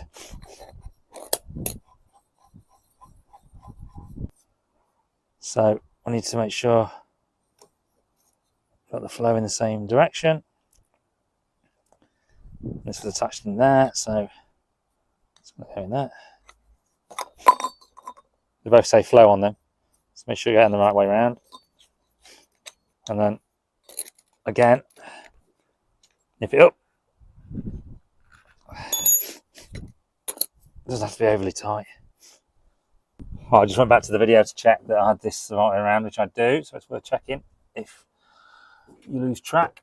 Right, so got to put the quick release connection on first, because this nut is fixed to the filter, so I can't put the union on first. So I put the union on and I won't be able to turn this, will I? So you put the quick release on first. Okay.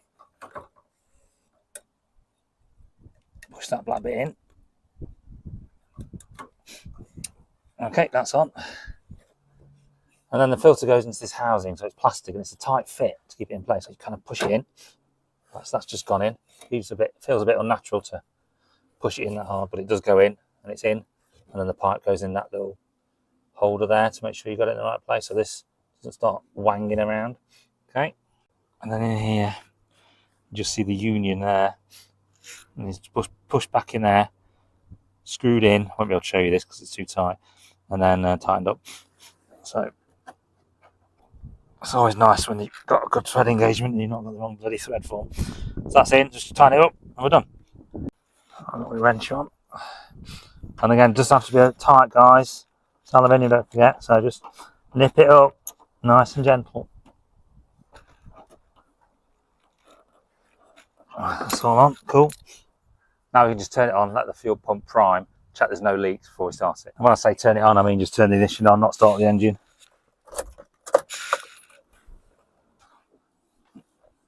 Oh yeah, that's leaking. Yes, that's not that. I've just nipped it up. Let's try it again. And on.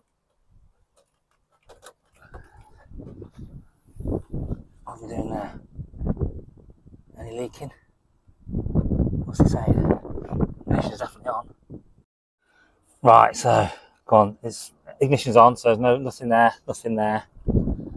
Now I'm up, there's nothing there either. Oh, there's a drip. I saw a drip. So it's still leaking. It needs a touch more. You're really careful with that over time, Nick. I'm going into aluminium, so just needs a touch more without doing any damage. Okay. Let's try that. Give that a bit of wipe.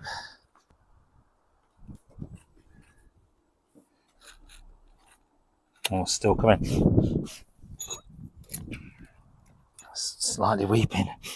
I'm getting quite a little comfortable now about this. And I don't want to keep tightening this up. Right, if you're not sure what's going on, grab some tissue, because your tissue will get wet. And you can see it. You can't necessarily see it on the rag. So, just giving that a wipe. There's definitely nothing significant coming out, right, at the moment. But has it stopped weeping, is the question.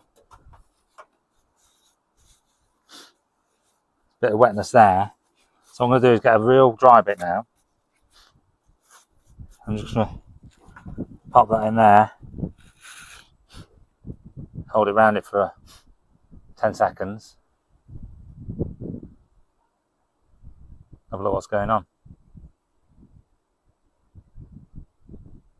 Now, I don't know with these, because it's an aluminium interface with the union, if you have to turn it such that you deform the aluminium to create a seal. I'm not entirely sure, but just very mindful. If I strip those threads, then it's game over. Put the old one back on, it'd be a nightmare.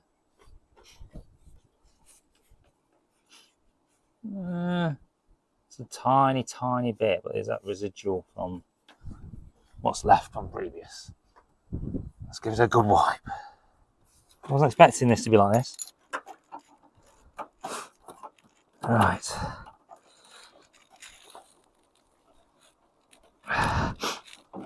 Okay, surely.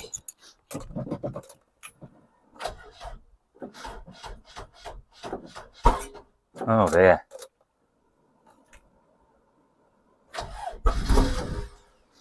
Okay.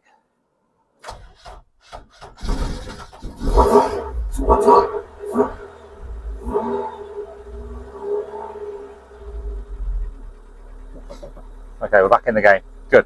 That was a bit troublesome. Right, that's a new one of those on. Yeah, definitely needed changing. And we're not leaking, so that's good. Yeah. Yeah. And last but not least. Yeah. Okay.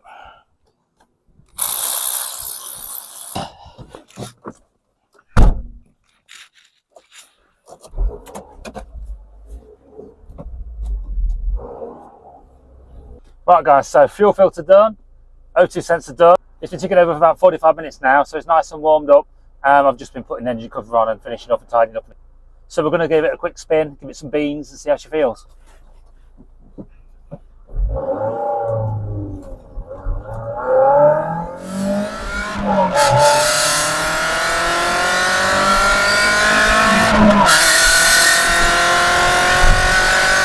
Nice. Pulling all the way up. 6,500, 7,000 revs. Sounds great. Feels good. We're back in the game.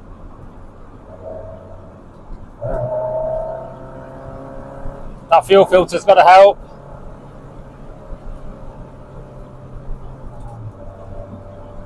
And that O2 sensor's certainly going to do the business. Right, turn around.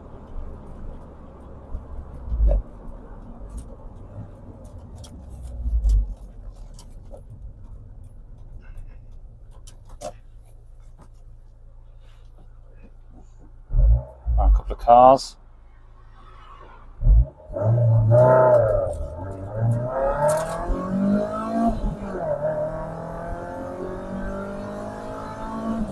$60, boom. Yeah, she's quick. She's good. She sounds awesome. So in my first video, we talked about the oil that I took out of this, how creamy and mayo-y that was. It looked like coffee, to be honest. And I was hoping that was going to be because this car's been sat around and done hardly any miles over the past 5 years. So condensation. A lot of talk about condensation on the forums and when I posted it on Facebook, etc, etc. So I changed the oil, did a good flush, and I've been keeping an eye on that coolant. That coolant's been going down about 1 millimetre per mile, so slowly ebbing away. I was hoping it was going to be the fact it was rebaselining the system after I'd done the water pump change, but to no avail. Also changed the coolant cap to see if that helped. That didn't help. I've been keeping an eye on the oil. It's been okay till now, but it's just started to show those signs of mayo creeping in. So I think it's inevitable, isn't it? Loss of coolant, mayo in the oil, I'll show you that. And then that indicates we've got a head gasket problem. Now, this car was sold by Trophy Cars 10 years ago, and I've got a head gasket certificate. The head gasket, water pump, cam belt were all changed on this car in September 2014, 10 years ago, 2,000 miles ago. So it's not really done any miles since. So what's happened in that time? So, don't know. Has there been an overheating problem? Can't see any new bits of pipe.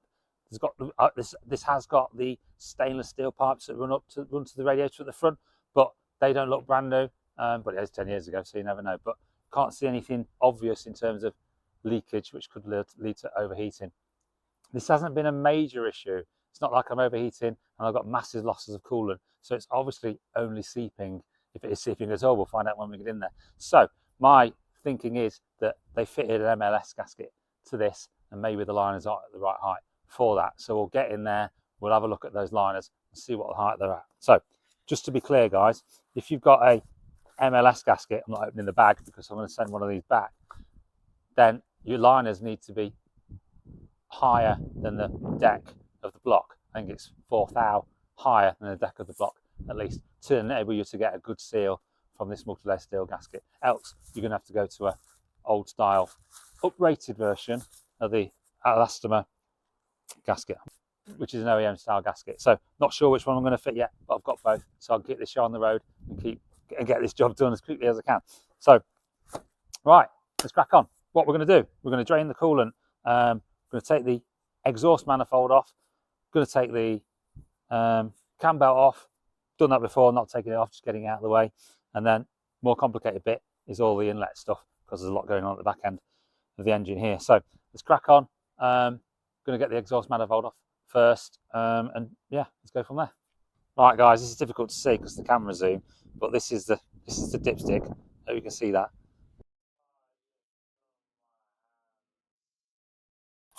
Right, so the first thing I'm going to do is drain this coolant. Come down here. I'm going to take one of these off. This is going to be tricky to get off. Try not to rip it. Okay. It's starting to leak. That's good. Not sure my bucket's big enough, but it is what it is.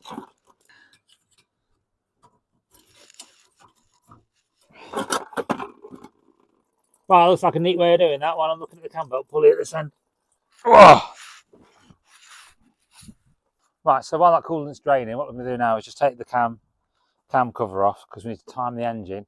So when we take the head off and put it back together, we know where the cams are in relation to the pulley at the bottom. So this won't take too long. We've been here before, guys.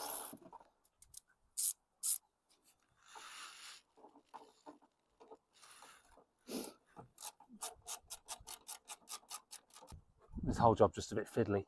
Take a lot of things off. Take the head off. Put a new gasket on. Put a lot of things back on. Obviously, the age of these nuts and bolts and the fact that they've not been removed for a long time, although they should have been removed about 10 years ago, doesn't give me concern, but we'll cross those bridges when we get to it, yeah?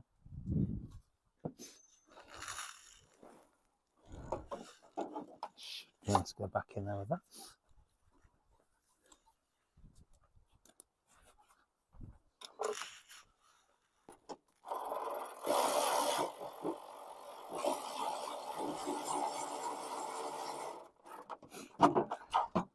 Oh, great.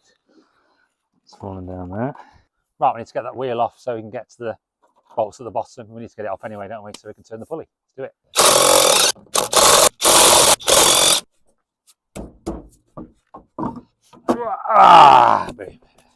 Then we need to take this cover off.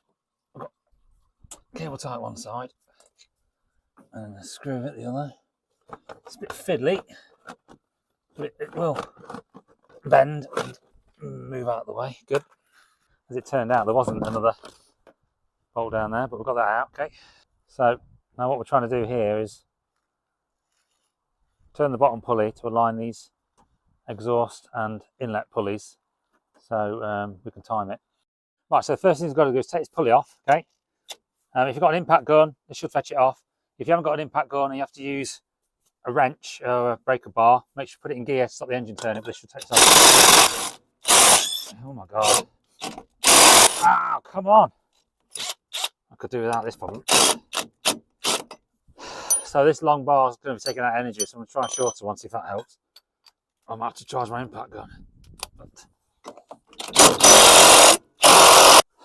Nice. I can't get that off tonight. So this is on its last bar battery, so I'm going to charge this overnight to get some juice in it. In the meantime, we'll take the what do you call it off? The exhaust manifold off. I mean, there's no point forcing it, trying more things or breaking it. I'll just come back to it tomorrow. I've got plenty of time. So we've got to take the heat shield off. So I think that's 10mm, 13. So we'll get that off.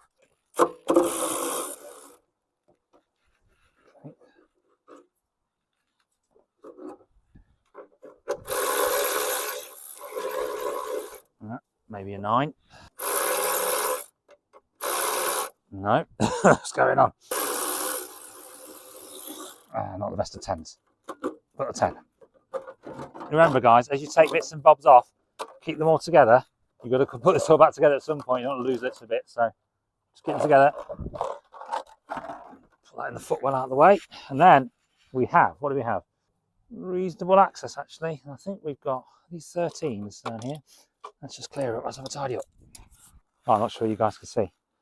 Right, then under here, on the exhaust manifold, you've got 5 of these. I think they're 15mm.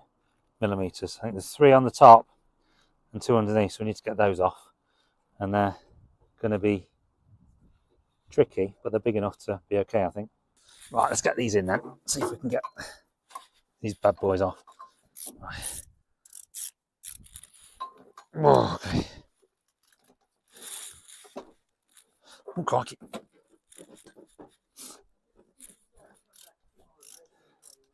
Yeah.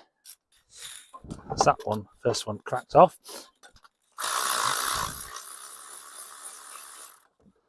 Well, yeah, I expected that. So, because, oh my God, I can't get it out.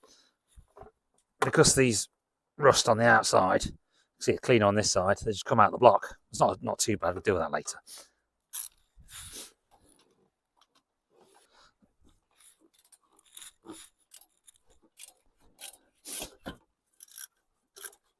Okay, yeah. Again, same thing. You just here. I mean, the best thing to do is make sure you're on the nut properly, because you don't want to slip off and round it off. Oh, that's easy. Number 3's come out, and I think that must be some kind of heat shield or something. Keep the heat away from the head gasket. What am I talking about? To keep the heat away from the cam belt. Right, now we've got the 2 underneath. It gets more tricky because I'm on an extension bar.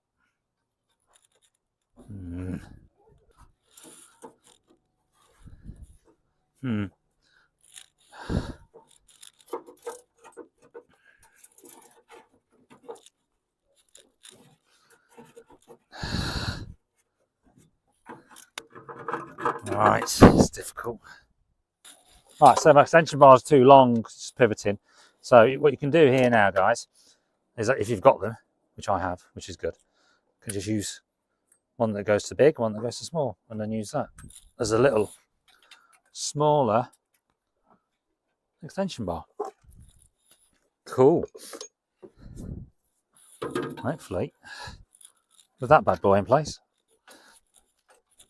Yep, undo that. Bit stiffer. And then last but not least is under here.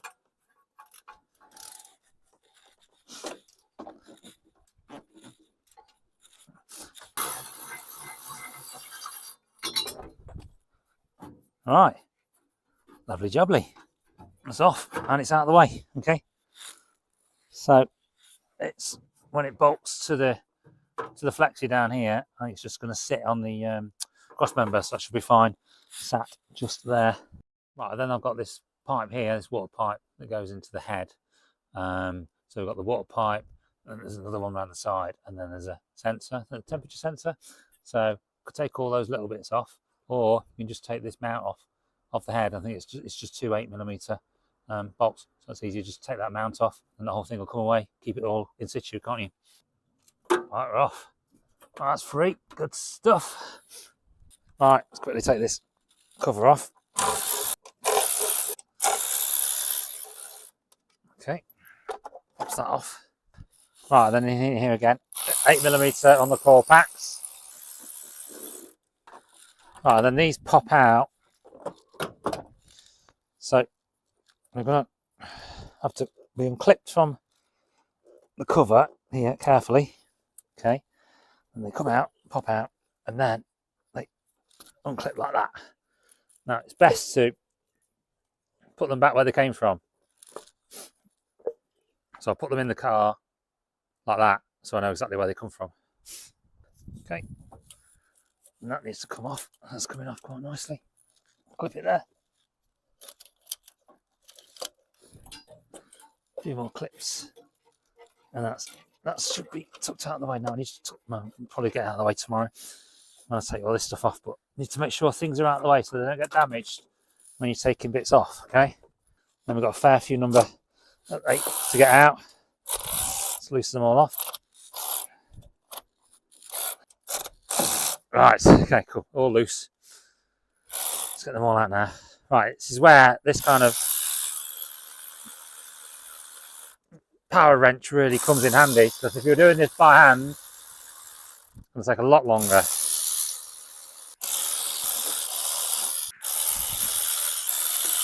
That's worth checking. They're all the same length before you start mixing them up. Which I think cool, yeah. Right, then that's loose. We've got a few breather hoses to get off as well. If you've got some hose clamp pliers like this, brilliant. But if not, then just use some pliers, or your fingers, but it can be painful. These are great because they've got like this ratchet on them where you push it and it clicks and it kind of holds it in place for you while you move it and you release it. Wicked. Right, and then we're just going to use a screwdriver to help get these pipes off. Remember, we're not here to tear things, we've got to fit all this back, so no damage please. Right, okay, then that comes off. What's it looking like in there? Looks alright in there. I'm not seeing a massive amount of mayo or anything. So this is going to get replaced. Yeah, looks alright. Can't see any significant mayo. We're here now. Alright then guys, after a bit of charge and a bit of perseverance, got that pulley off. So what you need to do now, screw this back in. Yeah. Okay. Now that's back in, what I need to do is turn this so those two dots are pointing towards that line there. Well, tell you what guys, I was being a bit of an idiot there. So I was looking at these kind of imprints there, thinking that's my timing mark. That's not. That's just a make mark, I think, for the pulley. There's two dots, you can see them just there, one on that tooth, one on that tooth. Those are the ones you've got to point up to this service line. Right, over here, you've got top dead center, and then obviously your advance. You can use all that, set your timing, etc., etc. More important when you've got a distributor as opposed to electronic ignition, which this one's got. So now this is important that this is at the service mark, not at top dead center, because at the service mark, your pistons are all at half height. Okay, so when you're taking the head off, or you're undoing the belt, or you're moving the valves and the pulleys are starting to move at the top, you're not rotating the cams and potentially having the valves hit the pistons. So got to be on the service line.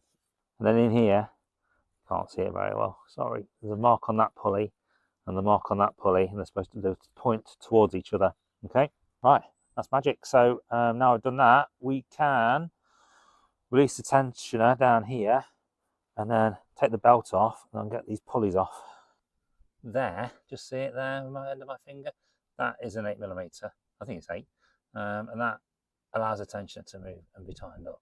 And then that in there is a 8mm Allen key. So you need to undo that one and then undo that one. I mean, the reason you've got two is this holds it in place and that holds it in place when you tighten that. So when you're fitting it, what you do is you put the tension on, tighten that one, and then when you tighten that clockwise, it doesn't loosen it. Because if you don't tighten that one first, what happens is you try to tighten it and that just turns itself and you end up going backwards and forwards. So you have to tighten that one first. So we'll undo that one first and undo that one. Yeah, that's quite difficult. So I had to loosen the nut from underneath, then we'll loosen the Allen bit. So with an Allen key, I couldn't get enough purchase on it. So what I did is I just cut the bit off, put it into an 8mm socket onto my wrench. It just drops out and you get some more purchase. Right, that's it.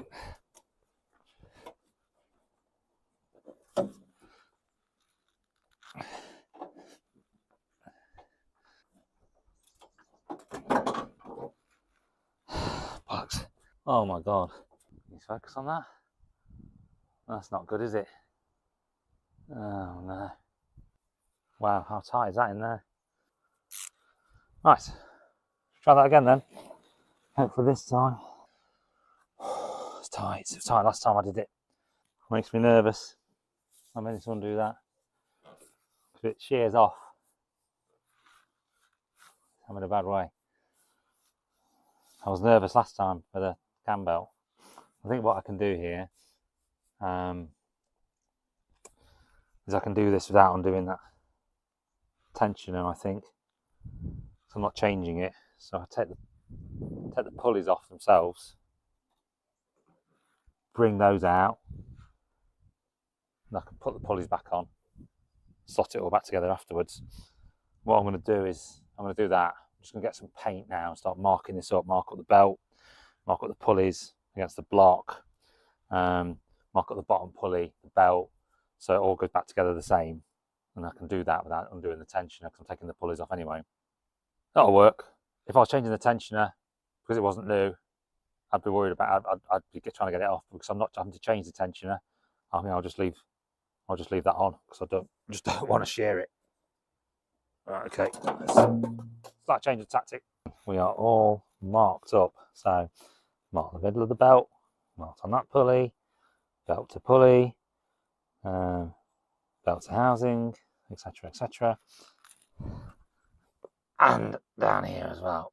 Right, if I just undo that, I think that's a 17mm. If I just try to undo that, it's going to turn the pulley. So I've got to jam my pry bar in here. These are quite strong, these pulleys. So put my pry bar in there and then undo it. Okay. Pry bar out. And then we do the same to the other side.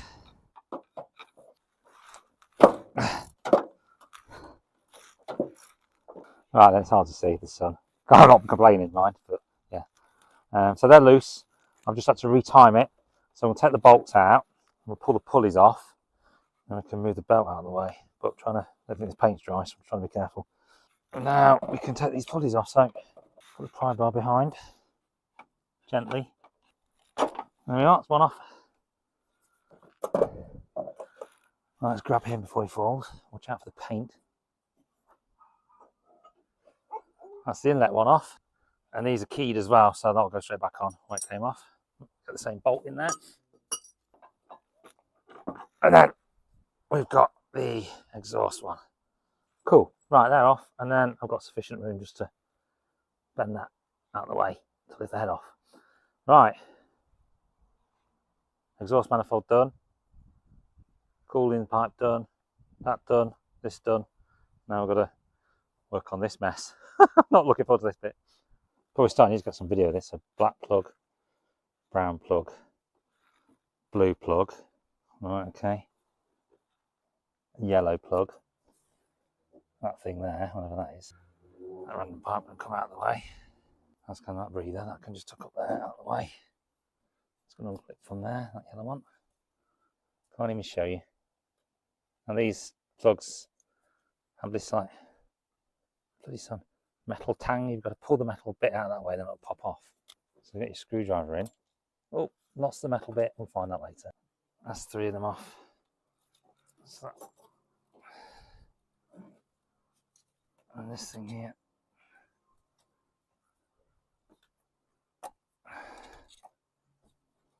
All over there out of the way. Okay, that's a bit cleaner, isn't it?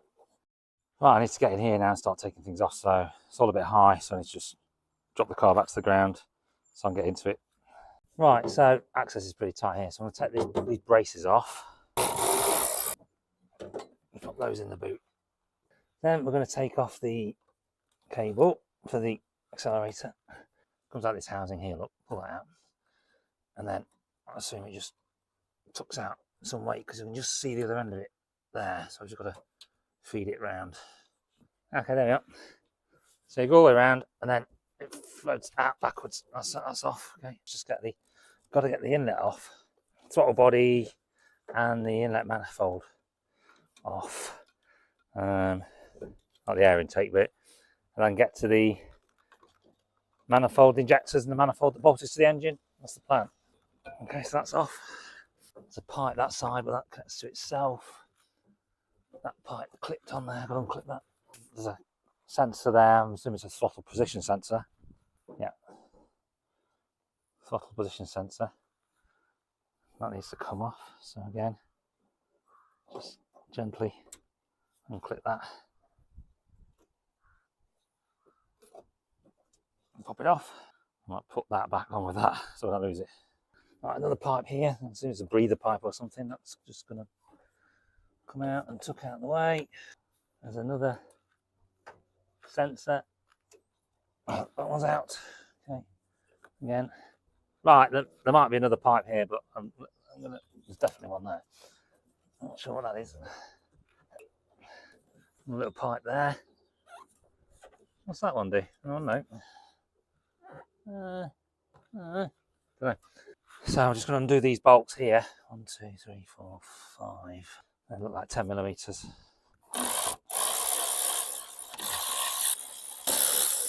So just undo these bolts here. There's a bolt there, look, you can just see it. Can you see it? Where the filler cap attaches. So I'm just taking that one out.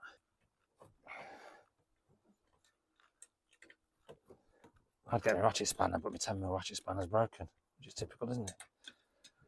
Oh my god. Oh, it looks loose. That's good news, at least. Right, got it. That's now loose. Right, what is keeping it attached? So, okay.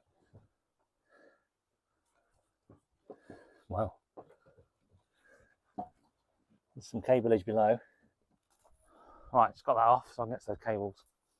You see them under here. That block there is attached to the bottom of the throttle body. Oh, okay, slides off. Right. Got it. Got it, unclipped it. Now that undone, hopefully, if my calculations are correct, we should be able to take this out. Oh, baby. Okay. Fabulous. Real progress now, team. Right then. We are making progress. Right, so now, bloody cobwebs in here. We have got a few more bolts to undo to get this inlet off. So you can see the injectors here, fuel rail. This hard line goes to this flexi, so I should move the flexi here for the one that the return line. So let's undo these. 1, 2, 3. Looks like there's none underneath. Tell me there's none underneath. Oh, there are some underneath. Oh, come on, now it's going to be a pain in the bum, isn't it?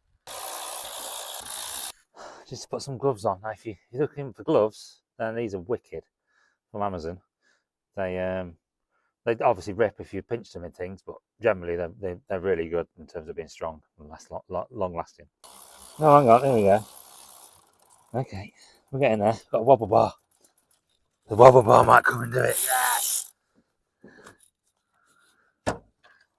The on the end's okay because I can get to it. I can't see. Can't get to it. Can't see it. I can't see. I can't get my hand in. I'll put some tape on it to try and stop it being so wobbly. I might be able to get it on. I literally just see the corner of that. Seriously. Stop wobbling so much. The wibble wobbleness of the wobble bar is wobbling me out. It's loose. There's a bracket underneath here that attached it to the engine, so I need to undo that. That might be 13 again, actually. Wood to 10. Let's try with this then. Again, not sure I'm going to put it back together, but let's go out. Okay. Boom. And it is off. Hell yes. That was tough. Right, my back's aching as well now. Bloody leaning in. Right, so I think that we're clear here. This is where the head, you can see down here, this is where the head sits, and the head gasket's going to be down under there. Okay. There's the tensioner I didn't take off earlier, so that's got to come out as well with it. Oh, it just started spitting, so I need to get this done. So we're going to take these out then. There are 10 of them. We'll work from the outside and work our way in. Just loosen them off, okay?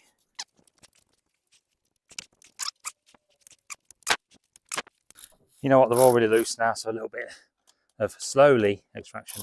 Will it?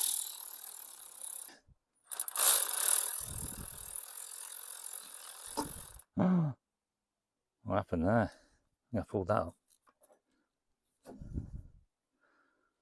I've just moved the cams by getting this tool caught under that lobe. Not lobe, there's like a lip, so that might be. Right, so I don't know why they have it, but there's a knob in there on that camshaft, and there's one over here as well. It's directly in line with the head bolt, so that's just craziness. So what I'm going to do is put on the outlet and turn that. I know I have to. Come on. I know where I need to put it back to because it's all marked up. I'll put on the outlet pulley and turn it and get that freed up and cleared, and then do the same over there. Okay. Let's get that one out. Need to do the same on the other one. Okay. Come on, push more. There we are. So I got that one. And we got that one out. Let's get those two out of the way. I'll take all these out. I'll get them to empty the glove box, will do. Oh, try not to drop them, seriously. As I say, we're not reusing them, we're putting new ones in.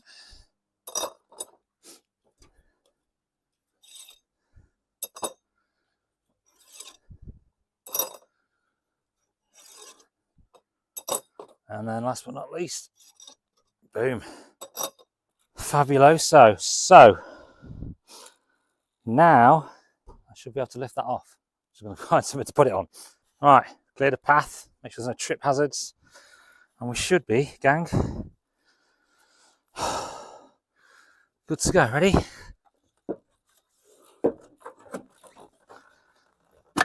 Okay.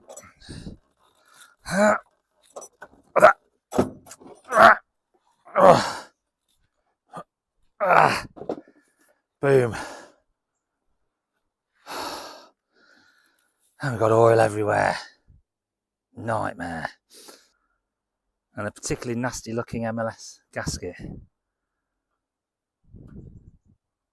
Alright, let's show you guys what we've got. Yeah, we've got some work to tidy up. We'll get on to that in a minute. There's oil here as well. Yeah. So, MLS gasket. Okay. We'll have a look at that in a minute, but it doesn't look too clever, does it? Look at it. Sure what that is. There. Right then, guys, we are off. And what can we find? What can we see? There's obviously a bit of oil spilt over this side. Now remember, when we've got this head off, can't turn the crank because these liners, they might move, so you have to keep it still. Now, remember what we said earlier about multi-layer steel gasket needing the liners to be higher than the block? They're not higher than the block. They all feel exactly the same, and they all feel pretty flush with the block. They all look in good shape, mind. There's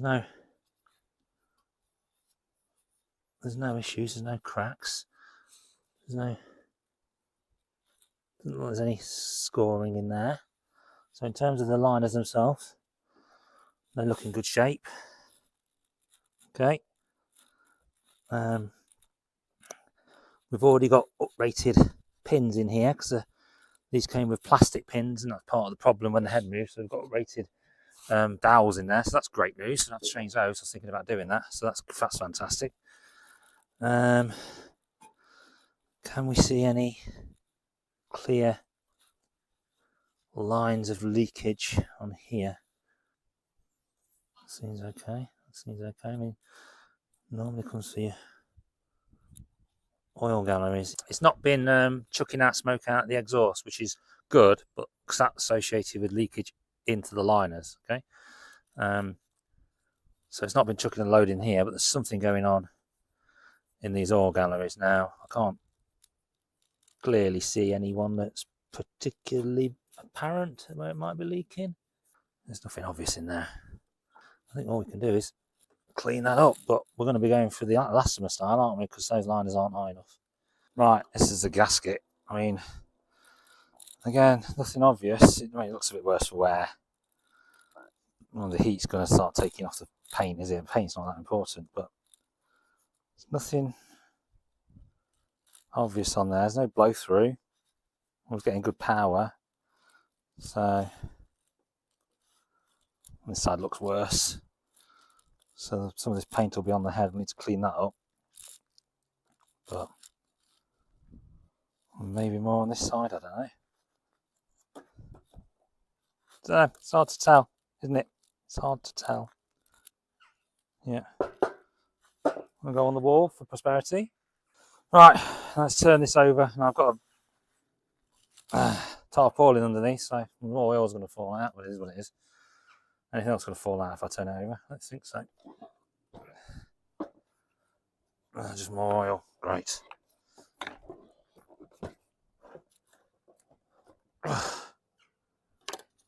Okay. Obviously loads of oil on it. Wipe down. All the valves look good. That's good news. Burn a bit of oil when I start it back up. Let's burn this oil off. Spark plugs look good. They're still in there. We'll leave those in.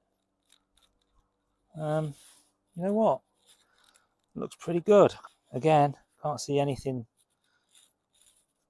clearly indicating a problem, but yeah, okay. Try and clean this oil out of these water galleries because we don't want oil back in the water, do we? Good. Right, we need to clean that, check for straightness, and then think about putting it back together. Right, so liners need to be 4 thou over the deck, okay? So, I mean, 4 thou is only 0.1 of a millimetre, so me eyeballing it isn't necessarily right, is it? So, got my feeler gauge, which is 4 thou. Got a straight edge. All right, okay. Just going to lay that across each liner. Try to fit that through the gap. I should be able to, I've got to fit that through. If I can't fit that through, then it's lower than 4 thou. It's got to be at least 4 thou. Right, so put that across. Get your 4 thou feeler gauge, make sure there's nothing that'll stick to it. No, it's not. And push down on the liners. Not too hard because we don't want it to move. Not going through. Not going through. Not going through. Not going through. No. No. No. No. No. So none of these are higher than 4 thou above the deck of the block. They're all pretty much the same height though, so I'm happy about that. So that's it confirmed. Definitely got to use the elastomer gasket. So I'm going to give this a clean now, get some Scotch-Brite on it. Not going to do anything too significant on it, but just a bit of a clean, and that deck will be ready to receive the gasket then. Right, there you go. Just clean it up. I mean, it's coming straight off, so nothing significant here. Don't worry about any residue from the old one. I mean, people have used emery cloth and stuff, and I saw that someone was using a wire wheel as well, which I think that's a bit aggressive when you're trying to keep this flat. So I think a bit of Scotch-Brite just to tickle off the old gasket and make sure there's nothing left behind. Also checking for things like corrosion as well. I don't want to see corrosion on this head where you might not get a good seal. Have a feel of it. Rub your fingers across it, your thumbnail across it. Make sure you're happy. Yeah, so that's all looking good. When you can see some like shadows of where you've got ingress of that into the grain of the material, but you can't feel it. So that's good. It's ready to receive. I'm not putting the gasket on just yet. It's exciting getting it on, but put that on when we're ready. Right, now we do the same with the head. So it's going to take a little bit longer because there's a lot more residue stuck to this head than was to the block. Block here. This is block.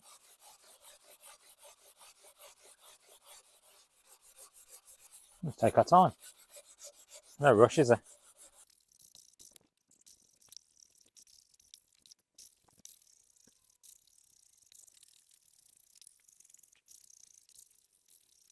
What you don't want to do is start focusing on a particular area because that will just undercut and give you a divot. So you've got to keep covering large bits, okay? So it all flattens down together. So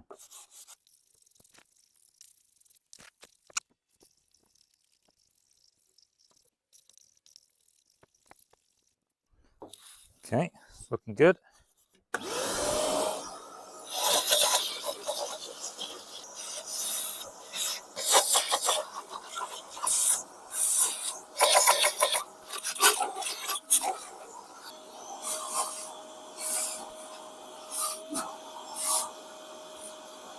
Right, that's good enough for my money. Again, there's still some witness marks from previous gaskets, but you're never going to get those out without a skim. We definitely don't need to do that. So a bit of acetone now, just to clean it up. Okay, next thing we need to clean is the inlet gasket. Get that off. Yeah, you'll notice I didn't use the razor blade on the head gasket because you can dig in with the razor blade. It's not so important here. Clean bit of Scotch-Brite.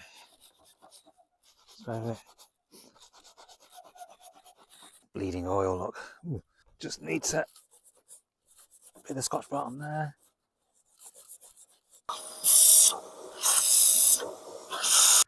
The final wipe down. And then nice straight edge here. This is nice and flat, this engine is. This block is. You can tell if it's flat because you hold it on tight and try and bend it in the middle, you can hear it moving. You can feel it touching the head. Hold it on and try to move it and you can feel it resisting the movement, yeah? There's no rocking. So, again, feel it. Have a good look across. Again, no rocking. Yeah. Yeah. Yeah. That's good. Bob on. Good stuff.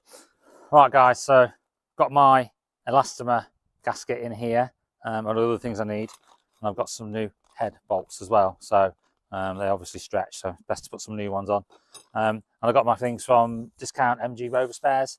So I decided not to go for eBay. You can get these cheaper on eBay, but they wasn't expensive anyway. So, and they gave some good advice. So it's really good to use them, I think. So if you do search for head gasket kits, these are kind of on the second page in Google. So it's worth keeping looking because it is a big, good kit. Right, let's open this carefully. The kit actually came with new dowels, but these ones are fine. So I'm leaving those ones in. Here's the new gasket. It's an uprated version of a polymer type gasket. I'm trying to be really careful in getting this out. So where's it taped shut? It's taped shut at the top here. Cutting away from the gasket. Trying not to touch anything in terms of the polymer. Okay. So that's can only go on one way, which will be like this. Let's drop that over the top. Okay, that's in there nicely. Right, okay. Ready for the head. Try and tuck that out of the way. Nothing's going to get in the way while we do this. While we can, let's quick check that inlet manifold's clean surface. It has. That needs a good wipe. Should we do a wipe along here, but without touching the gasket. That's good. I'm just putting my gloves on so I don't contaminate any surfaces. Well, that's good to go in there. Right, we're going to be really careful now. Get a reference point on the block so I know what I'm looking at from above in respect to going sideways and that way and that way. I'll get this one on, get the other one on. In line with the left of that block. Okay.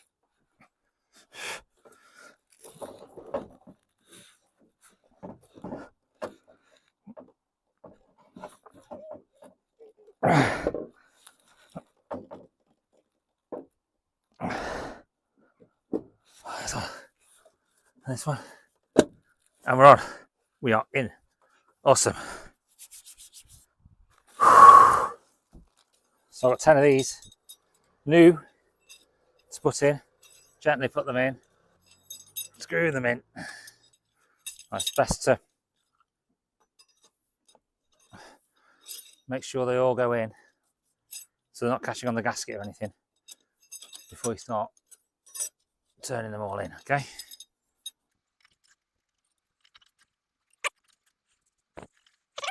Right, and then it's an E12 on here.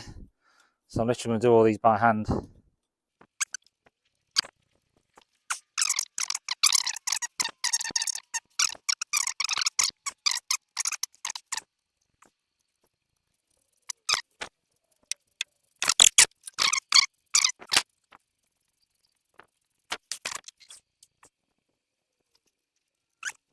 Right then guys, I have been to the workshop manual and got the exact tightening sequence for these head bolts. It's only 20 Newton meters, and I'm using my actual bike wrench, which has 20 Newton meters on it. My larger wrench kind of bottoms out around 30, so this is more accurate at this low end. So I've already tightened these, so I'm just going to go around and check again. One.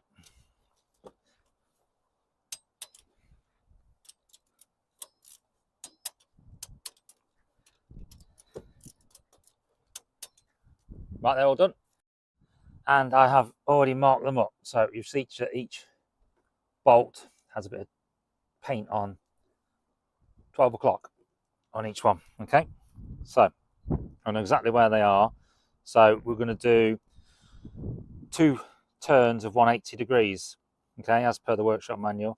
So we'll follow the sequence 180, but I'll know which ones I've turned because they'll all be pointing to 6 o'clock, and then once we've done that, they'll all be pointing to 12 o'clock again. So let's get that done. Right, so I'm going to do 45 degrees with the wrench, ratchet back, and then 45 degrees just so I can, because it's easy to reach. So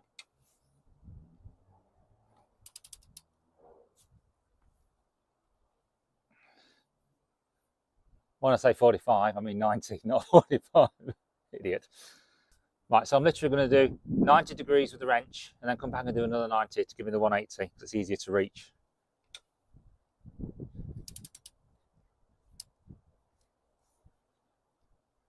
Making sure these are at 6 o'clock.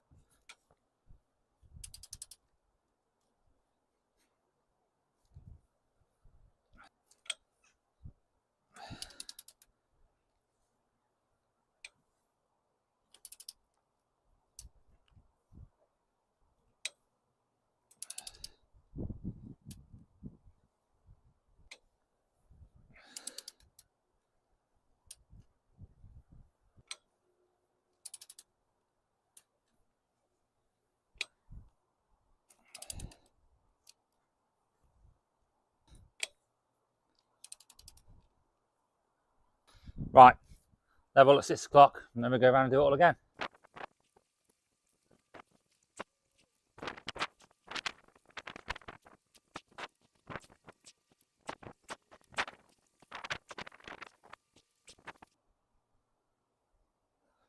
All done, brilliant, fantastic. Right, this is quite hard work getting here, so I feel like a few quick wins. So I'm going to put the inlet back on, the water pipe back on, and timing belt back on. I think those ones will be, maybe the timing belt might be more complicated, quite straightforward, and then we'll focus on the more complicated rear end. But yeah, let's get the inlet back on. Right, so this is the exhaust manifold gasket. That's the new one, nice and shiny, slightly different shape than the old one, but it will work. This is the old one. So, I mean, this is suspicious, isn't it? I mean, look at that. That is. Can you zoom? Can you zoom? Can you see? Can you see? Am I zooming in? Am I zooming in? I mean, look at that. That's supposed to have been changed. They've had to have taken that manifold off when they did the gasket 10 years ago, and this car's not gone anywhere or done any miles, so that looks rubbish, doesn't it? So they either didn't change it. Oh, I mean, just shows the indicative of the quality put into that job, doesn't it? Because I don't think that was changed when they did it. Anyways, get on with it. Right, I've put some grease on those studs to put them back in. They've got to go back in at 45 Newton meters, and I need to remember to put the heat shield back on as well. It's a little bit more tricky because I've not got studs in the block. Ideally should have taken these out and put them in the block, but it is what it is now. So I'm going to just put the gasket in and then do one in the middle here. Set the gasket on that, and then I'll need another one at the end. Stop it spinning. Now, actually, just need to make sure I've got that gasket on the right way around. So that gasket symmetrical. There's a bulge on each side. It's a multi-layer, so there's no right or wrong way round. So that's pretty pokey-yoky. That's pretty good. Put that in there. I should be able to. Oh, I need the heat shield on that one. I'll tell you what, let's get it in. Let's get this gasket started, and then we'll put a third one in over there. So this might prove interesting, guys. Offering this up partly blind. The bloody hell's the hole there. Right.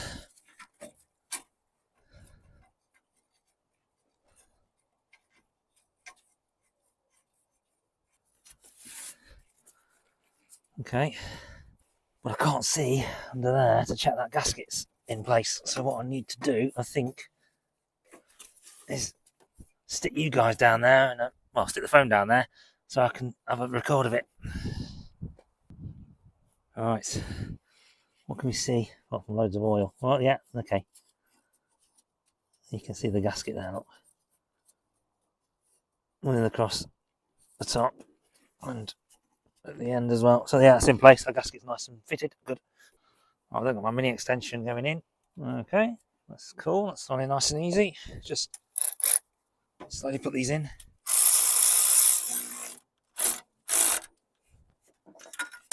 And then drop your tool. Great. Alright, it's always best to start these by hand, especially the ones you can't see, because you don't know if you've got them cross-threaded or not.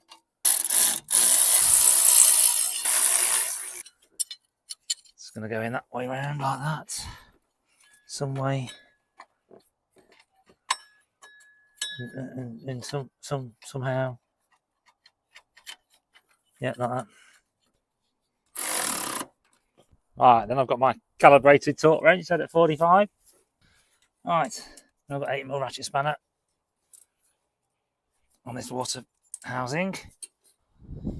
Right, so now we need to get the pulleys back on and the timing belt back on.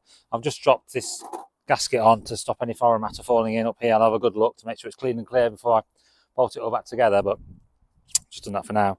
So I need to pop this cover back on.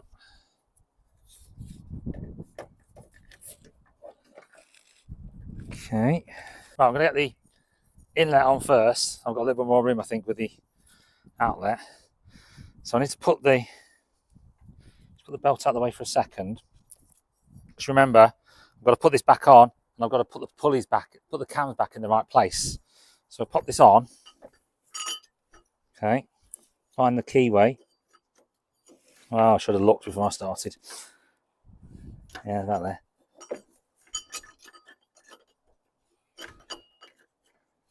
Where is it? Where are you, little bastard?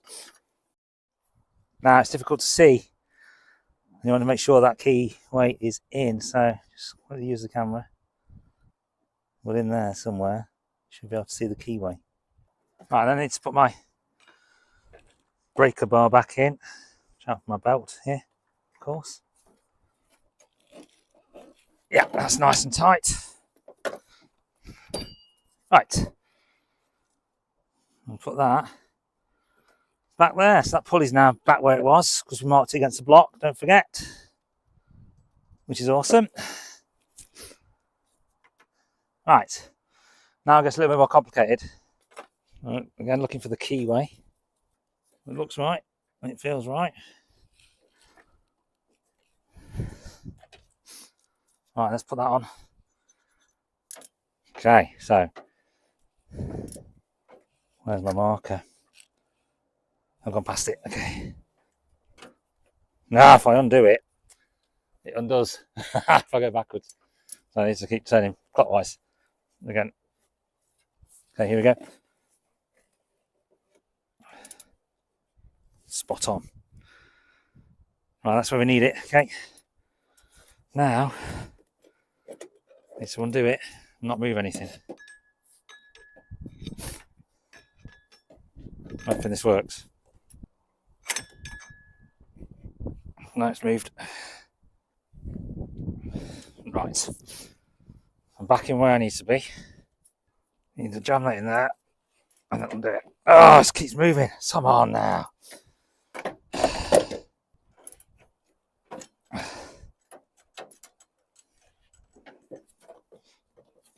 Right, got it. All right, this is where it gets interesting. So,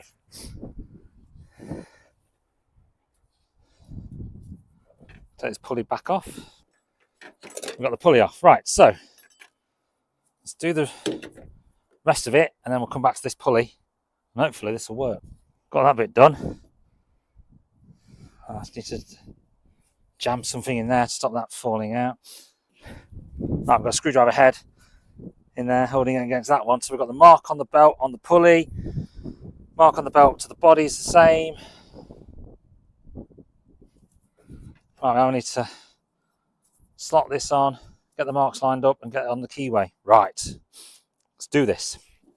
Feeling confident. It's going to be difficult.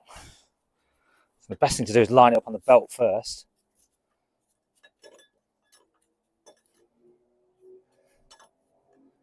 Which is there.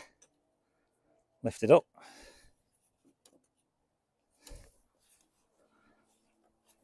And find the keyway. Find the keyway. Oh, baby. We're in. Brilliant. Just check. Then. So down the bottom, remember, mark on the belt, mark on the pulley, mark on the housing, all still lined up. Great. At the top, I've got mark on the belt, mark on the pulley, mark on the housing, and mark on the belt, and then mark on the. You can just see the marks lining up there. So yes. Now I need to put the bolts in and tighten her up.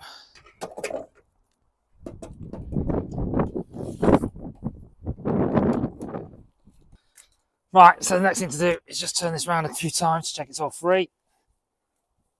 Nothing's out of place.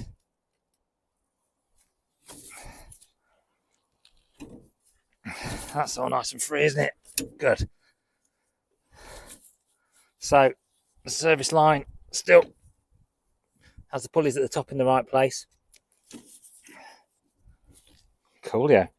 Right, I think sorted. Okay, two dots there, and then two lines facing each other. Brilliant.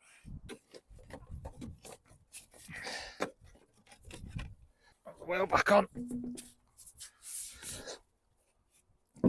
Lower part of the inlet back on where the injectors are and the fuel rail is. So I did film it, but I didn't film it. It was all muted, so I'm not going to show you that.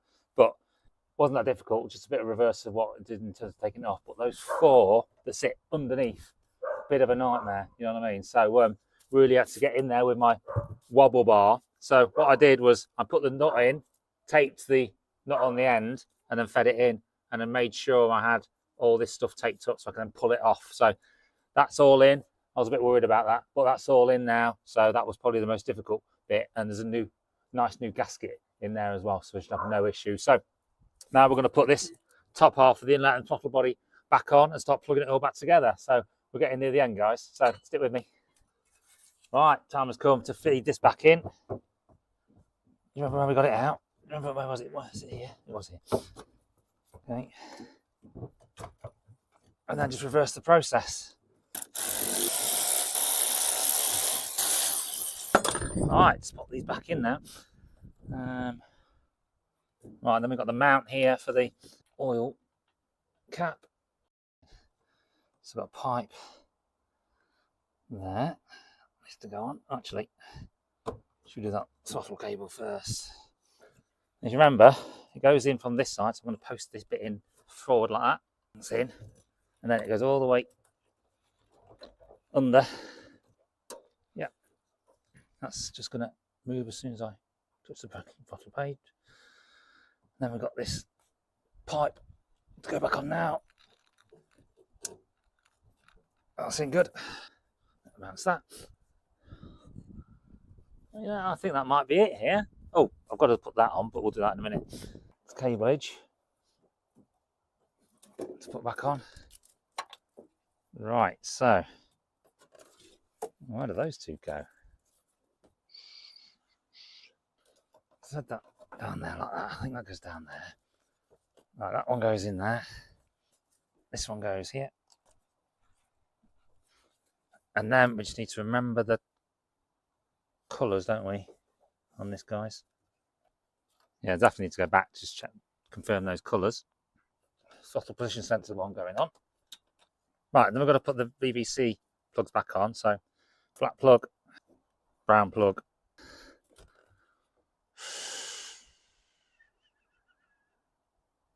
Oh, God. Yeah, it's not going far without these, is it? This is for the core packs. Just wondering where those go. Okay, we'll do that later. Right. So now we're just going to do a quick clean and clear check in here. Now we've turned this over by hand, so we know this turns over. Just going to methodically have a look down these because it's been open. I've tried to be careful. Right, and then all the spark plug holes. Yeah, that's clean and clear. I'm content with that. Nothing in there. I mean, I don't remember dropping anything, but even if you've not dropped anything or don't remember dropping anything, it's always worth checking things like that as you go. Make sure there's nothing left behind, yeah? Good stuff. All right, now we've got the cam cover gasket. This is quite self-explanatory. It's got top on it, exhaust manifold side, so that's nice and new. So we'll drop that on. Right, and then we need the cam cover, and then it's going to start look like an engine again, which is fantastic. Let me go get that. All right, so we've got the cam cover and a shed load of bolts. Right, so, and I've given this a bit of a clean as well. It's not fantastic, but it's nicer than it was. So, thought I'd give it a bit of a spruce just for you guys. Okay, and we'll put some end ones in, make sure we're home and that gasket is in the right place. That feels home. I can't see the gasket here through these holes. And these two have gone in. So I think with the third one gone in, which it has. Yeah, that's home. So let's get those in. Right, these are all 8mm. Right, so they're all in now. These two here were quite difficult to get in. Not difficult, but a little bit more stiff. So I was just checking. I took a few of them out to check they're all the same length. They are all the same length and all the same diameter. So now we've got some cable to put in. I can't remember where that goes. It's going to go in there. So put it there. There. Well, that's in. Magic. Then we've got some coil packs. Okay. So this is going to go in the cylinder closest to me, which is this one. And that goes in number 4, the opposite cylinder, if that is number 4. Make sure you reattach it. Okay, push that down. Push that down. It's nice and engaged. And then again, it's going to go like that, clip in. It's quite simple, really. You can see where they go. So that wire. I've got this cover to go back on. Then we've got a breather pipe, another breather pipe. All right, just check that all these cables are still in place after you've been meddling and fiddling. That's in. Remember we did that water pump down there? Not water pump, water connection down there. That's all tight. Manifolds on. Heat shield. Right, have I forgotten anything, guys? Can you see anything? I've forgotten anything. I think that's all done. That's all done there. I think that's it. I think I'm on to fluids. Oh, no, I'm not. Still got to put this on. We've got far too excited. I've still got to put this on. Oh, man. Guys, that is it. We're on to fluids. We are connected. That's back in. Oh, that's back in. She's looking snazzy, isn't she? So, bit of polish. Looking good. So, everything's back in. Just put the brace back in. It's worthwhile as you go round, even if the things you've not necessarily took off, that if they're connected, just check there's no thing that's going to come apart. Right, guys, now we're on to fluids. Yeah! So, coolant. So, 10 litres, but we need some oat. So, organic acid something. Oat, I don't know what it stands for. Oat. And it's a 50-50 mix with water, okay? So, I'm going to start with the water because I undid the pipe at the bottom. Put a bit of water in, just check that doesn't leak, and then we'll put the oat in. It's exciting. This is exciting times now. Get this done. Right, I'll drain the oil. I'm back under putting the oil filter drain plug in. Okay. Oh. Let's get that drain plug in first. Top it back up with oil.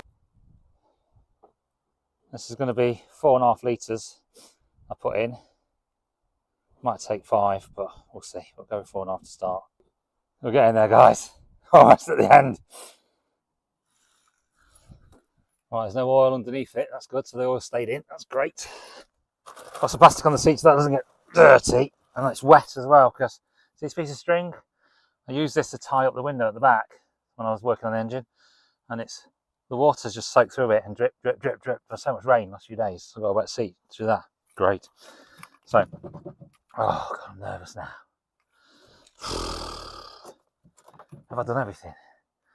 Turned it over.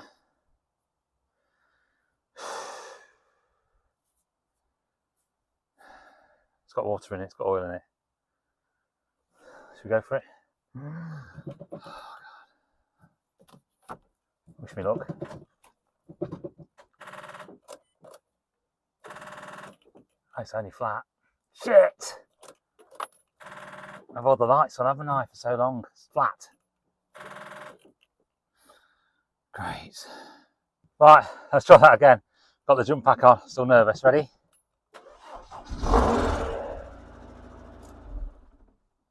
Whoa.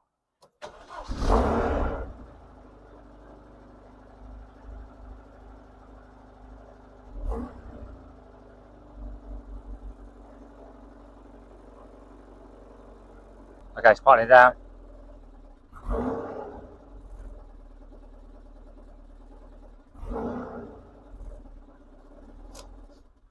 No, that's not good.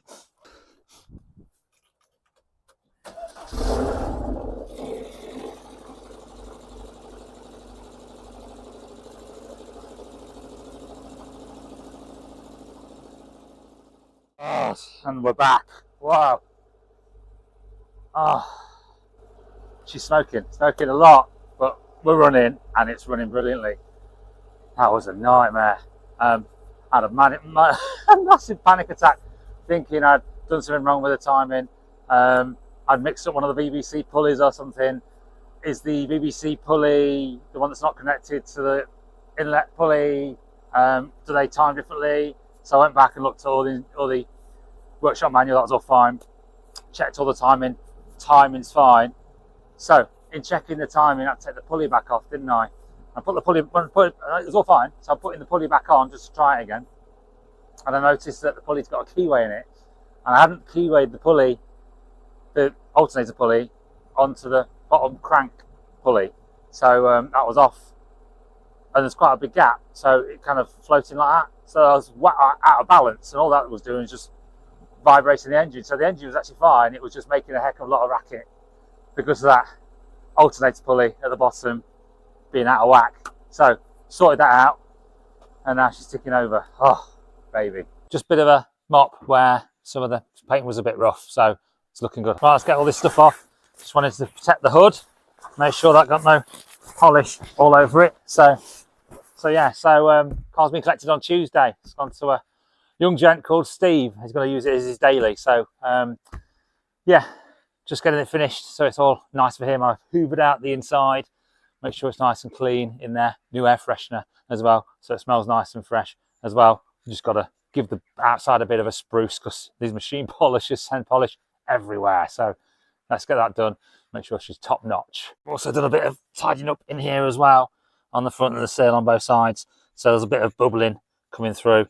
I mean, in the previous owner, we put Hammerite on here, which has done well in terms of protection, but it was a bit coming through here. So I've taken that off, treated it, re-hammerited it, and then painted over the colour match paint. So it looks pretty good. Obviously, you can tell it's painted. You can't tell from the side, but you can tell when you look there. So that's a job that I would have got done if I'd have kept the car, but it's a job that can be done by the new owner. So top banana. Yeah, same in there and the same in there as well. So that's all looking good now.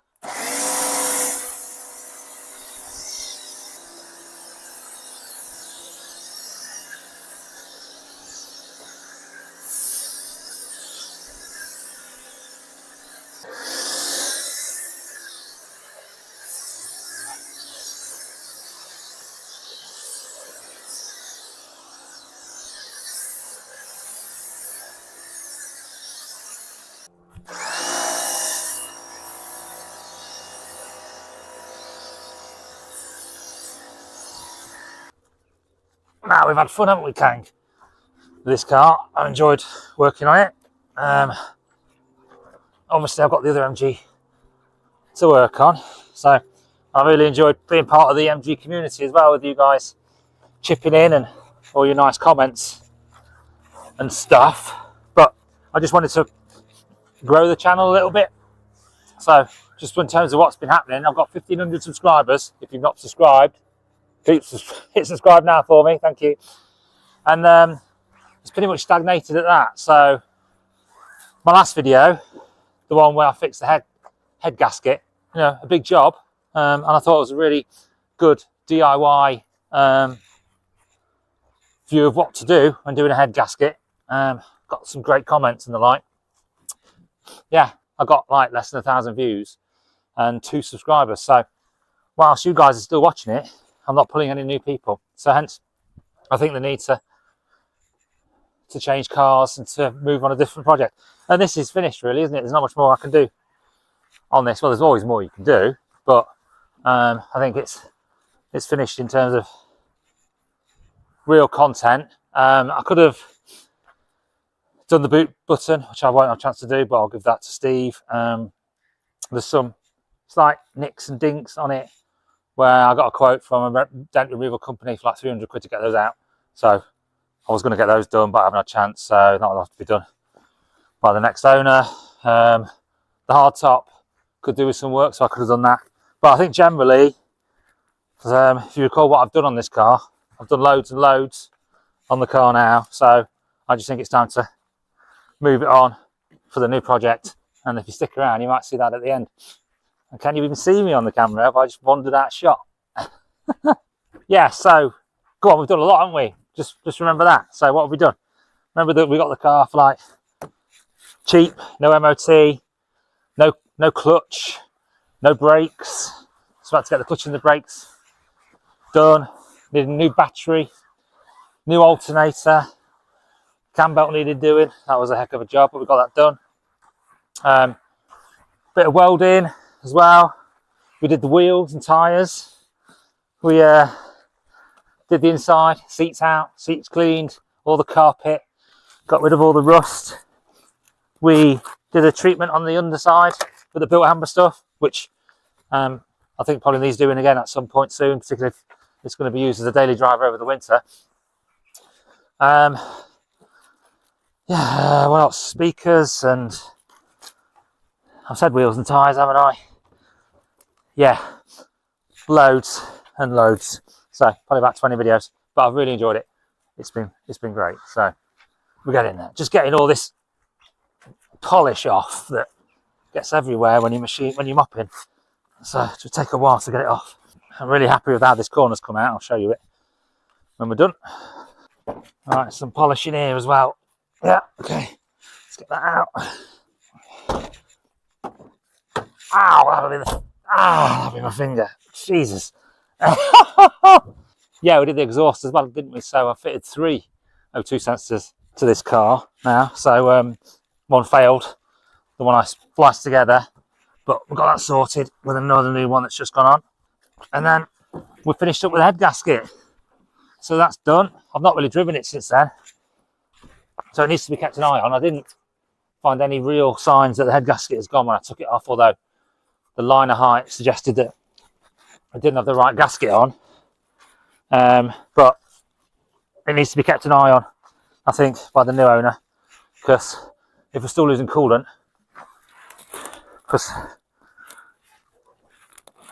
then it could be the oil cooler would be the next place I'd go. But hopefully the head gasket's fixed it. Let's hope. Yeah, nice new tyres on it, make it look brilliant.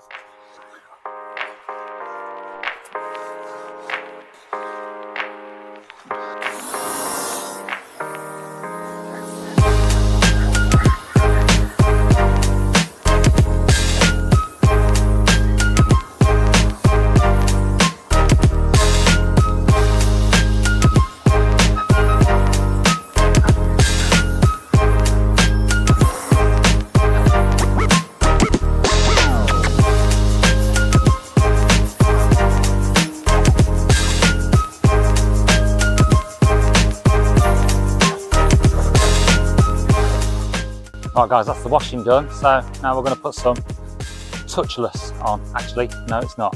So touchless is a spray foam, built amber spray foam I use, which is really good. And this is called the touch on. So this is the wax coat. So spray this all over, rinse it off, and then get your big towel and dry it off, and it sparkles. Brilliant stuff, brilliant.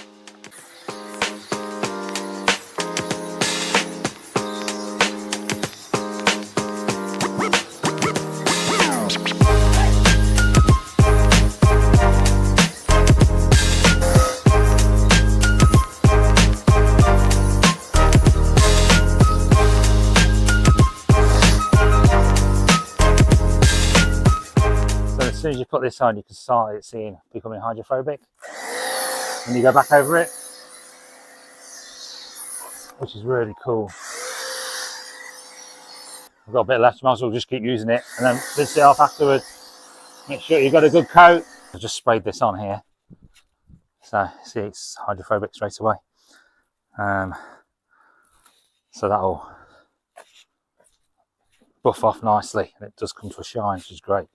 And then a final light rinse. I have to go mad on this one, just a light one. Yes, I've literally just finished that, so see all the pooling, which is cool without touching it. So we'll get the big towel out and give it a wipe down. Right, I like this bit, this is pretty cool, this bit. So just drag it across. Nice clean mirror windows is the key as well. Nothing worse than dirty windows, is there? So make sure you get all the black bits on your windows. This is nice to get all this paint, this polish off. Oh yeah, we did. Remember, we also did fog lights, didn't we? And front bumper off, and did the headlights and stuff. So we have been around this car, front to back.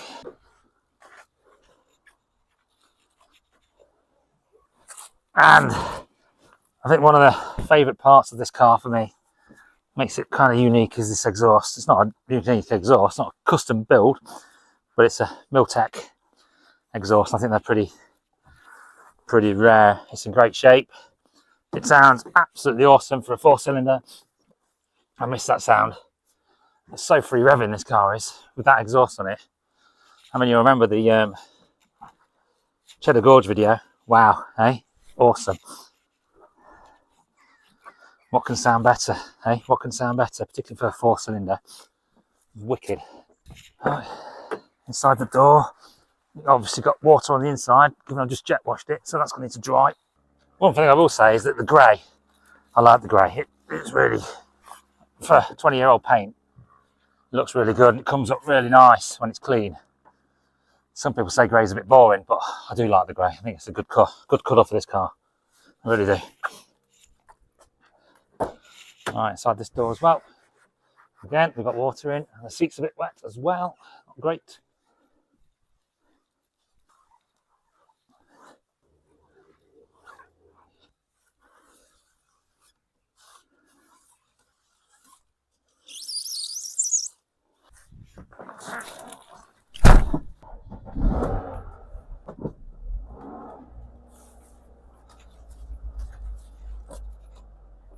Just wanted to show you guys this area. Remember we welded here, had to paint in here, so this is blended in here, then lacquered across and then sanded and cut in. So quickly show you that.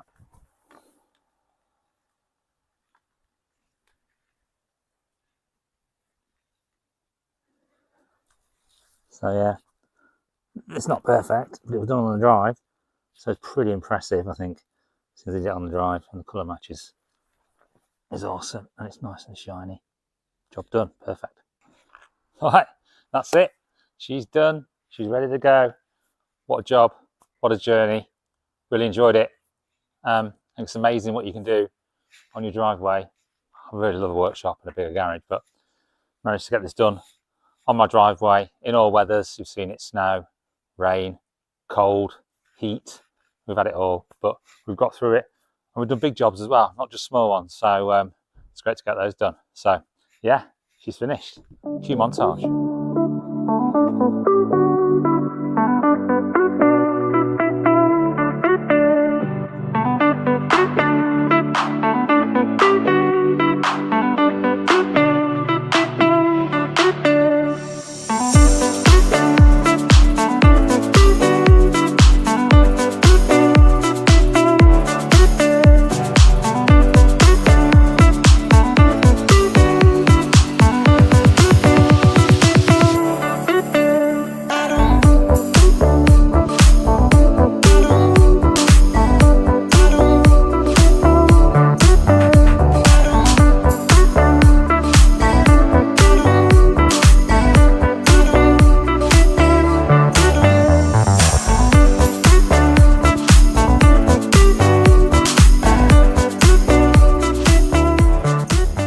Wow, hey. Wow. That's all I've got to say. Thanks for watching. MG done. My name's Craig. I'm exhausted. Take care. See you soon. Oh, hang around for a peek. What's the next project, guys? It's not an MG, but I'm hoping you MG guys can stick with me and you just enjoy what I do. So, got a lot to do on the new car. Let's have a look at it.